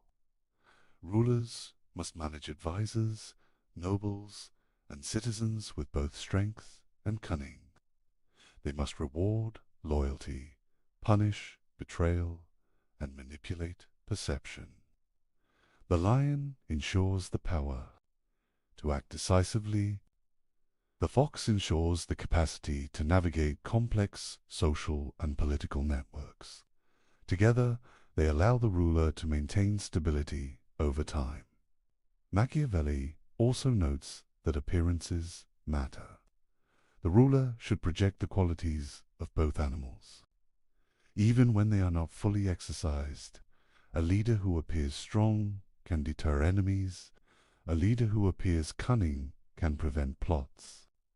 Perception is an instrument of power, reinforcing both force and strategy. The lesson for leaders is clear. One cannot rely solely on morality, ideology, or a single skill. Survival demands versatility, perception, and intelligence applied to action. The lion and the fox are not symbols of good or evil. They are tools for navigating the realities of human behavior. Leaders who master both can withstand fortune, outmaneuver enemies, and maintain control. Machiavelli's metaphor also has a modern application. Leaders in business, politics, and society face challenges similar to those of Renaissance princes. Threats come from competitors, shifts in power, and unpredictable circumstances. The balance of force and strategy, boldness and cunning remains essential. Those who rely exclusively on one approach fail to achieve lasting success. Finally, this duality emphasizes preparation and self-awareness. A ruler must cultivate both strength and intelligence continually. Complacency in one domain invites disaster. The combination of lion and fox requires constant vigilance, learning, and adjustment. Leadership is not a static condition. It is an ongoing process of adaptation and mastery.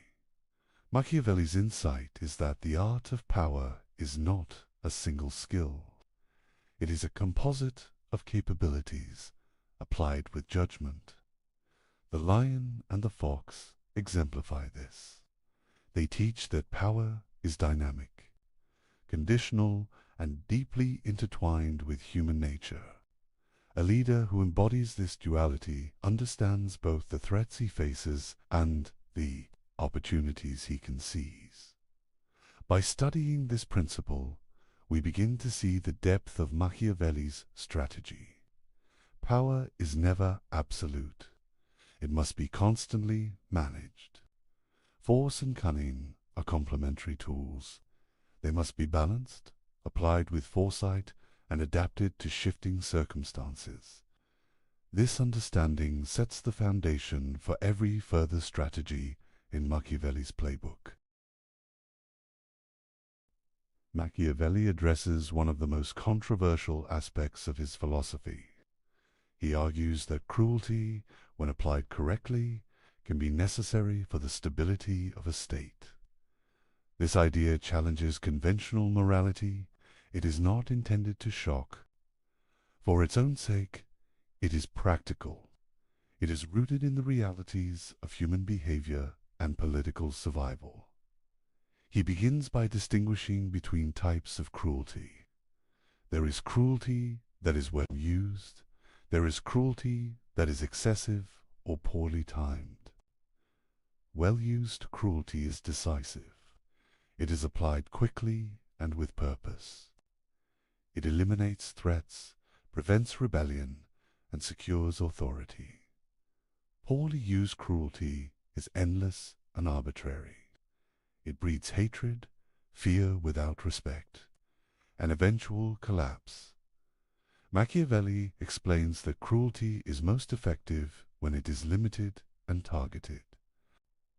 A ruler may need to eliminate rivals or punish conspirators. When this is done decisively, the message is clear.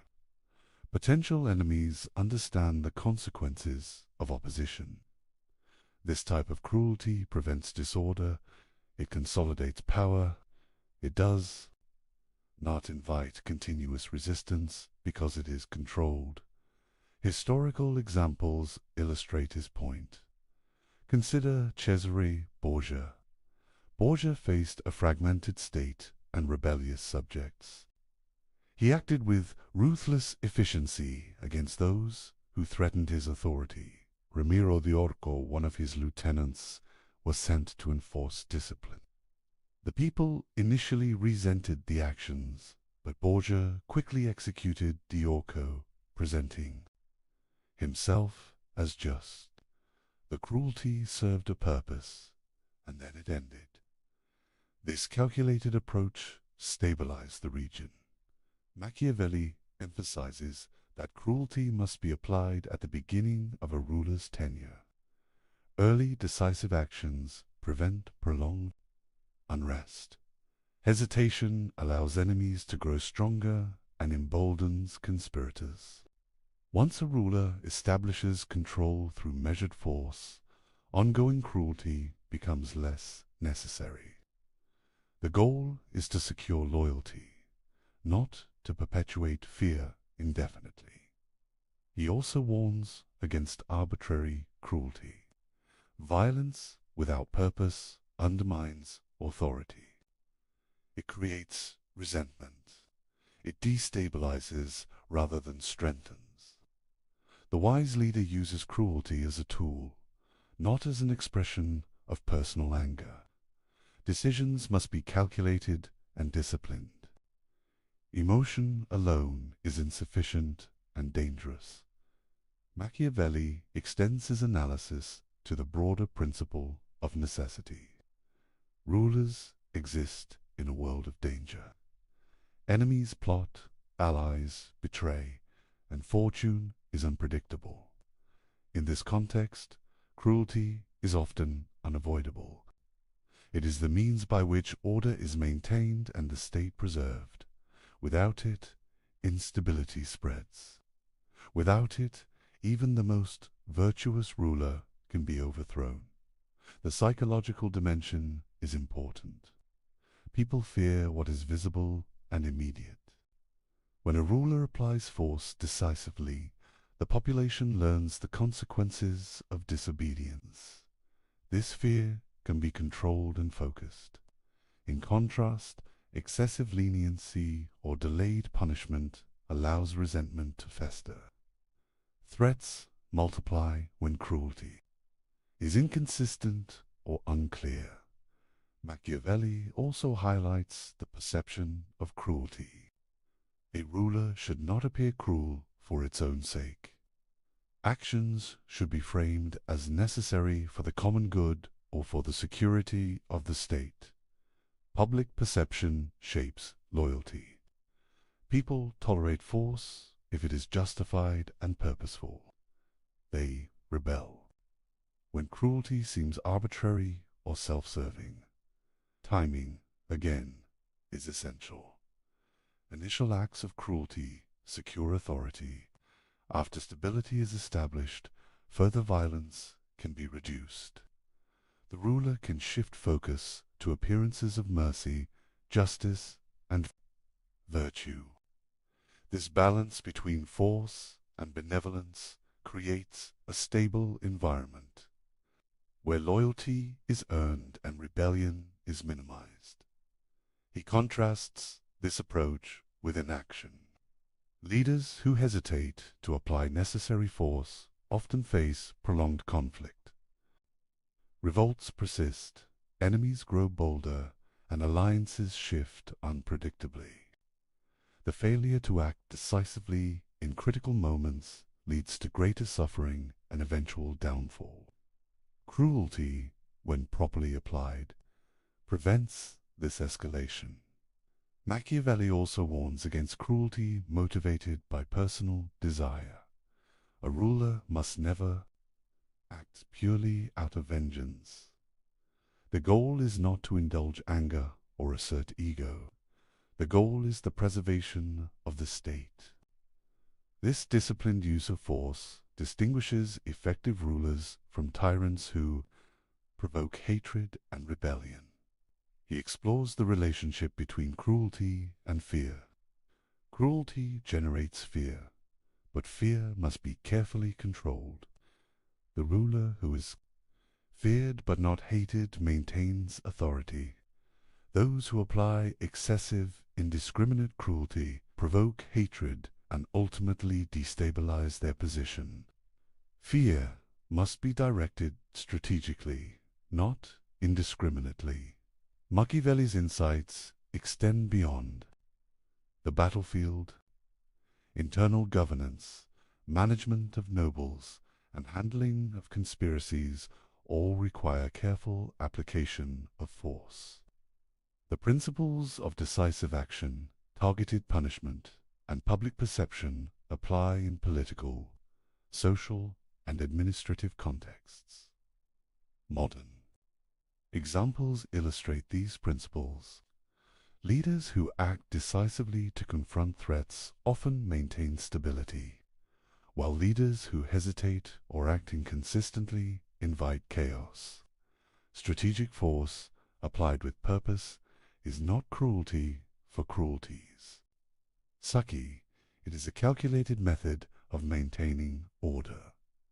Finally, Machiavelli emphasizes the moral neutrality of these actions. Cruelty is neither inherently good nor evil. Its value is measured by results. The wise ruler considers the long-term stability of the state. He acts decisively when necessary, restrains force when possible, and manages perception carefully. Through this lens, cruelty becomes a tool, a necessary instrument for survival.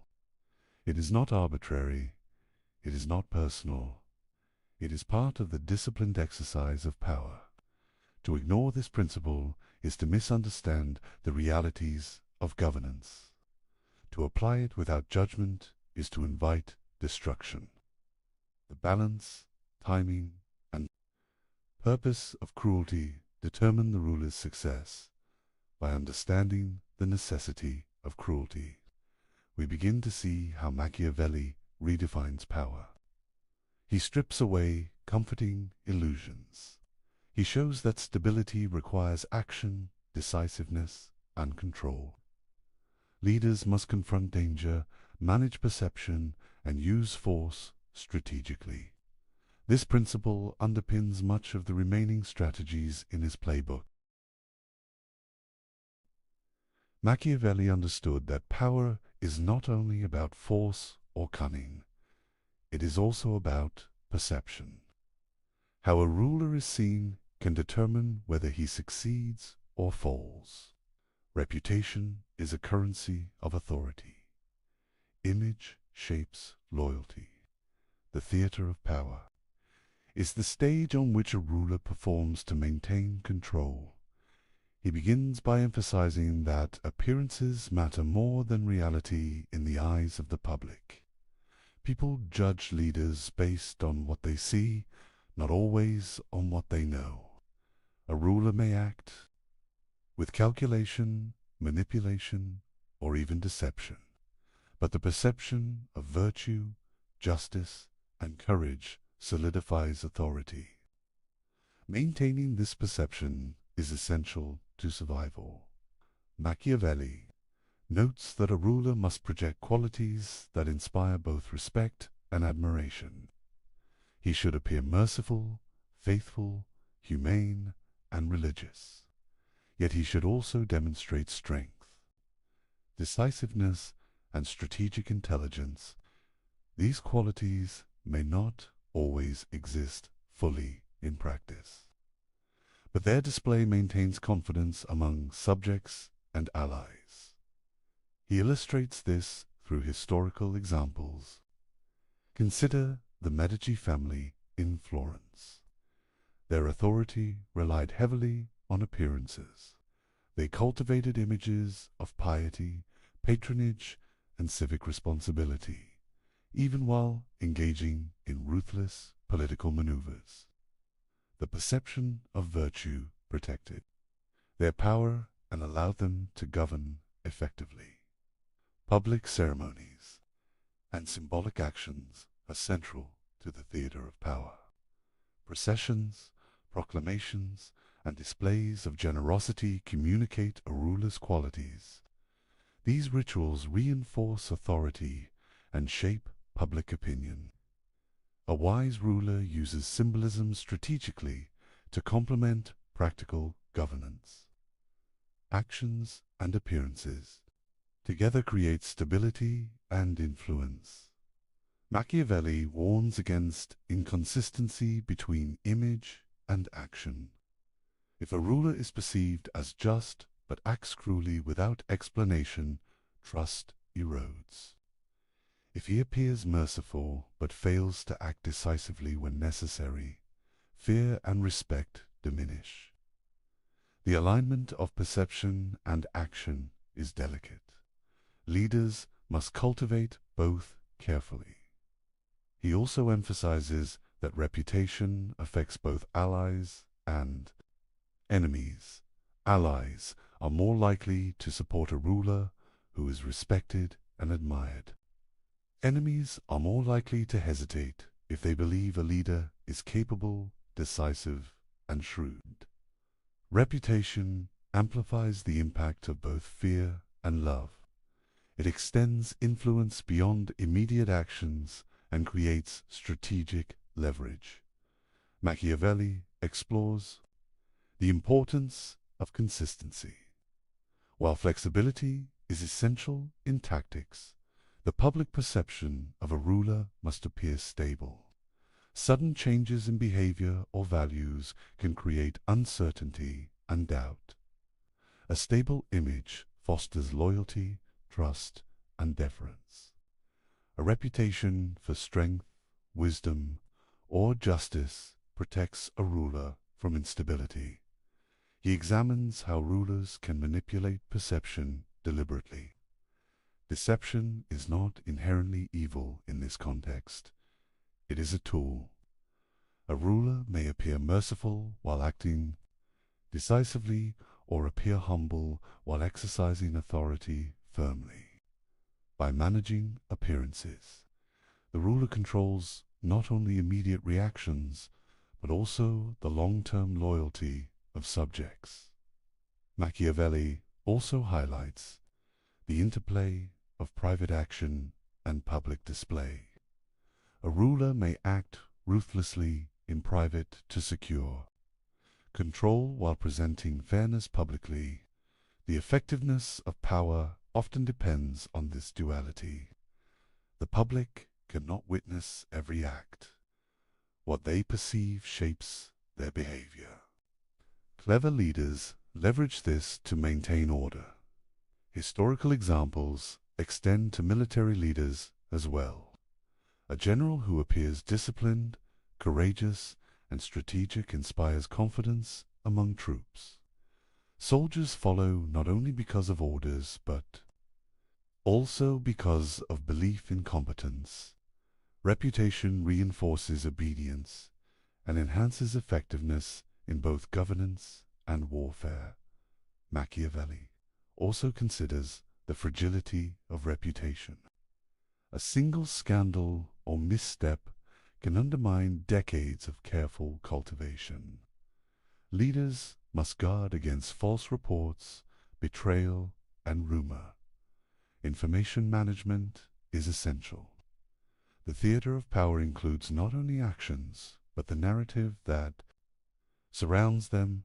He emphasizes that reputation is cumulative.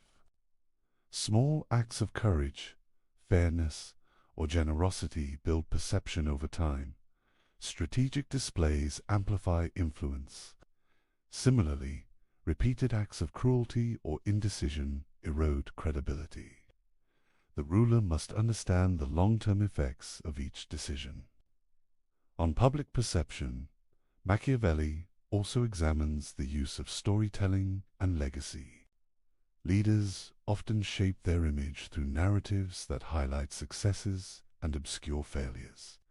Propaganda, public records, and controlled accounts of events all contribute to the theater of power.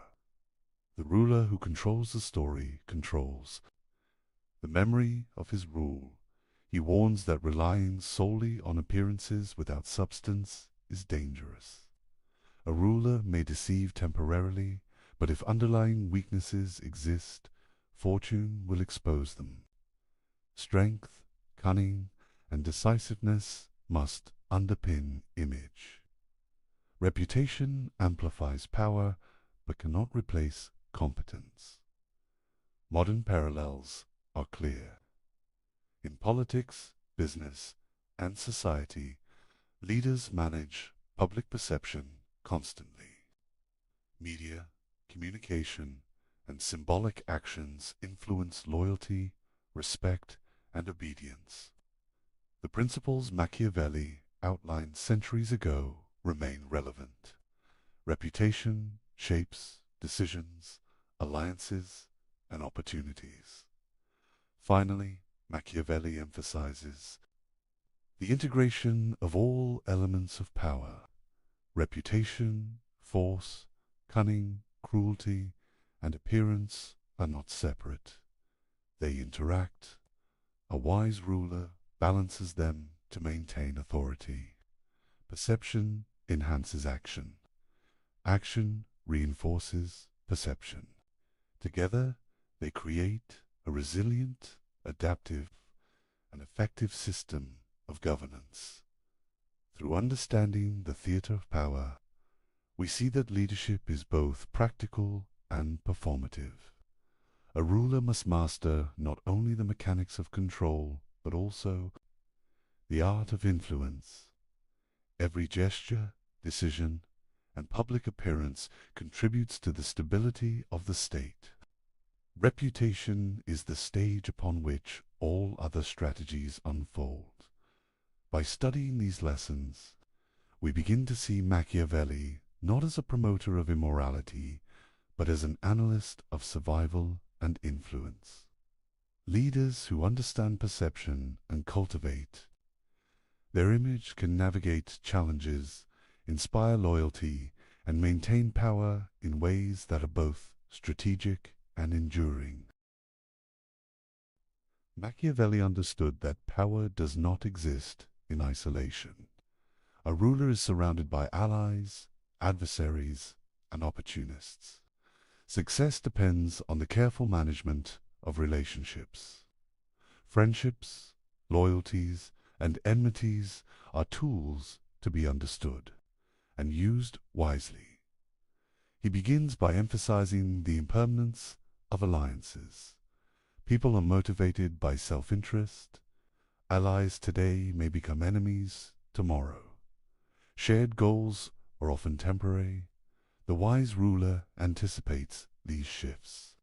He maintains awareness of the intentions and ambitions of those around him.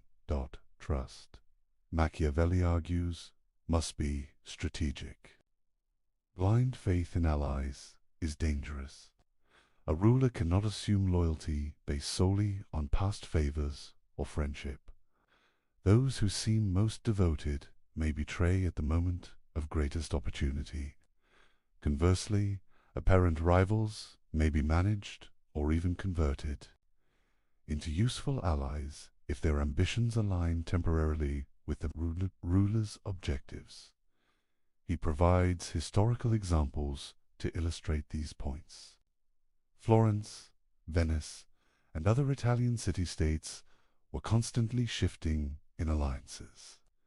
Leaders who relied too heavily on external support often found themselves abandoned when foreign powers pursued their own interests. Survival required vigilance and flexibility. Alliances must be nurtured, tested, and sometimes replaced. Machiavelli emphasizes the importance of understanding human motivation. People act primarily out of self-interest, fear, or ambition. A ruler who misreads the desires and incentives of allies risks being manipulated. He must study the character and behavior of those around him carefully. Observing actions is often more revealing than listening to words. He also addresses betrayal. It is inevitable in human affairs. Rulers must plan for it. Defensive measures, such as dividing potential adversaries, rewarding loyalty, and punishing treachery, decisively reduce the likelihood of surprise attacks. Machiavelli stresses that swift and calculated responses to betrayal send clear signals, reinforcing both fear and respect. Another principle is the selective cultivation of friends and enemies. Not all alliances are equally valuable. The ruler must identify those who can contribute to stability, military strength, or economic advantage. Some rivals can be left unchecked if their ambitions are contained. Others must be neutralized through diplomacy, coercion, or strategic force. Proper management ensures that threats are minimized while benefits are maximized. Machiavelli also highlights the importance of adaptability. Relationships are not static. Circumstances change. A once trusted ally may become dangerous. A previously hostile neighbor may become an opportunity for alliance. The successful ruler continually reassesses the political landscape. Decisions must be based on the current balance of power, not past assumptions or sentiments. He examines the role of deception in managing allies and enemies. Transparency can be exploited. The ruler must sometimes conceal intentions, provide misleading signals, or present false security to maintain advantage. Deception is a tool, not a moral failing. When used to preserve the state and protect power, historical examples reinforce these lessons. The Papal States frequently negotiated alliances with city-states and foreign powers. Those who overestimated loyalty or underestimated ambition often lost territory or influence. Leaders who balanced diplomacy with readiness for conflict maintained. Authority more effectively, Machiavelli's observations emphasized pragmatism over idealism.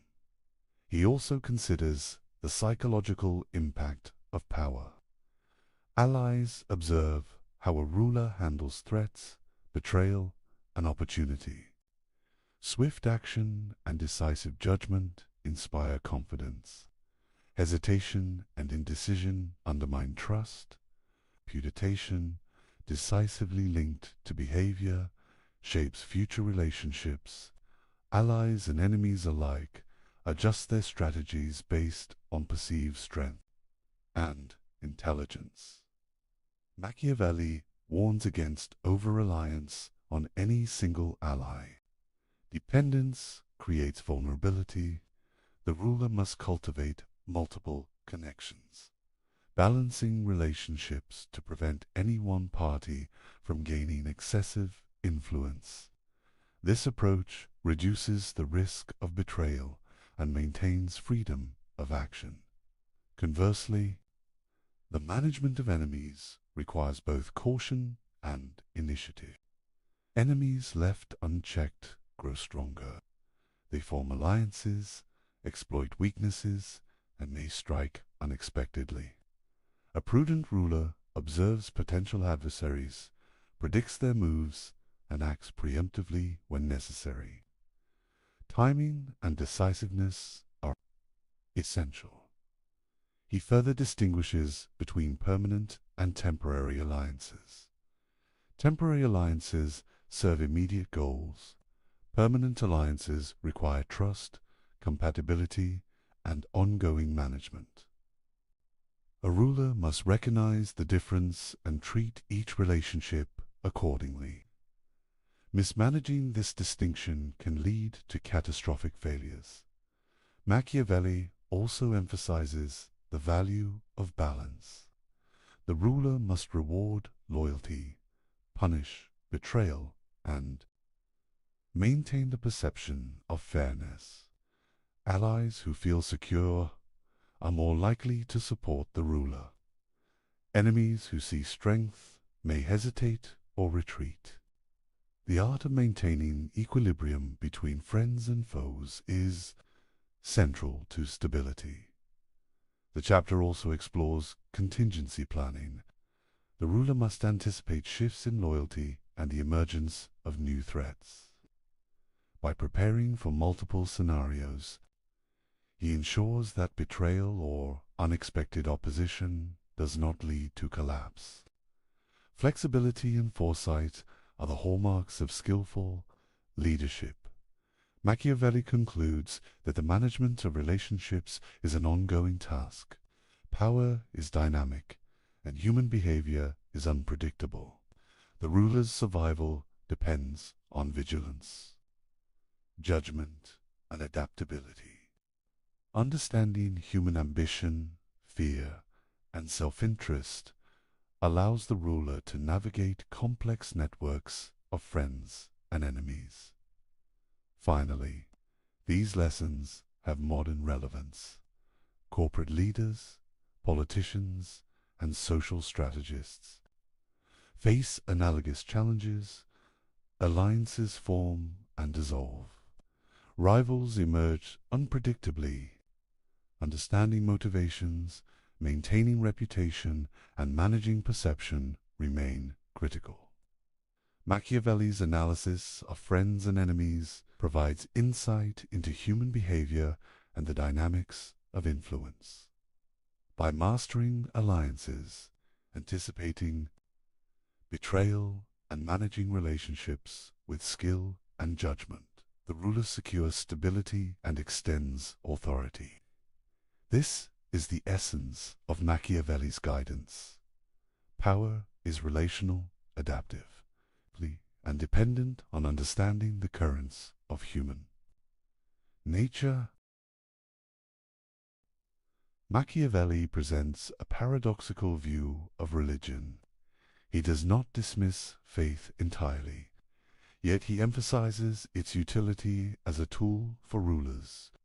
Religion, in his eyes, is a mechanism for shaping human behavior.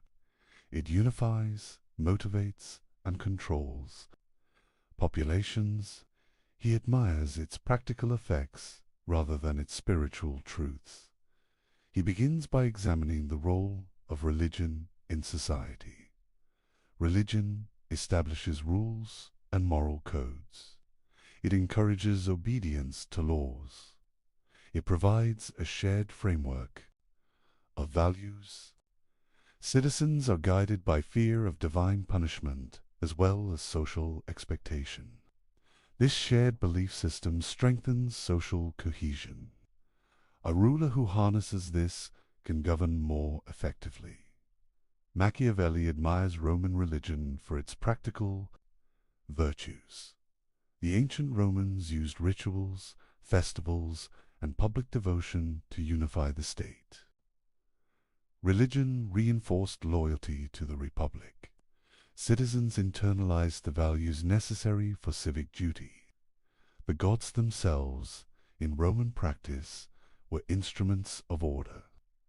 This example demonstrates how faith can stabilize power. He emphasizes the distinction between personal belief and public utility. A ruler may or may not be devout. What matters is the appearance of piety. Public displays of religious devotion create trust and legitimacy. Citizens are reassured when their leader observes sacred customs. This perception reinforces authority. Faith becomes a political instrument, independent of private conviction. Machiavelli warns against neglecting religion entirely.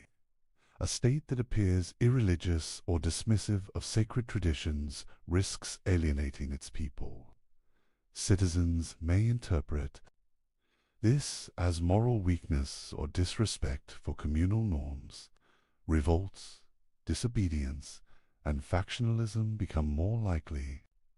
Leaders must manage perception as carefully as they manage armies. He explores the paradox of morality in leadership. Ethical behavior is valuable when it supports stability. Rulers should maintain the appearance of virtue, honesty, and justice. Yet personal morality is secondary to effectiveness. Actions are justified by results rather than abstract principles. Religion helps bridge the gap between moral expectation and practical governance. Machiavelli introduces a suspenseful question. Is religion, for him, less about God than about human obedience? He implies that the sacred functions primarily to regulate behavior. The threat of divine punishment or social censure encourages loyalty. Citizens are motivated to act in ways that sustain the state. Faith becomes an instrument of political control. He analyzes how rulers can utilize religious structures. Priests, temples, rituals, and laws reinforce obedience. Leaders who control religious messaging can direct attention, unify populations, and suppress dissent. Religion becomes a stabilizing force, reducing reliance on coercion and military enforcement alone. Historical examples illustrate this principle. The Roman Republic, as Machiavelli admired, integrated religion into public life. Festivals, sacrifices, and civic rituals reinforced collective identity. Leaders who neglected religious appearances often faced instability. The power of perception, supported by shared belief, reinforced authority more effectively than force. Alone, Machiavelli also highlights the psychological dimension. People are more likely to follow laws and respect authority when they believe the ruler shares their values. Ritual, symbolism, and demonstration of piety cultivate trust. Even if a ruler privately doubts or manipulates faith, the public perception is what matters. Religion becomes a form of social technology. He contrasts genuine devotion with performative faith. Personal belief is not required for effective governance. What matters is consistent display. Leaders who observe sacred customs, attend ceremonies, and speak in morally resonant terms project stability. Citizens respond to visible piety. The mask of religion is a tool to maintain social order. Machiavelli further explores the consequences of neglecting this tool. A ruler who appears impious risks alienating both the people and the elite. Disrespect for religious norms can be interpreted as moral corruption, inviting rebellion and resistance. Maintaining the appearance of faith is therefore both pragmatic and necessary. He examines the interplay between religion and law. Laws gain additional authority when reinforced by moral and sacred frameworks. Citizens perceive obedience as both a civic duty and a spiritual obligation. This dual motivation enhances compliance and reduces the need for constant enforcement. Religion becomes intertwined with governance. Machiavelli also considers the long-term effects of religious manipulation. Stability achieved through shared belief can endure beyond a ruler's lifetime. Citizens internalize norms and expectations.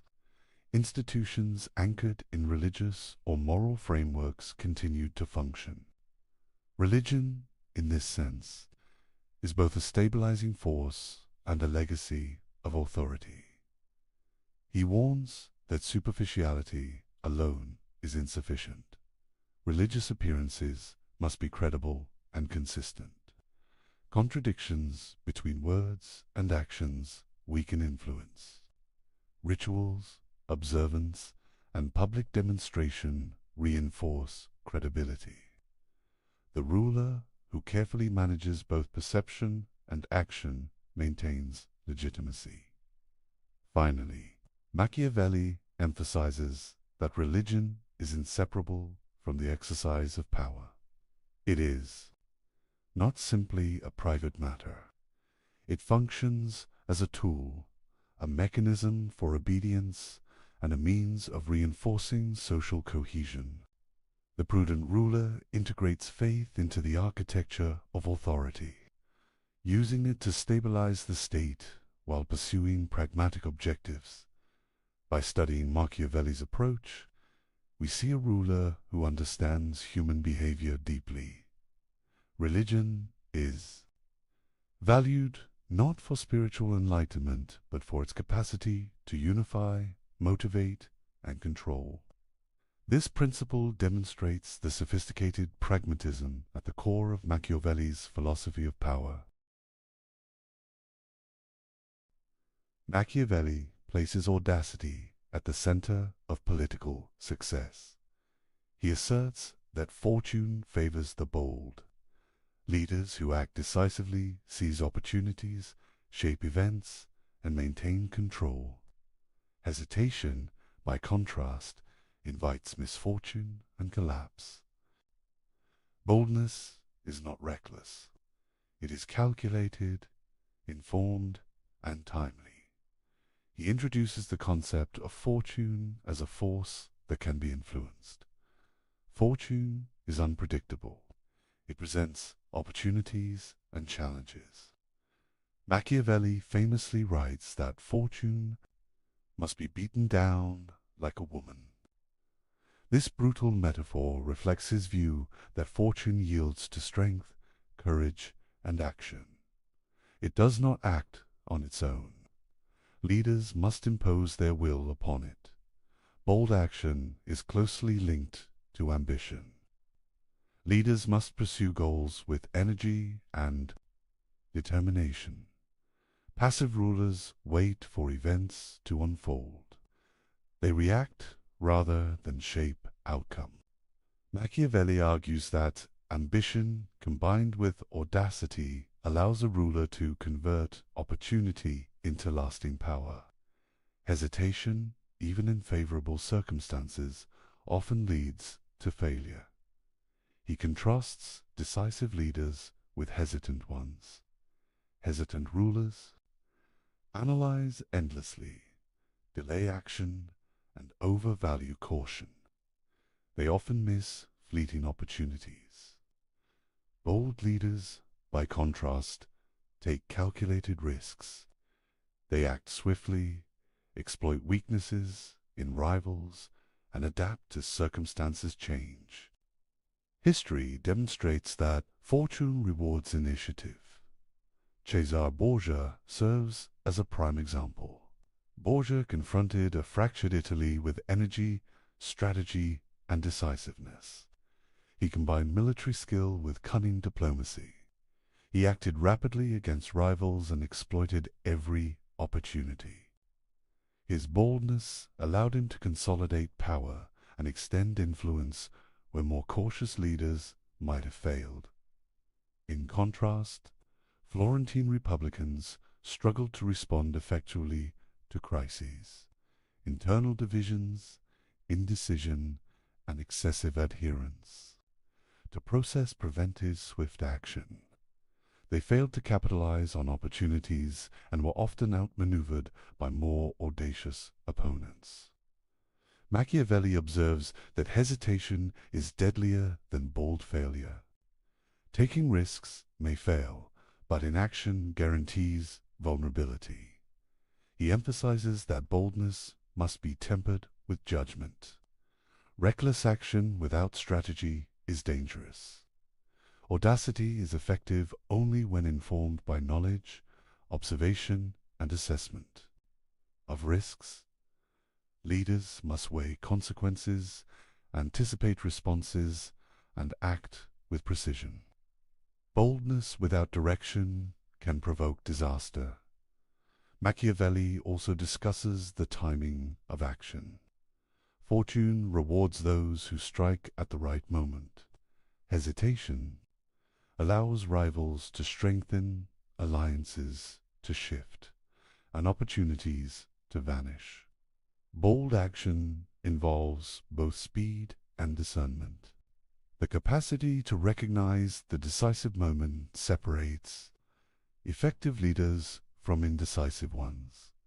He explores the psychological dimension of audacity.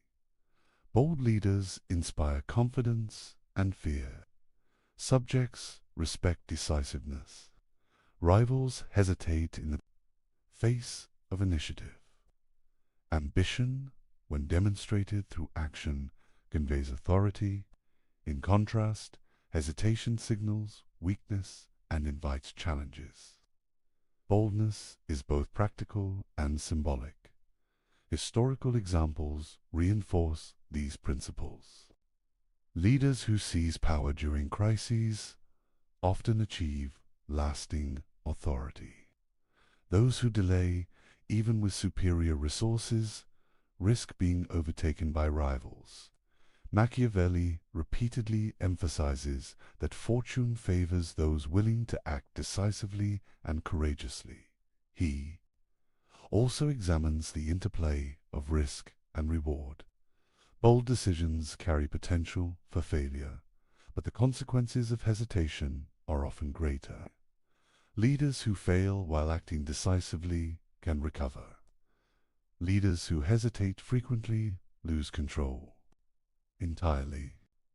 Risk, when calculated and embraced, becomes a tool for power. Machiavelli stresses that audacity affects both internal and external politics. Domestically, decisive action quells dissent and inspires loyalty. Externally, it deters aggression and exploits weaknesses in rivals. Boldness establishes initiative. Hesitation surrenders it. Maintaining momentum is central to sustaining authority. The metaphor of fortune as a woman underscores the active role leaders must play. Fortune does not yield passively. It responds to courage, energy, and assertive effort. Leaders shape their destiny by imposing their will upon circumstances. This principle highlights the dynamic relationship between human action and unpredictable events. He further explores the cumulative effect of boldness. A leader who consistently acts decisively builds reputation and credibility. Subjects and allies observe audacity as competence. Rivals perceive a pattern of strength and initiative. Over time, bold action creates a self-reinforcing cycle of authority and influence. Machiavelli also examines failures of audacity. Leaders who act boldly without preparation, intelligence, or strategy invite disaster. Success requires both courage and competence.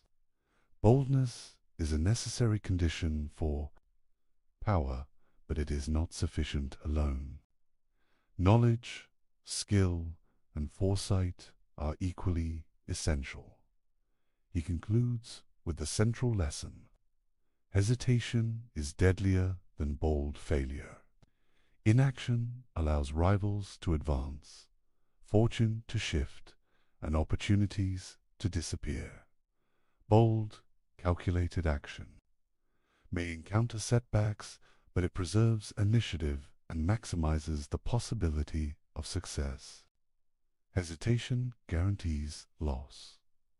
Through this analysis, Machiavelli emphasizes a core principle of his philosophy.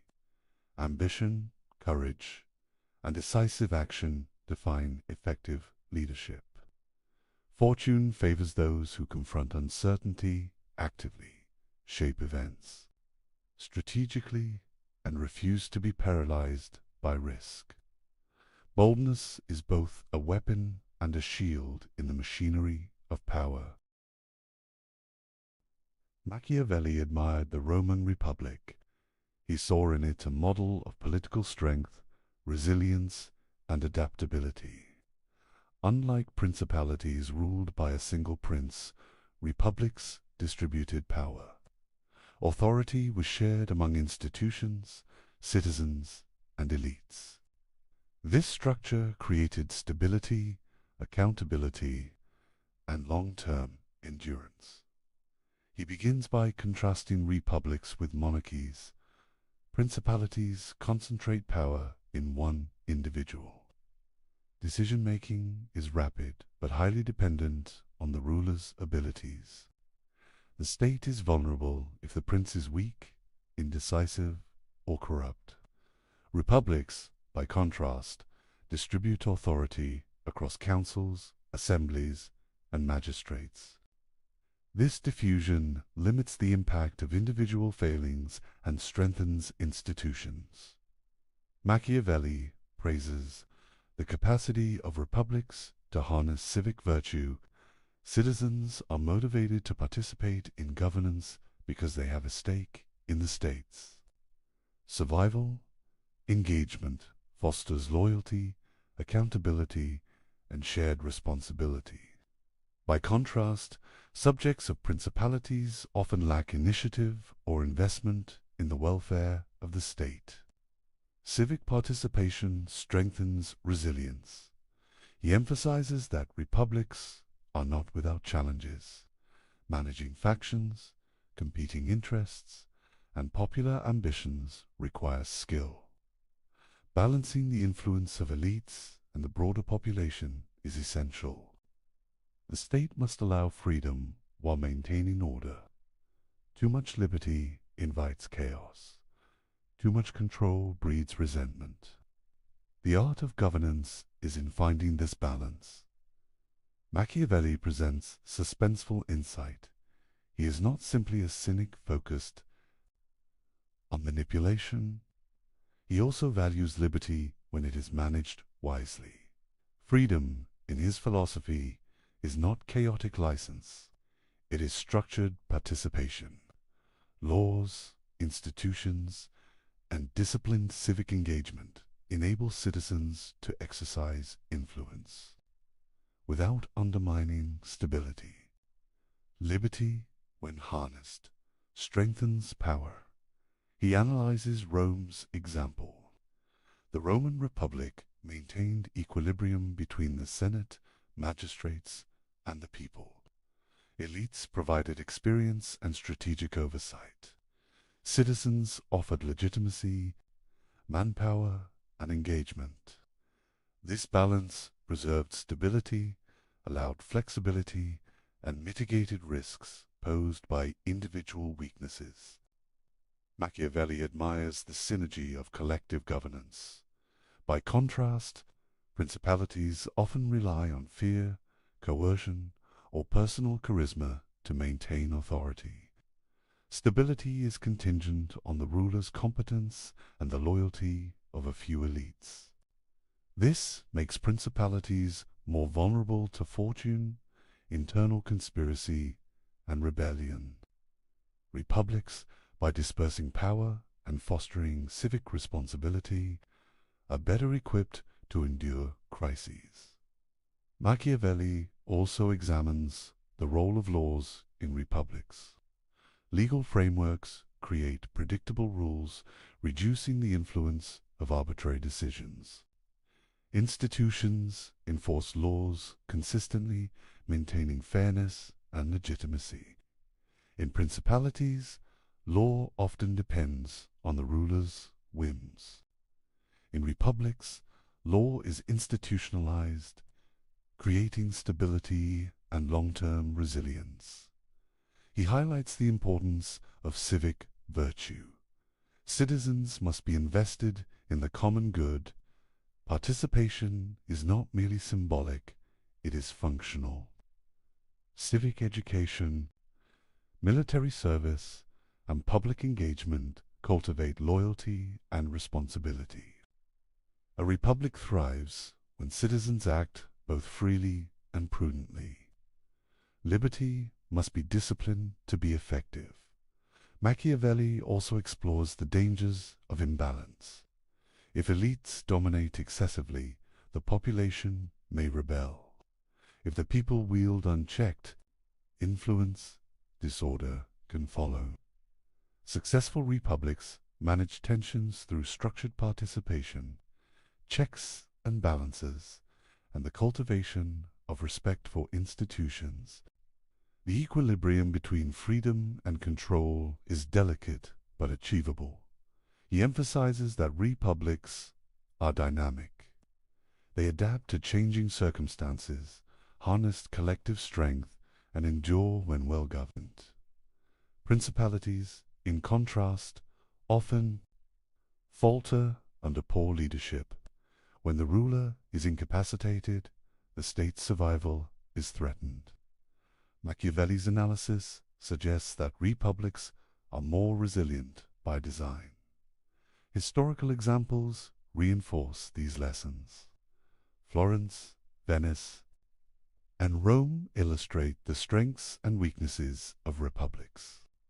Rome's system, in particular, demonstrates the power of structured liberty, balanced authority, and active citizenship.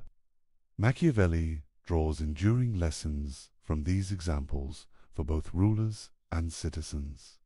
Machiavelli also notes that principalities and republics share common vulnerabilities.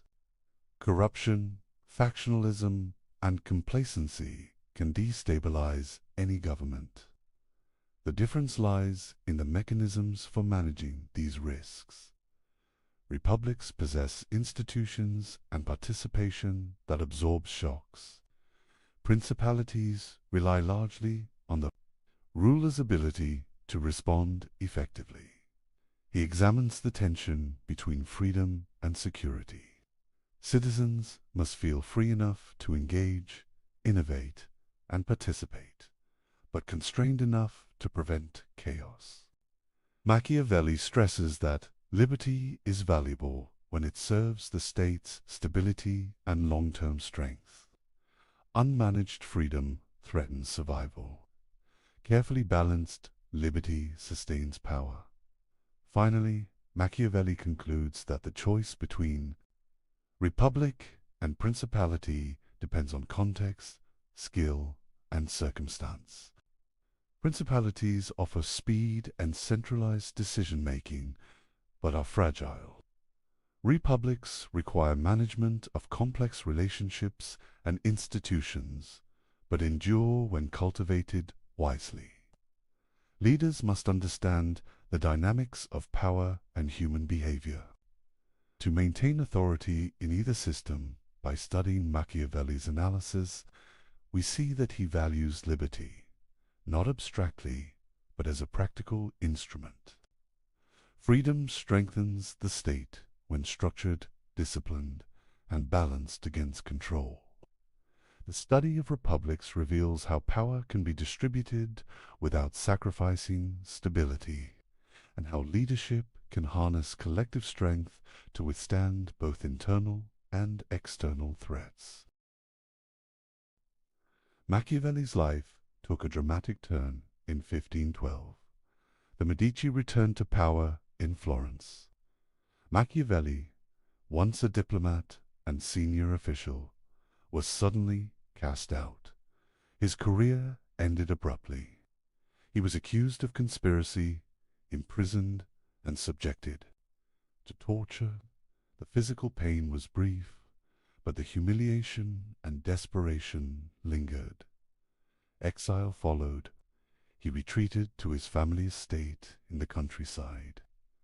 Isolated, stripped of office, and under constant scrutiny, Machiavelli faced the reality of personal and political ruin.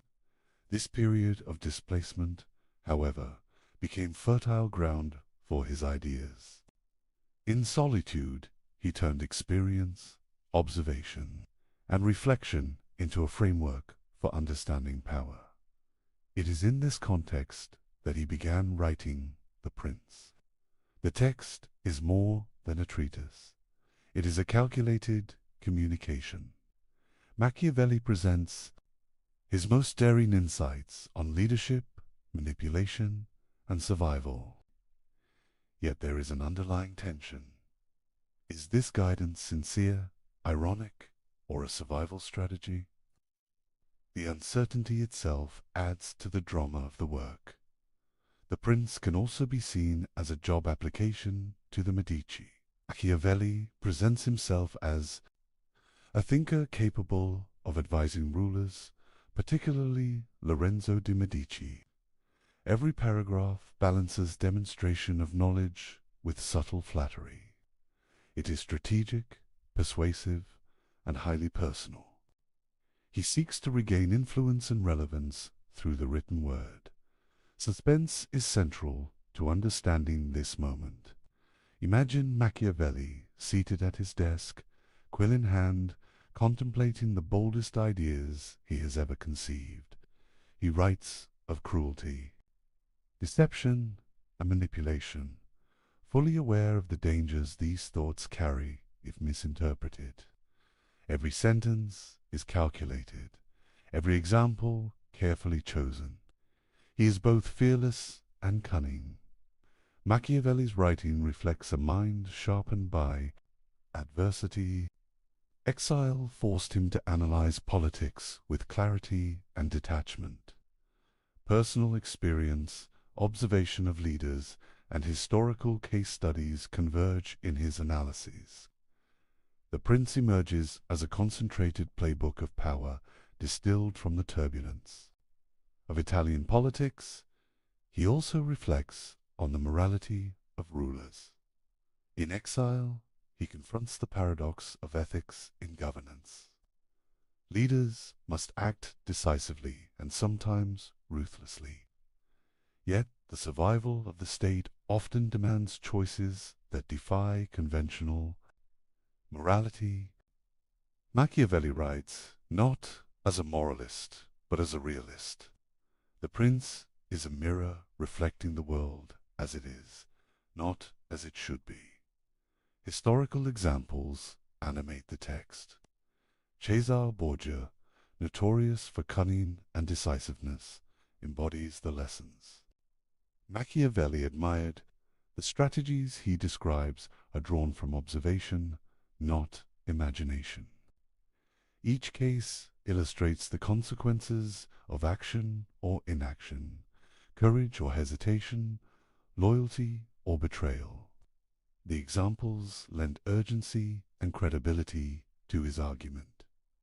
The writing process itself is dramatic. Exile breeds tension, reflection, and intensity. Machiavelli composes a work that is audacious in content and form. He imagines the Medici reading his words, evaluating his intellect, and judging his insight. The stakes are personal and political. The Prince is a performance as much as a treatise. Suspense continues in the interpretation of the Prince. Scholars debate its intent. Was it sincere advice intended to guide rulers toward effective governance? Was it satire exposing the brutality of politics through exaggeration? Or was it itself a mask, concealing Machiavelli's personal vulnerabilities and ambitions? The ambiguity enhances the text's power and intrigue. He also reflects on exile as a catalyst for intellectual creation. Removed from office, Machiavelli gains the freedom to think without constraint. Observations of power, human ambition, and political dynamics crystallize into concise, radical insights. Exile transforms adversity into opportunity, misfortune. Into intellectual productivity, the text combines theory and practice. Machiavelli does not write abstractly. He examines practical methods to acquire, consolidate, and maintain power. Each chapter addresses real threats, human weaknesses, and strategic possibilities. The Prince is simultaneously a manual, a demonstration of expertise, and a calculated appeal to potential patrons. He illustrates the tension between fear and love, fortune and audacity, cruelty and mercy. Each paradox is heightened by his own precarious situation. Writing from exile, Machiavelli confronts the realities he himself has endured, the dangers of fortune, the fragility of position, and the necessity of decisive action. Finally, he confronts his own legacy within the Prince. By distilling his observations into a coherent guide, Machiavelli ensures that his ideas endure beyond personal misfortune. Exile, pain, and political ruin become a backdrop for intellectual immortality. His analysis of power, paradoxical as it may be, survives as a testament to the synthesis of experience, reflection, and daring thought. Through this chapter, we understand The Prince not merely as a book, but as a dramatic act of survival, strategy, and insight. Machiavelli transforms personal catastrophe into a timeless exploration of power, human nature, and the enduring dynamics of politics. Machiavelli's influence extends far beyond his lifetime. His observations on power, human nature, and governance shaped political philosophy for centuries. From the Renaissance to the Enlightenment and into modern politics, his ideas continue to resonate.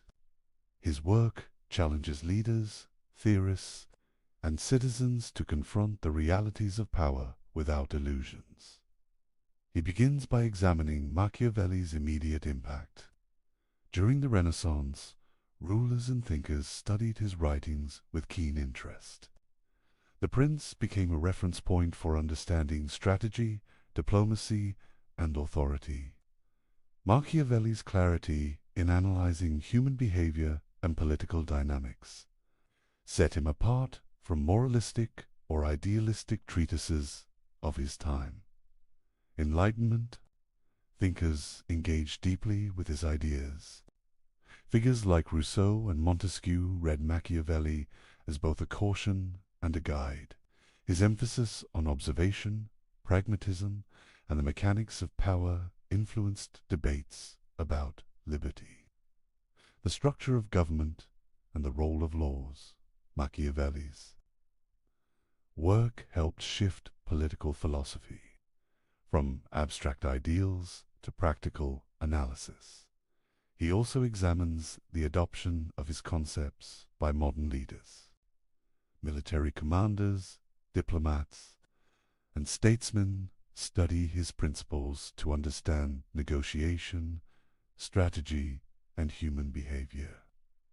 The capacity to anticipate rivals, manipulate perception, and act decisively remains central to effective leadership.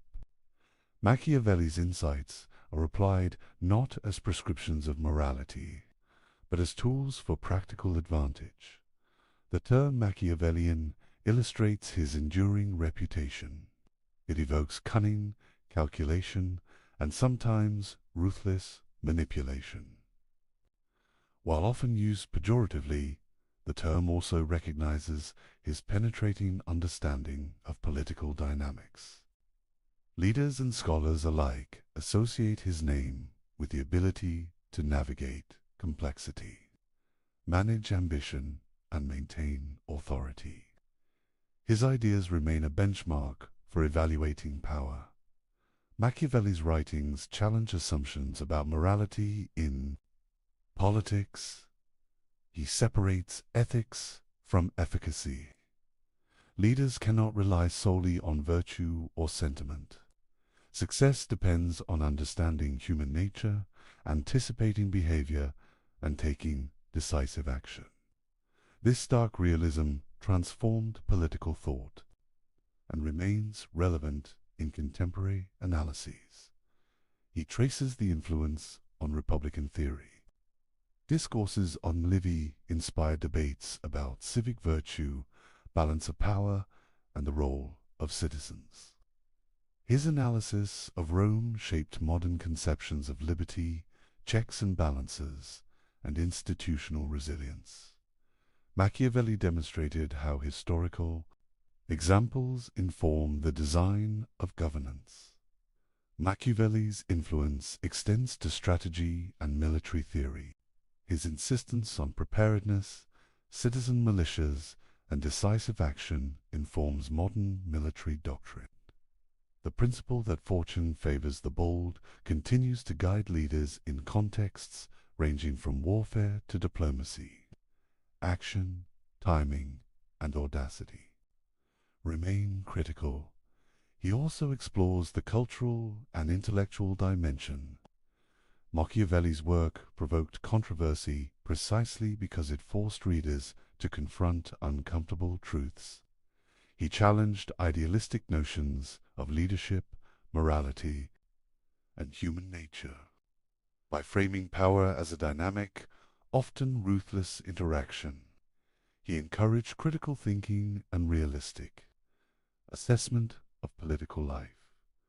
Suspense builds as he considers the duality of his legacy. Some interpret Machiavelli as a teacher of cynicism, revealing the darker side of politics. Others see him as a realist, exposing truths that leaders must understand to govern effectively. His writings provoke reflection on whether morality is subordinate to survival, strategy, and practical wisdom. He examines how his ideas endure in modern political analysis. Political scientists, historians, and strategists draw on Machiavelli to understand negotiation, influence, and institutional dynamics. Concepts such as manipulation of perception, the balance of fear and love, and the management of alliances remain central in the study of governance. Machiavelli also shaped debates about liberty and authority. His distinction between republics and Principalities informs discussions about democracy, centralized power, and citizen participation. Leaders and theorists continue to grapple with questions of freedom, control, and institutional balance, echoing his analyses from centuries ago. He highlights that his enduring influence is not merely theoretical. The real-world application of his principles demonstrates their practical value. Leaders who understand human ambition, fortune, and the dynamics of power are better equipped to maintain authority, anticipate threats, and shape events. Machiavelli provides tools for navigating the complexities of political life. Finally, Machiavelli leaves us with a profound question. Did he reveal the truth of politics, stripped of illusion and idealism? Or did he invent a darker lens, teaching leaders to view human nature through suspicion, fear, and manipulation? The tension persists. His legacy forces reflection, debate, an examination of power in every age. Through this chapter, we see that Machiavelli's influence endures because he confronts the realities of human behavior and political life with unflinching clarity. His work continues to challenge, provoke, and inform leaders, scholars, and citizens alike. The playbook he left behind remains relevant, controversial, and profoundly instructive. We return to the opening question. Is it better to be loved or feared? Machiavelli does not give a simple answer. He suggests that leaders must navigate a complex interplay of both. Love can inspire loyalty, but it can also breed weakness. Fear can enforce obedience, but excessive cruelty can provoke rebellion. The tension between these forces defines the challenge of leadership. Machiavelli's playbook forces us to confront uncomfortable truths about human nature.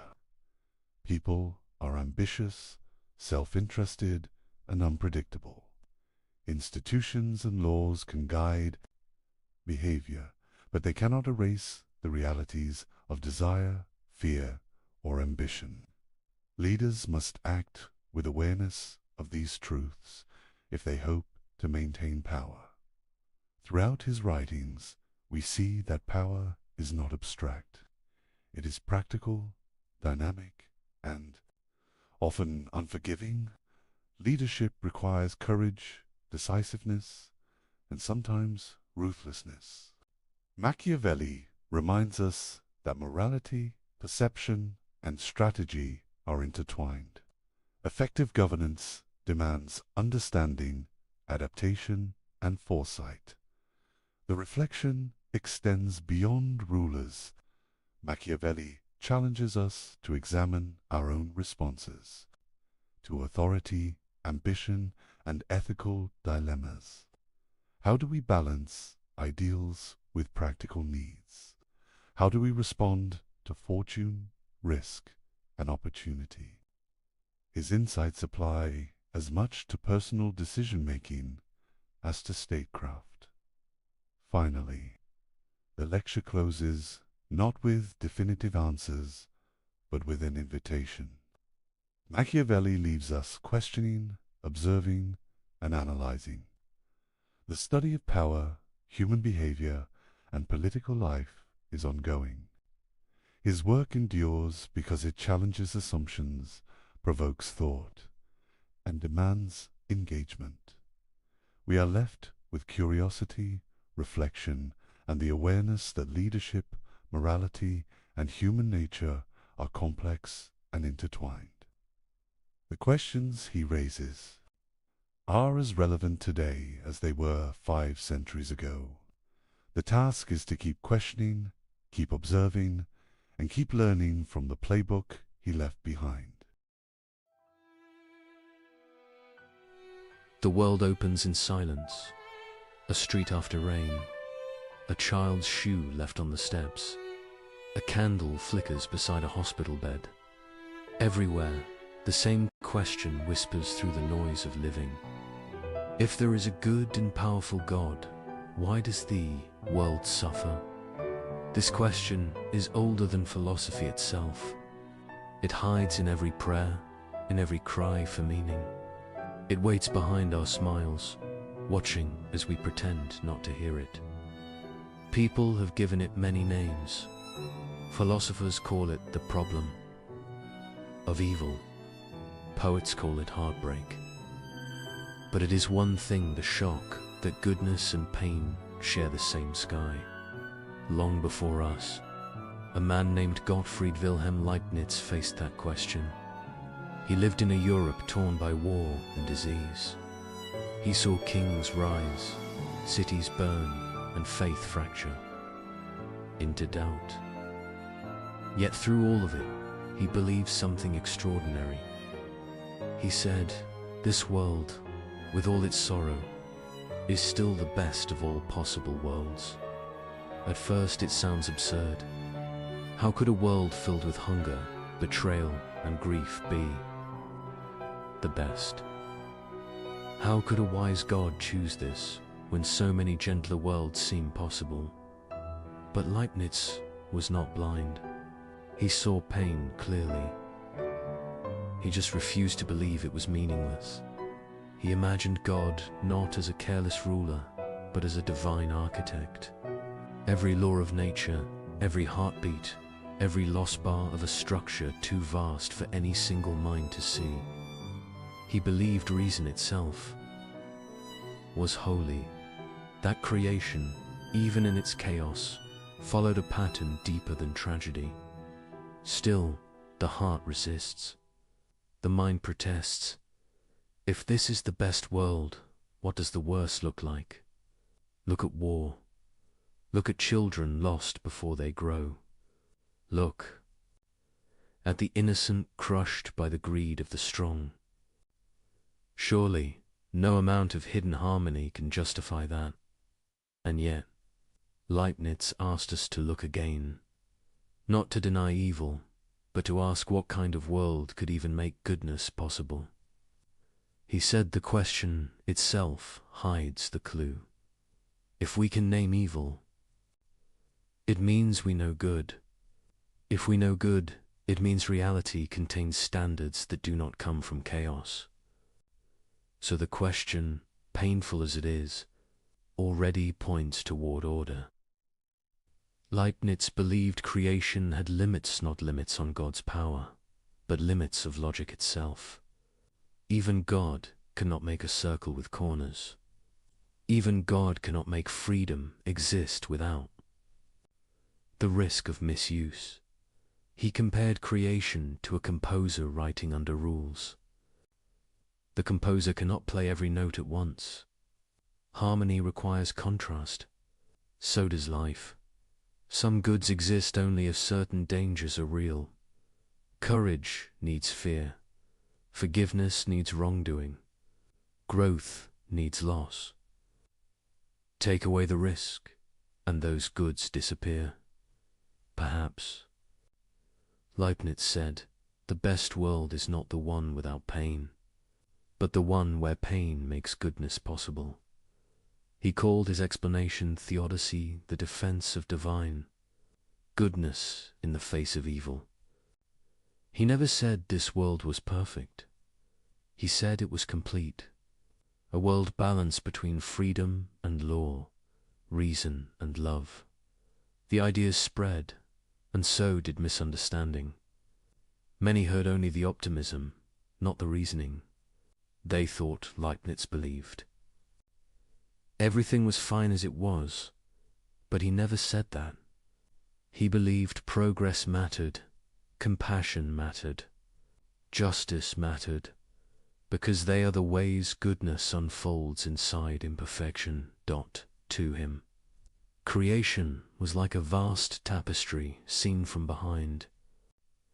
From our side, we see only knots and dark threads.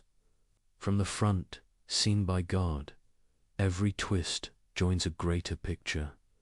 When we suffer, we live on the backside of that tapestry. We see chaos. We forget the pattern could be real. There is a quiet strength in his view. He does not ask us to enjoy pain. He asks us to trust that pain is not the final word. That the story of existence includes chapters we have not yet read. Many have mocked that faith. Voltaire would later turn it into satire. He wrote Candide, a tale where every tragedy is excused by foolish optimism. People laughed at Leibniz's idea for centuries after that. But laughter does not erase a question. What if Leibniz was not naive? What if he was trying to protect meaning itself from despair? He believed the universe follows the principle of sufficient reason, that nothing happens without a reason, even when the reason is beyond us.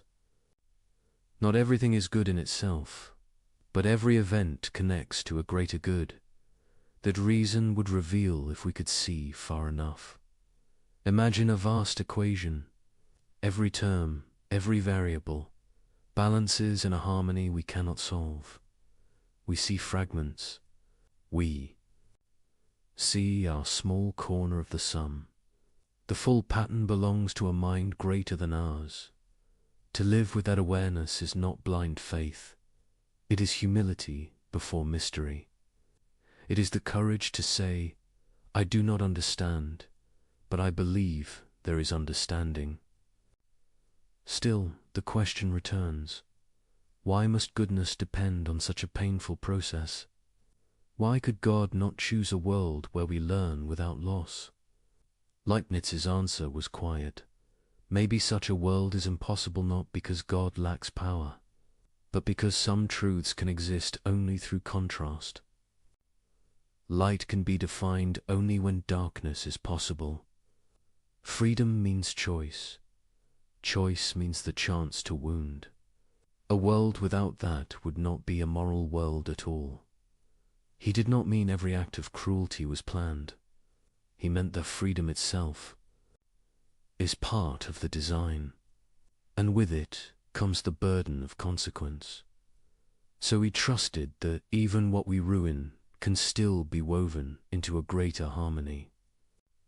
The universe, he thought, bends toward balance slowly, painfully, but inevitably, when we see evil, we see a note out of tune.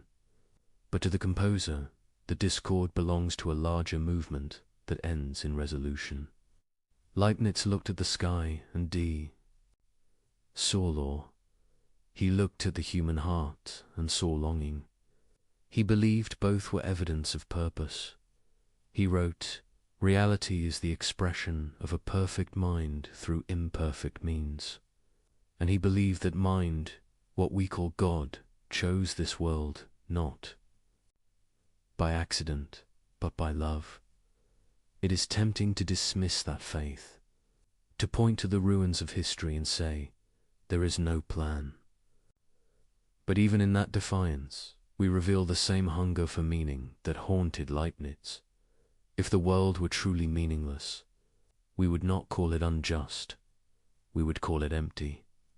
Our protest against suffering is proof that we believe, somewhere, goodness should exist. Leibniz saw that protest as a clue, not a contradiction.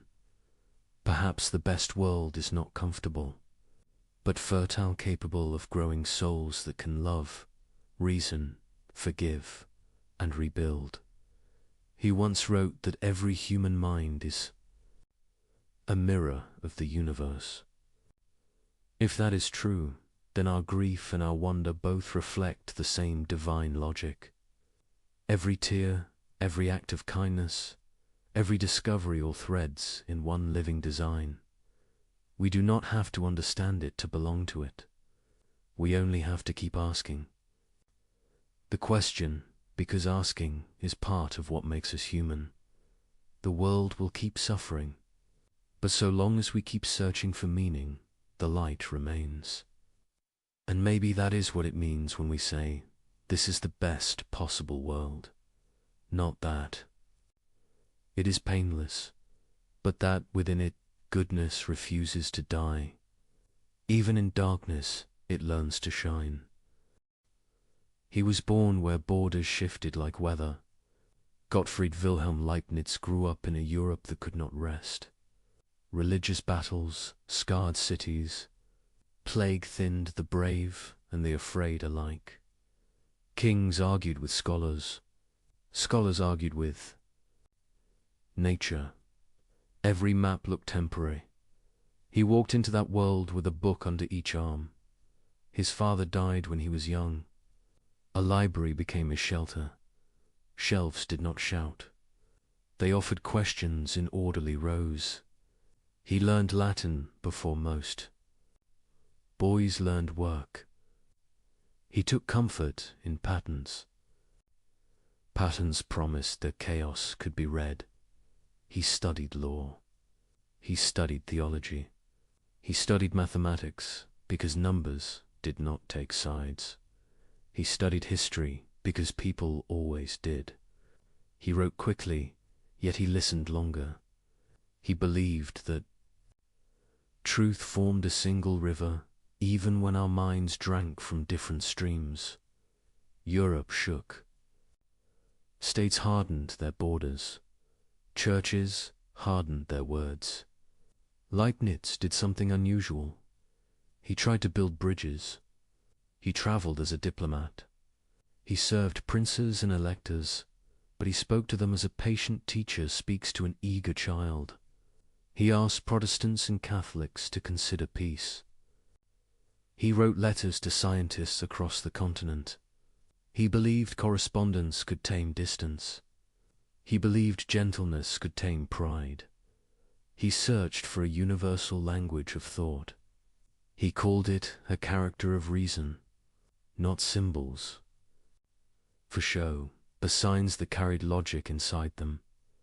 If we could compute truth, he said, we would argue less and understand more.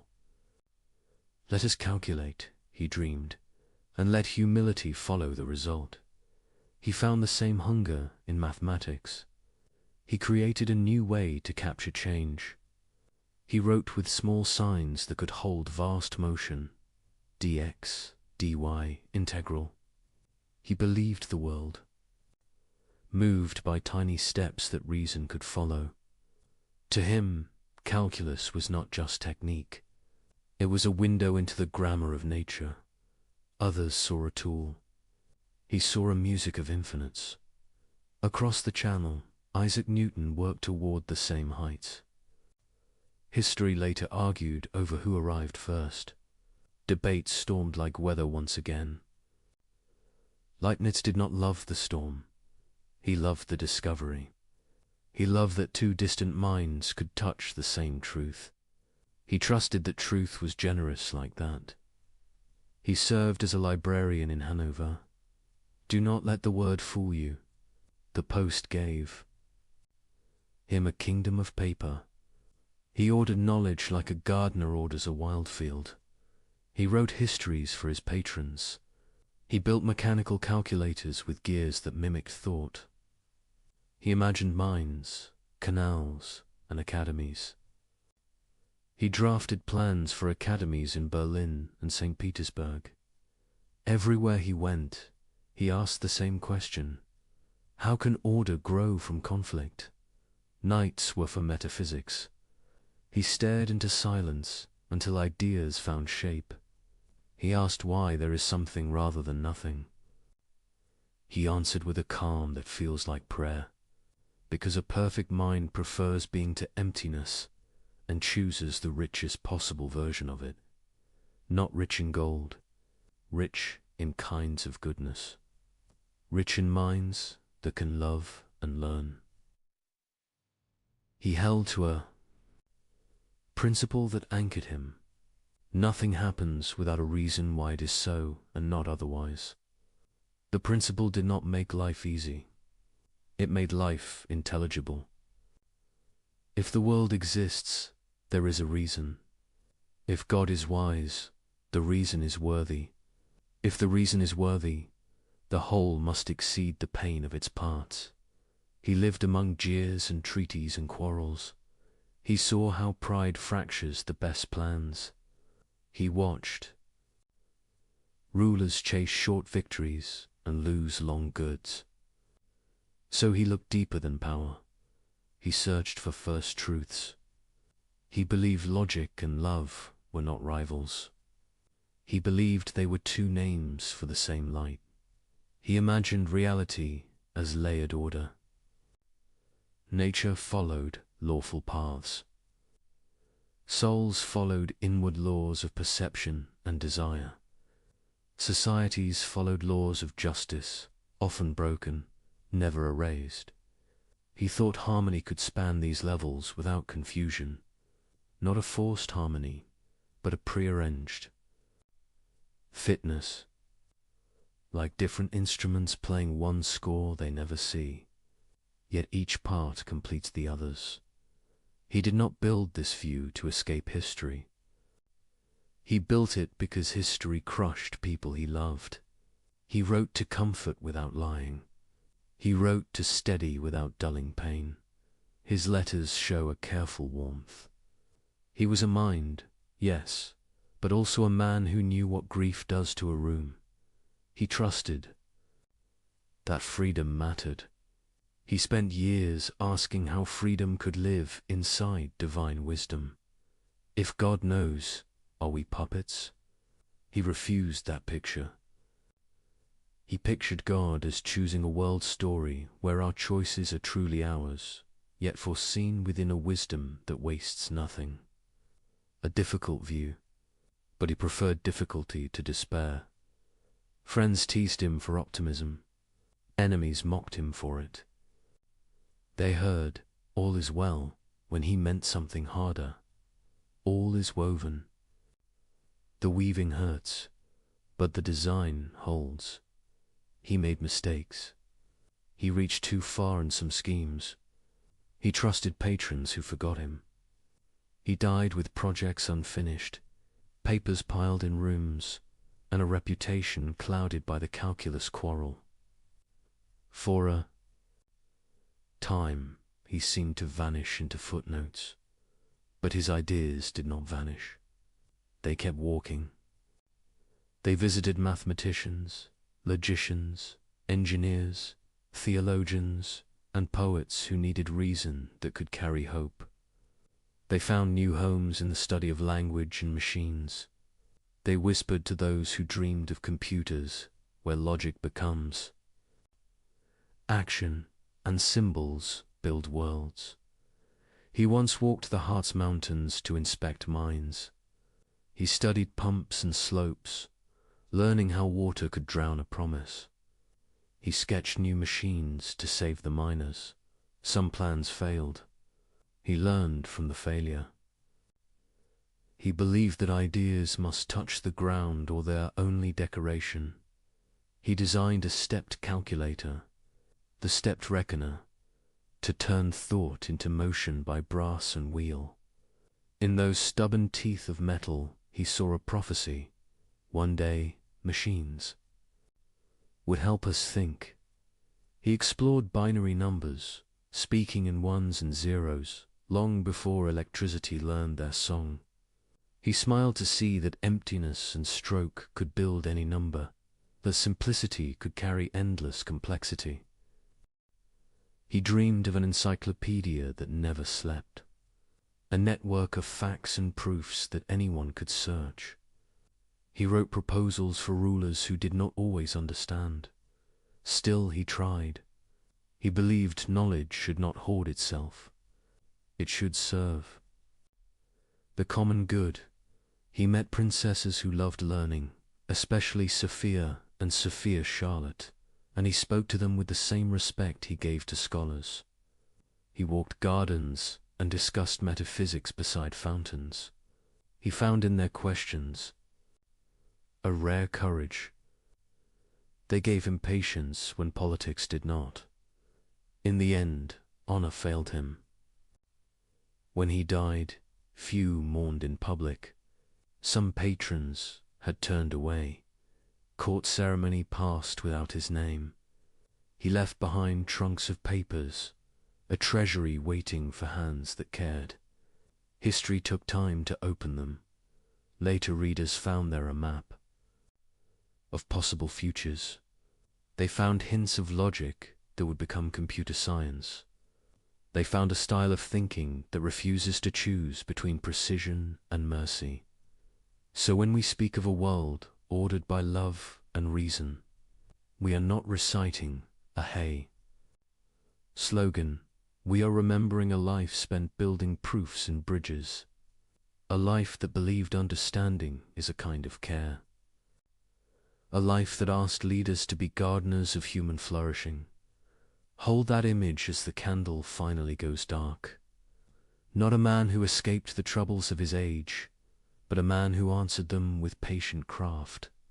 He left us a way to work, clear eyes, open hands, and hope that does the labor. He was born where borders changed with the wind. Gottfried Wilhelm Leibniz grew up in uneasy years. Europe argued with itself and with the sky. Faith broke into factions that guarded bitter memories. Plague moved through towns like a rumor with teeth.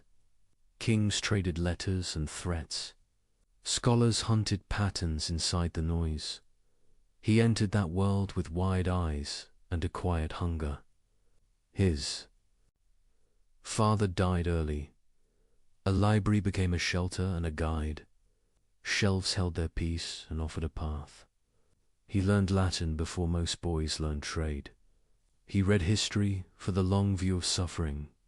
He studied law to see how minds bind conflict. He studied mathematics to feel the calm of order. He studied theology to ask whether order loved us back. He learned to think in layers. He sensed that events had roots in secret joints. He felt that reason could turn chaos into structure, not by force, by patient care. He walked into universities like a pilgrim enters a cathedral, not to posture, to listen. He copied the cadence of old Latin prose. He gathered small claims and made them speak. He trained a habit that would anchor his life. Nothing without a reason. No claim without warrant. The continent shook itself awake after war. Princes needed counselors who could argue without rage. Leibniz learnt the art. He became a diplomat with a scholar's heart. He wrote letters that crossed empires. He promised calm when tempers tore. He asked Protestants and Catholics to breathe. He searched for grounds they held in common. He believed understanding could outrun pride. He wanted a language that could tame confusion. He dreamed of a character of reason, a calculus of thought that would settle disputes. Not with swords, with symbols anyone could follow. Let us calculate, he said. Let the answer teach us to bow. He built machines that could lend a hand to the mind. He shaped brass and wheel into a stepped reckoner. He loved the stubborn truth of metal. He loved that a gear holds its argument. His fingers black with oil made ideas move. He smiled at the promise behind the craft. Someday thoughts would travel by mechanism. He found music in change itself rates. Slopes, sums that grow by tiny steps. He wrote a new way to speak those. Motions, he named small differences with neat signs. dx, dy. He curved space into sense with the long stroke of integral. He felt he had touched the grammar of nature, not just a trick for engineers, a key to the world's inner rhythm. Across the channel, Newton climbed the same mountain.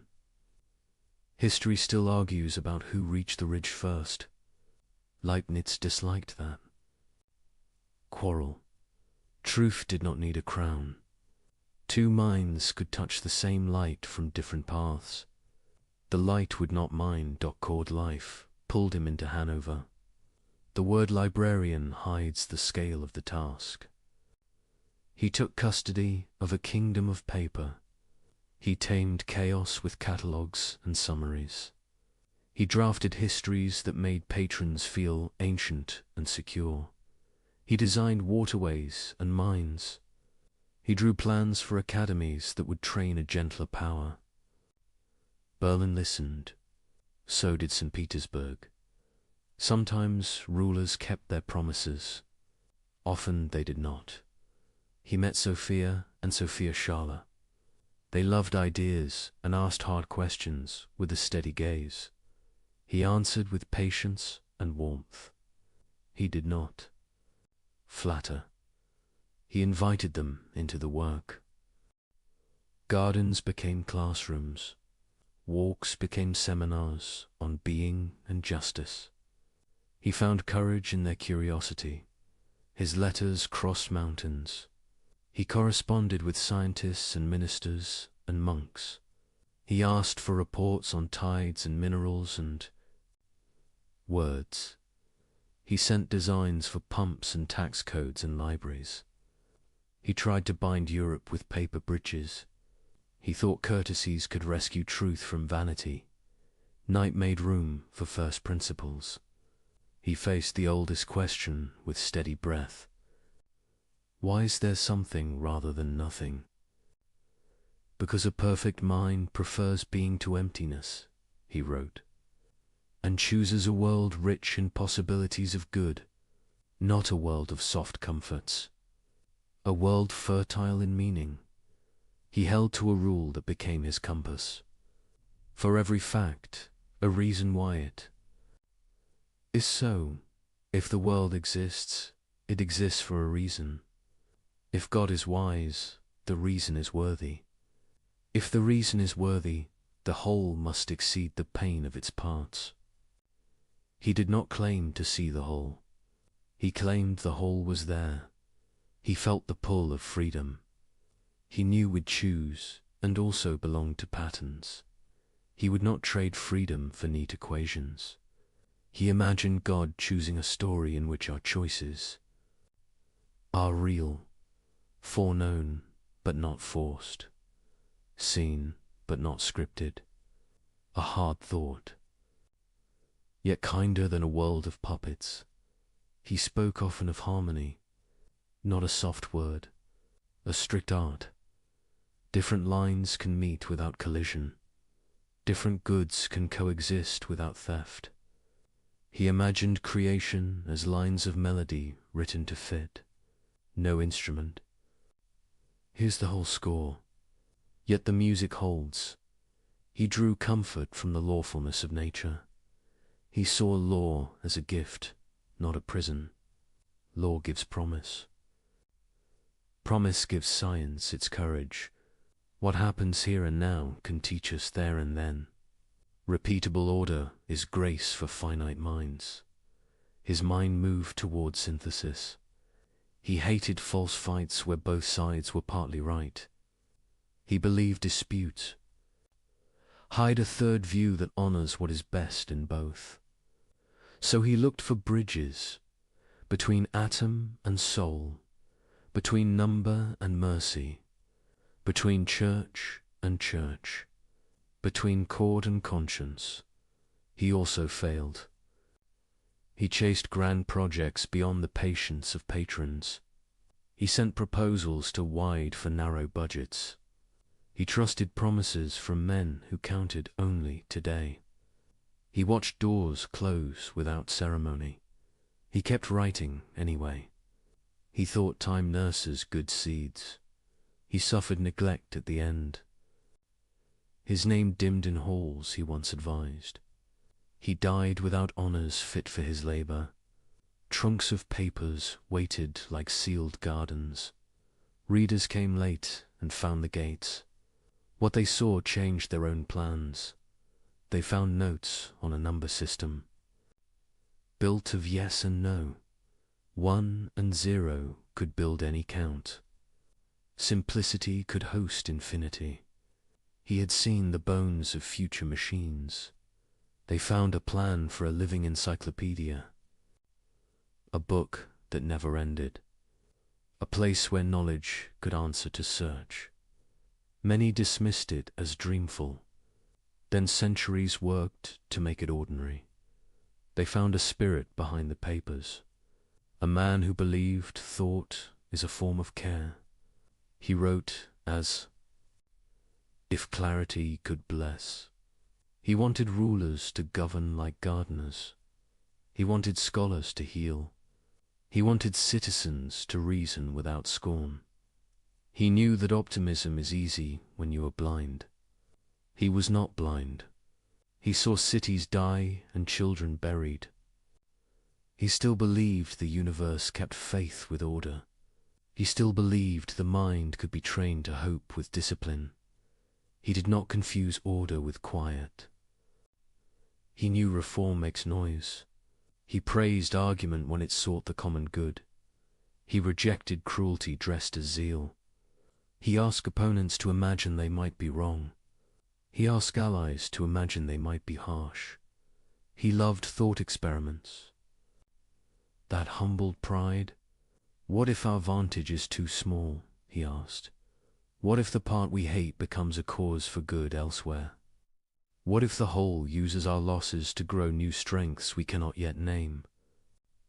Not to excuse evil, to resist despair, he prized gentleness. He wrote to a friend that patience extends the reach of truth. Harshness shortens it. He told himself to prefer precise mercy over loud wit. He did not always succeed. He tried again. He believed in progress, but not in arrogance. He did not think history guaranteed wisdom. He thought wisdom must be chosen, must be practiced, must be taught by example and law. He wanted a Europe less drunk on triumph. He wanted victory measured in fewer widows. He wanted schools that trained, heart as well as hands. He wanted power to kneel before reason and charity. He took long walks after rain, streets where lamps made small circles of trust. He listened to the city and heard a low request. Make us livable, not merely strong. Make us decent, not merely clever. He would have smiled at a modern lab. He would have wept at a modern war. He would have urged us to write more letters and fewer insults, to fix what we can fix, to measure twice, to honor dissent that argues in good faith, to leave a clean desk and a kind note. His legacy is not only in theorems or machines. It is a way to hold mind and heart together, honor reasons, honor people, keep the world legible without sanding off its rough mercy. He believed God calculates, without cruelty. He believed creation sings in ratios and relations. He believed the best goods are relational and learned. He believed freedom is costly and sacred. He never stopped seeking a reconciled vision, a view in which faith, science, and politics exchange gifts, a view that calls rulers to wisdom and citizens to patience, a view that lets grief speak and still claims meaning. He teaches a style rather than a slogan. Move carefully, argue cleanly, repair what pride has broken, plan for the long future, hope without lying, think without sneer, love without panic. If you look for a single thread in his life, find this one. Order is not the enemy of mercy. Order is mercy extended across time. The task is to see it and join it. He left rooms full of paper and a world still learning his language. We owe him debts we pay by using them well. Every time a symbol does the work of a shout, we remember him. Every time a design makes life kinder, we remember him. Every time patience saves a marriage or a border, we remember him. He walked among engines and archives as if both were altars. He offered his days like a craftsman offers a tool to a neighbor. Use this, build with this, fix with this. Do not boast, do not despair. He believed reason could be devotion. He believed love could be precise. He believed the mind, trained by care, could help a broken age find balance. He believed, at last, that nothing is wasted in a wise universe. Even the pages we lose teach the hands that turn the rest. Even the dark hours become part of morning. A world full of pain still begged to make sense. Leibniz believed sense could be found, not imposed, but reasoned. He saw thought itself as sacred. If the mind is made by God, then to think clearly is a kind of prayer. He began with a rule that would shape his life. Nothing happens without a reason. Every truth must answer the question, why this and not something else? It sounds simple. It builds everything. The air, the stars, the story of each soulich holds a reason, even if we do not see it. Leibniz looked around and saw confusion. He saw storms, wars, accidents, illness. He refused to believe these were random. He said reality is not a scatter of chance. It is a structure, a clockwork built by a perfect mind. Not perfect in stillness, but perfect in harmony. He imagined God before creation, a mind infinite in power and imagination. Every possible world already alive in that mind. Endless combinations of laws, choices, and stories. Worlds where mountains never form. Worlds where freedom never costs. Worlds without laughter because nothing ever goes wrong. From that vast library of possible worlds, God chooses one, the one that achieves the greatest balance of good. This world. The world we inhabit to most ears. That sounds bold or naive, but to Leibniz, it was pure reason. He said perfection is not the absence of pain, it is the presence of order. And order does not mean control, it means purpose. He imagined God as a composer, every law of nature, every human choice, every birth and death notes in a cosmic song. Some are high and bright, some are low and harsh. Taken alone, they sting. Together, they form harmony. And harmony, not silence, is what makes beauty eternal. This vision did not erase suffering. It located it. Each event fits somewhere in a whole we cannot see. We live inside the movement. We cannot yet hear the ending. He wrote that God acts according to wisdom, not whim. A perfect being cannot do things without cause. Power without reason would be chaos. Goodness without reason would be blind. Wisdom binds both together. God does what makes sense in the fullest, deepest way possible. Leibniz called this the principle of sufficient reason. To him it was not abstract, it was moral. It meant the universe is not absurd. It meant the story of everything is justified by understanding, not luck. Even when we cannot follow the thread exists. He believed that reason itself was a sign of divine mercy. It lets us share, in small ways, the same light that guides creation.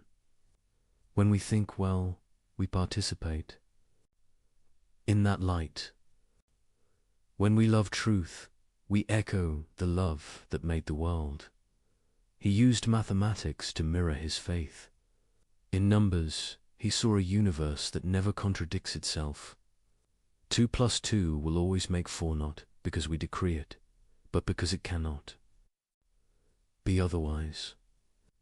That same clarity, he thought, runs beneath existence. The rules of thought and the rules of being must match, because both come from one mind. He looked at nature and saw lawfulness. He looked at himself and saw awareness. He looked at both and saw a bridge. The bridge was reason, the same logic. That shapes a falling apple, shapes the movement of thought. For him, this was not coincidence, it was confirmation. Creation is intelligible because it was made by intelligence. He trusted that if God chose this world, there must be a reason. Why this one is best. Not best for each moment, but best in the full design. If there is evil, it is allowed only because it serves a higher good that could not exist without it. Like shadow helping light to be seen, like discord teaching the ear to crave resolution, like heartbreak opening space for compassion. He did not speak from comfort. He lived through years of disease, famine, and fear. He saw death without glory. He saw the price of ignorance and greed, yet his faith in divine logic did not break. He thought understanding was a duty, not a decoration. He warned against lazy optimism. To say everything is fine is false. To say everything can find its place in meaning is faith. The first looks away, the second looks through. His confidence in logic drew both praise and anger. To the devout, it made God sound too human, too rational. To the skeptics, it made faith sound too clever, too tidy. Leibniz stood between them, refusing to abandon either side. He said faith without reason is superstition, and reason without faith is arrogance. He wrote that the universe is full of necessary connections.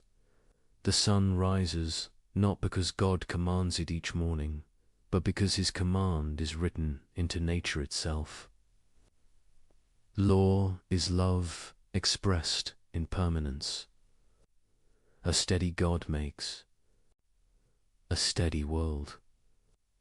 That steadiness is grace for creatures who must learn slowly. In his vision, miracles are not breaks in law. They are rare moments where the deeper law reveals itself more clearly. Everything remains part of one system, whole and alive. He believed this logic leads to trust. If reality is built on reason, despair becomes premature. We may hurt, but we are not abandoned. We may not know why, but there is a why. He compared creation to geometry. Every figure must obey its axioms. The triangle cannot have 4 sides.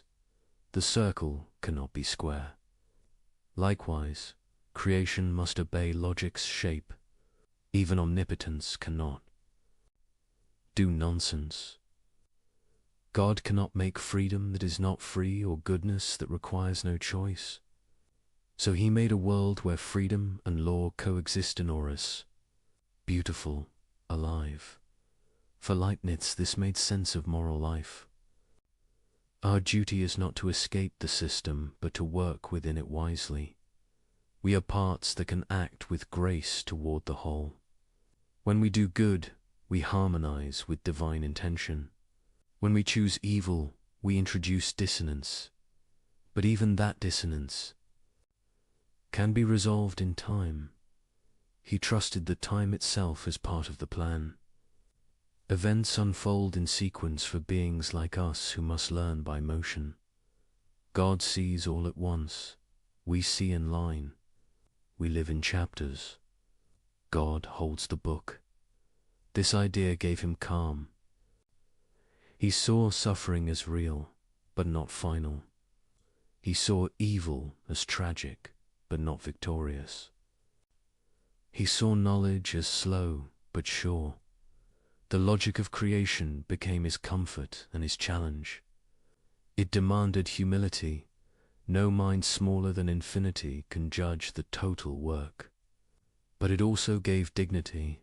Even our questions, when honest, participate. In truth, he pictured reality as a great chain of being, each link necessary, each link contributing to the strength of the whole. From dust to angels, from numbers to hearts, every piece reflects the wisdom that chose it. The structure holds even when we tremble. He ended many letters with a simple phrase, "Everything is linked." For him, it was not a slogan. It was the quiet joy of someone who found reason deep enough to believe in. To understand Leibniz is to feel his gratitude. The world is not perfect, but it is intelligible. It is not painless, but it is purposeful. In every storm, he imagined a pattern, still intact. And in every moment of clarity, he heard a distant echo of the mind that made it. That echo is the dream of divine logic, a belief that reason is not cold machinery, but the language through which love builds a world. There is a silence that follows disaster. It is not peace. It is the stunned quiet of people asking why Leibniz never turned from that silence. He called it the hardest sound in the world. He said the question of suffering is the question that will not die. If this world is the best possible world, then how can it hold so much pain? Why earthquakes? Why disease? Why cruelty? If a perfect mind built the universe, why are its children broken? He faced these questions without flinching. He did not hide behind words. He looked straight at the horror that others ignored. He saw war. He saw famine. He saw sickness take people before they could finish a sentence. He felt the grief of nations and of single hearts. He said, we cannot talk about goodness until we have faced evil.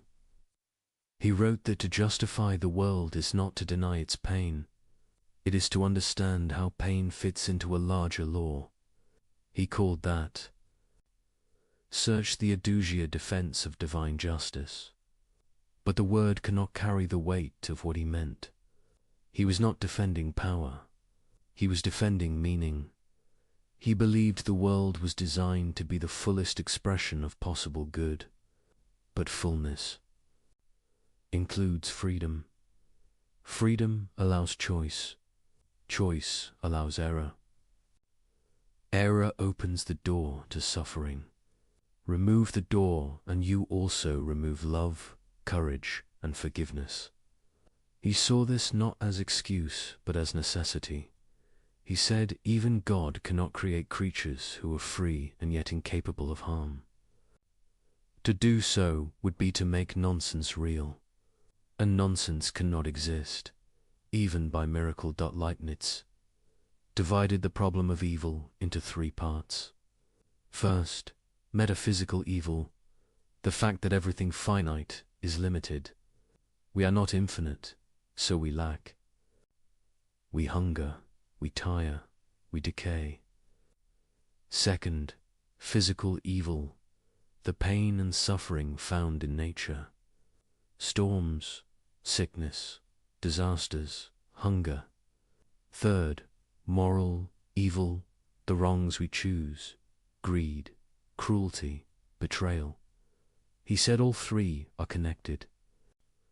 Physical evil keeps the natural order alive.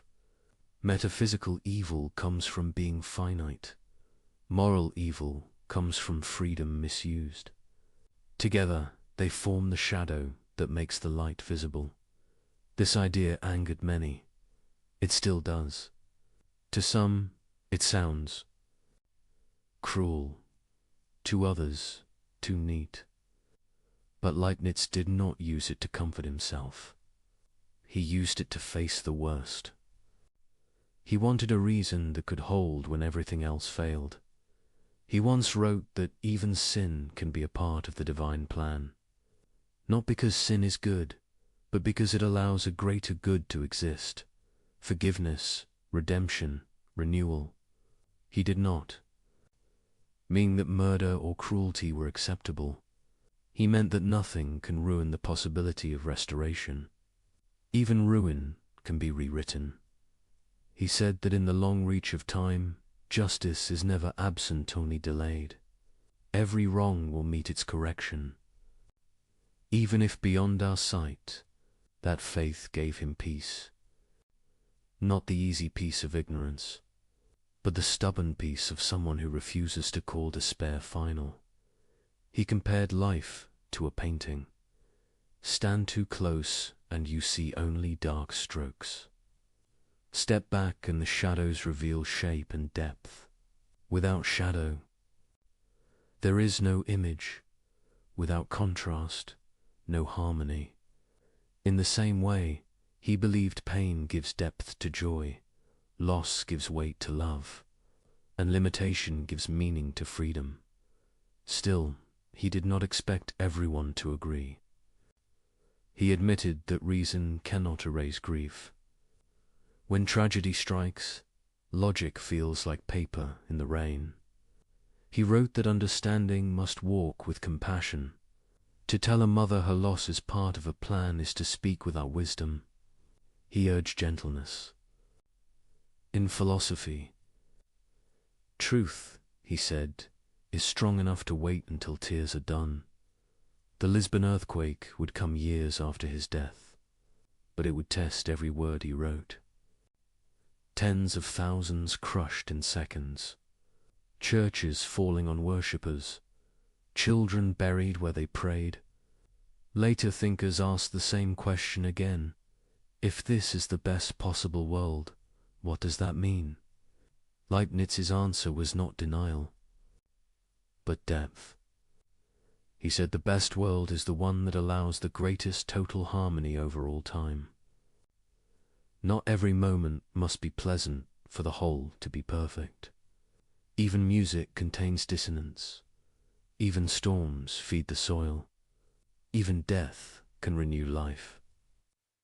The pattern includes what we would never choose, yet somehow need. He wrote that goodness is not fragile. It bends without breaking. It gathers what is lost and turns it toward purpose. That faith, he said, makes moral life possible. If evil were absolute, nothing we do would matter. If good is deeper than evil, then every act of kindness pushes creation closer to balance. He saw redemption not as magic, but as arithmetic. Every wrong can be balanced by a right. Every cruelty can be answered by courage. Every wound can become wisdom. The process is long, but sure. To him, the presence of evil did not disprove God. It proved freedom.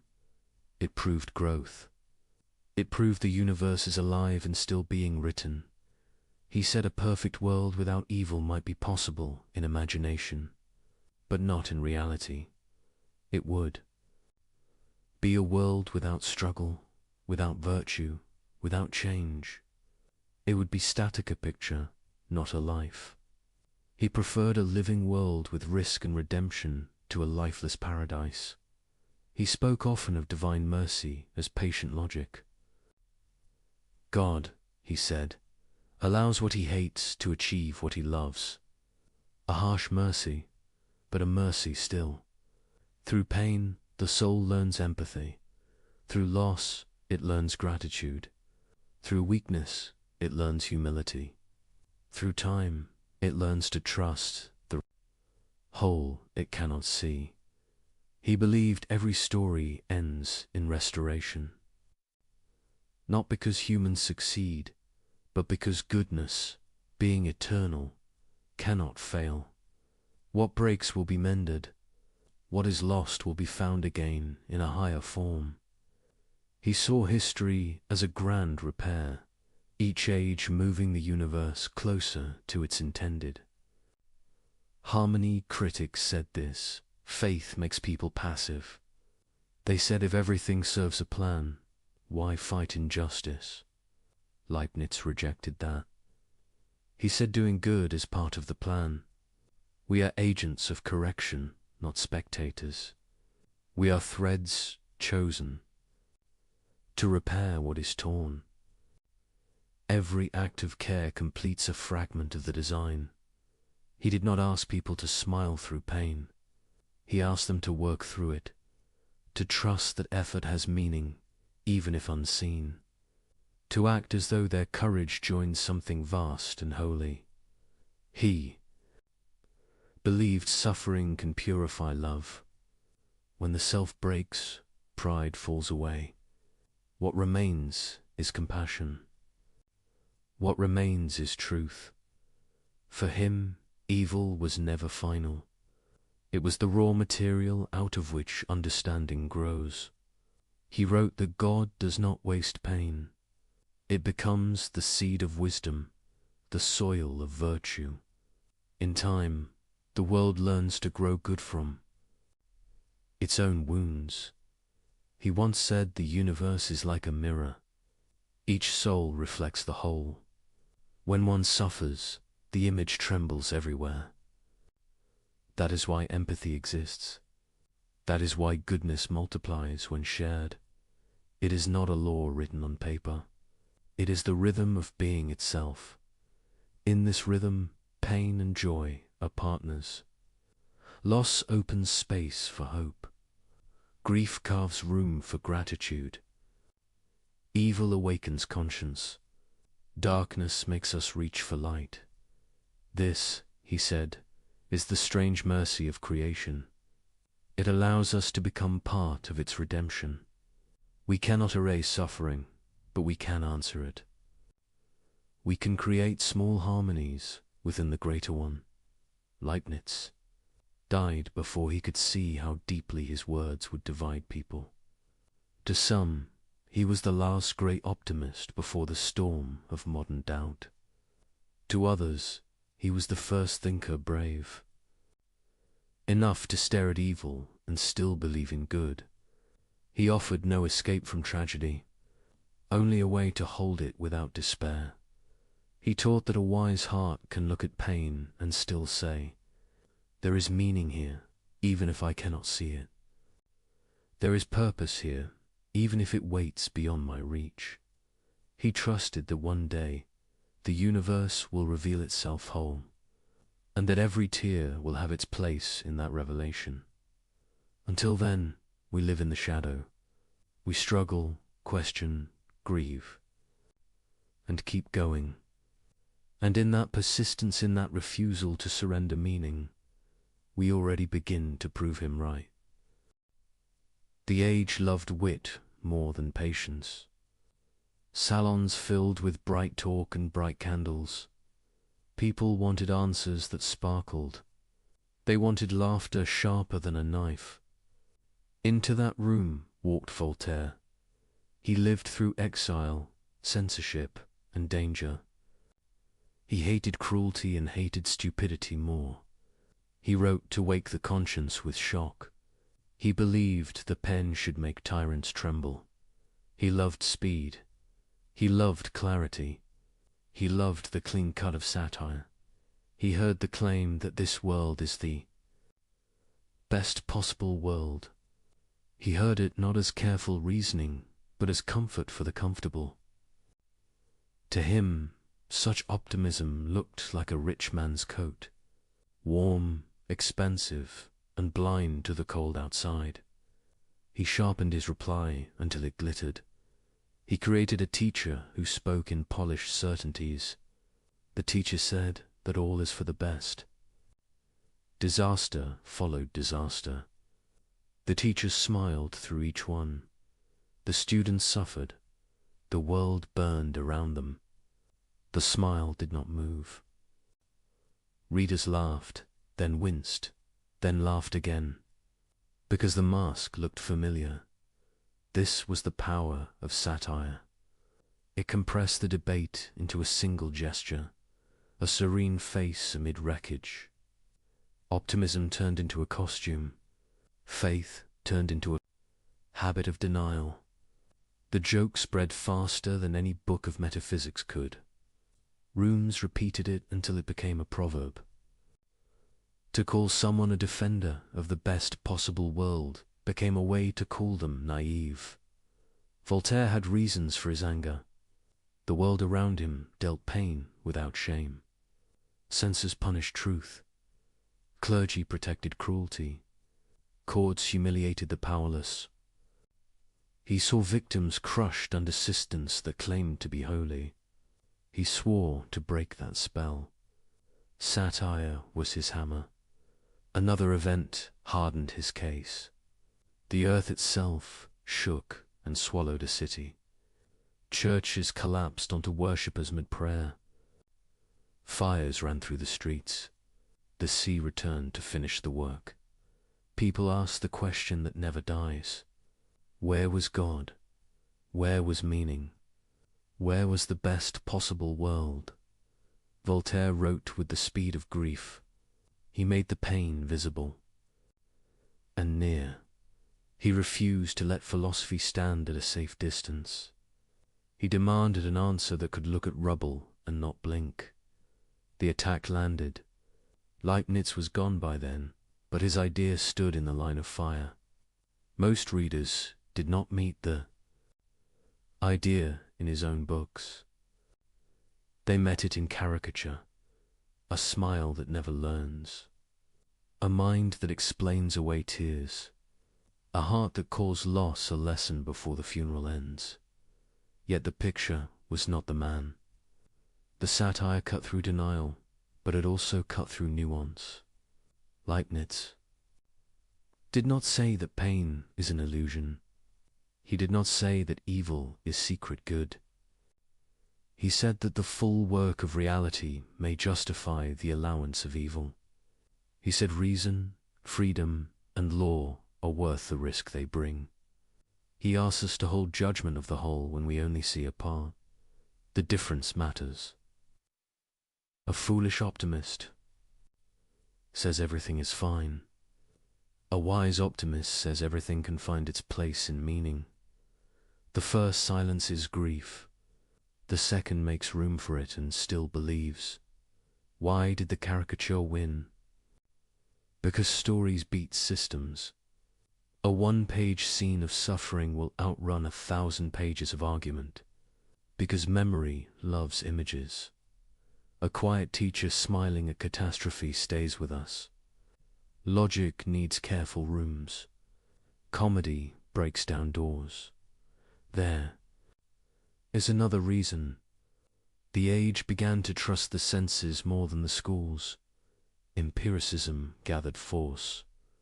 People believed what they could measure and touch. Satire, like a sharp instrument, felt honest. Metaphysics felt distant.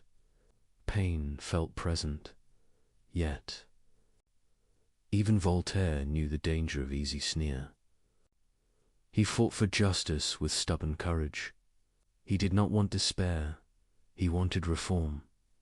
He wanted a society that stopped making cruelty sound sacred. For that, he made optimism look ridiculous. What can we learn from the quarrel? First, that clarity is not enough. Arguments must learn to speak in images, or they will be remembered as slogans made by their enemies. Second, that grief demands respect from any claim about the structure of the world. If a theory cannot kneel beside a ruined street, it has no right to stand in a lecture hall. Third, that reason and compassion must travel together, or the public will choose compassion, even if it comes with mockery. Leibniz's view can live with those lessons. It asks for patience, but also for honesty. It admits that satire sees something real, the habit of explaining too soon. His logic rejects that habit. He urged silence when silence is wise. He urged action when action is needed. to repair what can be repaired is not to deny providence, it is to participate in it. Consider the teacher in the satire. What if he had stopped smiling? What if he had helped dig survivors from the ruins? What if he had passed bread, wept with the grieving, and then whispered hope? The joke would have failed, not because suffering ended, but because compassion changed the scene. Real optimism knows how to work. Words can be medicine or perfume. Satire exposes perfume that calls itself cure. Leibniz offered medicine, difficult, slow, meant for the long healing of the mind. Voltaire offered surgery, fast, public, meant to cut rot from the body of society. Both saw a sickness, both wanted health. They disagreed on the treatment plan. The world needs both kinds of skill. We need the wit that alerts the crowd. We need the patience that rebuilds the foundation. Ridicule can wake a city. Reason can keep it awake after the laughter ends. There is a quieter misreading worth naming. Some think the best possible world means the happiest possible world. It does not. Happiness is fragile and often shallow. Goodness is deeper and often severe. The best world is the one that realizes the highest goods in the richest order. Those goods include freedom, courage, justice, and mercy. They bloom in harsh weather. They need risk and time.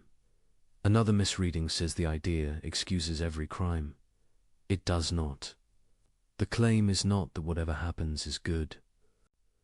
The claim is that goodness can make use of whatever happens without endorsing it. A surgeon may use a scar to save a life. The scar is not the goal. The life is. A third misreading treats the view as a call to passivity. If the world is best, why change anything? Because the world includes us as agents. Because the best world is the one in which free creatures wrestle with evil and learn to love. If we fail to act, we withhold part of the world's design. The plan trusts our courage. Satire will always return. It should. Complacency needs a critic. But after the laugh, the work remains. We still need to think clearly and live kindly. We still need to build cities that protect the weak. We still need to teach children that hope is not denial. It is discipline. Voltaire asked for justice now. Leibniz asked for trust across time. These are not enemies. They are different horizons of the same moral life. One fights the day's cruelty.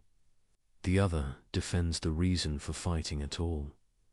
There is a scene that binds them. A town after thee. Storm. Neighbors search the wreckage. One lifts a beam. One holds a child's hand. One speaks words that steady, shaking breaths. The critic and the metaphysician are both there. One says, "We must never allow this neglect again." The other says, "Do not give your heart to despair. Goodness still has roads to walk. The town needs both. The future needs both." The story of the idea did not end with a joke. New thinkers rose who tried to carry what was true in both voices. They learned to distrust, lazy comfort and lazy scorn. They asked for reasons that can face rubble and keep their dignity. They searched for a vision of reality that honors law and honors tears. From this struggle, a better understanding of optimism can grow. Not optimism that refuses to see blood on the ground. Optimism that sees it, binds the wound, and still believes. The wound will heal. Not optimism that replaces action with slogans. Optimism that treats action as the very method by which Providence writes the next page. When people quote the satire, let them. It is a warning against glib speech. Answer by living in a way that makes the joke misfit the scene. Serve, build, study. Refuse cruelty. Refuse despair. Let your hope have calluses. A last thought about laughter. It can humiliate. It can also cleanse. Used well, it clears the stage of pretense so truth can speak. Used poorly, it makes cynicism look like wisdom. The difference is compassion. Satire with love heals. Satire without love scars. If the world is the best possible world, it is not because pain is good. It is because good can be grown from pain. By minds and hearts that cooperate with reason and grace. The task before us is simple and severe. See clearly. Help quickly. Hope stubbornly. Voltaire forced that task back into view. Leibniz refused to surrender the ground of meaning. Between them stands the human heart, pulled by grief and guided by thought. It beats through earthquakes and through salons. It looks for a way to live without lies and without despair. Hold that heart steady. Teach it to think. Teach it to love. Then the old debate becomes something else. Not a contest of clever lines, but a common work. A world where wit and wisdom serve the same mercy. There was an earlier critic whose shadow shaped the stage. Pierre Bell argued that reason alone could not justify the ways of God. He collected hard cases the way a lawyer collects evidence. He showed how every neat answer slips on human sorrow. Voltaire learned from that severity. He turned Bell's cold files into hot theatre. Some readers defend the satire by pointing to memory itself. Our minds keep pain longer than joy. We are built to notice threats. So a theory that asks us to trust long sums can feel false to nervous bodies. Leaning on reason is not natural when sirens are near. This is why the public story stayed with.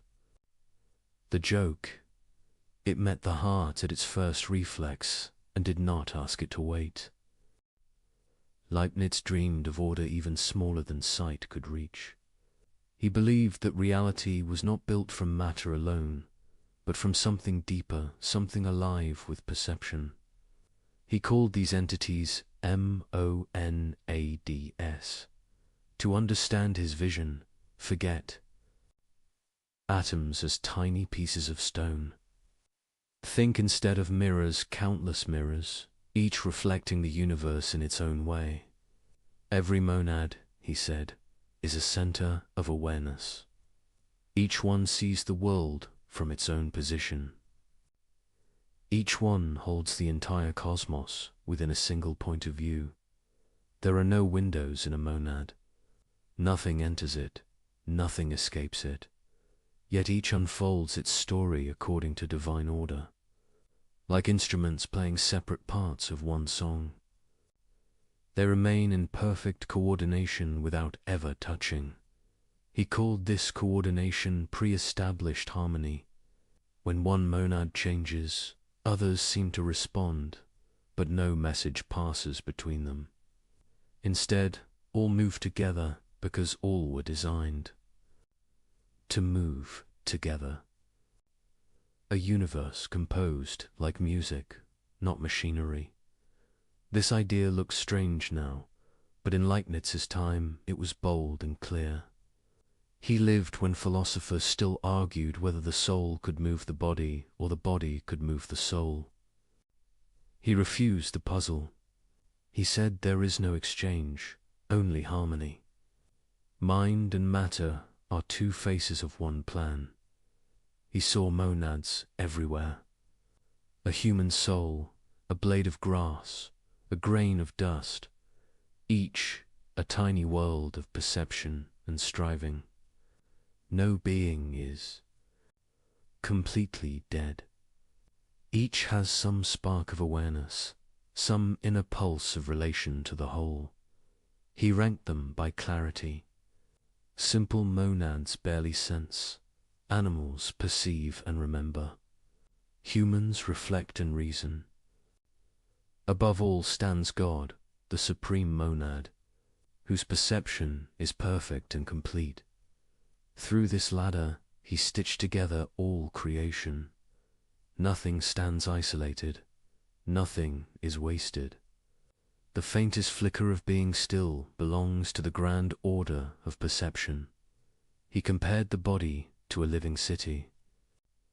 Every organ is made of smaller lives. Each cell works according to its own pattern, yet the harmony keeps the body whole. So, he said, the universe is one organism, alive from dust to deity. This vision reversed the despair of his century. Where others saw decay, he saw coordination. Where others saw matter collapsing into noise, he saw a quiet intelligence running through everything. The universe is not a battlefield of parts. It is a community of perspectives. If each monad mirrors the whole, then meaning is never lost. When something dies, the mirror darkens but does not vanish. Its reflection lives in others. Every end becomes a translation, not a void. He found hope in that. To him, the soul survives not by miracle, but by nature. Consciousness is not a spark. That fades, it is the structure of being itself. Modern thinkers sometimes smile at his theory. They call it poetry disguised as physics. But poetry, he might say, was the truer name all along. For he sensed what later ages would test in new language, that observation changes what is observed, that everything interrelates, that the smallest units of the world behave as if they hold knowledge of the whole. He anticipated ideas that would one day appear in quantum theory and systems science. He saw pattern where later microscopes would find pattern again. He guessed that the boundaries between mind and matter might be thinner than habit suggests. He spoke gently of God in this context. God, to him, was not an intruder fixing errors from above. God was the continuous source of harmony, the composer whose music sustains the movement. Every monad follows its inner law, and those inner laws together create the outer world. That meant the universe did not need miracles to keep running. Its consistency was the miracle. The order written at the beginning was enough to carry all. Time forward, he found in this an answer to loneliness. No creature is truly separate. Each stands connected through shared design. When you look at a stone or a tree, you are not facing emptiness. You are meeting another expression of the same source. He believed perception runs on a spectrum. Even when we sleep, our monad continues to dream faintly. Waking only means perception grows brighter. Death is a change in clarity, not extinction. Awareness shifts, but it does not stop. It fades into subtler harmony until it brightens again. For Leibniz, this was not fantasy, it was moral philosophy. If everything is alive with perception, then cruelty becomes ignorance of kinship. To harm another being is to disturb harmony. To live well is to play one's part in tune. He said God chose this structure because it maximizes both order and freedom. Each monad acts from within itself, yet all fit together as if choreographed. From that tension comes beauty, a world lawful but not mechanical, alive yet coherent. He exclaimed time as unfolding awareness. Each monad reveals the world to itself, at its own pace. Moments are measures of perception, not ticks of a clock. Thus, creation is not finished. It is always revealing itself. The universe learns as it exists. He described knowledge as reflection upon reflection. Our minds are monads that can know they are mirrors. That self-recognition is the birth of reason. Through reason, the universe begins to understand itself. He imagined God delighting in that return of awareness, the creation becoming conscious of the Creator, not by worship alone, but by understanding, art, and love. In his vision, science and spirit were not enemies. To study nature was to read the handwriting of divinity. To reason clearly was to participate in grace. Every discovery was a prayer answered in the language of logic. This idea gave him calm. He saw the same unity in motion and in mercy. He believed that if you follow reason far enough, you will find compassion waiting at the end. The harmony of monads was more than theory. It was his philosophy of trust. He trusted that what appears separate is secretly linked. He trusted that disorder hides rhythm. He trusted that understanding is never wasted, even when the world seems deaf. He told a friend that heaven is not another place. It is a clearer view of this one. As perception perfects, reality shines through. The task of life is to polish the mirror. He knew people would mock this idea. He knew some would say that harmony is a dream. He answered softly, if we dream of harmony, maybe the dream itself is proof we belong to it. That answer endures. Modern minds may rename monads as systems, networks, or fields, but the impulse remains the same, to see unity where eyes see fragments, to find meaning in the weave. Of the invisible Leibniz left us that impulse as gift. He asked us to imagine that behind every surface there is awareness working toward light.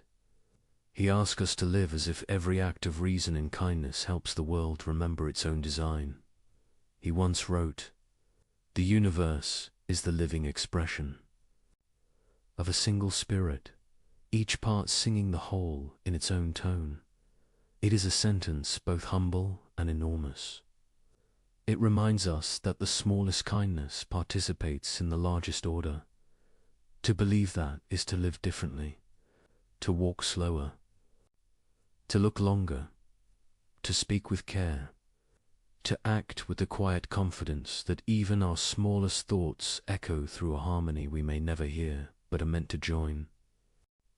Numbers taught him how the world keeps its promise. They did not flatter or shout. They held their line. 2 and 2 made for whether a city rose or fell. Ratios stayed loyal through plague and peace. He trusted that loyalty.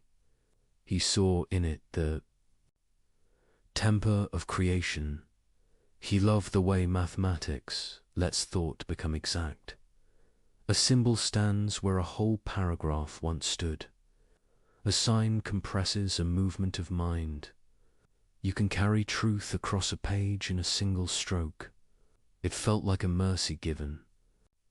2 limited creatures. Clarity delivered in a small shape.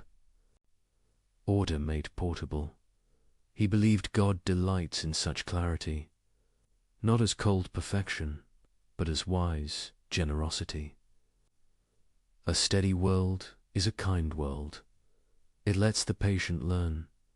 It lets the humble predict. It lets the broken repair what can be mended. Law becomes a ladder for fragile hands. He listened to nature and heard count and curve. An apple falls in a known way. A planet bends space with quiet insistence. A wave writes its grammar on the shore. Snow builds 6-fold stars from water and cold.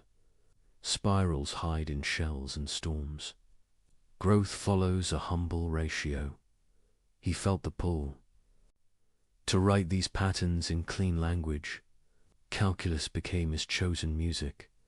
Small changes add up to large motion. The world moves by steps, almost invisible. The integral gathers them without hurry.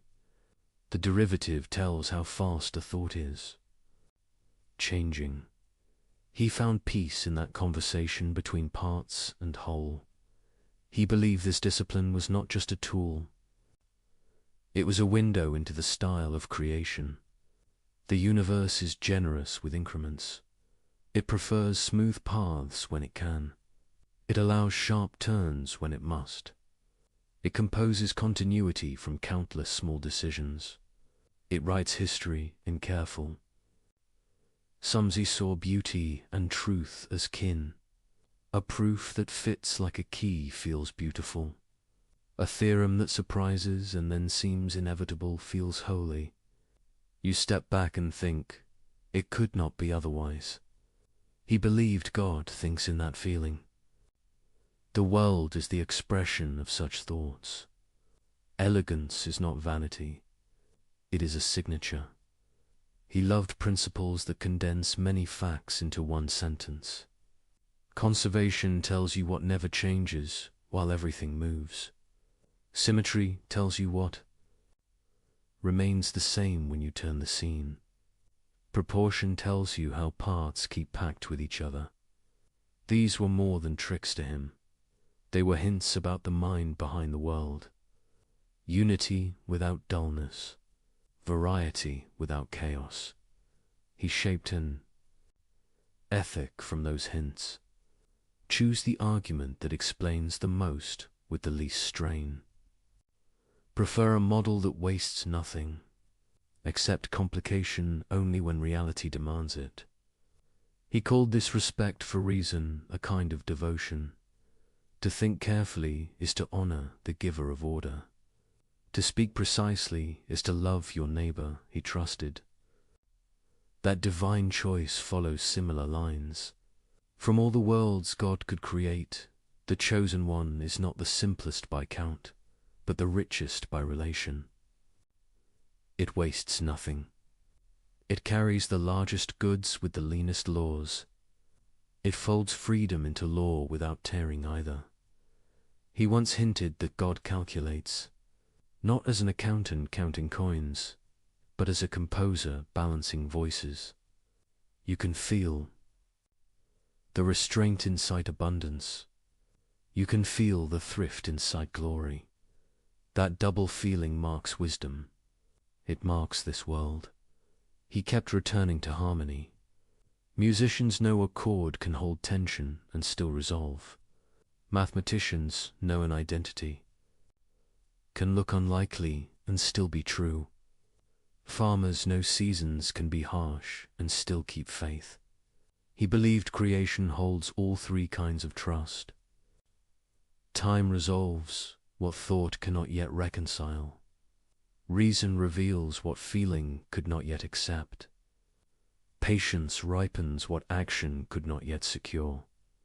He loved the identity that bears his name. If two things share every feature, there are not two. There is one. The world is not padded with copies. It disdains waste. Even sameness hides a difference in place or relation. Difference is how meaning breathes. He thought continuity is mercy. Change that jumps without bridge breaks, finite minds. Creation walks instead of vanishing and reappearing. That walk gives learning a chance. It gives regret a chance. It gives forgiveness a road to travel. He treasured the link between symmetry and conservation. If a law looks the same tomorrow as today, something will be conserved through time. If a law looks the same here as there, something will be conserved through space. These insights came later in full dress, but he felt their outline.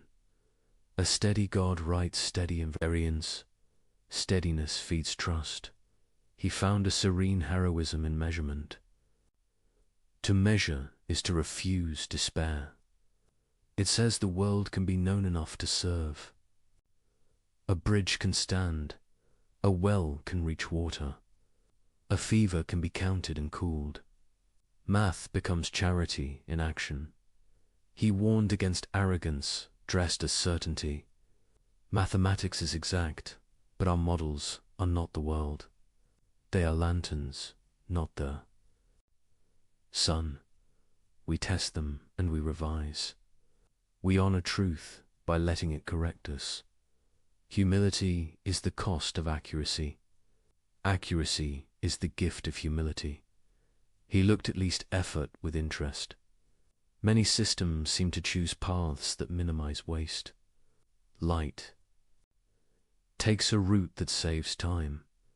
Rivers widen until resistance balances flow. A pendulum answers to a hidden economy. He saw a moral picture in this physics. Goodness does not puff itself up. It finds the clean line through trouble. He thought mercy works the same way. It cuts extravagant anger. It saves time by forgiving.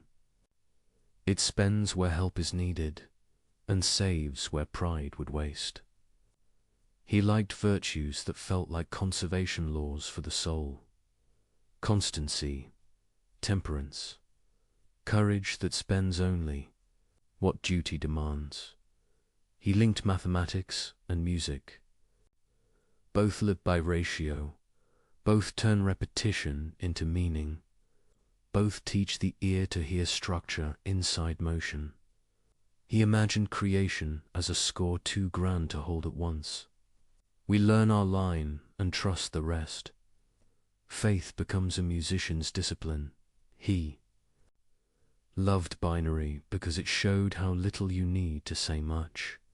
1 and 0 can build every number. Presence and absence can speak any count. It made him smile that simplicity births abundance.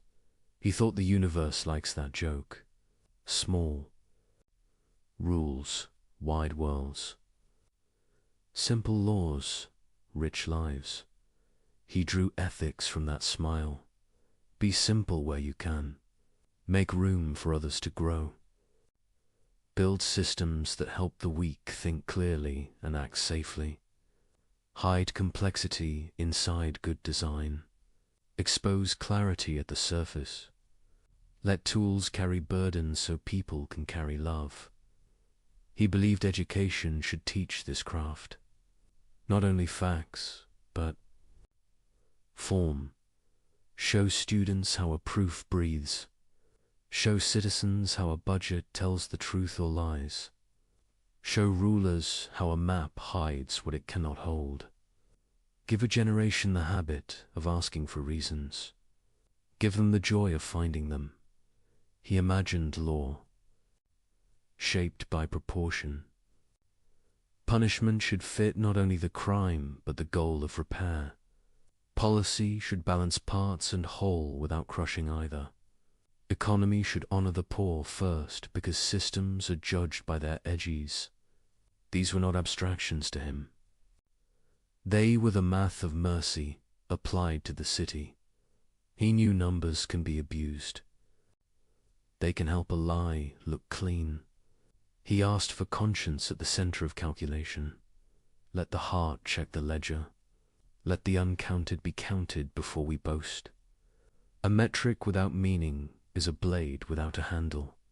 It cuts the one who swings.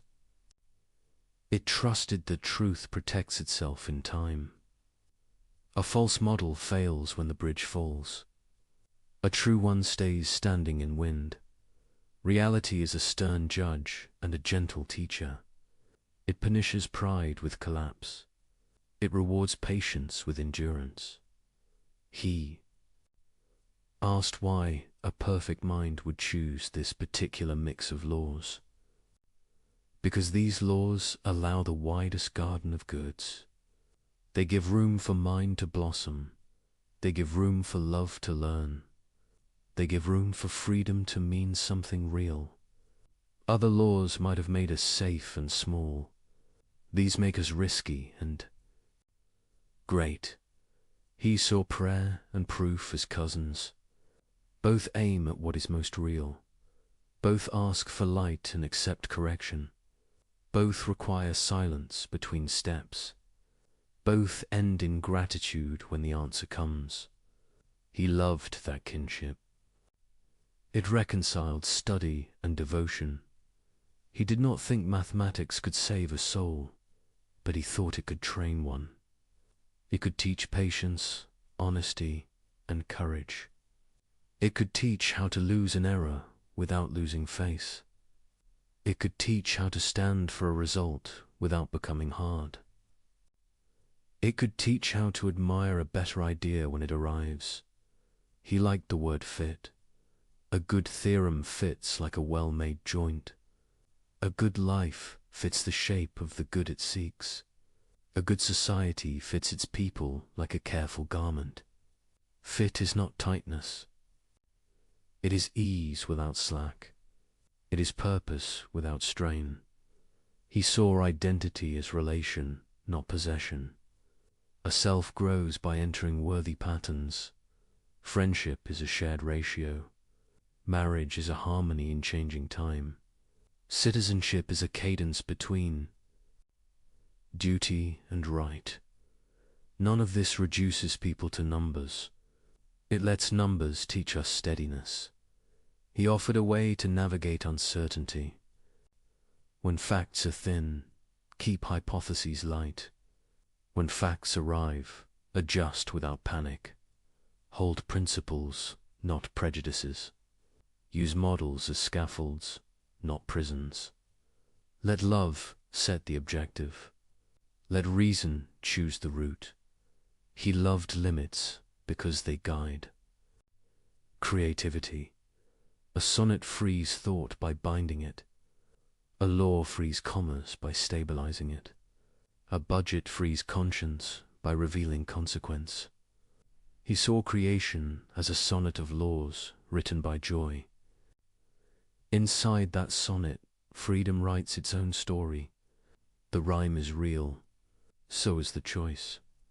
He believed the deepest goods are relational and learned. Justice learned in courts and homes. Mercy learnt in loss and return.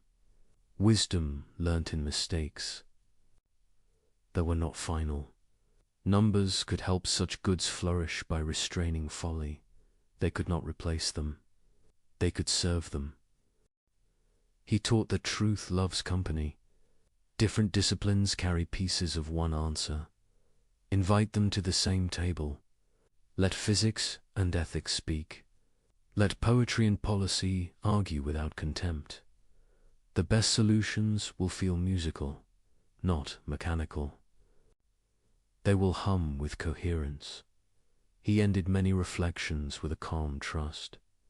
The world will not break its own rules, and the rules, being wise, will not break the world.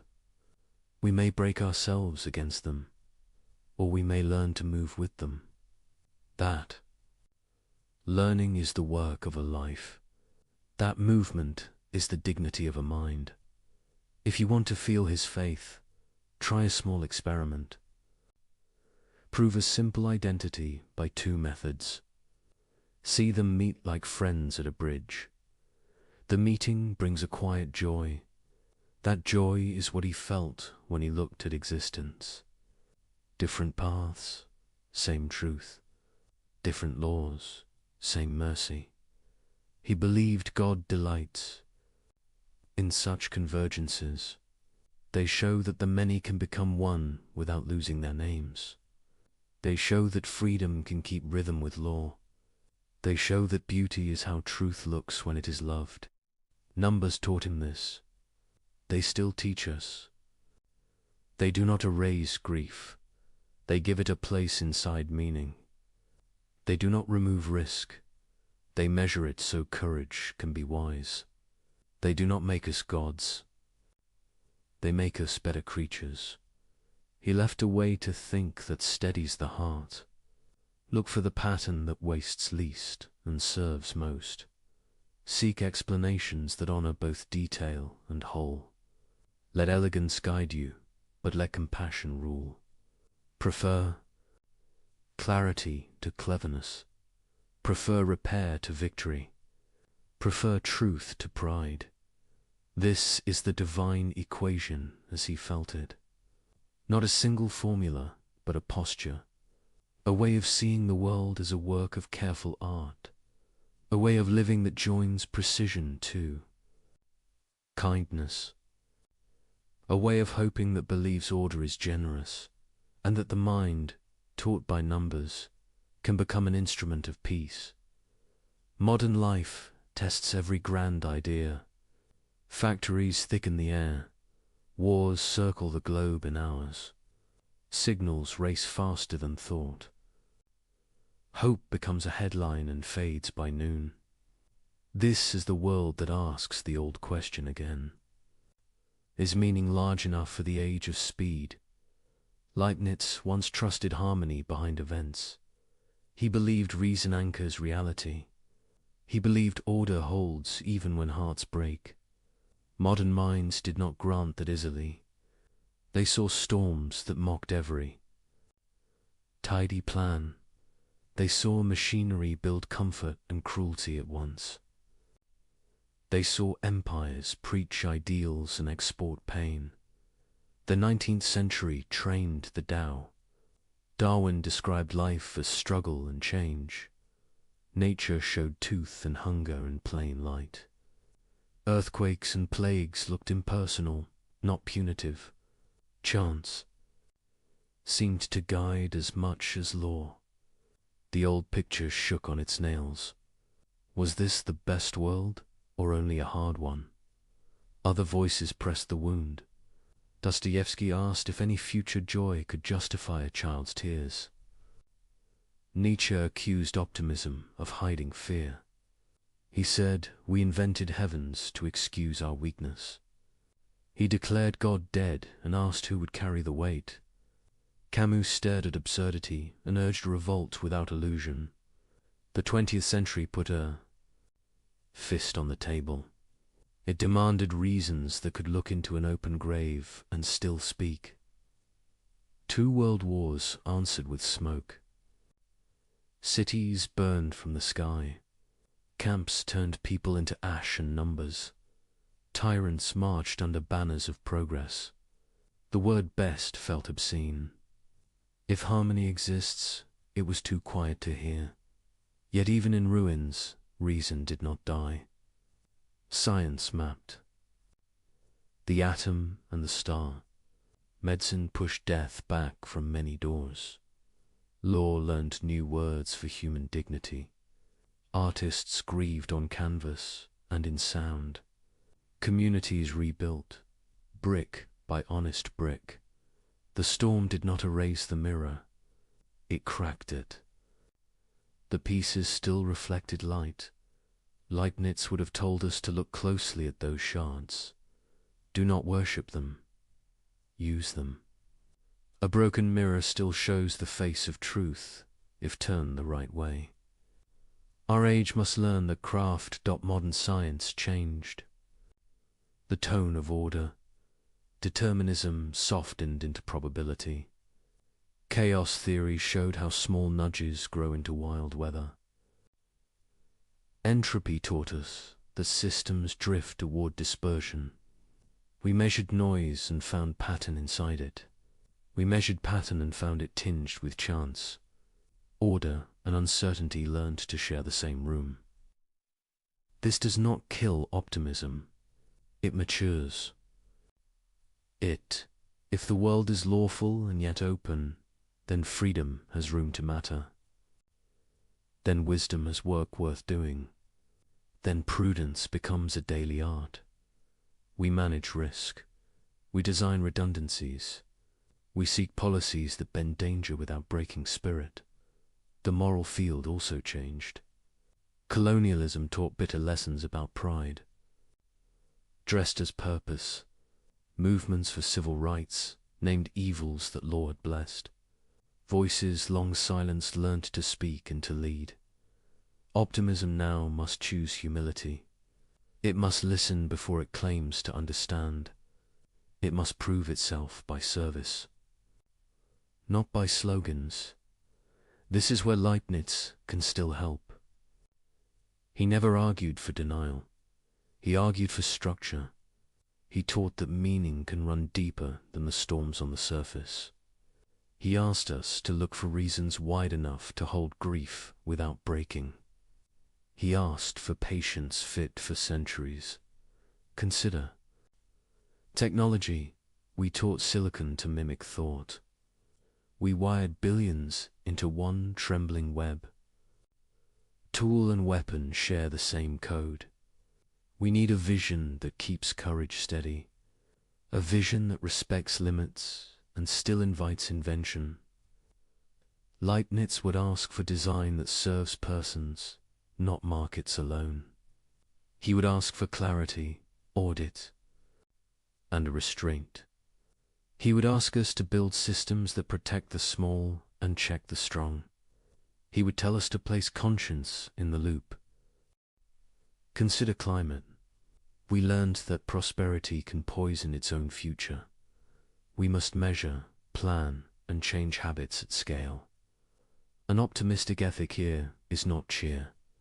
It is duty. It says the whole can be repaired if the parts act together. It says truth and sacrifice can be taught without despair. It says the garden still answers to patient hands. Consider meaning in a secular home. Many now live without prayer. They still feel the ache for order and mercy. They still long for justice to make sense. Leibniz offers a language that welcomes them. He lets reason carry hope without forcing doctrine. He invites faith to speak softly in the cadence of explanations that work. He lets the universe be intelligible without becoming small. A deep challenge remains. Can we say best after Auschwitz? Can any harmony answer that dark choir? The only honest way forward is through labor, care for survivors, guard against repetition, teach the habits that prevent cruelty when fear reases. Any philosophy that does not serve this work has no place here. Leibniz would agree. He would ask optimism to earn its name by protection of the vulnerable. The old debate about evil now includes scale. One person can harm millions with machines and lies. Freedom therefore needs form. We must bind power with law and law with transparency. We must design defaults that protect even when leaders fail. This is structure as mercy. It is exactly the kind of wisdom he praised. The modern mind also wrestles with self. We are flooded with images and opinions. We confuse performance with character. We confuse speed with meaning. Leibniz would counsel slowness of thought. Begin with first principles. Ask what a human person is for. Ask how goods fit rather than compete. Ask what can be measured and what must be loved without measure.